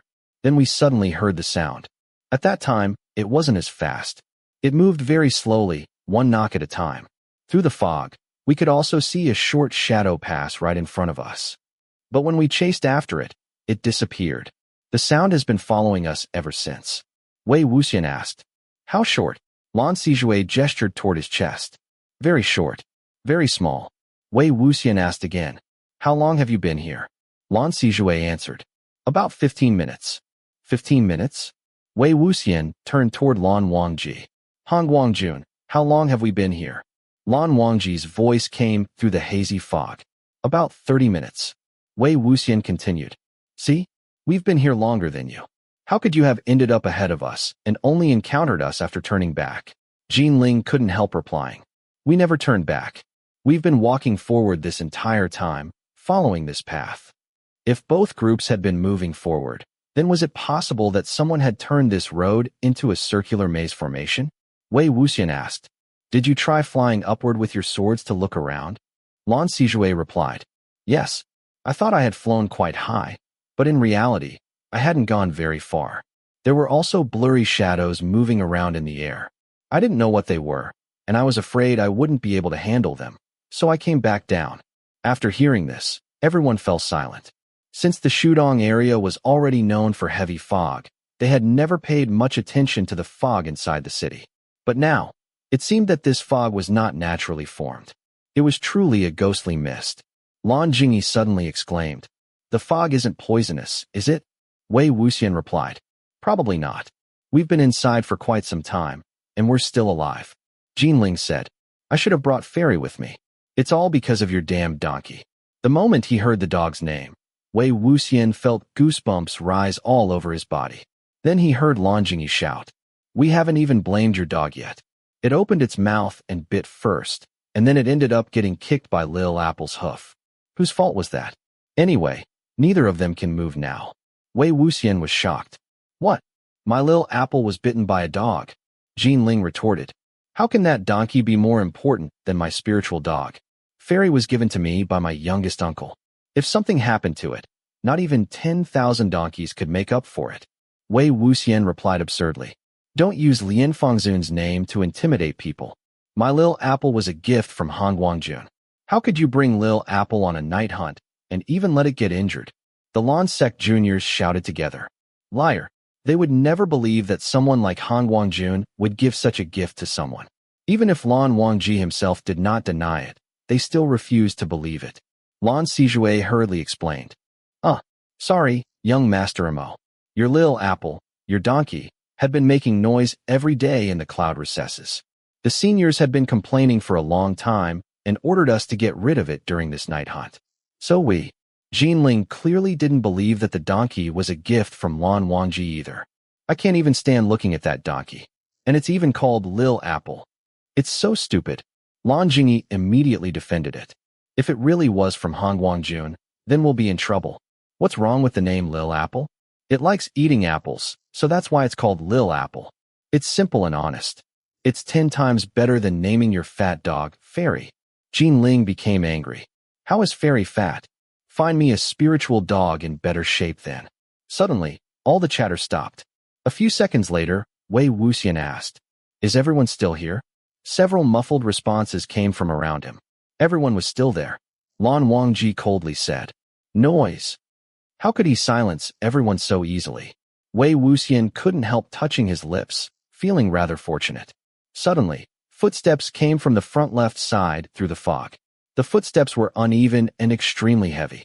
Immediately afterward, the same sound came from the front right, both sides, and behind them. Although the fog was too thick to see any figures, a rotten stench had already drifted toward them. Of course, Wei Wuxian was not worried about a few walking corpses. He whistled softly. The final note curved upward, signaling everyone to retreat. As expected, the corpses hidden in the fog paused briefly after hearing the whistle. However, the next moment, they rushed forward. Wei Wuxian had not expected this at all. Not only had the command failed, it had actually provoked them. He would never have confused the commands for retreat and attack. But there was no time to think. 7 or 8 slanted figures had already emerged from the white fog. Considering how dense the fog in his city was, the fact that they could see the corpses meant they were already extremely close. Baikon's icy blue sword light tore through the fog. Circling around the group, it drew a clear arc in the air, cutting all the walking corpses in half before returning to its sheath. Wei Wuxian let out a breath of relief. Lan Wangji lowered his voice. Why? Wei Wuxian was also wondering. Why couldn't his command control these corpses? With their slow movements and rotten smell, they clearly were not high-level corpses. A few claps should have been enough to scare them away. It was impossible for his whistle to suddenly stop working. After all, it did not even require spiritual power. A situation like this had never. Suddenly, he remembered something. A thin layer of sweat appeared on his back. No, it wasn't true that this had never happened. It had happened before, and not only once. There was indeed a type of corpse or spirit that he could not control. Corpses or spirits already controlled by the Stygian tiger seal. Lan Wangji lifted the silence spell, allowing Lan Sijue to speak again. Hanguang-Jun, is the situation really dangerous? Should we leave the city immediately? But the fog is too thick. We cannot follow the road or fly out either. One disciple exclaimed, I think more corpses are coming. Where? I didn't hear any footsteps. I think I heard strange breathing sounds. The boy immediately realized how ridiculous that sounded and shut his mouth awkwardly. Another disciple replied, You really are something. Breathing sounds? Corpses are dead. How could they breathe? Before he finished speaking, another large figure crashed toward them.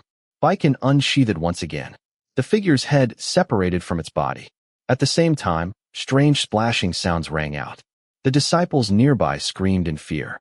Afraid they had been injured, Wei Wuxian immediately called. What happened? Lan Wangji answered. Something sprayed out of the corpse's body. I think it was some kind of powder. It tasted both bitter and sweet, and rotten. He had been extremely unlucky. Because he happened to be talking at the time, his mouth had been open, and a large amount of powder had entered. Ignoring his appearance, he immediately spat several times. Anything that came out of a corpse was certainly not harmless. The powder still lingered in the air. If it entered their lungs, it would be much harder to deal with than if it only entered their mouths. Wei Wuxian ordered. All of you move away from that area. Come here quickly. Let me check. Lan Wangji said. Okay, but I can't see you. Where are you? In this fog, they could not even see their own hands. Wei Wuxian remembered that whenever Baiken was drawn, its sword light could pierce through the fog. He turned toward Lan Wangji beside him. Hanguang-Jun, draw your sword for a moment so he can find us. Lan Wangji stood right beside him. Yet he did not answer. He did not move. Suddenly, a clear blue sword light illuminated an area several steps away. Lan Wangji was there. Then who was the person who had been standing silently beside him all this time? A shadow suddenly flashed before Wei Wuxian's eyes. A dark face appeared in front of him. It was dark because a thick layer of black mist covered it. The mist-faced person reached toward the Qianquan pouch at Wei Wuxian's side. However, after taking it, the pouch suddenly expanded. The string binding it snapped. 3 furious spirits shot forward. Twisting together into a tangled mass, they charged toward him. Wei Wuxian laughed. Wanted the Qianquan pouch? Then your eyesight must be terrible. Why did you take my spirit-trapping pouch instead? Ever since they had taken the newly unearthed torso from the gravedigger in the Yangchang sect cemetery and forced him to retreat, Wei Wuxian and Lan Wangji had remained alert. They knew he would not give up. They expected him to try taking advantage of any opportunity to steal it back. And just as they predicted, after entering Yi City, the gravedigger attacked, hoping to use the thick fog and the noisy group to his advantage. He had succeeded. But Wei Wuxian had already switched the Qianquan pouch containing the left arm with the spirit-trapping pouch. With a clang, the opponent retreated and drew his sword. Instantly, the spirits released screams filled with hatred, as if the attack had pushed them close to dispersing. Wei Wuxian thought, so he really is highly skilled. He immediately shouted, Hanguang-Jun, the gravedigger is here. Lan Wangji did not need the warning. He already knew something had happened from the sounds alone. He remained silent. Baiken's swift and fierce strike was his answer. The situation was far from favorable. Black mist covered the gravedigger's sword, preventing the sword light from revealing itself and allowing him to hide perfectly within the white fog. Meanwhile, Lan Wangji's Baiken could not conceal its brilliance. He was exposed. The enemy was hidden. Furthermore, the gravedigger was not only highly skilled, but also familiar with the Gusilan sect's sword techniques. Although both sides were fighting blindly within the fog, the enemy could attack freely, while Lan Wangji had to be careful not to accidentally injure his own companions. After hearing several clashes of swords, Wei Wuxian's heart tightened. Lan Zhan, are you hurt? From somewhere in the fog came a muffled groan, as if someone had suffered a serious injury. But it clearly was not Lan Wangji's voice. Lan Wangji replied, Of course not. Wei Wuxian grinned. So it seems. The other person seemed to laugh bitterly and attacked again. The sounds of Baiken clashing against the other sword moved farther and farther away. Wei Wuxian knew Lan Wangji had intentionally drawn the battle away so he would not accidentally injure anyone. The rest depended on him. He turned around. How are those who inhaled the powder? Lan Sijue answered. They're starting to have trouble standing. Wei Wuxian said, Come to the middle and count yourselves. Fortunately, after eliminating the walking corpses and drawing away the gravedigger, nothing else disturbed them. Even the strange bamboo pole sound did not appear again. The remaining disciples gathered together and counted. No one was missing. Wei Wuxian checked Lan Jingyi's forehead. It was slightly warm. He checked the foreheads of the other boys who had inhaled the corpse powder. They were the same.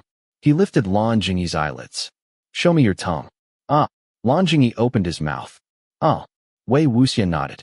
Congratulations. You've been poisoned by a corpse. Yiling exclaimed. How is that something to congratulate someone for? Wei Wuxian replied. It's another life experience. When you grow older, it'll make an interesting story.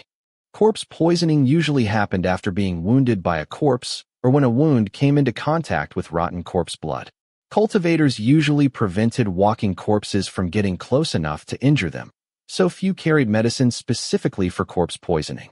Lan Wangji asked worriedly, Young Master Mo, will anything happen to them? Wei Wuxian replied, Not yet. Once it enters the bloodstream, spreads throughout the body, and reaches the heart, nothing can save them. Lan Wangji asked, what will happen? Wei Wuxian said, Whatever happens to corpses will happen to you. If you're lucky, you'll simply rot away. If you're unlucky, you'll become a long-haired zombie and spend the rest of your life hopping around. The poisoned disciples gasped. Wei Wuxian asked, So do you want to cure it? Everyone nodded. Then listen carefully. From now on, all of you must behave and obey everything I say. Every single one of you. Although many of the boys were unfamiliar with him, they saw that he could call Hanguang-Jun by his birth name as if they were from the same generation. They were trapped in the middle of a terrifying fog-filled haunted city. They were poisoned and feverish. Naturally, they wanted someone dependable to rely on, and Wei Wuxian's confident tone somehow erased their worries. They answered together, Yes. Wei Wuxian continued, You must do everything I tell you. Be obedient. Understand? Yes. Wei Wuxian clapped his hands. Stand up. Those who are not poisoned should carry those who are, preferably over your shoulders. If you can only carry them from the front, remember to keep their heads and hearts higher than the rest of their bodies. Lan Wangji said, But I can walk. Why do I need to be carried? Wei Wuxian replied, Brother, if you jump around, your blood will circulate faster, and the poison will reach your heart sooner. So don't move too much. Ideally, don't move at all. The boys immediately froze like wooden statues, allowing their companions to carry them. One boy being carried over another disciple's shoulder muttered, The corpse that sprayed poisonous powder really did breathe. The boy carrying him complained, I already told you. If it could breathe, then it would be alive. Lan Wangji asked, Young Master Mo, everyone is ready. Where do we go? Wei Wuxian answered, At the moment, we definitely cannot leave the city. Let's knock on some doors. Yiling asked, Knock on whose doors? Wei Wuxian thought for a moment. Are there any other things with doors besides houses? Yiling said, You want us to enter these houses? It's already dangerous outside. Who knows what might be hiding inside, watching and waiting for us? After he said this, everyone suddenly felt that countless pairs of eyes might really be hidden within the fog and behind the houses. They shuddered. Wei Wuxian replied, True. It's hard to say whether outside or inside the houses is more dangerous. But since it's already this dangerous outside, the inside probably won't be worse. Let's go. There's no time to waste. We still need to cure the poisoning. Following Wei Wuxian's instructions, everyone held onto the sword sheath of the person ahead of them so they would not become separated in the fog. They knocked on house after house. At one house, Yiling knocked for a while without hearing any response. There doesn't seem to be anyone inside. Let's go in. Wei Wuxian's voice came from nearby. Who told you to enter if no one is inside? Keep knocking. We need to find a house with someone inside. Yiling was stunned. You want to find one with someone inside? Wei Wuxian replied, Yes. Not properly. Your knocking was too forceful. It was rude. Yiling was so annoyed he nearly kicked the wooden door down. In the end, he only stomped angrily on the ground. Every household on the street kept their doors tightly closed.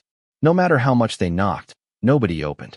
The more Yiling knocked, the more irritated he became, but the strength behind his knocks gradually decreased. Lan Wangji remained calm. At the 13th shop, he repeated the same words he had already said many times. Excuse me, is anyone inside? Suddenly, the door moved. A thin black gap opened. The other side was completely dark, making it impossible to see what was behind it. The person who opened the door did not speak. The nearby boys instinctively stepped backward. Lan Wangji gathered his courage. Excuse us, but are you the owner of this shop? After a moment, an old and strange voice came from behind the crack. Yes. Wei Wuxian walked over and patted Lan Wangji's shoulder, signaling him to step back. Then he said, "Manager, this is our first time here. The fog was so thick that we got lost. We've been walking for a long time and are rather tired. Would it be possible for you to let us rest in your shop for a while?" The strange voice replied, "My shop is not for travelers to rest." Wei Wuxian did not find this strange at all. With his usual expression, he said, "But there are no other shops in the area with anyone inside. Manager, are you truly unwilling to help us? We are willing to pay." Yiling blurted out, "How are you going to pay? Let me make this clear. I'm not lending you money." Wei Wuxian waved a delicate pouch in front of him. "Look at this." Lan Wangji was shocked. "How dare you? That belongs to Hanguang-Jun." As they argued, the crack in the door widened.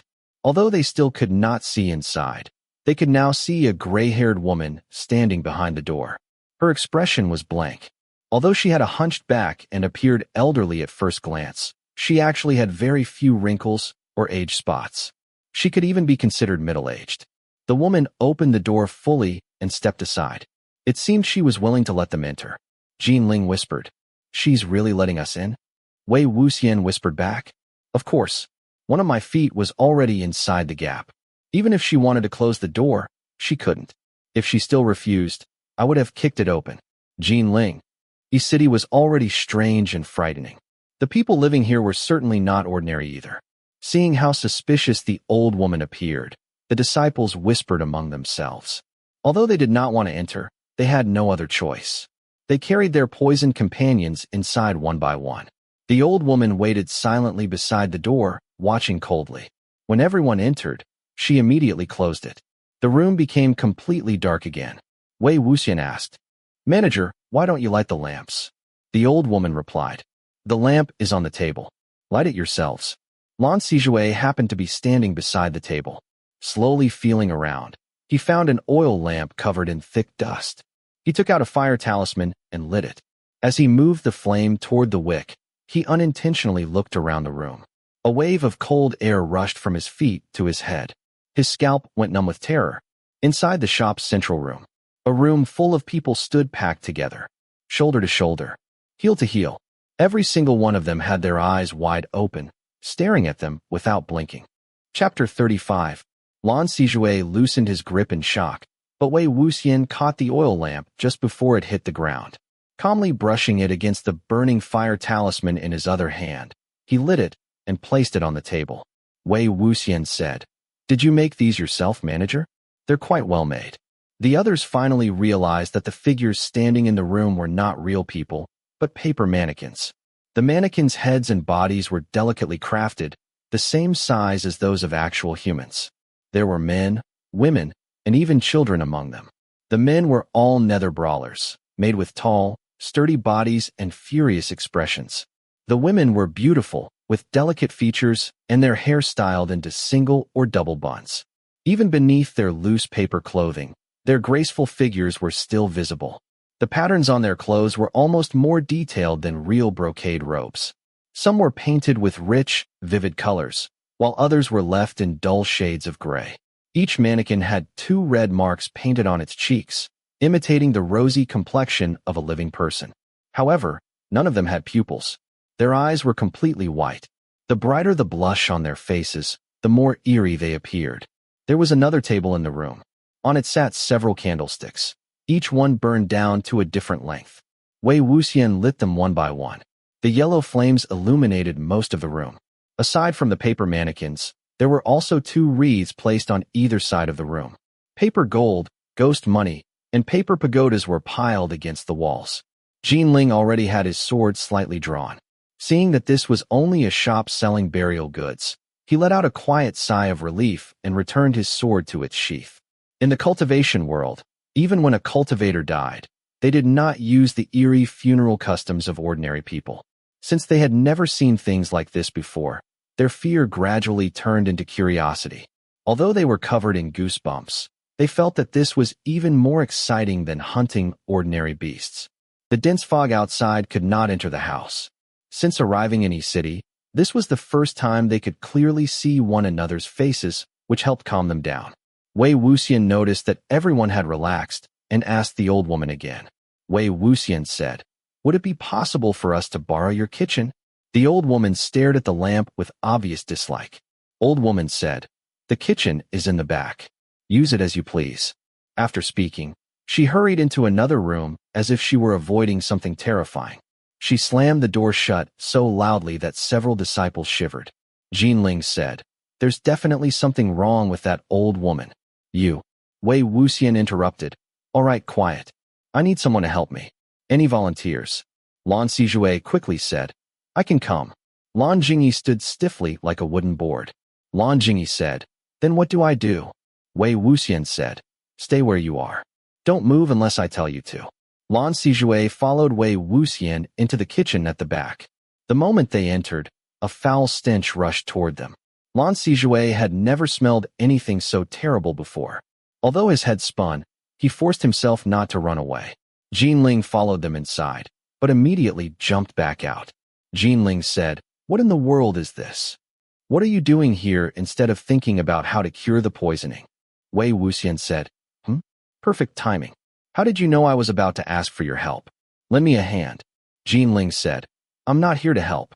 "Ugh, did someone kill someone and forget to bury them?" Wei Wuxian said, "Young Mistress Jean, are you coming or not? If you are, come inside and help. If you aren't, go back and tell someone else to come." Yiling shouted, "Who are you calling young Mistress Jean? Watch your words." He covered his nose and hesitated for a while, deciding whether to stay or leave. Finally, he snorted. Yiling said, "Fine.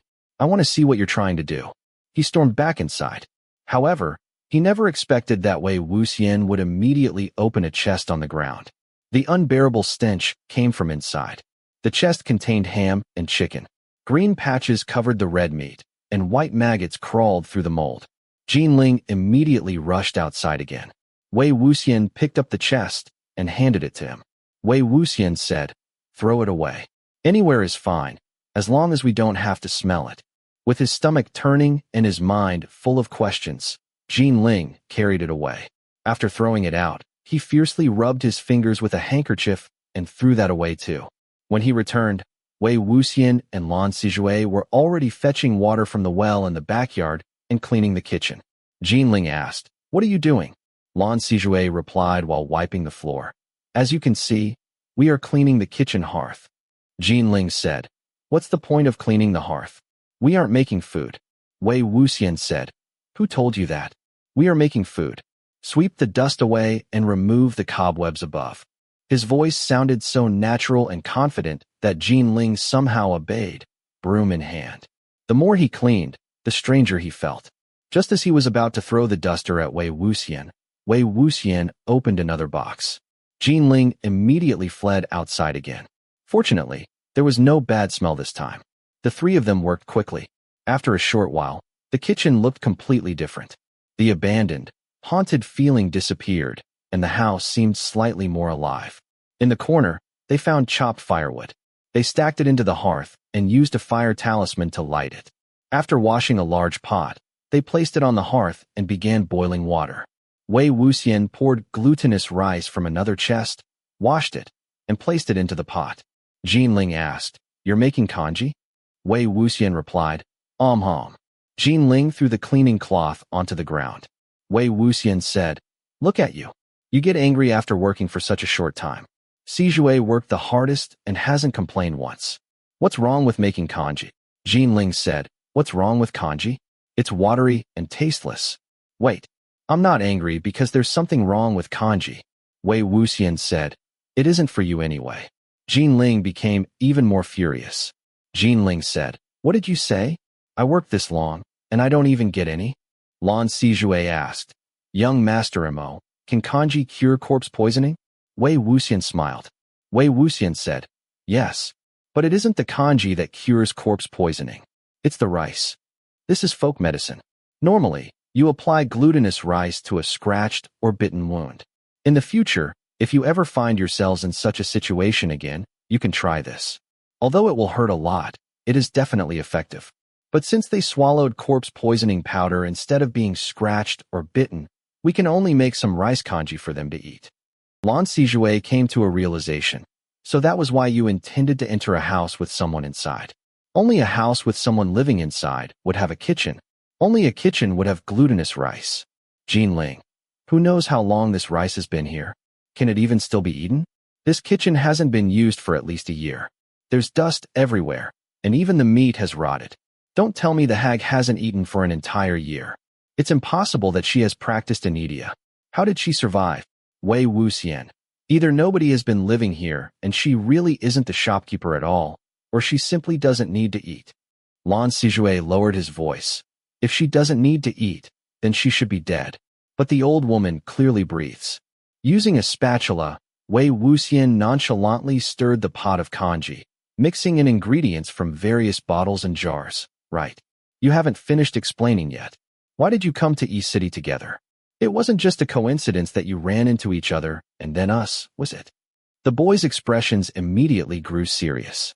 Yiling replied, I, the Lan sect's people, and the disciples from other sects were all chasing after something. I came from the Qinghai area. Lan Wangji also replied, we came from Langia. Wei Wuxian, what was it? Lan Wangji shook his head, we don't know. It never showed itself.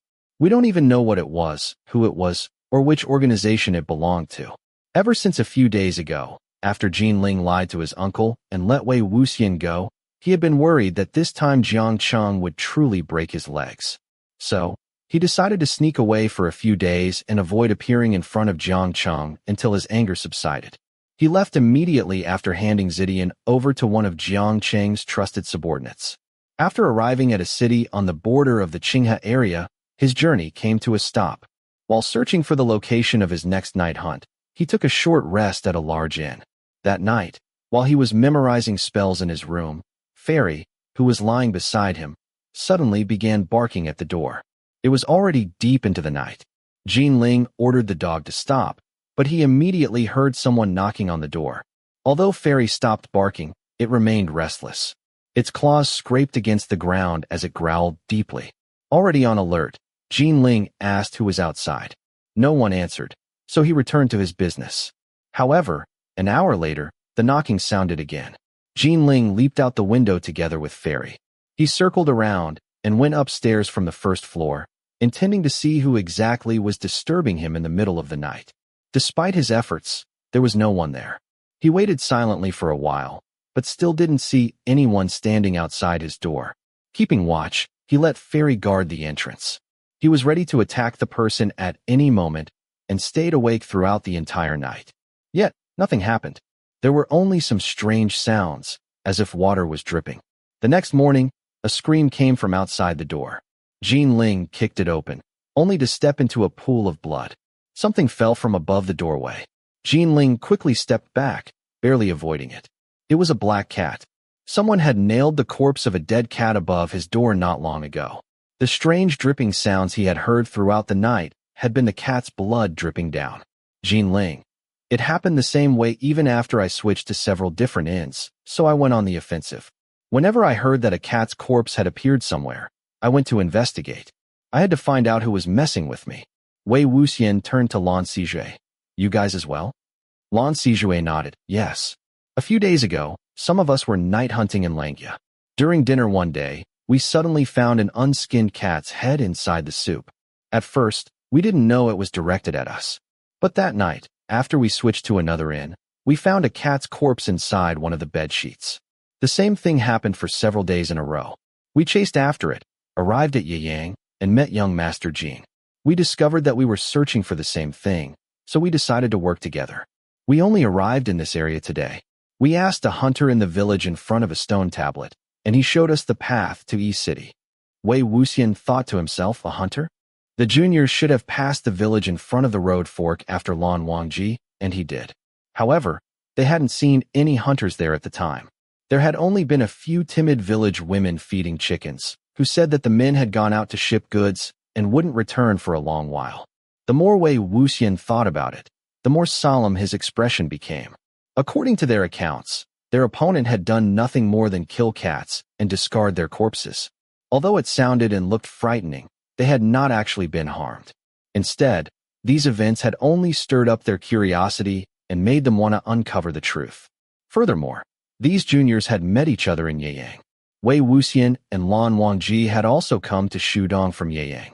It almost seemed as if someone had deliberately guided these confused juniors into meeting the two of them, to lead a group of unsuspecting juniors to a dangerous place, only for them to face a fierce corpse's violent limb.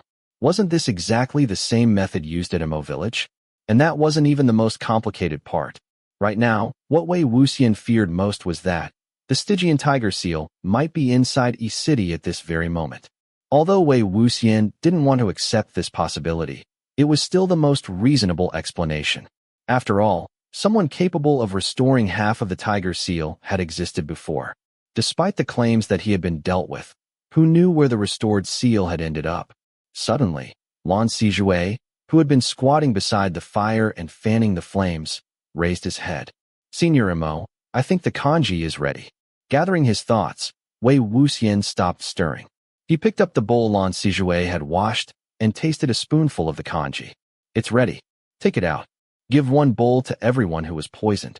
However, after it was served, Lan Wangji took only one mouthful before spitting it out.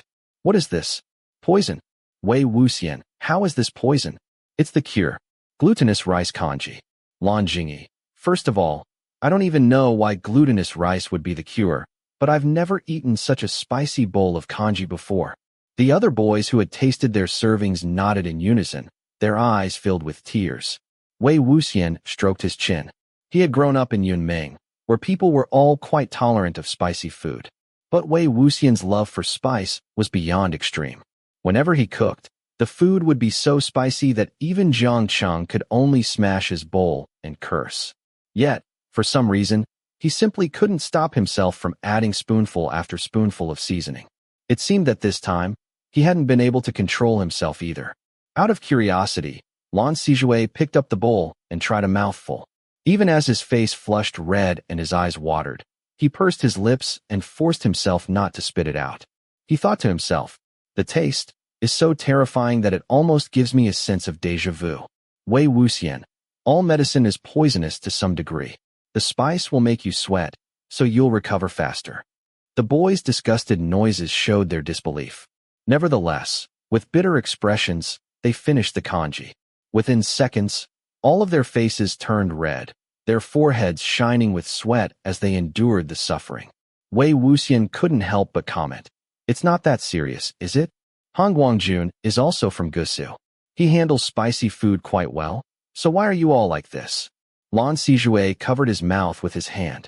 "No, senior. Hanguang-Jun's taste is very mild. He never eats spicy food." Wei Wuxian paused for a moment. Really? But he remembered that in his previous life, before he betrayed the Yunmingjiang sect, he had met Lan Wangji in Yiling once. At the time, although Wei Wuxian was widely despised, it wasn't to the point where everyone wanted to beat him up. So, shamelessly, he invited Lan Wangji to have dinner with him so they could reminisce together. All the dishes Lan Wangji ordered had been packed with Sichuan peppers, so Wei Wuxian had always assumed that Lan Wangji's taste for spice was similar to his own. Now that he thought about it, he couldn't remember whether Lan Wangji had actually picked up his chopsticks. Then again, he had even forgotten that he had claimed he would pay for the meal, only for Lan Wangji to end up paying anyway. With that in mind, forgetting such a small detail was only natural. He didn't know why, but suddenly, he really wanted to see Lan Wangji's face. Senior Mo. Wei Wuxian finally came back to his senses. Lan Wangji whispered, "The old lady's door has opened." From somewhere came an eerie gust of wind, slowly pushing open the room's door. The door swayed open and closed, revealing the vague outline of a hunched shadow sitting at a table in the darkness. Wei Wuxian gestured for them to stay where they were and walked into the room alone. The dim light from the oil lamp and candlesticks in the central chamber spilled into the room. The old woman sat with her head lowered, as if she hadn't noticed someone entering. A cloth lay across her knees, stretched tightly over an embroidery frame, suggesting that she was doing needlework.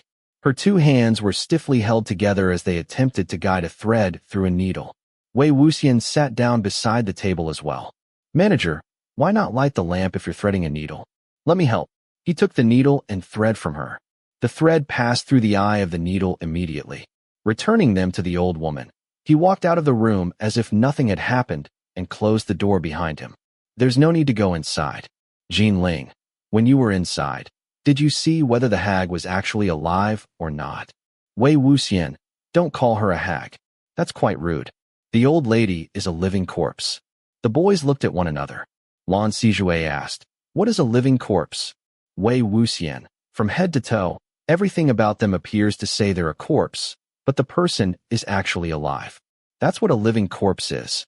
Yiling was shocked. You mean she's still alive? Wei Wuxian, did you look inside? Yes. What did you see? What was she doing? Threading a needle. Did it go in? No. Exactly. She's incapable of threading a needle. Dead people's muscles are too stiff to perform complex actions like threading needles. The marks on her face aren't age spots, but livor mortis.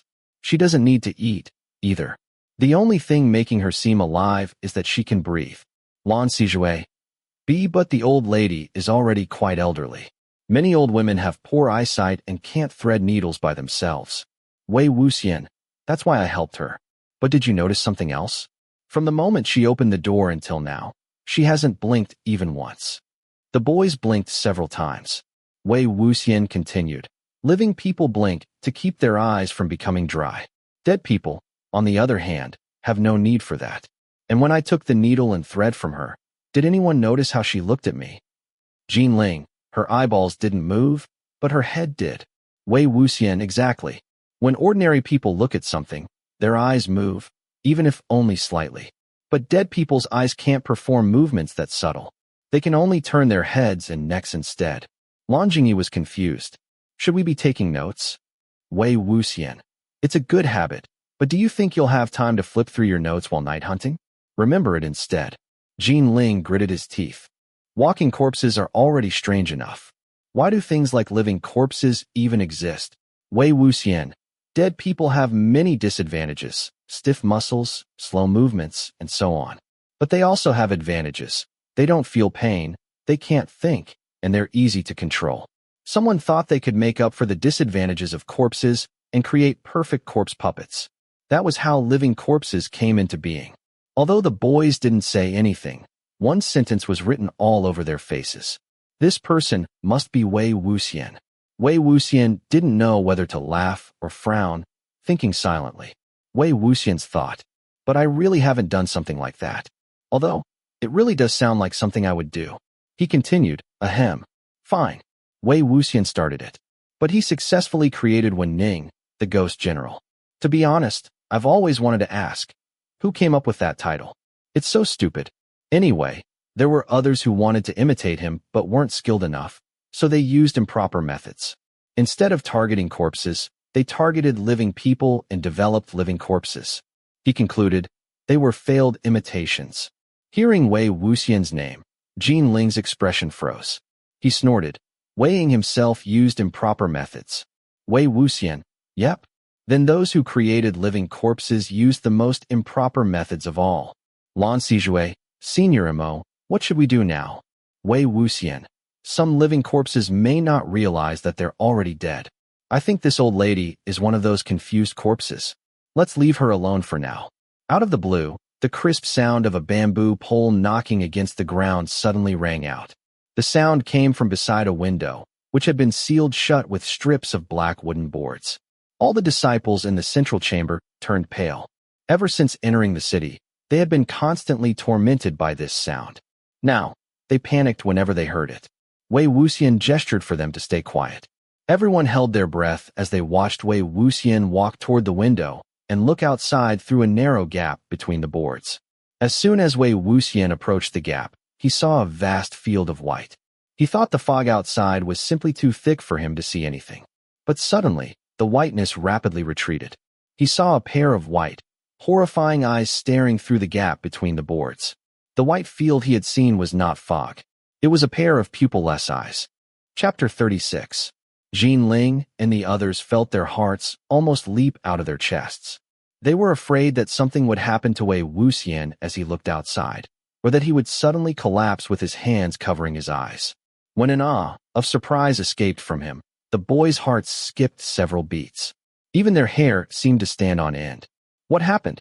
Wei Wuxian spoke as quietly as possible. Don't talk. I'm looking at it. Yiling lowered his voice until it was even quieter than Wei Wuxian's. Then what are you seeing? What's outside the door? Wei Wuxian neither moved his gaze away nor gave a direct answer. Yes. This is amazing. Truly amazing. The expression visible from the side of his face was filled with delight. Both his praise and exclamation sounded completely sincere. The disciples' curiosity immediately overcame their nervousness. Lan Wangji couldn't help but ask, "Senior Mo, what is truly amazing?" Wei Wuxian exclaimed, "Wow. It's so pretty. Be quiet, you guys. Don't scare it away. I'm not done looking at it." Yiling said, "Move. I want to see." "Me too," Wei Wuxian asked. "Are you sure?" "Yes." Wei Wuxian slowly stepped aside, as if he was reluctant to leave. Yiling was the first to move forward. He looked outside through the narrow slit between the wooden boards. It was already nighttime. In the cold atmosphere, even the fog in East City had somewhat dispersed, barely allowing them to see the street a few meters away. Yiling stared outside for a while. Unable to find the amazing and pretty thing Wei Wuxian had described, he felt rather disappointed.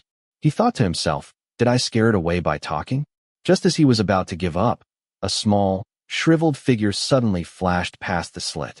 Having seen the entity's entire appearance without any preparation, Yiling felt his scalp tingle from the shock. He almost cried out, but somehow managed to suppress the sound rising in his chest. He remained silent, still bent stiffly in place. After the tingling sensation on his head faded, he turned to Wei Wuxian despite himself. Wei Wuxian, the one who had caused all this commotion, leaned against the window beside the door. With one corner of his lips raised and his eyebrows slightly lifted, he gave Yiling a sly smile. "Doesn't it look pretty?" Yiling glared at him. Knowing Wei Wuxian had deliberately tricked them, he gritted his teeth. "Yes." Then, with a change of heart, he straightened up and casually replied, "It's just so.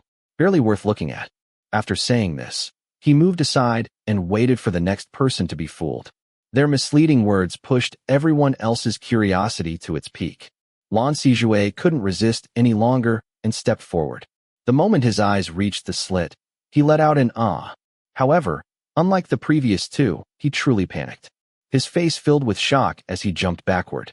After spinning around in confusion several times, he finally found Wei Wuxian. "Senior Mo, there is a..." Wei Wuxian replied knowingly. "There's a that, right? No need to say it out loud.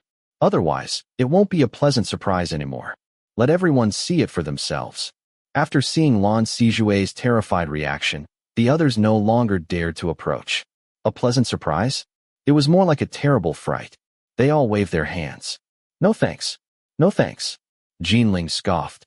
"The situation is already like this, and you're still playing tricks. Just what are you thinking?"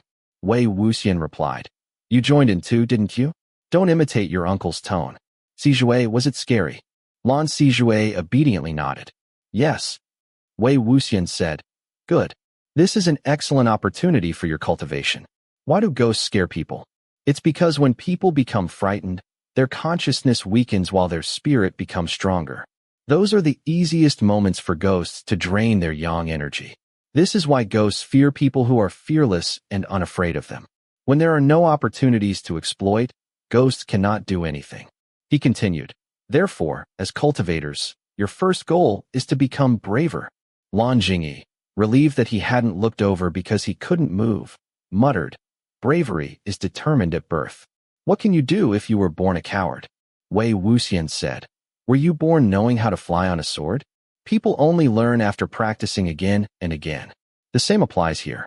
People become accustomed to things after experiencing them enough times." He continued, "Does an outhouse smell terrible? Is it disgusting? Trust me, if you lived in an outhouse for a month, you would eventually be able to eat your meals there." The boys immediately rejected the idea. "No, you cannot. That is impossible." Wei Wuxian said, "It's only an example. Fine, I admit I've never lived in an outhouse before, so I don't know whether you could actually eat there. I have no evidence." He pointed toward the window. "However, you must look at the thing outside. Not only look at it, but observe carefully. Pay attention to the details. From those details, find its weaknesses as quickly as possible. Stay calm. Search for opportunities to counterattack." He smiled. "Have I explained enough?" Most people wouldn't have the chance to receive guidance from me. Make good use of it. Nobody move farther away. Form a line. Look one at a time. Do we really have to? Wei Wuxian replied. Of course. I never joke around. I never trick people either. Jingyi, you're next. Yiling and Sijue have already looked. Lan Wangji said, what? I don't have to look, do I? People suffering from corpse poisoning cannot move. You said so yourself. Wei Wuxian said. Let me see your tongue. Ah. Lan Wangji obediently opened his mouth. Ah. Wei Wuxian nodded. Congratulations. You're cured. Take your first brave step forward. Come on. Lan Wangji stared at him. I'm already cured. You're joking, right? With his complaints ignored, he could only force himself to walk toward the window. He looked once, then immediately turned away. He looked again, then turned away once more. Wei Wuxian knocked on the board. What are you afraid of? I'm standing right here. It won't break through the board, much less eat your eyeballs. Lan Wangji jumped back. I'm finished looking. After that, every person's turn was accompanied by a sharp gasp of fright. When everyone had finished looking, Wei Wuxian asked, Done? Then tell everyone what details you noticed. Let's summarize. Yiling immediately spoke first. White eyes. Female. Short and thin. Delicate features. Holding a bamboo pole. Lan Sijue thought for a moment. The girl's height only reaches my chest. She is wearing rags and doesn't look very clean, like a beggar wandering the streets. The bamboo pole appears to be a white cane. It's possible that her white eyes were not caused by death, but because she had already been blind while alive. Wei Wuxian nodded. Yiling noticed more details, while Sijue noticed more important ones. Yiling's lips twitched in dissatisfaction. Another boy spoke.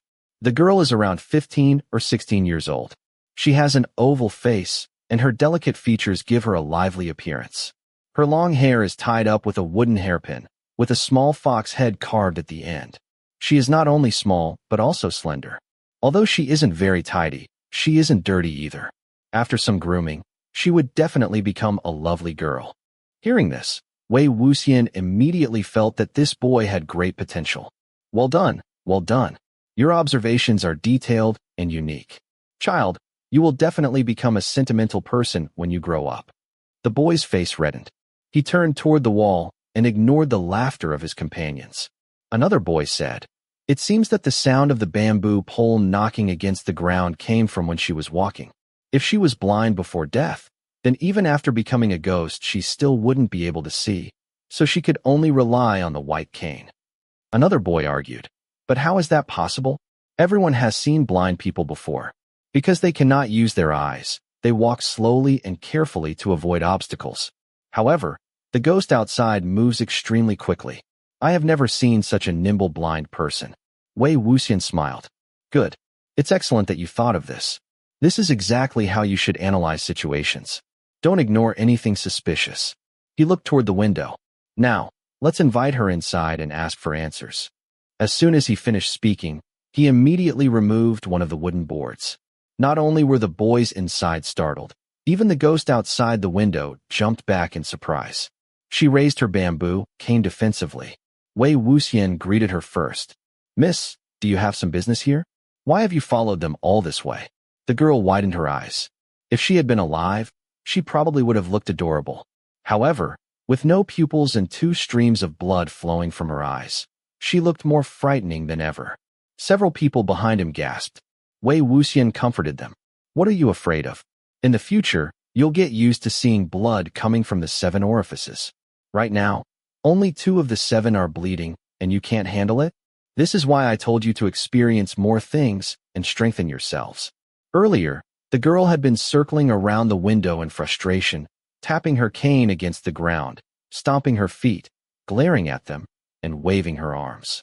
Now, her movements changed. She began gesturing, as if trying to communicate. Yiling wondered, strange. Can't she speak? Hearing this, the girl froze. Then she slowly opened her mouth. Blood poured out from the empty space inside. Her tongue had been torn out from the root.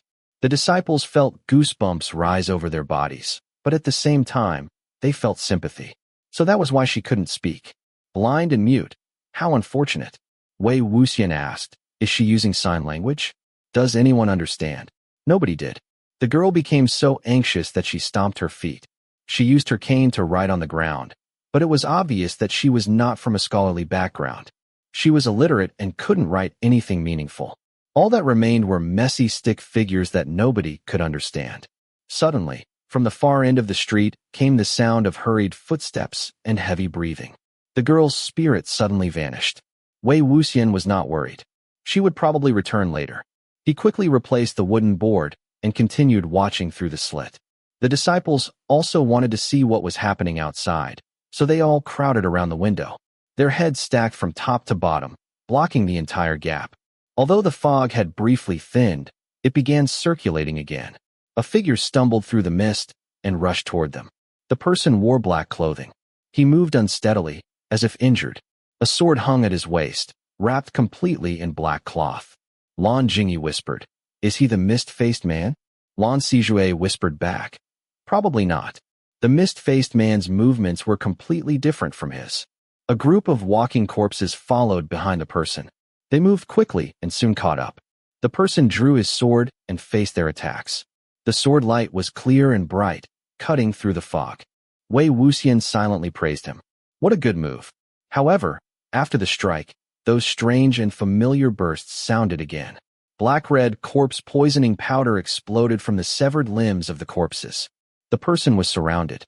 With nowhere to escape, he stood where he was and was immediately engulfed by the powder. Lan Sijue was shocked. "Senior Mo, this person we..." Another group of walking corpses approached and surrounded him. The circle tightened. The person swung his sword again, and more corpse poisoning powder burst out. He inhaled even more of the powder and began losing his balance. Wei Wuxian spoke. "We need to help him." Yiling said. "How do you plan to help him?" "We can't go out there right now. The corpse poisoning powder is everywhere. You'll be poisoned the moment you approach." After thinking for a moment, Wei Wuxian left the window and walked into the central chamber. The boys followed him with their eyes. The paper mannequins stood silently between the two funeral wreaths. Wei Wuxian walked toward a pair of female mannequins. Unlike the others, these two looked almost identical, as if they had been intentionally made as twin sisters. Their makeup, clothing, and features were exactly the same. With curved brows and smiling expressions, they seemed as though they were about to giggle. They wore double buns, red earrings, gold bracelets, and embroidered shoes, resembling maids from a wealthy household. Wei Wuxian asked, "How about these two?" He lightly brushed his hand against a boy's unsheathed sword, making a cut on his thumb. Then he turned around and smeared 2 pairs of eyes onto the mannequins using his blood. Afterward, he stepped back.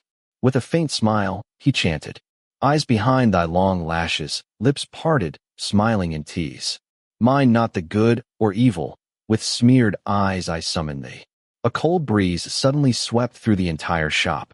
The boys instinctively tightened their grips on their swords. The twin mannequins trembled. The next moment, giggles of he truly came from their brightly painted lips. It was the summoning of painted eyes. As if they had seen something hilarious, the 2 paper mannequins giggled endlessly. At the same time, the eyes painted with human blood spun rapidly inside their sockets. The sight was both beautiful and terrifying. Wei Wuxian stood before them and lowered his head in greeting. The 2 paper maids also bowed slightly, returning the courtesy with an even higher level of respect. Wei Wuxian pointed outside. "Take the living person back inside. Other than him, eliminate everything." Shrill laughter came from the mouths of the paper mannequins. An eerie gust of wind blew the doors open.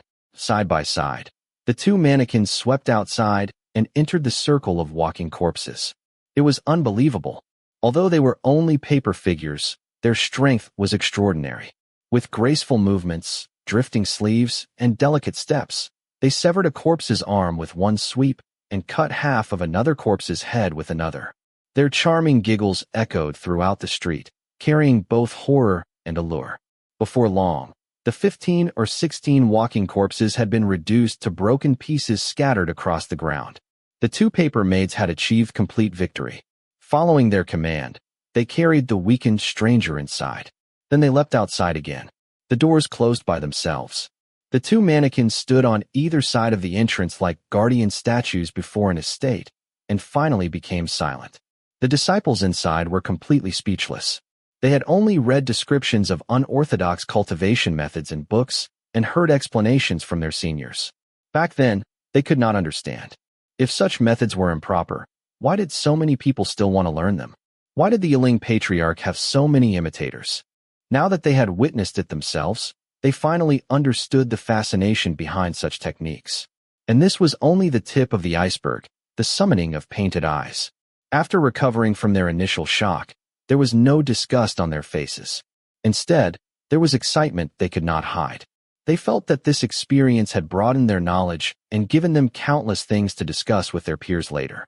Only Yiling's expression remained unpleasant. Lan Wangji went over to help Wei Wuxian with the stranger. Wei Wuxian warned, "Nobody come closer. Be careful not to touch the corpse poisoning powder. Even physical contact may poison you." When the stranger was carried inside by the paper mannequins, he had already been barely conscious. Now, however, his mind had cleared somewhat. He coughed several times and covered his mouth with his hand, as if afraid that the powder he coughed out would affect others. In a low voice, he asked, "Who are you?" His voice sounded extremely exhausted. He asked not only because he did not know who the people in the room were, but also because he could not see anything. A thick layer of white bandages covered his eyes. He was probably blind. Not to mention, he was both blind and quite handsome. With a high nose bridge and thin lips carrying a soft red hue, he could almost be described as attractive. He also looked quite young, somewhere between a boy and a man, naturally causing people to feel sympathy toward him. Wei Wuxian thought to himself, "Why have I met so many blind people these past few days? Both heard and seen, both alive and dead." Suddenly, Yiling called out, "Hey, we still don't know who he is, whether he's friend or foe. Why should we save him without considering the risks? If he's a bad person, wouldn't we just be letting a snake into our home?" Although his words were reasonable, saying them so bluntly in front of the person himself was rather awkward. Strangely, the man was not angry. He did not even appear worried about being thrown out. Instead, he smiled, revealing the tips of 2 canine teeth. "Young master, you are right. It would be best if I leave." Yiling had not expected such a reaction. He froze for a moment, then hurriedly snorted. Lan Wangji stepped in to mediate. But it is also possible that he is not a bad person. No matter what, refusing to help someone who is dying goes against our sect's rules. Yiling stubbornly replied, "Fine, you're the good guys. If someone dies, it's not my fault." Lan Wangji angrily said, "You?" Before he could finish, it was as if his tongue had been tied. Because he saw the sword resting against the table. The black cloth wrapped around it had slipped slightly, revealing the blade underneath. The sword was forged with unmatched skill. Its sheath was bronze-colored, with intricate frost-like patterns carved into it. Through the patterns, the sword body shone like silver stars, glittering with snowflake-shaped points of light. It carried a pure, yet dazzling beauty. Lan Wangji widened his eyes, as if he was about to shout something. Although Wei Wuxian did not know what he wanted to say, the man had clearly wrapped his sword in black cloth because he did not want others to see it. So Wei Wuxian instinctively covered Lan Wangji's mouth with one hand and raised a finger to his lips with the other, signaling the others to stay silent. Yiling mouthed 2 words. Then he wrote them on the dusty table. "Shuanghua." "The Shuanghua sword?" Wei Wuxian mouthed back. "Xiao Xingqian's sword, Shuanghua?" The boys nodded. They had never seen Xiao Xingqian himself, but Shuanghua was famous and rare. It possessed powerful spiritual energy and an incredibly unique appearance. It had appeared in countless sword catalogs, which was why almost everyone knew of it. Wei Wuxian thought, if the sword is Shuanghua and the person is blind. One of the boys thought of the same possibility. He reached toward the bandages around the man's eyes, wanting to remove them and see whether his eyes were still there. However, the moment his hand touched the bandages, pain appeared on the man's face. He moved backward slightly, as if terrified of his eyes being touched. Realizing his mistake, the boy immediately withdrew his hand. Sorry. I didn't mean to." The man raised his left hand. He wore a thin black glove. He wanted to cover his eyes, but seemed afraid to touch them. It was probably because even the slightest contact caused unbearable pain. A thin layer of sweat had already appeared on his forehead. He spoke with difficulty. "It's fine." However, his voice trembled faintly. From his reaction alone, One could almost confirm that this person was Xianxia, who had disappeared after the Yangchang clan incident. Xianxia still did not know that his identity had been discovered. After the pain faded, he reached around for Shuanghua. Wei Wuxian quickly pulled the fallen black cloth back over the sword. Holding Shuanghua, Xianxia nodded. Thank you for your help. I'll leave now. Wei Wuxian said. Stay here for now. You're suffering from corpse poisoning. Xianxia asked. Is it serious? Wei Wuxian replied. Quite serious. Xianxia said. If it's serious, then what is the point of staying? There is already no hope. Why not kill a few more corpses before I become one myself? Hearing how little he valued his own life, the boys felt their blood boil with frustration. Lan Wangji immediately said. Who said there is no hope? Stay here. He will cure you. Wei Wuxian blinked. Me? Sorry, were you talking about me? He truly could not tell the truth. Xianxia had already inhaled too much corpse poisoning powder. With the dark red color spreading across his complexion, he was likely already beyond what rice kanji could cure. Xianxia said, I have already killed many corpses in this city. They continue following me, and new ones appear soon after the old ones are destroyed. If I stay, sooner or later, you will be buried beneath an ocean of corpses.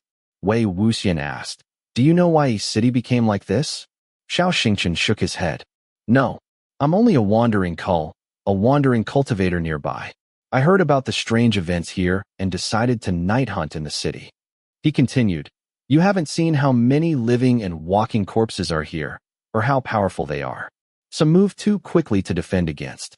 Others release corpse poisoning powder when killed, poisoning anyone who touches it. But if you don't kill them, they will attack you instead. Either way, you become poisoned. It is extremely difficult to handle. He paused. Judging from your voices, there are quite a few young masters in your group, aren't there? It would be best if you leave as soon as possible. Just as he finished speaking, the sinister giggles of the mannequin sisters came from outside the door. This time, the laughter was sharper than ever. Chapter 37. Lan Wangji looked out through the slit in the door, then immediately blocked it with his body. There are so many of them. Wei Wuxian asked, Walking corpses? How many is so many? Lan Wangji replied, I don't know. They fill the entire street. There are probably hundreds of them, and more are still coming.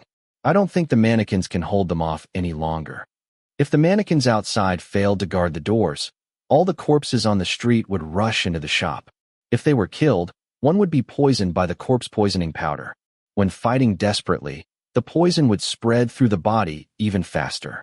If they were not killed, they would be torn apart and bitten to death. Holding his sword, Xianxia prepared to leave, most likely hoping to do as much as he could with the strength he had left. However, his face suddenly turned purple, and he stumbled to the ground. Wei Wuxian said, You can just sit back and relax. It'll be over soon. Once again, he cut the index finger of his right hand against Lan Wangji's sword. Droplets of blood trickled down. Lan Wangji volunteered. Are you going to use the summoning of painted eyes again? If you put 2 drops in each mannequin's eyes, how much blood are you going to use? Do you need me to give you some? Immediately, several other boys rolled up their sleeves. I can spare some too. Wei Wuxian didn't know whether to laugh or sigh. It's fine. Do you have any blank talismans? The disciples were still fairly young. Their cultivation was not yet at the level where they could write runes on the spot, so all of the talismans they carried had already been prepared beforehand. Lan Wangji shook his head. No. Wei Wuxian wasn't concerned. Already written ones are fine too. Lan Wangji took out a stack of yellow talismans from his chinquan pouch, but Wei Wuxian only took one. After examining it briefly, he pressed his middle and index fingers together and began drawing from top to bottom over the cinnabar runes that were already there. His crimson blood mixed with the vermilion ink, forming a new set of runes. With a flick of Wei Wuxian's wrist, the yellow talisman and the red markings floated into the air and ignited by themselves.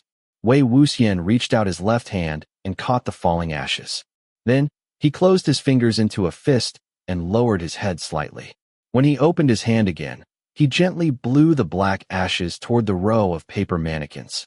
Though prairie fires burn, they do not perish. When spring winds blow, they return to life. The ashes swirled throughout the room.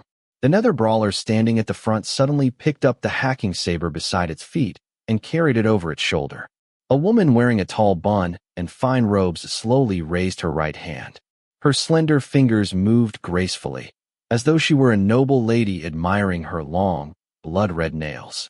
Beside her stood a golden boy and a jade girl, a pair of child servants. The boy playfully tugged on the girl's braid, while the girl stuck out her tongue at him. A tongue nearly 9 inches long shot out from her mouth, piercing a large hole through the boy's chest like a snake. After the violent attack, it instantly retracted. The boy opened his mouth wide, revealing 2 rows of ghastly white teeth, and bit down on her arm. The 2 paper children immediately began fighting among themselves. One by one, the dozens of paper mannequins began to tremble. As if stretching their limbs, they jolted awake while whispering to one another. The rustling sounds rose and fell throughout the room. They were not human, but they were even better than humans. Wei Wuxian said, "Hold your breath." After saying this, he stepped aside and cleared the path to the door. With a slight bow, he made a gesture of invitation. The wooden doors flew open again. The sickeningly sweet stench of corpse-poisoning powder poured into the room, and the disciples immediately covered their faces with their sleeves. With a thunderous shout, the nether brawler charged outside. The other mannequins followed behind. The doors closed by themselves after the last paper mannequin left.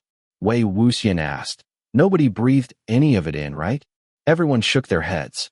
Wei Wuxian helped Xianxia up, intending to find somewhere for him to lie down. However, there was nowhere suitable, so he could only sit on the cold, dust-covered ground. Xianxia still gripped Shuanghua tightly in his hand. Finally waking from his semi-conscious state, he coughed a few times before speaking weakly. "Was that the summoning of painted eyes?" Wei Wuxian replied, "I know a thing or two." After a moment of thought, Xianxia smiled. "Yes, to eliminate these walking corpses, it was indeed the best method." He paused, then continued. "However, this path of cultivation can easily cause one's own ghosts and spirits to turn against them. Even the founder of this path, the Yiling Patriarch, could not avoid such an ending. I suggest that you be more careful and avoid using this unless you are in a desperate situation. You can cultivate through other methods." Wei Wuxian silently sighed. "Thank you for your advice."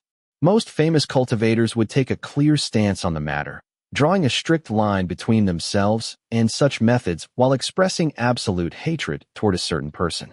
Yet his youngest Shu still tried to persuade him, even while half dead himself, and warned him about the dangers of backlash. He truly was a gentle and kind person. Looking at the thick bandages covering Xianxia's eyes and thinking about everything he must have endured, Wei Wuxian couldn't help but feel sympathy for him. Usually, only young and inexperienced disciples would feel curiosity rather than disgust toward improper cultivation methods. Aside from Yiling, who maintained an expression of contempt, everyone else crowded around the door slit and watched the battle outside. Oh my, the mannequin woman's nails are terrifying. One scratch leaves 5 marks. Why is the little girl's tongue so long and so hard? Is she a hanging ghost? The man is so strong. How can he lift so many corpses at once? He's going to drop them.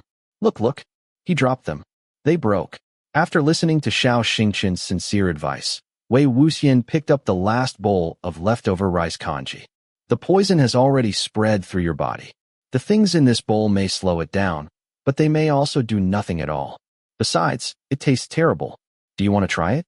If you don't want to live, then forget I said anything. Xianxia accepted the bowl with both hands. Of course I do.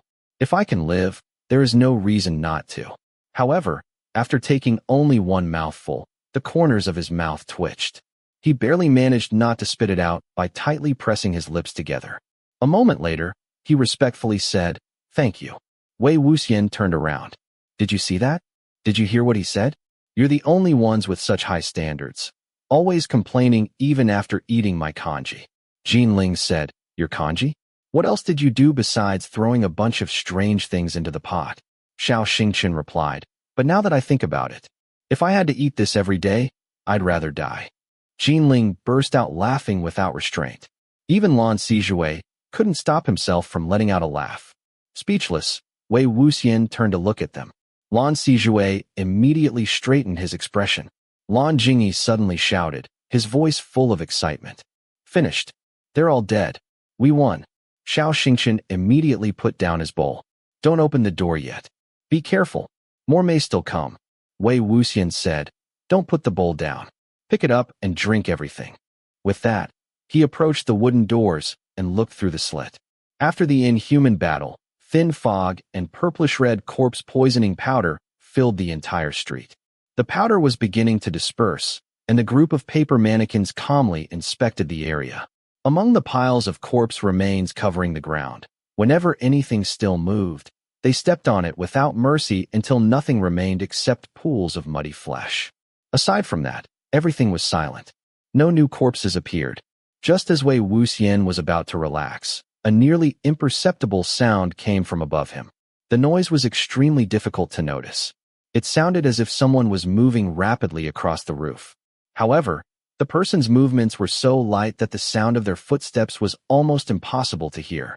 Wei Wuxian only noticed the faint collisions between the roof tiles because of his sharp senses.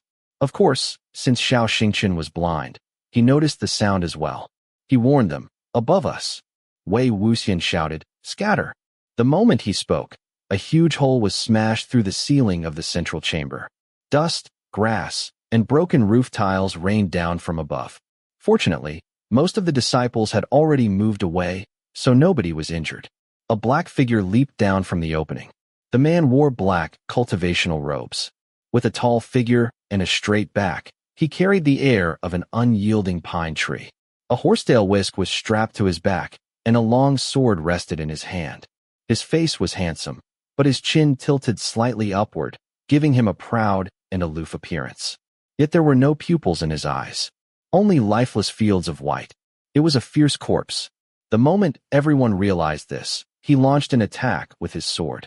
His first target was Yiling, who stood closest. Yiling defended with his sword. The force behind the strike was so powerful that his arm nearly went numb. If not for the immense spiritual power of Suihua, his sword might have broken and he might have died instantly. After his first attack failed, the black-clothed corpse attacked again. His movements were smooth and natural, while his strikes were sharp and merciless. This time, he aimed for Yiling's arm. In desperation, Xianxia blocked the attack for him. Perhaps because the corpse poisoning had flared up again, Xianxia finally collapsed. Lan Wangji panicked. Just what exactly is he?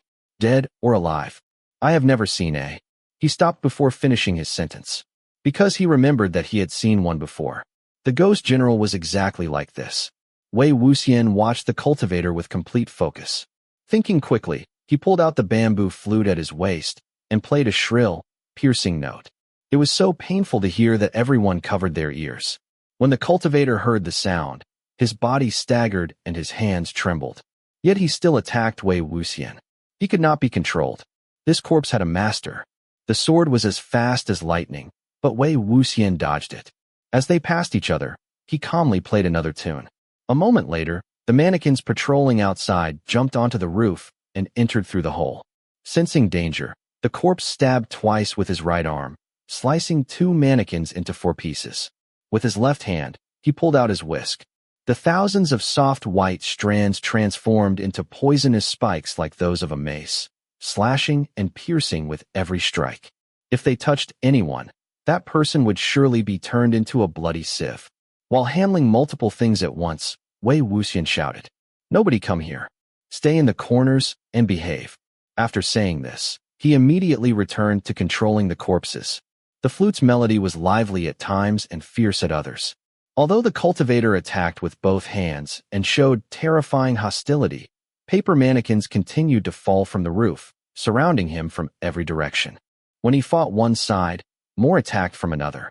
When he destroyed the ones in front, more appeared behind him. It was impossible to defend against everything. Suddenly, another brawler dropped from above and landed on him, pinning him to the ground with 1 foot on his shoulder. Immediately afterward, 3 more nether brawlers jumped down through the opening and crashed onto him one after another. Legends said nether brawlers possessed incredible strength. When craftsmen created them, they often added materials to increase their weight. After being possessed by wandering spirits, each one became heavier than the last. A single one could weigh as much as a mountain. With 4 of them pressing down at once, The cultivator would be lucky if his internal organs remained intact. Thus, the robed corpse was firmly pinned to the ground by the 4 nether brawlers. Wei Wuxian walked over and saw that an area on the back of the corpse's clothes had been torn. After smoothing the fabric aside, he discovered a thin, narrow wound near the left shoulder blade. He ordered, "Turn him over." The 4 nether brawlers flipped the cultivator over. With his chest facing upward, it was easier to inspect him. Wei Wuxian touched his bloodied finger to the lips of the nether brawlers as a reward. Their crimson paper tongues slowly licked the blood away, as if savoring a rare delicacy. Only then did Wei Wuxian continue examining the corpse. On the left side of his chest, near his heart, there was another similar thin and narrow wound. It looked as if he had died from a stab through the heart. The corpse struggled desperately. Low growls escaped his throat, and ink-colored blood dripped from the corners of his lips.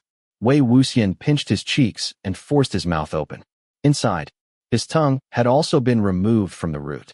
Blind eyes. Removed tongue. Blind eyes. Removed tongue. Why did these 2 things appear so often? After observing him for a while, Wei Wuxian began to feel that this corpse was similar to Wen Ning when he had been controlled by the black nails. With that thought, he felt around the corpse's temples. As expected, he found 2 metal points. These long nails were used to control powerful, fierce corpses, causing them to lose their consciousness and ability to think independently. Without knowing the corpse's identity or personality, Wei Wuxian decided not to remove the nails immediately. He would interrogate him first. However, since his tongue was gone, even if the corpse regained consciousness, he would not be able to speak. Wei Wuxian asked the Lan sect disciples, "Has anyone here studied inquiry?" Lan Sijue raised his hand. "Me. I have." Wei Wuxian asked, "Did you bring your guqin?" Lan Sijue replied, "Yes." He immediately took out a simple guqin from his chinquan pouch. Seeing that it looked fairly new, Wei Wuxian asked, "How skilled are you with Qin language? Have you had actual experience? Will the spirit you summon be able to lie?" Lan Jingyi interrupted. Hanguang-Jun said Sijue's Qin language is fine. If Lan Wangji said something was fine, then it truly was fine. He would never exaggerate or underestimate the matter. Wei Wuxian no longer worried. Lan Sijue added, "Hanguang-Jun told me to focus on quality instead of quantity. The spirit I summon will be able to refuse to answer, but it cannot lie. So if it is willing to answer, it will definitely tell the truth." Wei Wuxian said, "Then let's begin." The guqin was placed horizontally before the cultivator's head. Lan Sijue sat on the ground, his robes spreading neatly around him. After testing a few notes, he nodded. Wei Wuxian asked, "First question, who is he?" Lan Sijue silently recited the incantation and prepared to play the first sentence. A moment later, the strings of the guqin vibrated. 2 notes echoed out, sounding like a stone exploding. Lan Sijue widened his eyes. Lan Jingyi urged, "What did he say?" Lan Sijue answered, "Song Lan." Xiao Xingqian's closest friend in cultivation, Song Lan. Everyone turned toward Xiao Xingqian, who was lying unconscious on the ground. Lan Sijue whispered, "Does he know that the one who came is Song Lan?" Jinling lowered his voice. "Probably not. He is blind, while Song Lan is mute, and now he has become a fierce corpse without his senses. It's better if he doesn't know."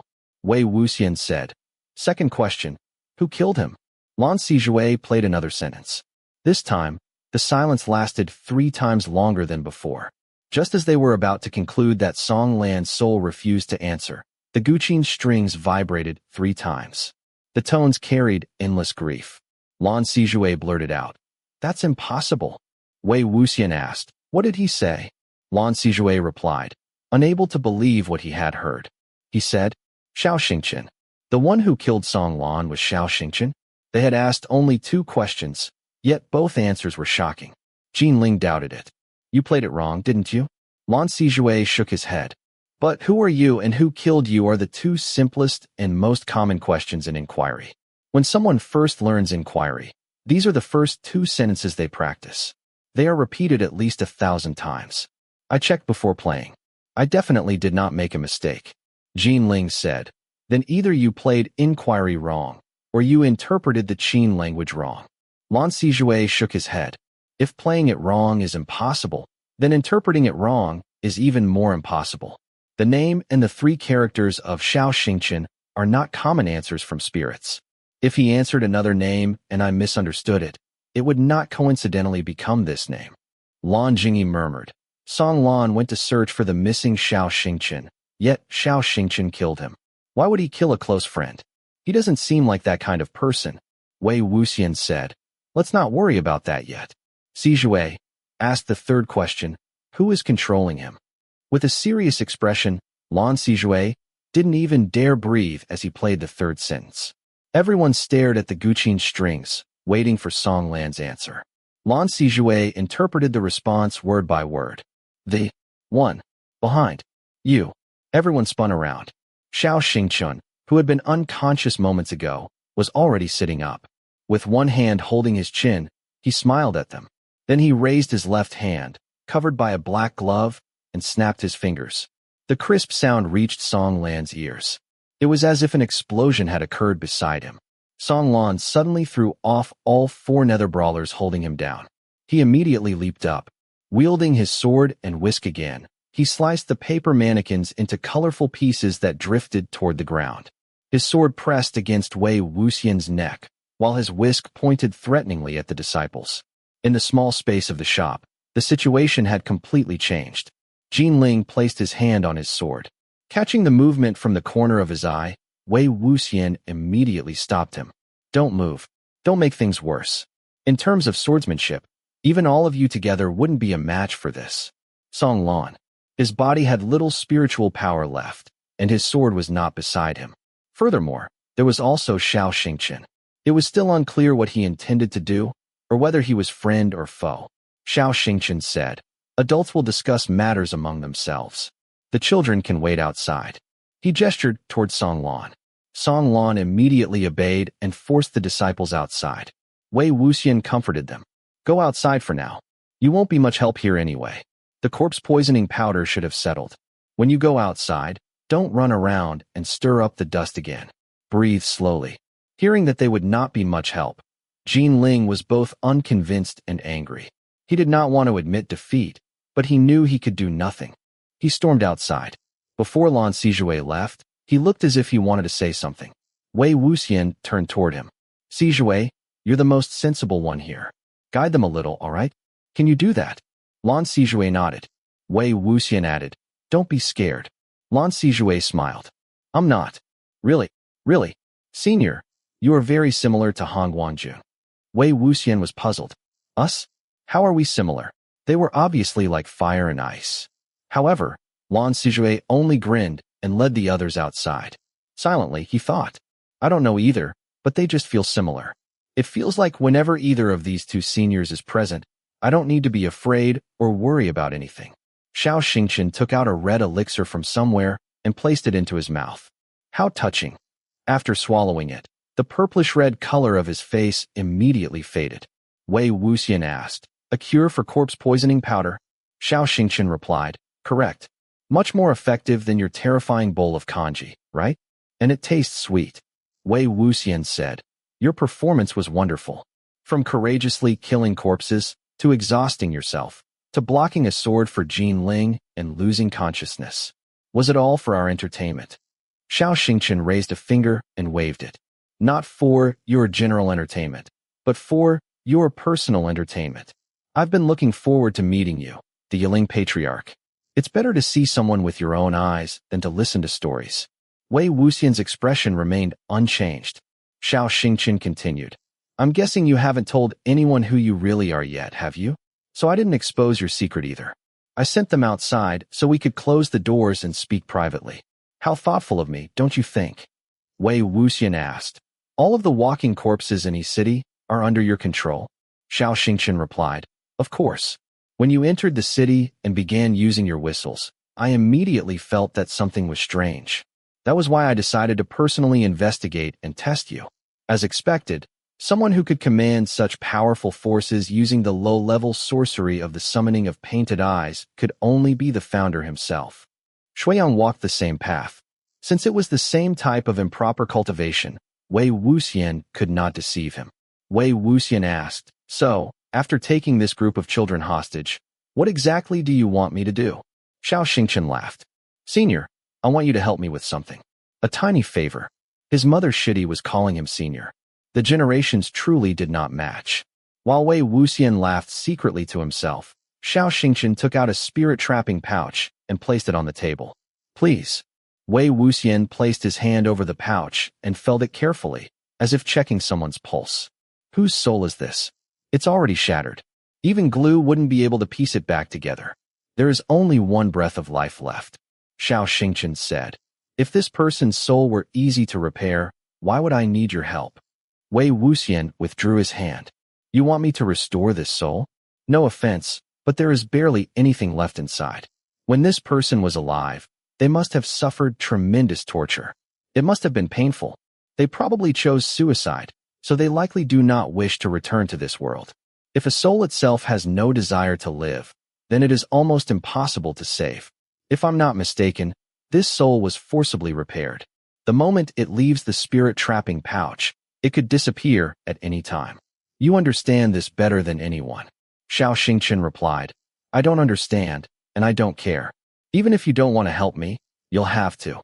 Senior, don't forget that your children are still outside, waiting for you to save them from danger. His voice sounded strange. It was affectionate, almost sweet, yet there was a hidden menace beneath it. It felt as if one moment he could call someone brother or senior, and the next moment he could turn hostile and kill them. Wei Wuxian laughed. I also wanted to meet you in person instead of only hearing stories. Xiang, why are you pretending to be a cultivator instead of acting like the delinquent you truly are? Xianxia paused. Then he raised his hand and removed the bandages around his eyes. Layer after layer fell away, revealing a pair of bright, shining eyes. Perfectly unharmed eyes. He had young, likable features, almost handsome. Yet when he smiled, his exposed canine teeth gave him a childish appearance that hid the cruelty burning within his gaze. Xiang tossed the bandages aside. Oops, you found out, Wei Wuxian said, pretending that the pain was unbearable so that our conscience would stop us from removing your bandages. Showing us Xianghua on purpose, accidentally revealing that you were a wandering cultivator. You knew exactly how to make yourself appear weak and defenseless, and even how to gain sympathy. You truly imitated Xianxia's virtue perfectly. If you hadn't known things you shouldn't have known, I really would have believed you were him. During inquiry, Song Lan answered Xianxia to the second question, and the one behind you to the third. If the one behind you was also Xianxia, Song Lan would not have needed to describe him differently. Unless Xianxia and the one behind you were completely different people. Song Lan was trying to warn them about how dangerous the person behind them was. But if he simply answered Xiang, they might not know who that was. So he could only answer indirectly. Xiang grinned. It's true that his reputation is better than mine. Of course I pretended to be him.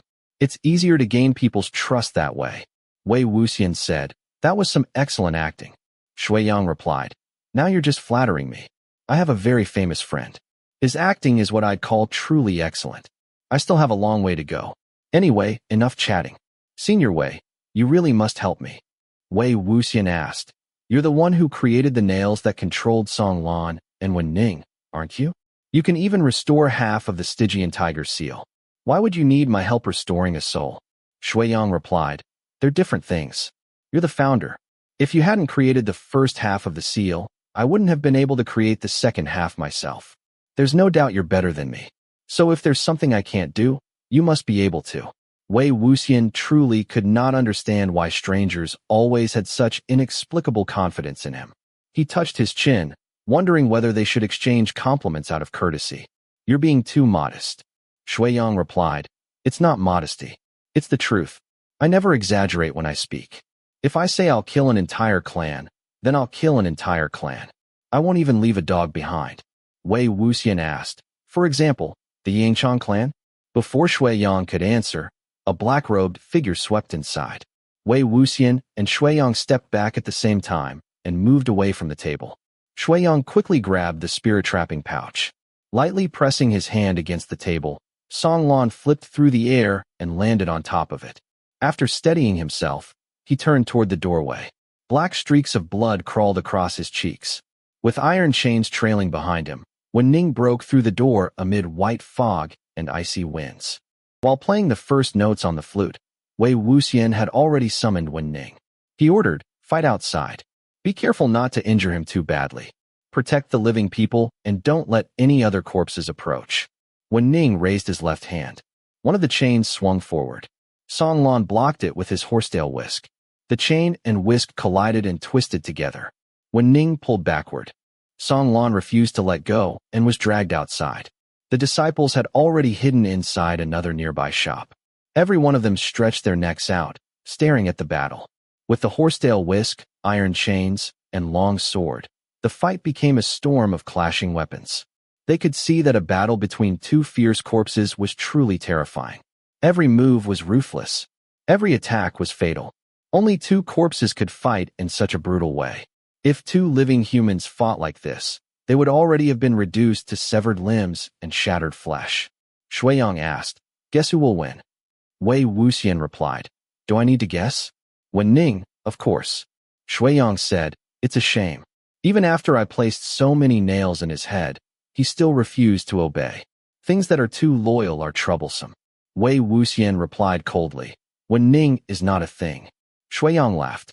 "Don't you realize what you just said could be interpreted another way?" As the word "be" left his mouth, he suddenly drew his sword and attacked. Wei Wuxian dodged to the side. "Do you often sneak attacks on people in the middle of a sentence?" Xiang's voice was full of surprise. "Of course. I'm a delinquent, aren't I? I'm sure you already know that. Anyway, I don't want to kill you. I only want to make sure you cannot move, then take you back and let you slowly repair the soul for me." Wei Wuxian said, "I already told you. I can't do anything about it." Xiang replied, "Don't refuse so quickly. If you don't know what to do, the two of us can discuss it together." Before he finished speaking, he lunged forward again. Wei Wuxian dodged again and again, surrounded by torn strips of paper scattered across the ground. He thought to himself, "This little delinquent really has some impressive moves." As Xiang's attacks became faster and more deadly, Wei Wuxian couldn't help but exclaim, "Are you really taking advantage of my body's lack of spiritual power?" Xiang answered, "That's right." Wei Wuxian had finally met someone even more shameless than himself. He smiled. "It's better to offend a hero than a rogue. And in this case, you're the rogue. I'm done dealing with you. Let someone else handle it." Xiang grinned. "Who else?" "Hanguang-Jun. I had more than 300 walking corpses surround him." Before he could finish his sentence, a white-robed figure descended from the sky. Baikon's icy blue radiance swept toward him. Chapter 38. Surrounded by an aura of frost and ice, Lan Wangji stood in front of Wei Wuxian.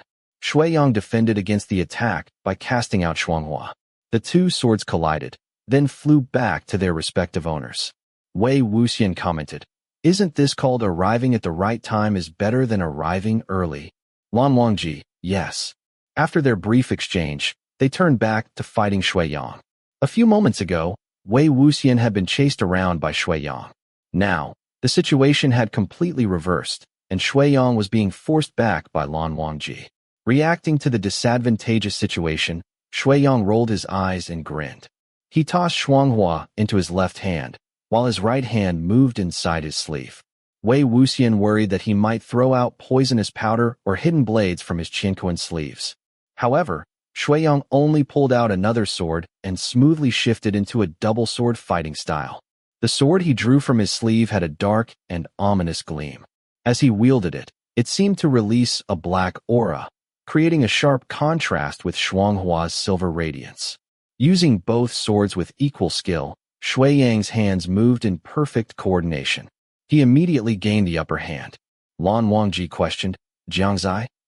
"Xiang, Hanguang-Jun, you know this sword? What an honor." Jiangzai was Xiang's own sword. Just like its name and its owner, it was a foreboding weapon that brought only bloodshed. Wei Wuxian interrupted, "The name suits you perfectly. Lan Wangji, step back. You are not needed here." Wei Wuxian obediently listened to his suggestion and stepped away. When he reached the door, he looked outside. Expressionless, Wen Ning gripped Song Lan by the neck. He lifted him into the air and slammed him against the wall, leaving a large human-shaped dent. Similarly expressionless, Song Lan grabbed Wen Ning's wrists. With a backflip, he threw him onto the ground. The two corpses fought without expression, endlessly smashing and crashing against each other. Since neither of them felt pain or feared injury, unless they were cut into pieces, they would continue fighting even after losing a limb or two. Wei Wuxian muttered under his breath, "I don't think I'm needed here either." Suddenly, he saw Lan Wangji frantically waving at him from inside a dimly lit shop. He brightened. I'll definitely be needed there. Just as he left, Baikon's sword light suddenly brightened tenfold. With a brief slip of his hand, Shuanghua flew out of Shui Yang's grip, and Lan Wangji conveniently caught it. Seeing Shuanghua in someone else's possession, Shui Yang immediately swung Jiangzai toward Lan Wangji's left arm, the same arm holding the sword. Lan Wangji dodged the attack. A chilling rage flashed through Shui Yang's eyes. He demanded coldly, "Give me the sword back. Lan Wangji, you do not deserve this sword." Shui Yang let out a bitter laugh. Meanwhile, Wei Wuxian walked over to the disciples. Surrounded by the boys, he asked, "Is everyone all right?" "Yes. We all listened to you and held our breaths." Wei Wuxian, "Good. If anyone doesn't listen to me, I'll feed him kanji again." The few boys who had experienced that taste pretended to vomit. Suddenly, the sound of footsteps came from all directions. Shadows had already begun emerging from the end of the street. Lan Wangji heard the sounds as well. With a wave of his sleeve, he took out his guqin, Wangji. He placed the body of the guqin horizontally on the table. Tossing Baiken into his left hand, he continued fighting Shui Yang with powerful attacks. At the same time, without even turning his head, he raised his right hand and strummed the strings. The note rang out loudly and clearly, echoing all the way to the end of the street. What returned were the strange, yet familiar sounds of corpses' heads exploding. Lan Wangji continued fighting Shui Yang with one hand while playing the guqin with the other. He glanced across the battlefield as though it were nothing more than a simple task, then calmly curved his fingers and strummed again. Using both hands at once, he somehow remained calm and unhurried. Yiling blurted out despite himself, "He's so good." He had seen Jiang Cheng and Jin Guangyao go on night hunts and slay beasts, which had made him believe that his two uncles were the strongest cultivators in the entire world. Toward Lan Wangji, however, he had always felt more fear than respect, especially because of his ability to silence others and his cold temperament. But at this moment, he couldn't help admiring Lan Wangji's abilities. Lan Jingyi approved, "Of course. Hanguang-Jun is obviously amazing. He just never likes showing off. He's very low-key, right?" The final right was directed at Wei Wuxian. Wei Wuxian replied in confusion, "Are you asking me? Why are you asking me?"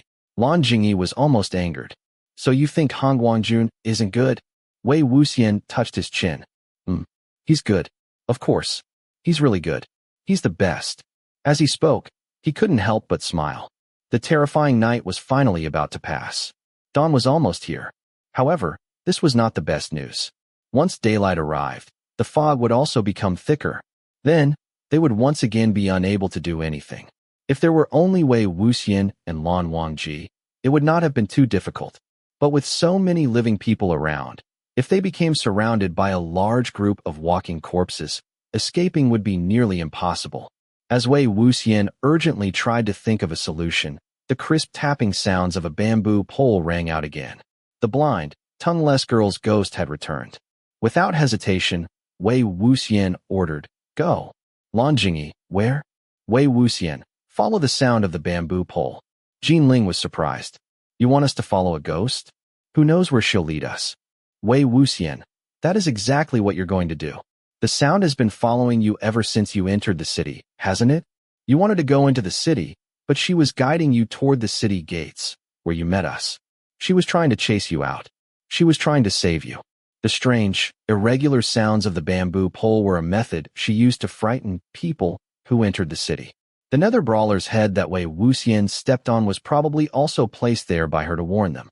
Wei Wuxian continued, "And last night, she clearly wanted to tell us something important, but she couldn't explain it. Yet she disappeared the moment Shui Yang arrived. She was probably trying to avoid him. In any case, she definitely isn't on his side." "Shui Yang? Why is Shui Yang here too? Wasn't it Xiao Xingchen and Song Lan?" I'll explain later. Anyway, The person fighting Hanguang-Jun inside isn't Xianxia. It's Xiang, who pretended to be him. The bamboo pole continued tapping, as if the girl was waiting for them or urging them forward. If they followed her, they might fall into a trap. If they refused, they would be surrounded by corpses that released corpse-poisoning powder. Neither choice was safe. The boys decisively followed the knocking sounds together with Wei Wuxian. Sure enough, as they moved, the sounds moved as well. Sometimes, they could see a small, blurry shadow in the thin fog ahead of them. Other times, there was nothing at all. After running for a while, Lan Wangji finally spoke. So we're really just running away like this? Wei Wuxian turned around and shouted, Hanguang-Jun, it's up to you now. We're going ahead. The strings of the guqin vibrated, as though someone had answered. Amen. Wei Wuxian immediately burst into laughter. Lan Wangji hesitated. That was it. You're not going to say anything else. Wei Wuxian, what else do you want me to say? What else should I do? Lan Wangji, why didn't you two say things like, I'm worried about you. I'm staying. Go. No, I'm not leaving. If I leave, you're coming with me. Isn't that something people must say? Wei Wuxian was speechless. Who taught you this? Who told you that conversations like this had to happen? It would sound fine if it came from me, but can you imagine your Hanguang-Jun saying something like that? The Lan Sect juniors answered together. No. Wei Wuxian, exactly. It would just waste time. I believe someone as reliable as Hanguang-Jun can definitely handle it. I can focus on my own matters and either wait for him to find me or go find him myself. They followed the bamboo poles sounds for less than 15 minutes. After several twists and turns, the noises suddenly stopped. Wei Wuxian stretched out his arm to stop the boys behind him, then walked forward a few steps. A lone house stood in the thickening fog. Squeak. Someone pushed open the door of the house, silently waiting for the strangers to enter. Wei Wuxian felt that something must be inside. It would not be something dangerous or something that could kill them. Instead, it would be something that would reveal the truth and show them the answers. He turned to the disciples. We've already come this far. Let's go inside. He lifted his foot and stepped into the house. Adjusting to the darkness, he warned without looking back. Watch the threshold. Don't trip. Just as he expected, one of the boys almost tripped over the tall threshold. He complained, why is the threshold so high? This isn't a temple or anything. Wei Wuxian replied, it's not a temple, but it's somewhere that also needs a high threshold. They hurriedly lit around a dozen fire talismans. The orange flames illuminated the entire house. Straw was scattered across the ground like a carpet. At the front was an altar and several fallen stools of different heights. A small, unlit room stood on the right side. Other than these, there were also 7 or 8 black wooden coffins. Yiling asked, this is the so-called coffin home? The place where dead people are temporarily kept. Wei Wuxian, that's right. Corpses that have no one to claim them. Corpses that would bring bad luck to a house, or corpses waiting to be buried are often placed in coffin homes. You could say it's a courier station for the dead. The smaller room on the side was probably where the person guarding the coffin home rested. Lan Wangji asked, Senior Mo, why is the threshold to a coffin home so high? Wei Wuxian answered, in case corpses transform. Lan Wangji was puzzled. Can a high threshold prevent corpse transformation? Wei Wuxian, it can't prevent corpse transformation, but it can sometimes stop low-level corpses that have already transformed from leaving. He walked to the threshold. For example, let's say I'm dead and I've just transformed. The boys nodded. Wei Wuxian continued. Since I've only just transformed, my limbs would be stiff, right? There are certain things I wouldn't be able to do. Yiling replied, obviously. You can't even walk. You can't step forward, so you can only jump. At this point, he immediately understood. Wei Wuxian smiled. Exactly. I can only jump. With both feet together, he tried to jump outside. However, because the threshold was too high, he failed every time. Seeing his toes bump into the threshold, all the disciples found the scene amusing. They imagined a newly transformed corpse desperately trying to jump out, only to be blocked by the threshold again and again. Wei Wuxian continued. Do you understand now? Don't laugh. This is the wisdom of ordinary people. Although it's simple and may seem crude, it's genuinely effective against low-level corpses. If a transformed corpse trips over the threshold and falls, its stiff body won't allow it to get up quickly. By the time it finally does, either the sun will rise and the rooster will crow, or the person guarding the coffin home will discover it. It's actually impressive that ordinary people without cultivation could come up with such a solution. Although Yiling had laughed earlier, after hearing the explanation, he immediately stopped. Why did she bring us to a coffin home? Don't tell me it's because we won't be surrounded by walking corpses here. Where did she go herself? Wei Wuxian replied. It's very likely that we really won't be surrounded. We've been standing here for so long already. Has anyone heard any walking corpses? As soon as he finished speaking, the ghost of the young girl appeared on top of a coffin. Due to Wei Wuxian's earlier persuasion, everyone had already seen what the girl looked like. They had even seen her bleeding eyes and tongueless mouth. So when she appeared again, nobody felt frightened or uneasy. It was clear that, just as Wei Wuxian had said, after being frightened a few times, people became braver and could face such situations with greater composure. The girl had no physical body, only a spiritual form surrounded by a soft, dim aura. Both her figure and face were small. After some grooming, she would have looked like a charming girl next door. However, the way she sat with her legs apart made her seem anything but delicate. Her bamboo pole, which she used as a white cane, leaned against the coffin. Her legs hung down as she anxiously swung them back and forth. She tapped on the coffin lid with her hand. Then she jumped down and circled around the coffin several times, making hand gestures toward them. This time, the gesture was easy to understand. She was telling them to open something. Yiling guessed. She wants us to open this coffin? Lan Wangji suggested. Could her body be inside? Perhaps she wants us to bury her and help her find peace. It was the most logical assumption. After all, one of the most common reasons ghosts haunted the world was because their bodies had not been properly buried. Wei Wuxian stood on one side of the coffin, while several boys stood on the other, preparing to help him open it. He reassured them, "You don't need to help. Stand farther back. What if it isn't a corpse and it sprays more corpse poisoning powder at you?" He opened the coffin alone and placed the lid on the ground. Looking down, he saw a corpse. However, it was not the girl's corpse. It belonged to someone else. A young man lay inside. He had been placed in a peaceful position, his hands folded together with a horsetail whisk resting beneath them. He wore a snow-white cultivator's robe. The lower half of his face, along with his pale complexion and soft-colored lips, was handsome and refined. The upper half of his face, however, was wrapped in layers of bandages, for fingers wide. Beneath them, nothing protruded where his eyes should have been. The bandages sank inward. There were no eyes, only two empty hollows. The girl stumbled over after hearing the coffin open. She reached inside, searched around, and finally touched the corpse's face. She stomped her feet as tears of blood once again flowed from her blind eyes.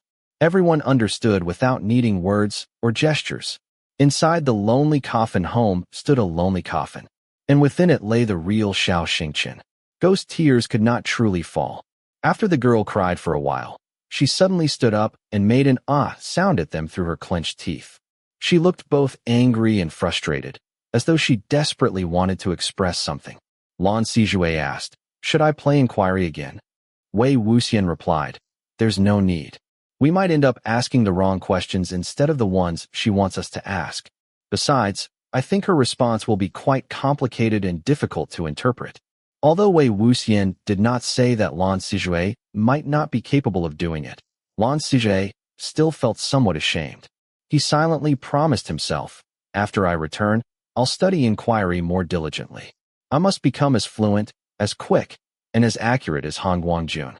Lan Wangji asked, "Then what should we do?" Wei Wuxian answered, "How about empathy?" Every major sect specialized in different methods of gathering information and investigating ghosts. Empathy was the technique Wei Wuxian was most skilled at. His method was not as profound as those of other sections. Anyone could use it. It simply required asking the ghost to possess his body. Using his own body as a medium, he could enter the spirit's soul and memories, hear what they had heard, see what they had seen, and feel what they had felt. If the spirit's emotions were especially strong, he would also be affected by their sorrow, rage, or joy. That was why it was called empathy. It could be said that this was the most direct, convenient, and effective method. Of course, it was also the most dangerous. People feared and avoided allowing ghosts to possess their bodies. In another sense, empathy was like playing with fire. The slightest mistake could cause it to backfire. If the ghost broke their promise and used the opportunity to attack, the best possible outcome would be losing control of the empathizer's own body. Yiling protested. That's too dangerous. Using such a dark technique without someone. Wei Wuxian cut him off. All right. We're running out of time. Stand properly. Hurry. We still need to go back and find Hanguang-Jun after this. Yiling, you'll be the supervisor. A supervisor was an essential part of the empathy ritual. In case the empathizer became lost in the ghost's emotions, they needed to establish a code with the supervisor beforehand. Ideally, the code should be a sentence or a voice that the empathizer was familiar with. The supervisor had to oversee the entire process. If they noticed anything wrong, they needed to act immediately and pull the empathizer out of the trance. Yiling pointed at himself. Me? You want a young master? You want me to supervise you while you do something like this? Lan Wangji said. If young Master Jin does not want to do it, I can do it instead. Wei Wuxian asked.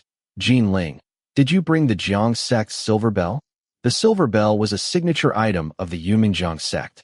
When Yiling was young, he had been raised by two sections. He spent half his time at the Lan Wangji sect's Jinlin Tower and the other half at the Jiang sect's Lotus Pier, so he should have carried belongings from both sects. Just as Wei Wuxian expected, Yiling pulled out a small, simple bell with a complicated expression. The 9-petaled lotus emblem of the Jiang sect was carved onto the silver surface. Wei Wuxian stared at the bell for a few moments. Noticing that he looked slightly strange, Yiling asked, What? Wei Wuxian replied, Nothing. He handed the bell to Lan Wangji. The Jiang sect's silver bell can stabilize one's focus and calm the mind. Use this as the code. Yiling immediately snatched the bell back. Actually, I'll do it. Lan Wangji grumbled. You didn't want to do it before, and now you do? With such a hot and cold temper, are you a young mistress? Wei Wuxian turned toward the girl. Come in. The girl wiped her eyes and face, then crashed into his body. Her entire soul slammed into him. Leaning against the coffin, Wei Wuxian slowly slid down to the ground. The boys hurried over and pulled a pile of straw beneath him so he could sit. Yiling tightly gripped the bell, his thoughts impossible to guess. When the girl had just entered his body, Wei Wuxian suddenly thought of a problem. The maiden is blind. If I use empathy with her, won't I become blind as well? I won't be able to see anything. The effectiveness would be greatly reduced. Forget it. Her hearing should still be useful. After several dizzying moments, the light, floating sensation of the soul felt as if it had landed on solid ground. As the girl opened her eyes, Wei Wuxian opened his eyes as well. However, the scene before him was not a world of complete darkness. Instead, he saw a clear landscape filled with bright colors. He could see. It seemed that, in this memory, she had not yet become blind. During empathy, the scenes shown to Wei Wuxian were fragments of the ghost's memories with the strongest emotions, the moments they most wanted others to understand. He only needed to quietly observe and experience what she had experienced. At that moment, the two of them shared the same senses. The girl's eyes were his eyes. The girl's mouth was his mouth.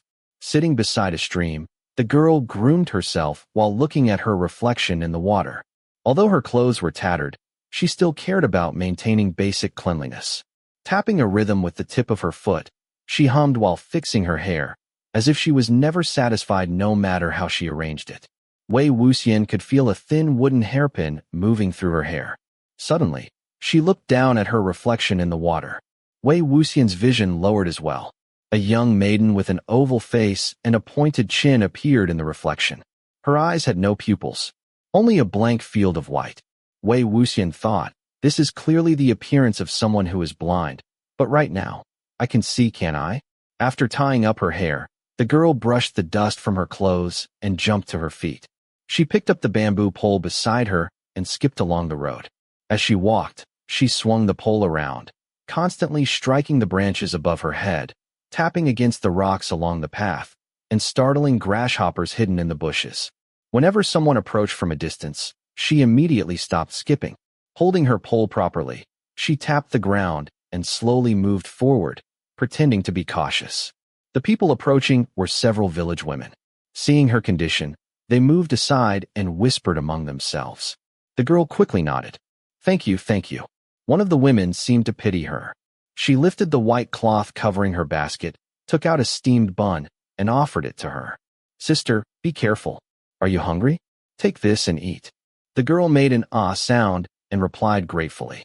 How can I take it? Ah. The woman pushed the bun into her hand. Take it. The girl finally accepted it. Sister, Xiang is very grateful to you. So the girl's name was Xiang.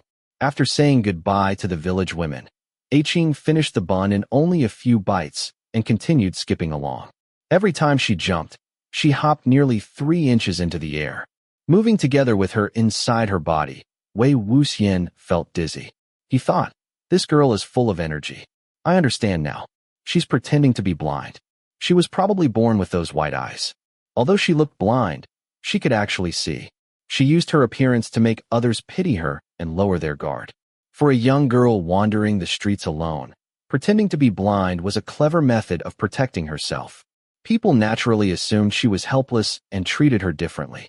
In reality, she could see everything. This allowed her to adapt to any situation, making it an extremely effective survival method. However, Xiang's soul was truly blind. That meant she had lost her sight before she died. Then how did she go from pretending to be blind to actually becoming blind? Was it because she saw something she should never have seen? When no one was around, Xiang skipped freely. When people appeared, she shrank herself down and pretended to be blind. After stopping occasionally along the way, she eventually arrived at a marketplace. Since the area was crowded, she naturally displayed her skills. She performed her act perfectly, tapping the ground with her bamboo pole as she slowly made her way through the crowd. Suddenly, she bumped into a middle-aged man dressed in bright, expensive-looking clothes. She immediately pretended to panic. I'm sorry. I can't see. I'm sorry, can't see. She had clearly walked straight into him on purpose. The man turned around angrily, as if he wanted to curse at whoever had bumped into him. But when he saw that it was not only a blind person, but also a young and pretty maiden, he knew that slapping her in public would only bring criticism from the people around him. So he could only scold her. Watch where you're going.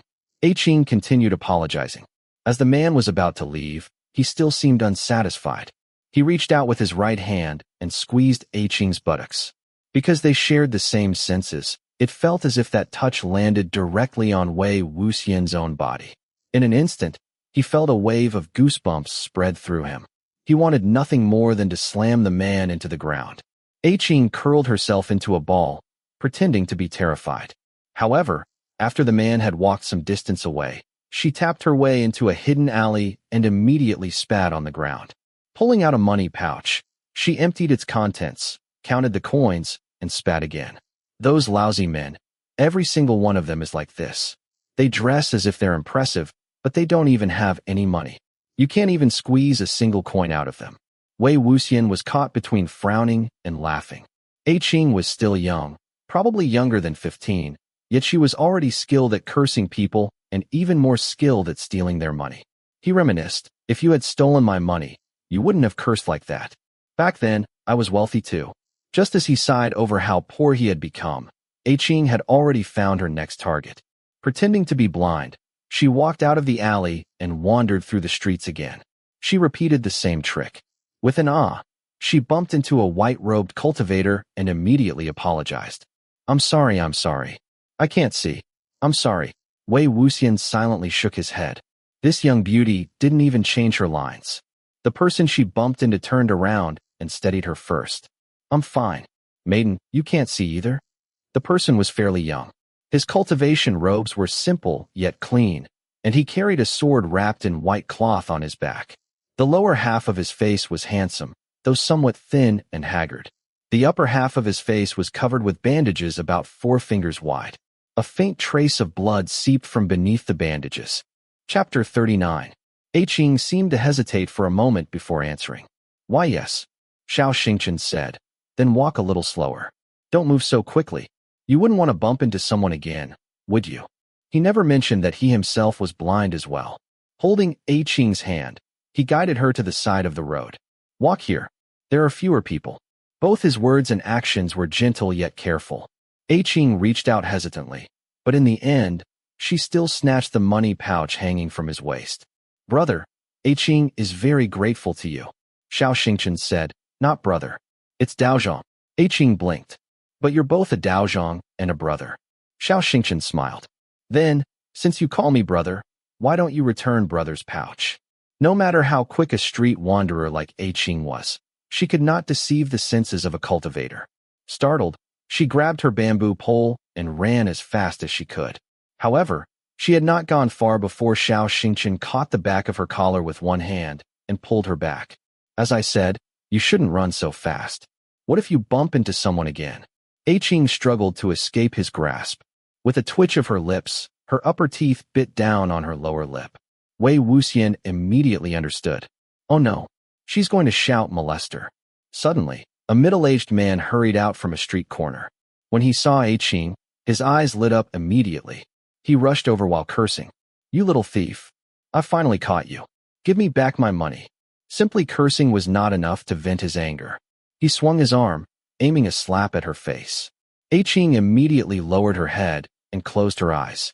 However, before the slap could land, it was stopped halfway. Xianxia said, Sir, please calm down. It is rather impolite to treat a young maiden this way, don't you think? Xiang secretly peeked through her eyelids. The middle-aged man had clearly used all his strength, yet Xianxia held his hand as effortlessly as if it weighed nothing. He could not move even an inch. Although nervous, the man stubbornly accused him. What is a blind man like you doing here? Playing the hero saving a damsel in distress.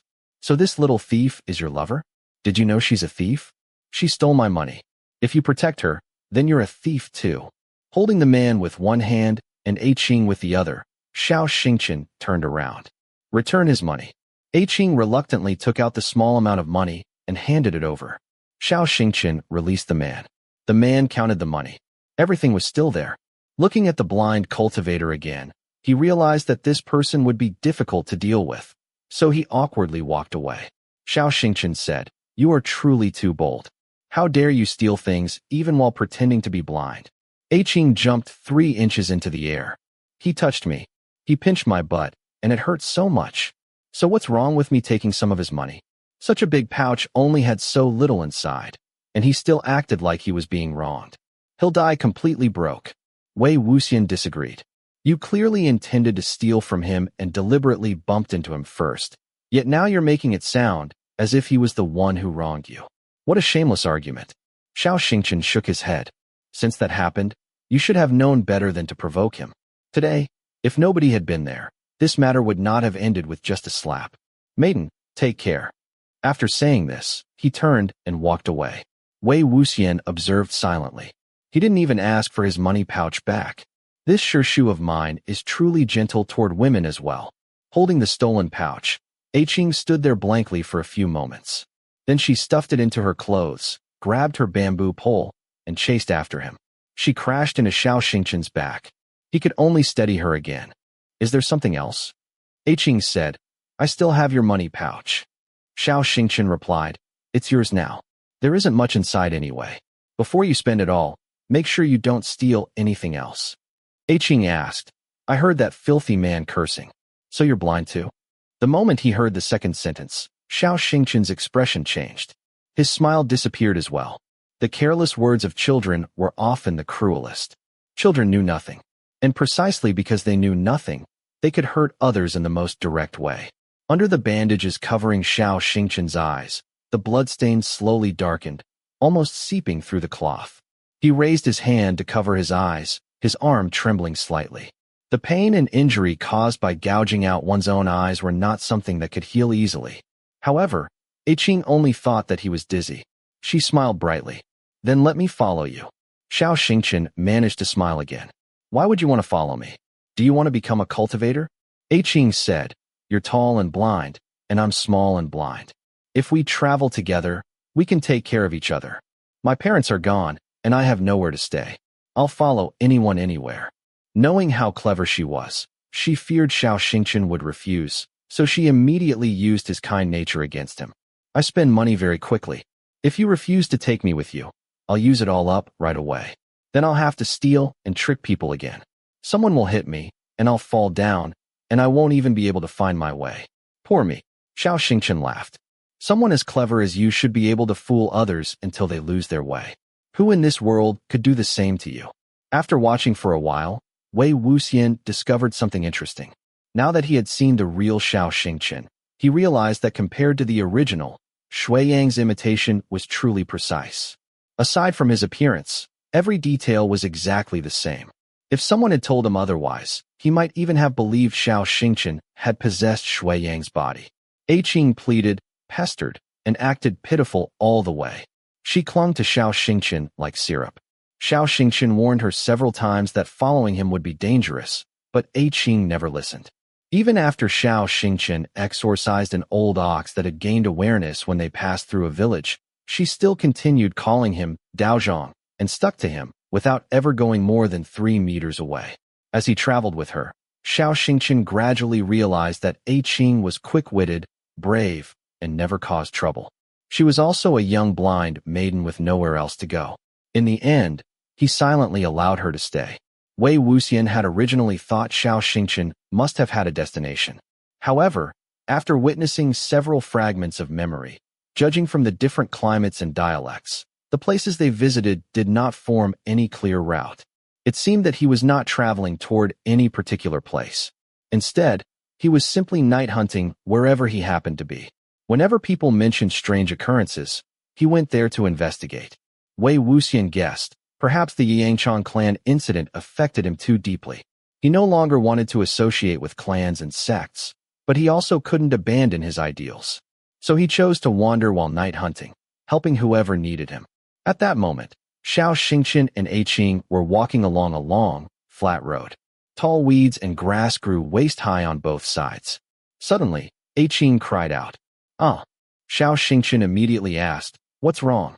Qing replied, "Ugh, nothing. I twisted my ankle." Wei Wuxian could clearly see that she had not twisted her ankle at all. She walked perfectly fine. If she wasn't pretending to be blind in front of Xiao Xingchen so that he would have no reason to send her away, she could probably jump all the way to the heavens. Qing's cry came because she had suddenly noticed a black figure lying among the weeds. Although she did not know whether the person was dead or alive, she probably thought that either way, he would only become trouble. Naturally, she did not want Xiao Xingchen to discover him. She urged, let's go. Let's rest in that city ahead. I'm so tired." Xiao Xingchen asked, "Didn't you twist your ankle? Do you want me to carry you?" Qing became delighted. She loudly tapped her bamboo pole against the ground. Yes. Smiling, Xiao Xingchen turned around and knelt down with one leg. Just as Qing was about to climb onto his back, Xiao Xingchen suddenly stopped. With a serious expression, he stood up. "Something smells like blood." Qing could also smell a faint trace of blood. Carried by the night wind, it was occasionally noticeable. She pretended not to understand. "Really? Why can't I smell anything? Maybe some family nearby is slaughtering livestock." As soon as she finished speaking, as if fate was determined to oppose her, the person lying among the bushes coughed.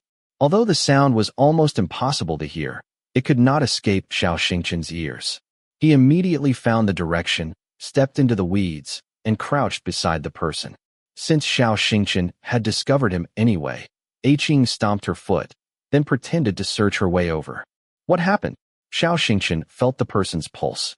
"Someone is lying here," Qing said. "So that's why the smell of blood is so strong. Is he dead? Should we dig a hole and bury him?"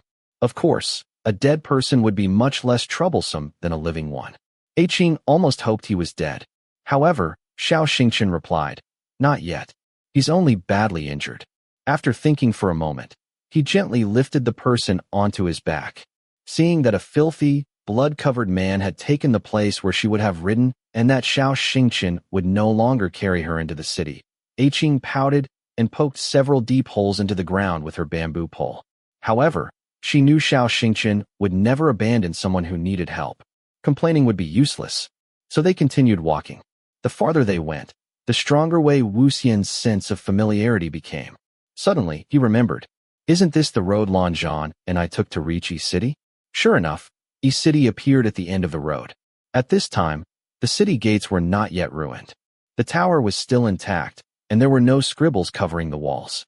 After entering the city, the fog was somewhat thicker, But compared to the unnatural fog of later years, it was nothing.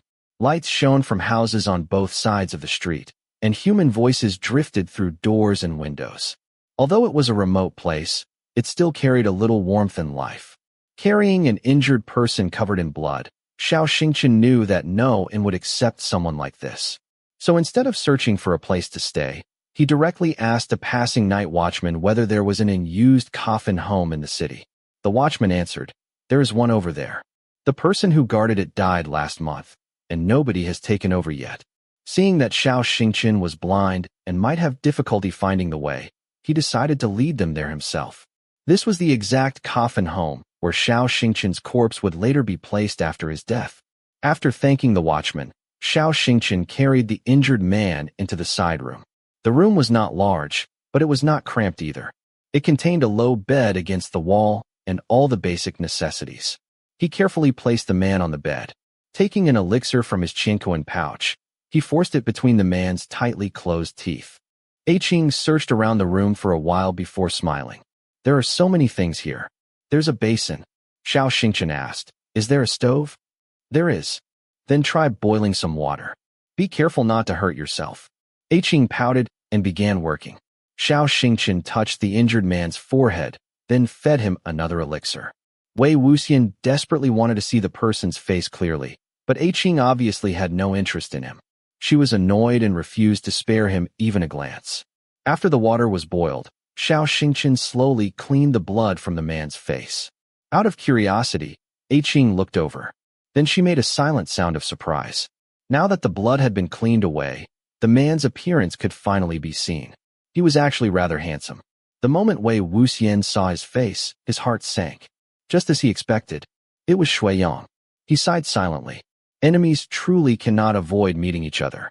Xianxia, you really are unbelievably unlucky. At this point in time, with a childish charm, Xiang looked no more than a boy. However, who could have known that a boy like him, whose canine teeth showed whenever he smiled, was actually a maniac who had wiped out entire clans? Counting the years, this was probably after Jin Guangyao had become the chief cultivator. In such a difficult situation, Xiang had most likely just escaped Jin Guangyao's elimination. Since Jin Guangyao couldn't kill him, he naturally didn't want any information about the matter to leak. Or perhaps, because he believed Xiang would not survive, he had announced to the public that Xiang had already been eliminated. However, villains often outlast heroes. On the verge of death, Xiang had been saved by his old rival, Xingqian. Unfortunately, Xianxia wasn't cautious enough to examine his face and had accidentally saved the very enemy who had ruined his life. Although Xiang could see, she wasn't a cultivator, so she didn't know who Xiang was, much less the immense hatred between the two of them. She didn't even know Xianxia's name. Wei Wuxian sighed again. Xianxia truly couldn't have been any more unlucky. It was as though all the ominous energy in this world had gathered around him. Suddenly, Xiang frowned. Xianxia was in the middle of inspecting and bandaging his wounds. Sensing that Xiang was about to wake up, he said, "Don't move." Someone like Xiang, who had committed countless evil deeds in his life, was naturally more alert than ordinary people. Hearing this voice, his eyes snapped open, and he immediately sat up. He stumbled back into the corner of the room and glared at Xianxia with a fierce expression and a cautious posture. His eyes resembled those of a trapped beast, revealing no trace of hesitation toward the malice and cruelty within them. Watching the scene, Xiang's scalp tingled. The same sensation passed to Wei Wuxian, who shouted silently, "Talk." Xianxia definitely wouldn't have forgotten Xiang's voice. "Xiang, what?" The moment he spoke, Wei Wuxian knew there was no hope. Even after hearing him speak, Xianxia still wouldn't be able to discover who he was. Xiang's throat had been injured as well. After coughing up a large amount of blood, his voice had become so hoarse that nobody could tell it was the same person. Sitting on the edge of the bed, Xianxia reassured him, "I told you not to move. Your wounds are going to open. Don't worry. Since I saved you, of course I won't hurt you." Xiang quickly adapted to the sudden change in situation. He immediately realized that Xianxia most likely didn't recognize him. Rolling his eyes, he coughed and asked, "Who are you?" Xiang interrupted, "If you have eyes, can't you see for yourself?" He's a wandering cultivator. He went through all that trouble to carry you back, saved you, and even gave you medicinal elixirs. Yet you're still being so rude. Xiang immediately turned toward her. In a cold voice, he asked, "You're blind?" Wei Wuxian was alarmed. The little delinquent was both cunning and vigilant. Even though Xiang had a pair of white eyes, he didn't lower his guard. Without missing anything suspicious, he immediately caught Xiang's slip of the tongue. Xiang had only spoken 4 words. From those 4 words alone, it was impossible to determine whether he was being rude or not, unless Xiang had seen his expression. Fortunately, Xiang had grown up lying. She immediately replied, "Do you discriminate against blind people? A blind person saved you. Otherwise, nobody would care even if you rotted on the side of the road. Your first words weren't even to thank Daozhong. How rude. And you called me blind in such a tone. Humph. What's wrong with being blind?" She successfully redirected both the topic and the focus of the conversation. As Xiang continued muttering nonstop in an annoyed yet slightly dejected manner, Xianxia immediately went over to comfort her. In the corner, Xiang rolled his eyes. Xianxia turned back to him. "Don't sit by the wall. I haven't bandaged the wound on your leg yet. Come here." With an indifferent expression, Xiang continued thinking. Xianxia added, "If it isn't treated soon, you might end up crippled." Hearing this, Xiang decisively made his choice. Wei Wuxian could guess what he was thinking. With a body covered in severe injuries, he couldn't go anywhere if nobody helped treat him. Since Xianxia was foolish enough to place himself right within his reach, why not accept the help? Thus, he immediately changed his expression. In a voice filled with gratitude, he replied, "Then, thank you, Daozhong." Having witnessed Shui Yang's ability to change from merciless to affectionate in the blink of an eye, Wei Wuxian was genuinely worried for the 2 blind people in the room, both the real one and the fake one, especially Xiang. She could see everything. If Shui Yang discovered this, then to prevent the secret from spreading, she would definitely die. Although Wei Wuxian knew that Xiang probably died by Shui Yang's hands in the end anyway, he still felt anxious, because he was now experiencing everything alongside her. Suddenly, he noticed that Shui Yang had been discreetly preventing Xianxia from touching his left hand. Looking closer, he discovered that the little finger of Shui Yang's left hand had been severed. From the state of the injury, it was obvious that it wasn't recent. Back then, Xianxia definitely knew that Shui Yang only had 9 fingers. This was why Shui Yang wore a black glove on his left hand when he was pretending to be someone else. Xianxia was extremely dedicated to treating him. After applying medicine to the wound, he carefully wrapped it with a neat bandage. "It's finished, but it's best if you don't move.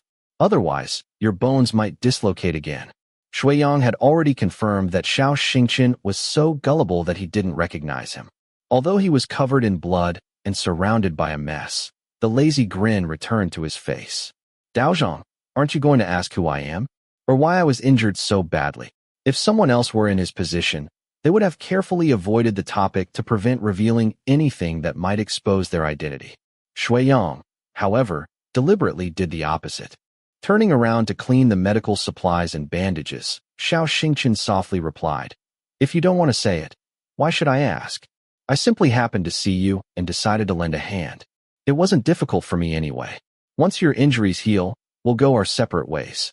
If I were you, there would also be many things I wouldn't want others to ask about." Wei Wuxian thought.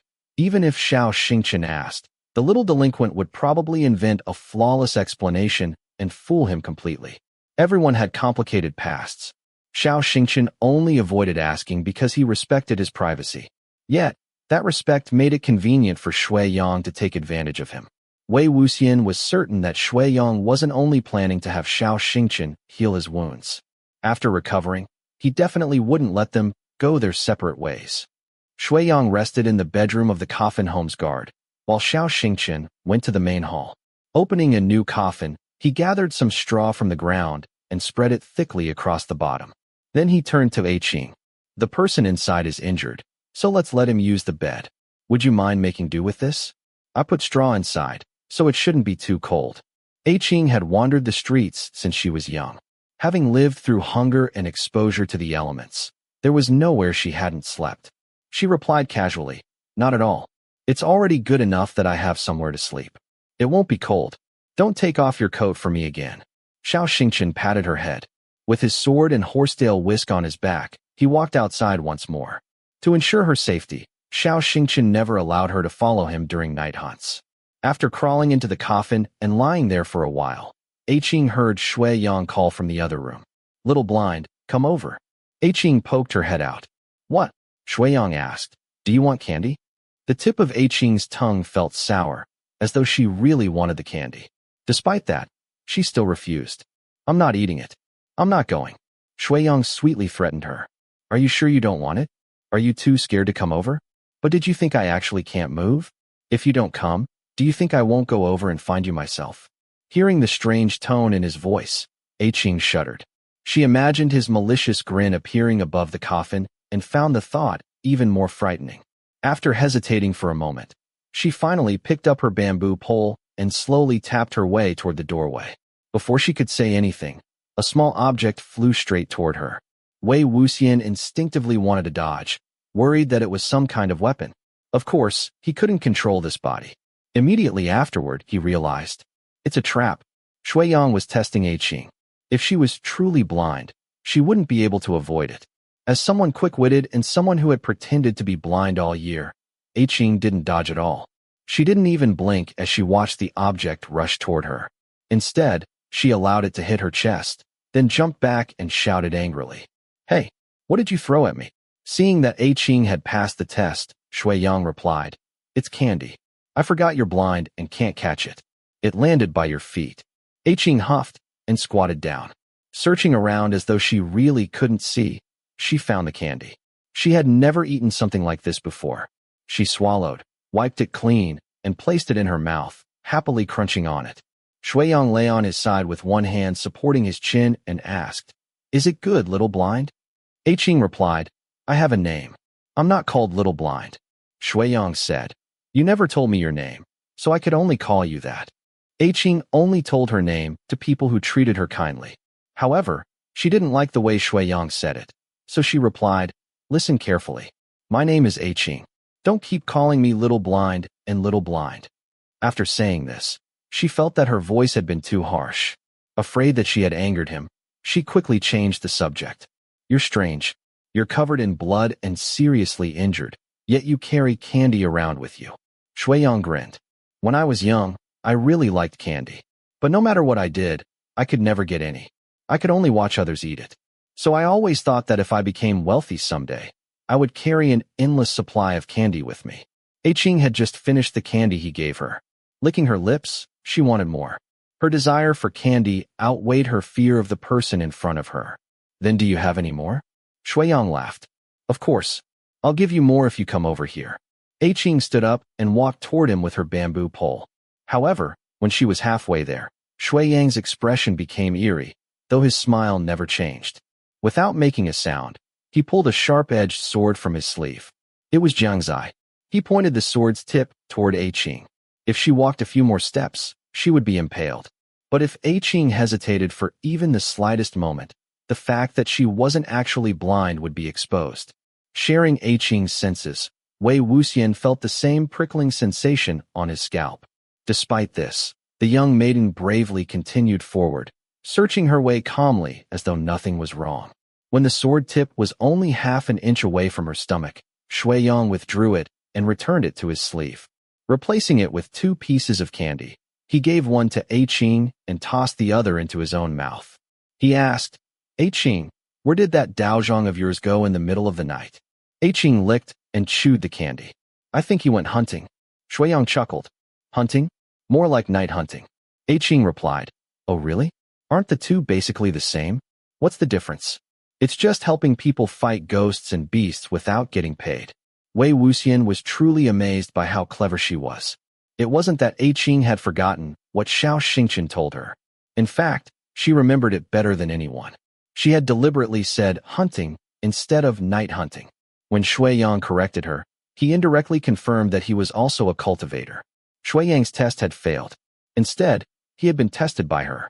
The maiden was so young, yet she already possessed such intelligence and tactics. Although Shui Yang looked scornful, his voice sounded confused.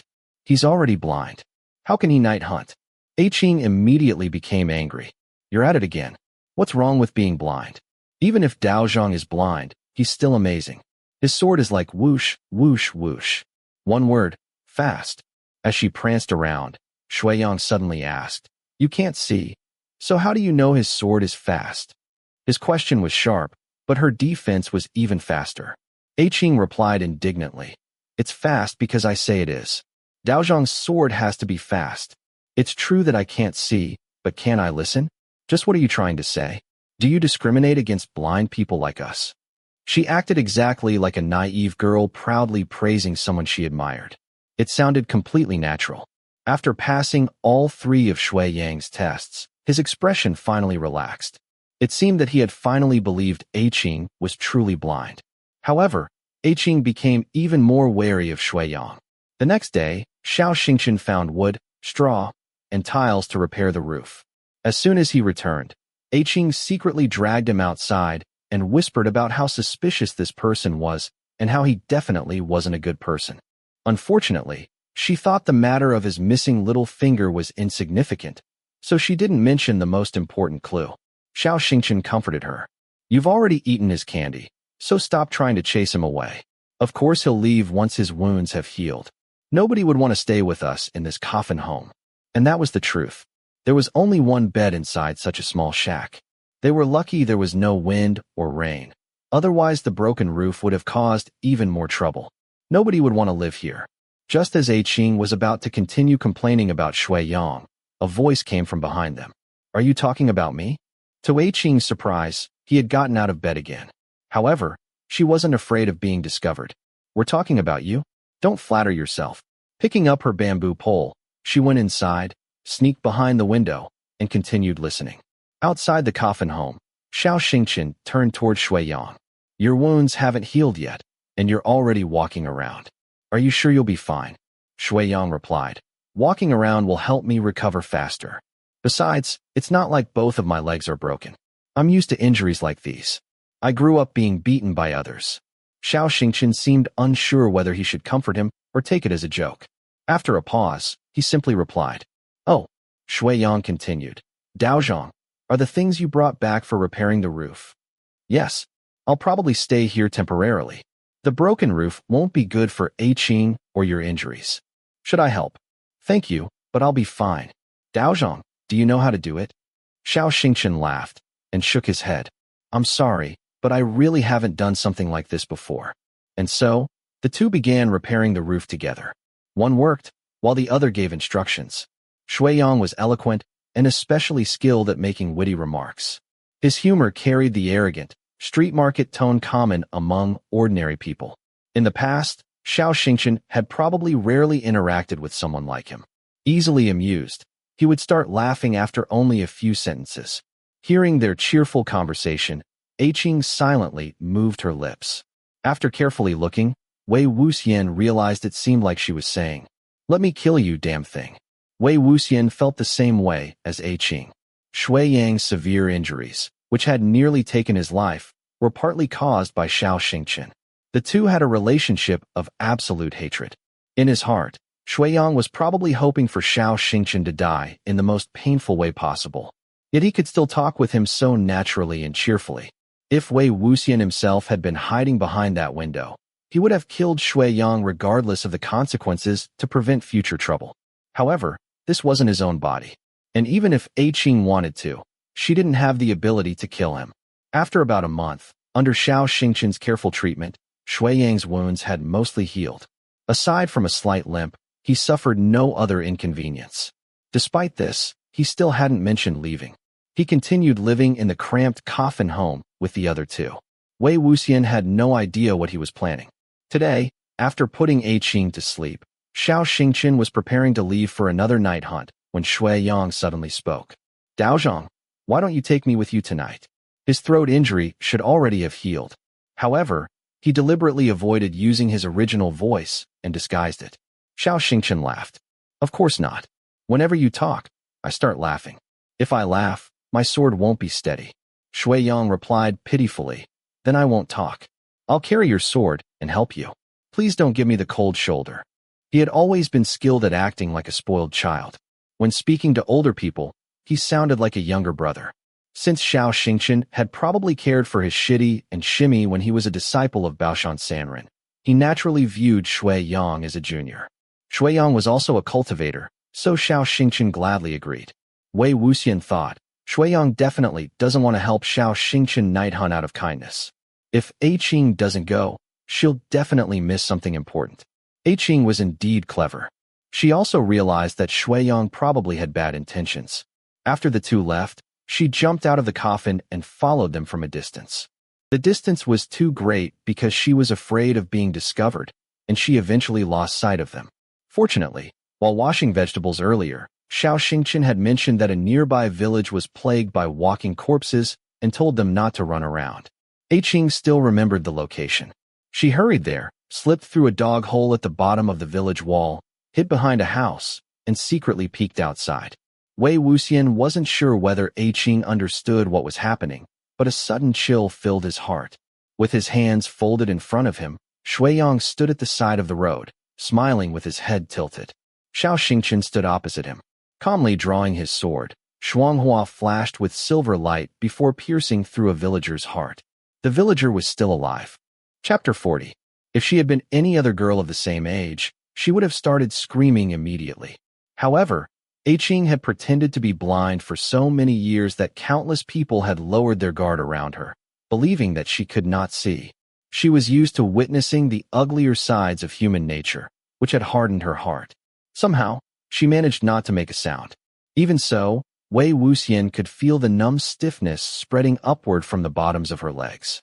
Standing among the countless corpses scattered across the ground, Xianxia sheathed his sword and spoke in a solemn voice. How could it be that there isn't a single living person left in this village? How could all of them have become walking corpses? Shui Yang smiled, but his voice sounded extremely confused, even somewhat sorrowful. Yeah, good thing your sword can point toward corpse energy on its own. Otherwise, with just the two of us, it would have been very difficult to break through. Xianxia said, let's examine the village again. If there truly isn't anyone left alive, then we'll burn these corpses as soon as possible. After the two of them walked away side by side, some strength finally returned to Qing's legs. She quietly slipped out from behind the house and walked toward the piles of corpses, looking over them carefully. Wei Wuxian's field of vision swayed along with hers. All of these villagers had been killed by clean, precise strikes through the heart from Xianxia's sword. Suddenly, Wei Wuxian saw several familiar faces. A few memories ago, the three of them had gone outside one day and encountered several men at a village crossroads. The men had too much free time on their hands and were playing dice. When the three passed through the village, the men looked up and saw a blind man, a blind girl, and a limping boy. They immediately laughed and pointed at them. Qing spat at them and waved her bamboo pole angrily. Xianxia continued walking calmly, as if he had heard nothing. Shui Yang had even smiled, although there had not been a trace of amusement in his eyes. Qing turned over several corpses. When she opened their eyelids, she saw that their eyes had already turned white. Livor mortis had spread across some of their faces. She let out a sigh of relief, but Wei Wuxian's heart sank even further. Although these people looked like walking corpses, they had actually still been alive. They had only been poisoned by corpse poison. Near the mouths and noses of several corpses, Wei Wuxian could see traces of a reddish-purple powder. Those who had been poisoned for too long were beyond saving, having already transformed into walking corpses. However, there were still some among them who had not been poisoned for long. They had only begun developing the characteristics of corpses, such as emitting corpse energy, but they were still conscious and capable of speech. They were still living people. If they had received help, they could have been saved, just like Lan Wangji and the others. One truly had to be careful not to kill them by mistake, because doing so would be no different from killing a living human. They should have been able to speak. They should have been able to say who they were and call for help. But the cruelest part was that someone had cut out all of their tongues beforehand. The corners of their mouths still carried traces of blood, some fresh and some already dried. Although Xianxia could not see, Shuanghua could sense the direction of corpse energy. Because these villagers had lost their tongues, they could only make strange noises that sounded exactly like walking corpses. Therefore, Xianxia had never doubted that the people he killed were already dead. It was a method of killing others without dirtying his own hands. A merciless way of forcing the person who saved him to become the one who committed the slaughter. Qing, however, did not understand the details. She only knew the general process because she had occasionally heard Xianxia mention such things. She murmured, "That bastard. Was he really helping Daozhong?" Wei Wuxian silently warned her, "Don't believe Shuiyang so easily." Fortunately, Qing's instincts were extremely sharp. Although her limited knowledge prevented her from discovering the truth, her wariness toward Shuiyang had already taken root deep within her. She instinctively hated him and refused to trust him. After that, whenever Shuiyang went night hunting with Xianxia, she secretly followed them. Even when they were all inside the same house, she never lowered her guard. One winter night, the cold wind howled outside. The three of them were squeezed into the small room, warming themselves beside the old furnace. Xianxia was repairing a basket with a broken strip of bamboo. Qing was wrapped inside the only cotton quilt they had, bundled up like a zongzi, sitting beside him. Shuiyang rested his chin on one hand, looking bored. Listening to Qing repeatedly pester Xianxia to tell her a story, he finally became annoyed. "Stop making so much noise. If you keep yapping, I'll tie your tongue into a knot." Qing ignored him completely. "Daozhong, I want to hear a story." Xianxia replied, "When I was young, nobody told me stories. How would I know how to tell one?" Qing continued acting spoiled and was about to roll around on the ground when Xianxia finally gave in. "All right, I'll tell you a story that happened on a mountain." Qing immediately said, "Once upon a time, there was a mountain. On that mountain, there was a temple." Xianxia laughed softly. "No, once upon a time, there was a celestial mountain that nobody knew about. On that mountain lived an immortal who had achieved enlightenment. The immortal accepted many disciples, but she never allowed them to leave the mountain." After hearing the beginning, Wei Wuxian immediately understood. "She's talking about Baoshan Sanren." Qing asked, "Why not?" Xianxia replied, "The immortal hid herself in the mountain because she could not understand the world outside. She told her disciples, 'If you choose to leave the mountain, then there is no need for you to return. Do not bring the disputes of the outside world back with you.'" Qing said, "Then wouldn't everyone get bored? There must have been disciples who wanted to leave and play outside." Xianxia nodded. "You're right. The first disciple who left the mountain was extremely talented. When he first entered the world, his skills earned him praise and admiration. He became a famous cultivator of the righteous path. But later, nobody knew what he experienced. His personality changed completely, and he became a villain who killed without hesitation. In the end, he died beneath thousands of swords. This was the first disciple of Baoshan Sanren who had not died peacefully. Yiling Patriarch. What this senior martial uncle of Wei Wuxian's had experienced after leaving the mountain, and what caused him to change so drastically, remained a mystery. Perhaps nobody would ever know. After Xianxia finished repairing the basket, he carefully touched it to make sure there were no sharp edges that would hurt someone's hand. Then, he placed it aside and continued. The second disciple was a girl. She was also extremely talented. Wei Wuxian's chest warmed. She was Zongse Sanren. Qing asked, "Was she pretty?" Xianxia answered, "I don't know. I heard that she was very beautiful." Qing immediately said, "Then I know. After she left the mountain, there must have been many people who wanted to marry her. She probably married some powerful official or the leader of a great sect." Hee. Xianxia laughed. "You guessed wrong.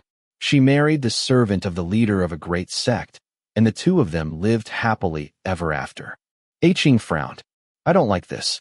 How could such an outstanding and beautiful cultivator settle for a servant? This story is so cliché. It must have been made up by some poor scholar. What happened after they lived happily ever after?" Xianxia replied.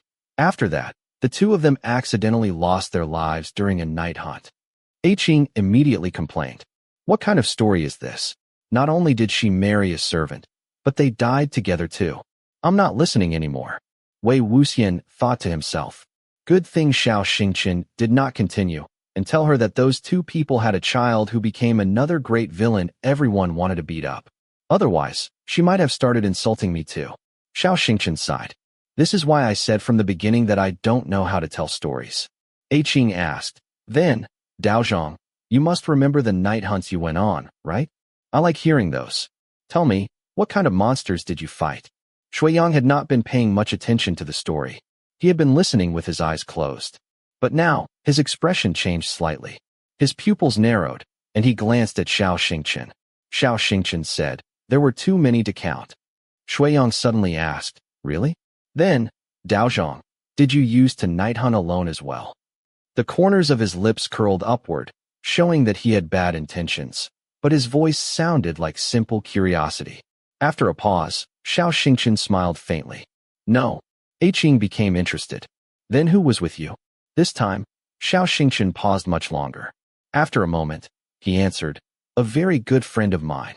A strange light flashed in Shui Yang's eyes, and his smile widened. It seemed that digging into Xiao Xingqian's wounds brought him great pleasure.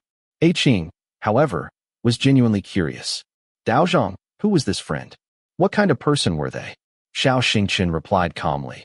A sincere man of noble character. Hearing this, Shuiyang rolled his eyes in contempt. His lips moved slightly, as if he had cursed under his breath. But he deliberately pretended to be confused. Then, Daozhong, where is this friend of yours now? Why hasn't he come looking for you after you became like this? Wei Wuxian thought. What an insidious strike. This time, Xiao Xingqian did not answer. Although Qing did not understand what was happening, she seemed to sense something as well.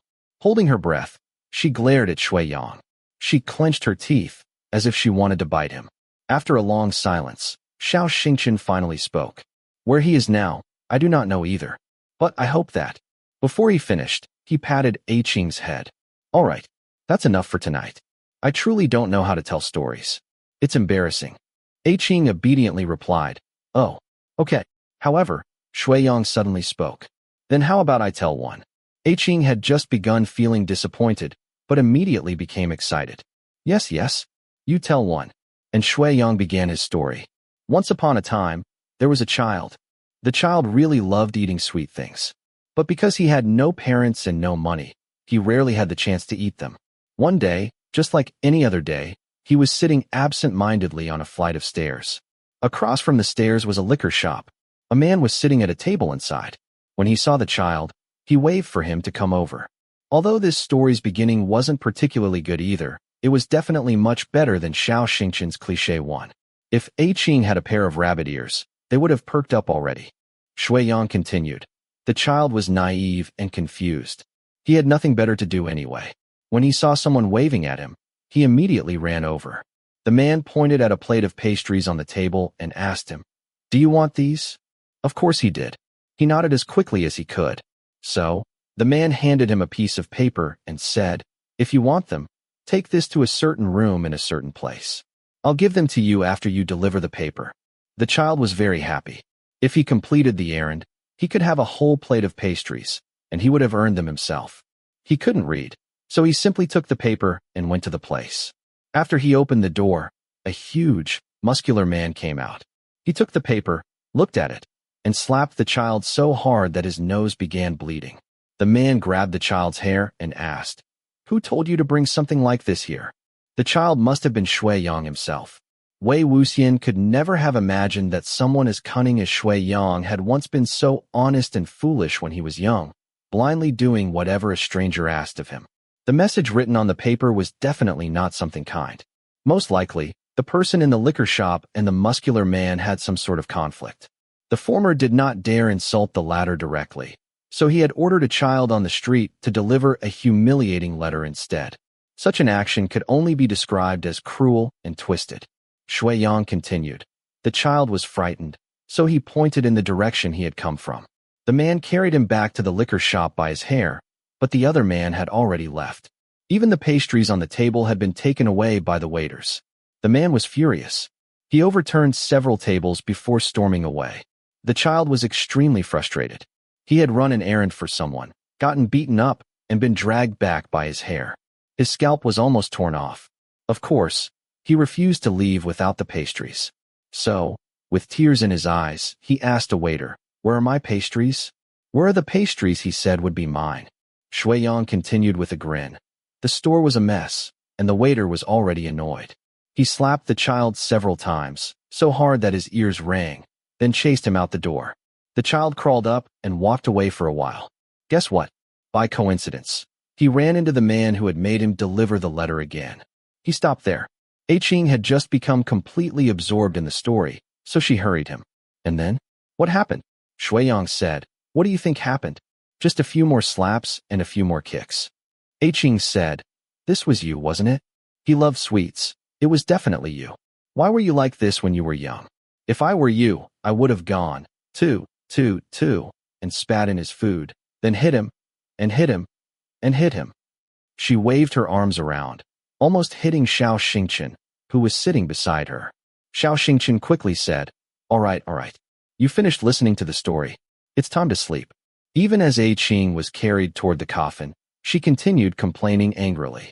Ugh, your stories make me so angry. One is so boring that it makes me angry, and the other is so annoying that it makes me angry. That person who made him deliver the letter was horrible. I'm so frustrated. After Xianxia tucked her in, he walked a few steps away before asking, What happened afterward? Xiang replied, Guess.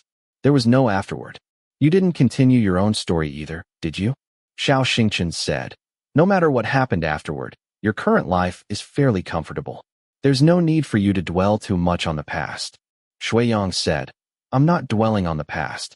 It's just that the little blind keeps stealing my candy and eating it all, so I can't help but remember the days when I couldn't have any. Xiang kicked the coffin hard in protest. Daozhang, don't listen to him. I didn't actually eat that much. Xianxia laughed softly. Let's all rest. That night, Xiang did not follow him. Xianxia went out night hunting alone. Xiang lay motionless inside the coffin, but she could not fall asleep. When the sky began to brighten, Xianxia returned, quietly entering the room. As he passed by the coffin, he reached his hand inside. Xiang pretended to be asleep and only opened her eyes again after Xianxia left the coffin. She saw a small piece of candy beside her straw pillow. She stuck her head out and looked toward the bedroom. Xiang was not asleep either. He sat at the table, seemingly lost in thought. A piece of candy quietly rested on the edge of the table. After the night they talked beside the furnace, Xianxia had started giving each of them one piece of candy every day. Naturally, Xiang was delighted. Xiang neither expressed gratitude nor rejected the gesture, which made Xiang angry with him for quite some time. Xianxia had always been responsible for the three of their meals. Since he was blind, he could not choose vegetables well and felt too embarrassed to bargain with vendors. When he went out alone, it was fine if the sellers were kind, but sometimes he encountered people who deliberately took advantage of his blindness. The vegetables he brought back would often be lacking in either quality or quantity. Xianxia himself did not care much about it. Or rather, he simply did not pay much attention to such matters. But Xiang was often furious. She would insist on going shopping for ingredients with Xianxia. Unfortunately, even though she could see, she could not say anything. She did not dare throw a tantrum or knock over the stalls in front of Xianxia. This was where Xiang became useful. With his sharp eyes and sharper tongue, traits that came naturally from his delinquent nature, whenever he went out with them, the first thing he did when buying anything was shamelessly bargain the price down by half. If the vendor agreed, he would continue bargaining. If the vendor refused, he would put on such a frightening expression that the vendor would feel lucky someone like him was willing to pay at all, and hope that he would leave as soon as possible. Presumably, when Xiang had wandered freely around Kuizhou and Lanling, he probably never needed to pay for anything he wanted. Now that Xiang could vent her anger, she was happy enough to praise him a few times. And thanks to the daily candy, a fragile peace between Xiang and Xiang was maintained for a short period of time. However, she could never completely lower her guard around Xiang. Those brief moments of peace were always quickly replaced by countless doubts and suspicions. One day, Xiang was playing on the streets again, pretending to be blind. She had been playing this game her entire life and had never grown tired of it. As she tapped her bamboo pole while walking around, a voice suddenly came from behind her. Young maiden, if your eyes cannot see, it would be best if you didn't run so quickly. It was the voice of a young man, and it sounded rather cold. Xiang turned around and saw a tall cultivator dressed in black robes standing several meters away. A sword was carried behind his back, and a horsetail whisk rested in his arm. With his upright posture and flowing sleeves, he carried a proud and aloof air. This person was none other than Song Lan. Qing tilted her head. Song Lan had already walked over. He placed his whisk over Qing's shoulder and guided her to the side. There are fewer people on this side of the road. Wei Wuxian thought, they really are close friends, aren't they? Good friends really do tend to have similar personalities. Qing giggled. Qing is very grateful to Daozhong. Song Lan withdrew his whisk and held it in his arms again. He glanced at her. Don't play around too much. The dark energy here is quite strong. In the future, be careful not to stay outside for too long. Qing replied, okay. Song Lan nodded and continued walking. But Qing could not help turning around to watch him. After walking for a while, he stopped a passerby. Excuse me, has anyone seen a blind cultivator carrying a sword in this area? Qing immediately listened carefully. The passerby replied, I'm not sure. Daozhong, you can try asking the people over there. Song Lan said, thank you. Qing tapped her way over. Daozhong, why are you looking for the other Daozhong? Song Lan immediately turned around. Have you seen him? Qing said, maybe I have, maybe I haven't. Song Lan asked, how can I make it so that you have seen him? Qing said, if you answer a few questions for me, then maybe I'll remember that I have. Are you a friend of that Daozhong? Song Lan hesitated. After a few moments, he finally answered, yes. Wei Wuxian wondered, why did he hesitate? Qing also felt that his answer sounded reluctant. Her suspicion grew. Do you really know him? How tall is he? Is he handsome or ugly? What kind of sword does he use? Song Lan answered immediately. He is about the same height as me. His appearance is quite refined. His sword is carved with frost patterns. Seeing that he answered everything correctly and did not seem like a bad person, Qing replied, I know where he is. Daozhong, follow me. Song Lan had spent several years searching for his close friend and had been disappointed countless times. Now that he finally heard news of him, he could hardly believe his ears. He managed to say with difficulty, Thank you. Qing led him near the coffin home, but Song Lan suddenly stopped. Qing asked, what's wrong? Aren't you going in? For some reason, Song Lan's face had turned extremely pale. He stared at the door of the coffin home as if he would rush inside if he could, yet he was too afraid to move. The aloof expression he always wore had completely disappeared. Wei Wuxian guessed, maybe he's nervous because they haven't seen each other for so long. Just as Song Lan finally made up his mind and was about to enter, a lazy figure strolled inside before he could. The moment Song Lan saw who it was, his pale face instantly turned ashen. A burst of laughter came from inside the coffin home. Qing snorted. The annoying one is back. Song Lan asked, who is he? Why is he here? Qing complained, he's a bastard. He never told us his name, so who knows who he really is. Daozhong saved him, and now he follows Daozhong everywhere. He's such a nuisance. Song Lan's expression shifted between surprise and anger. After a moment, he said, be quiet. Qing was frightened by his expression and immediately obeyed. The two of them silently approached the coffin home. One stood beside the window, while the other hid beneath it. Inside, Xianxia asked, whose turn is it today? The moment he heard that voice, Song Lan's hands trembled so violently that Qing could clearly see it. Xiang said, what if we stop taking turns from now on? Let's change the rules.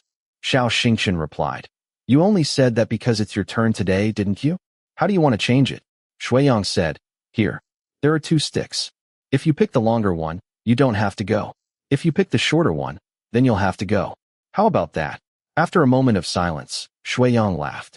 Yours is shorter. I win. You're going. Xianxia said reluctantly. All right. I'll go. He sounded as though he had stood up and started walking toward the door. Wei Wuxian cheered inwardly. Good. Come outside quickly. Song Lan should grab him and leave immediately. However, before he could go far, Xiang spoke. Come back. I'll go. Xianxia asked. Why are you willing to go now? Xiang stood up as well. Are you an idiot? I tricked you. I picked the shorter one. It's just that I hid the longest stick behind me, so no matter which one you chose, I could pull out a longer one. I was just taking advantage of the fact that you can't see. He laughed at Xianxia and walked out, carrying a basket. Qing looked up at Song Lan, whose entire body was trembling. She did not understand why he was so angry. Song Lan gestured for her to stay quiet. Only after they had walked some distance away did Song Lan begin questioning her. This man, when did the Daozhong save him? His voice was solemn. Qing understood that the matter was serious, so she answered seriously. It's been a long time. A few years. Song Lan asked. The Daozhong never found out who he was? Qing replied, no. Song Lan asked, what has he done while staying with the Daozhong? Qing answered, joked around, bullied me, scared me, and, oh, he also night hunts with Daozhong. Song Lan frowned. Night hunts? What does he hunt? Do you know? Qing thought carefully. They used to hunt walking corpses quite often in the past. Now it's usually ghosts, strange animals, and things like that. As he questioned her, Song Lan also felt that something was strange, but he could not find any clues. He continued, is the Daozhong close with him? Although she did not want to admit it, Qing still confessed. I think Daozhong is really unhappy when he's alone. He finally has someone else who cultivates. So, I think he kind of likes listening to the bastard tell jokes. Song Lan's face was filled with both rage and despair. Amid all the confusion, only one thing was certain. He absolutely could not tell Xianxia about this. He warned her, don't tell the Daozhong anything unnecessary. As soon as he finished speaking, he headed in the direction Shui Yang had left. Qing asked, Daozhong, are you going to beat up that bastard? Song Lan was already far away. Wei Wuxian thought, more than beat him up. He's going to chop Shui Yang into pieces. Shui Yang walked outside carrying the vegetable basket. Qing knew the path he would take to buy food. Taking a shortcut through the forest, she quickly chased after him. After following him for a while, she finally saw Shui Yang ahead of her. He carried a basket in one hand, filled with cabbages, carrots, steamed buns, and other food. He walked lazily, yawning as he went. He had probably already finished shopping. Qing had always been good at hiding and eavesdropping. She slipped into a bush beside the forest and followed him quietly. Suddenly, Song Lan's cold voice came from ahead. Shui Yang. It was as if someone had poured a bucket of freezing water over him or slapped him awake from a deep sleep. Shui Yang's expression instantly became frightening. Song Lan stepped out from behind a tree. His sword was already unsheathed. He held it in his hand, the tip pointing toward the ground. Shui Yang pretended to be surprised. Oh, isn't this Daozhong Song? What a rare guest. Are you here for a free meal? Song Lan charged forward with his sword. Shui Yang immediately shook Jiang's eye from his sleeve, blocked the attack, and retreated several steps. He placed the basket beneath a tree. You damn cultivator. For once, I actually wanted to buy food. And here you are, ruining my mood. Song Lan's attacks were filled with killing intent. Just what are you plotting? Why have you stayed beside Xianxia for so long? Shui Yang laughed. And I was wondering why Daozhong Song still had unfinished business with me. So this is what you wanted to ask. Song Lan shouted furiously. Tell me, why would someone like you be so kind as to help him night hunt? The wind from the sword brushed against Shui Yang's face. A cut appeared on his cheek, but he did not react. How does Daozhong Song understand me so well? One of them fought with skills learned from a proper sect, while the other fought through experience gained from committing crimes.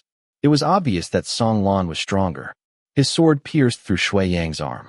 Tell me, if Song Lan had not been so desperate to understand what was happening, that sword might have pierced Shui Yang's neck instead of his arm.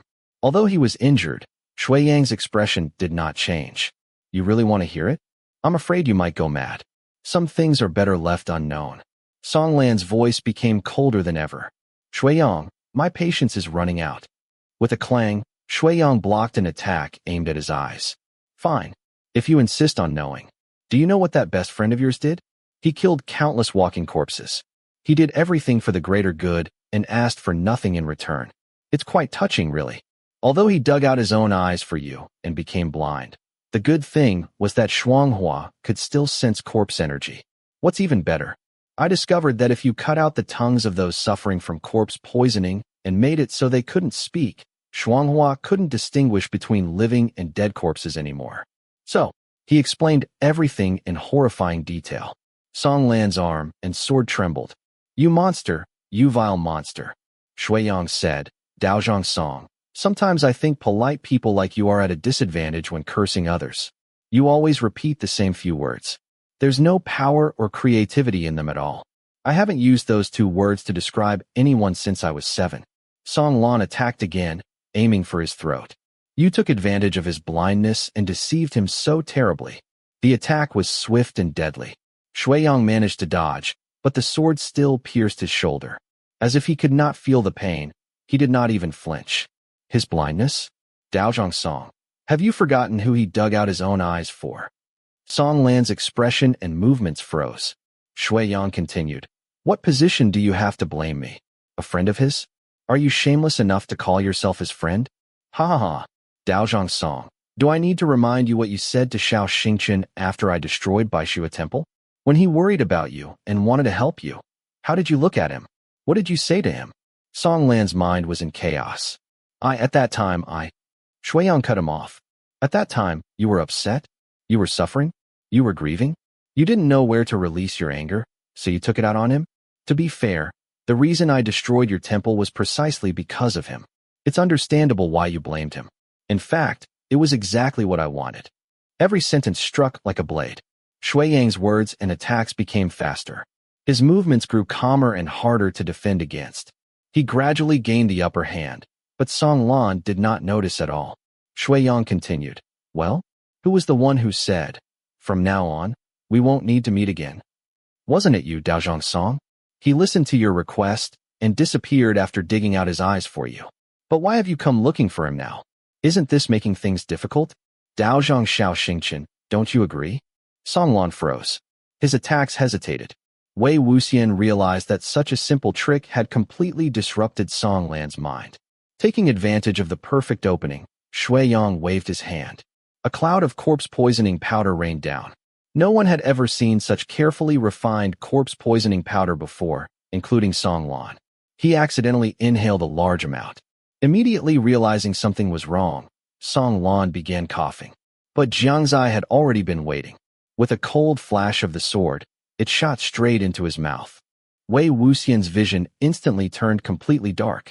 Yiling was so frightened that she closed her eyes. But he already knew. This was the moment when Song Lan's tongue had been cut off by Xianxia. The sounds were horrifying. Yiling's eyes grew warm, but she clenched her teeth and did not make a sound. When she opened her eyes again, Song Lan was still standing, leaning on his sword. His other hand covered his mouth. Blood continuously seeped between his fingers.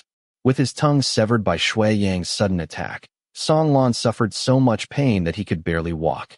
Yet he still pulled his sword from the ground and staggered toward Xiang. Xiang easily dodged the attack. A strange smile appeared on his face. The next moment, Wei Wuxian understood why. Xuanghua's silver light pierced through Song Lan's chest and emerged from his back. Song Lan looked down at the blade that had pierced his heart. Then he slowly looked up. He saw Xianxia calmly holding the sword. Xianxia was completely unaware of what had happened. Are you there? Song Lan moved his lips soundlessly. Xiang grinned. I am. Why are you here? Xianxia pulled Xuanghua free and returned it to its sheath. Xuanghua behaved strangely. I followed its guidance and came here. He wondered aloud. We haven't seen any walking corpses in this area for a long time, especially not one wandering alone. Did it come from somewhere else? Slowly, Song Lan fell to his knees before Xianxia. Xiang glanced down at him. Probably. It's making awful noises. At that moment, if Song Lan had handed his sword to Xianxia would have immediately known who he was. He could recognize the sword of his closest friend with only a touch. Yet Song Lan could no longer do that. Would he hand the sword to Xianxia and tell him that he had just killed him with his own hands? This was exactly what Xiang wanted. He had nothing to fear. Xiang turned toward Xianxia. Let's go. It's time to cook dinner. I'm already hungry. Xianxia asked, did you buy the vegetables? Xiang replied, yep. I ran into this thing on the way back. What a terrible day. Xianxia left first. Xiang patted the wounds on his shoulder and arm. He picked up the basket again. As he passed Song Lan, he smiled down at him. No food for you. After Xiang had been gone for a long time, and Xianxia had probably already returned to the coffin home, Yiling finally stood up from behind the bush. Her legs had gone numb from crouching for so long. Holding her bamboo pole, she limped towards Song Lan's corpse. Song Lan's death had been anything but peaceful. Yiling was startled by his wide-open eyes. Then, when she saw the blood flowing from his mouth, dripping down his chin, staining his clothes, and pooling on the ground, large tears rolled down her face. Although she was afraid, Yiling reached out and closed Song Lan's eyes. She knelt before him and pressed her palms together. Daozhong, please don't blame me or the other Daozhong. If I had come out, I would have died too. I had to hide, so I couldn't help you. The other Daozhong was fooled by that bastard as well. He didn't do it intentionally. He didn't know that you were the person he killed. She sobbed. I'm going back. Please, let your spirit bless me, so I can save Daozhong Xianxia. Bless us, so we can escape that monster's control. I must not let Xiang die peacefully. I must tear him into pieces so he can never enter reincarnation again. After finishing, she kowtowed 3 times. She wiped her face roughly, stood up, encouraged herself, and walked toward Yi City. When she returned to the coffin home, the sky had already darkened. Xiang was sitting at the table peeling apples. Each slice had been cut into the shape of a rabbit, and he looked to be in an excellent mood. Anyone who saw him would have thought he was just an ordinary cheerful young man. No one could imagine what he had done earlier. Hearing her enter, Xianxia came out carrying a plate of cabbage. Yiling, where did you go today? It's already so late. Xiang glanced at her, and something flashed in his eyes. What's wrong? Her eyes are swollen. Xianxia hurried over. What happened? Did someone bully you? Xiang smiled. Bully her? Who could possibly bully her? Although he wore a broad smile, his suspicion was obvious. Suddenly, Yiling threw her bamboo pole to the ground and began crying. She cried with tears and a runny nose, almost hiccuping, as she threw herself into Xianxia's arms. Am I ugly? Am I ugly? Daozhong, you have to tell me. Am I really that ugly? Xianxia stroked her head. Of course not. Yiling is such a pretty girl. Who told you that you're ugly? Xiang said disdainfully. You're ugly. You look even uglier when you cry. Xianxia scolded him. Don't say that. Yiling cried even harder. Well, Daozhong, it's not like you can see. What's the use of saying I'm pretty? You're definitely lying to me. He can see. He said I'm ugly, so I must really be ugly. Both ugly and blind. Naturally, the two of them believed that some children outside had called her ugly or a blind girl, causing her to become upset. Xiang dismissed it. You came back crying just because someone called you ugly? Where did your usual unreasonable attitude go? Yiling protested. I'm not unreasonable. Daozhong, do you still have any money? After a pause, Xianxia replied awkwardly, I think so.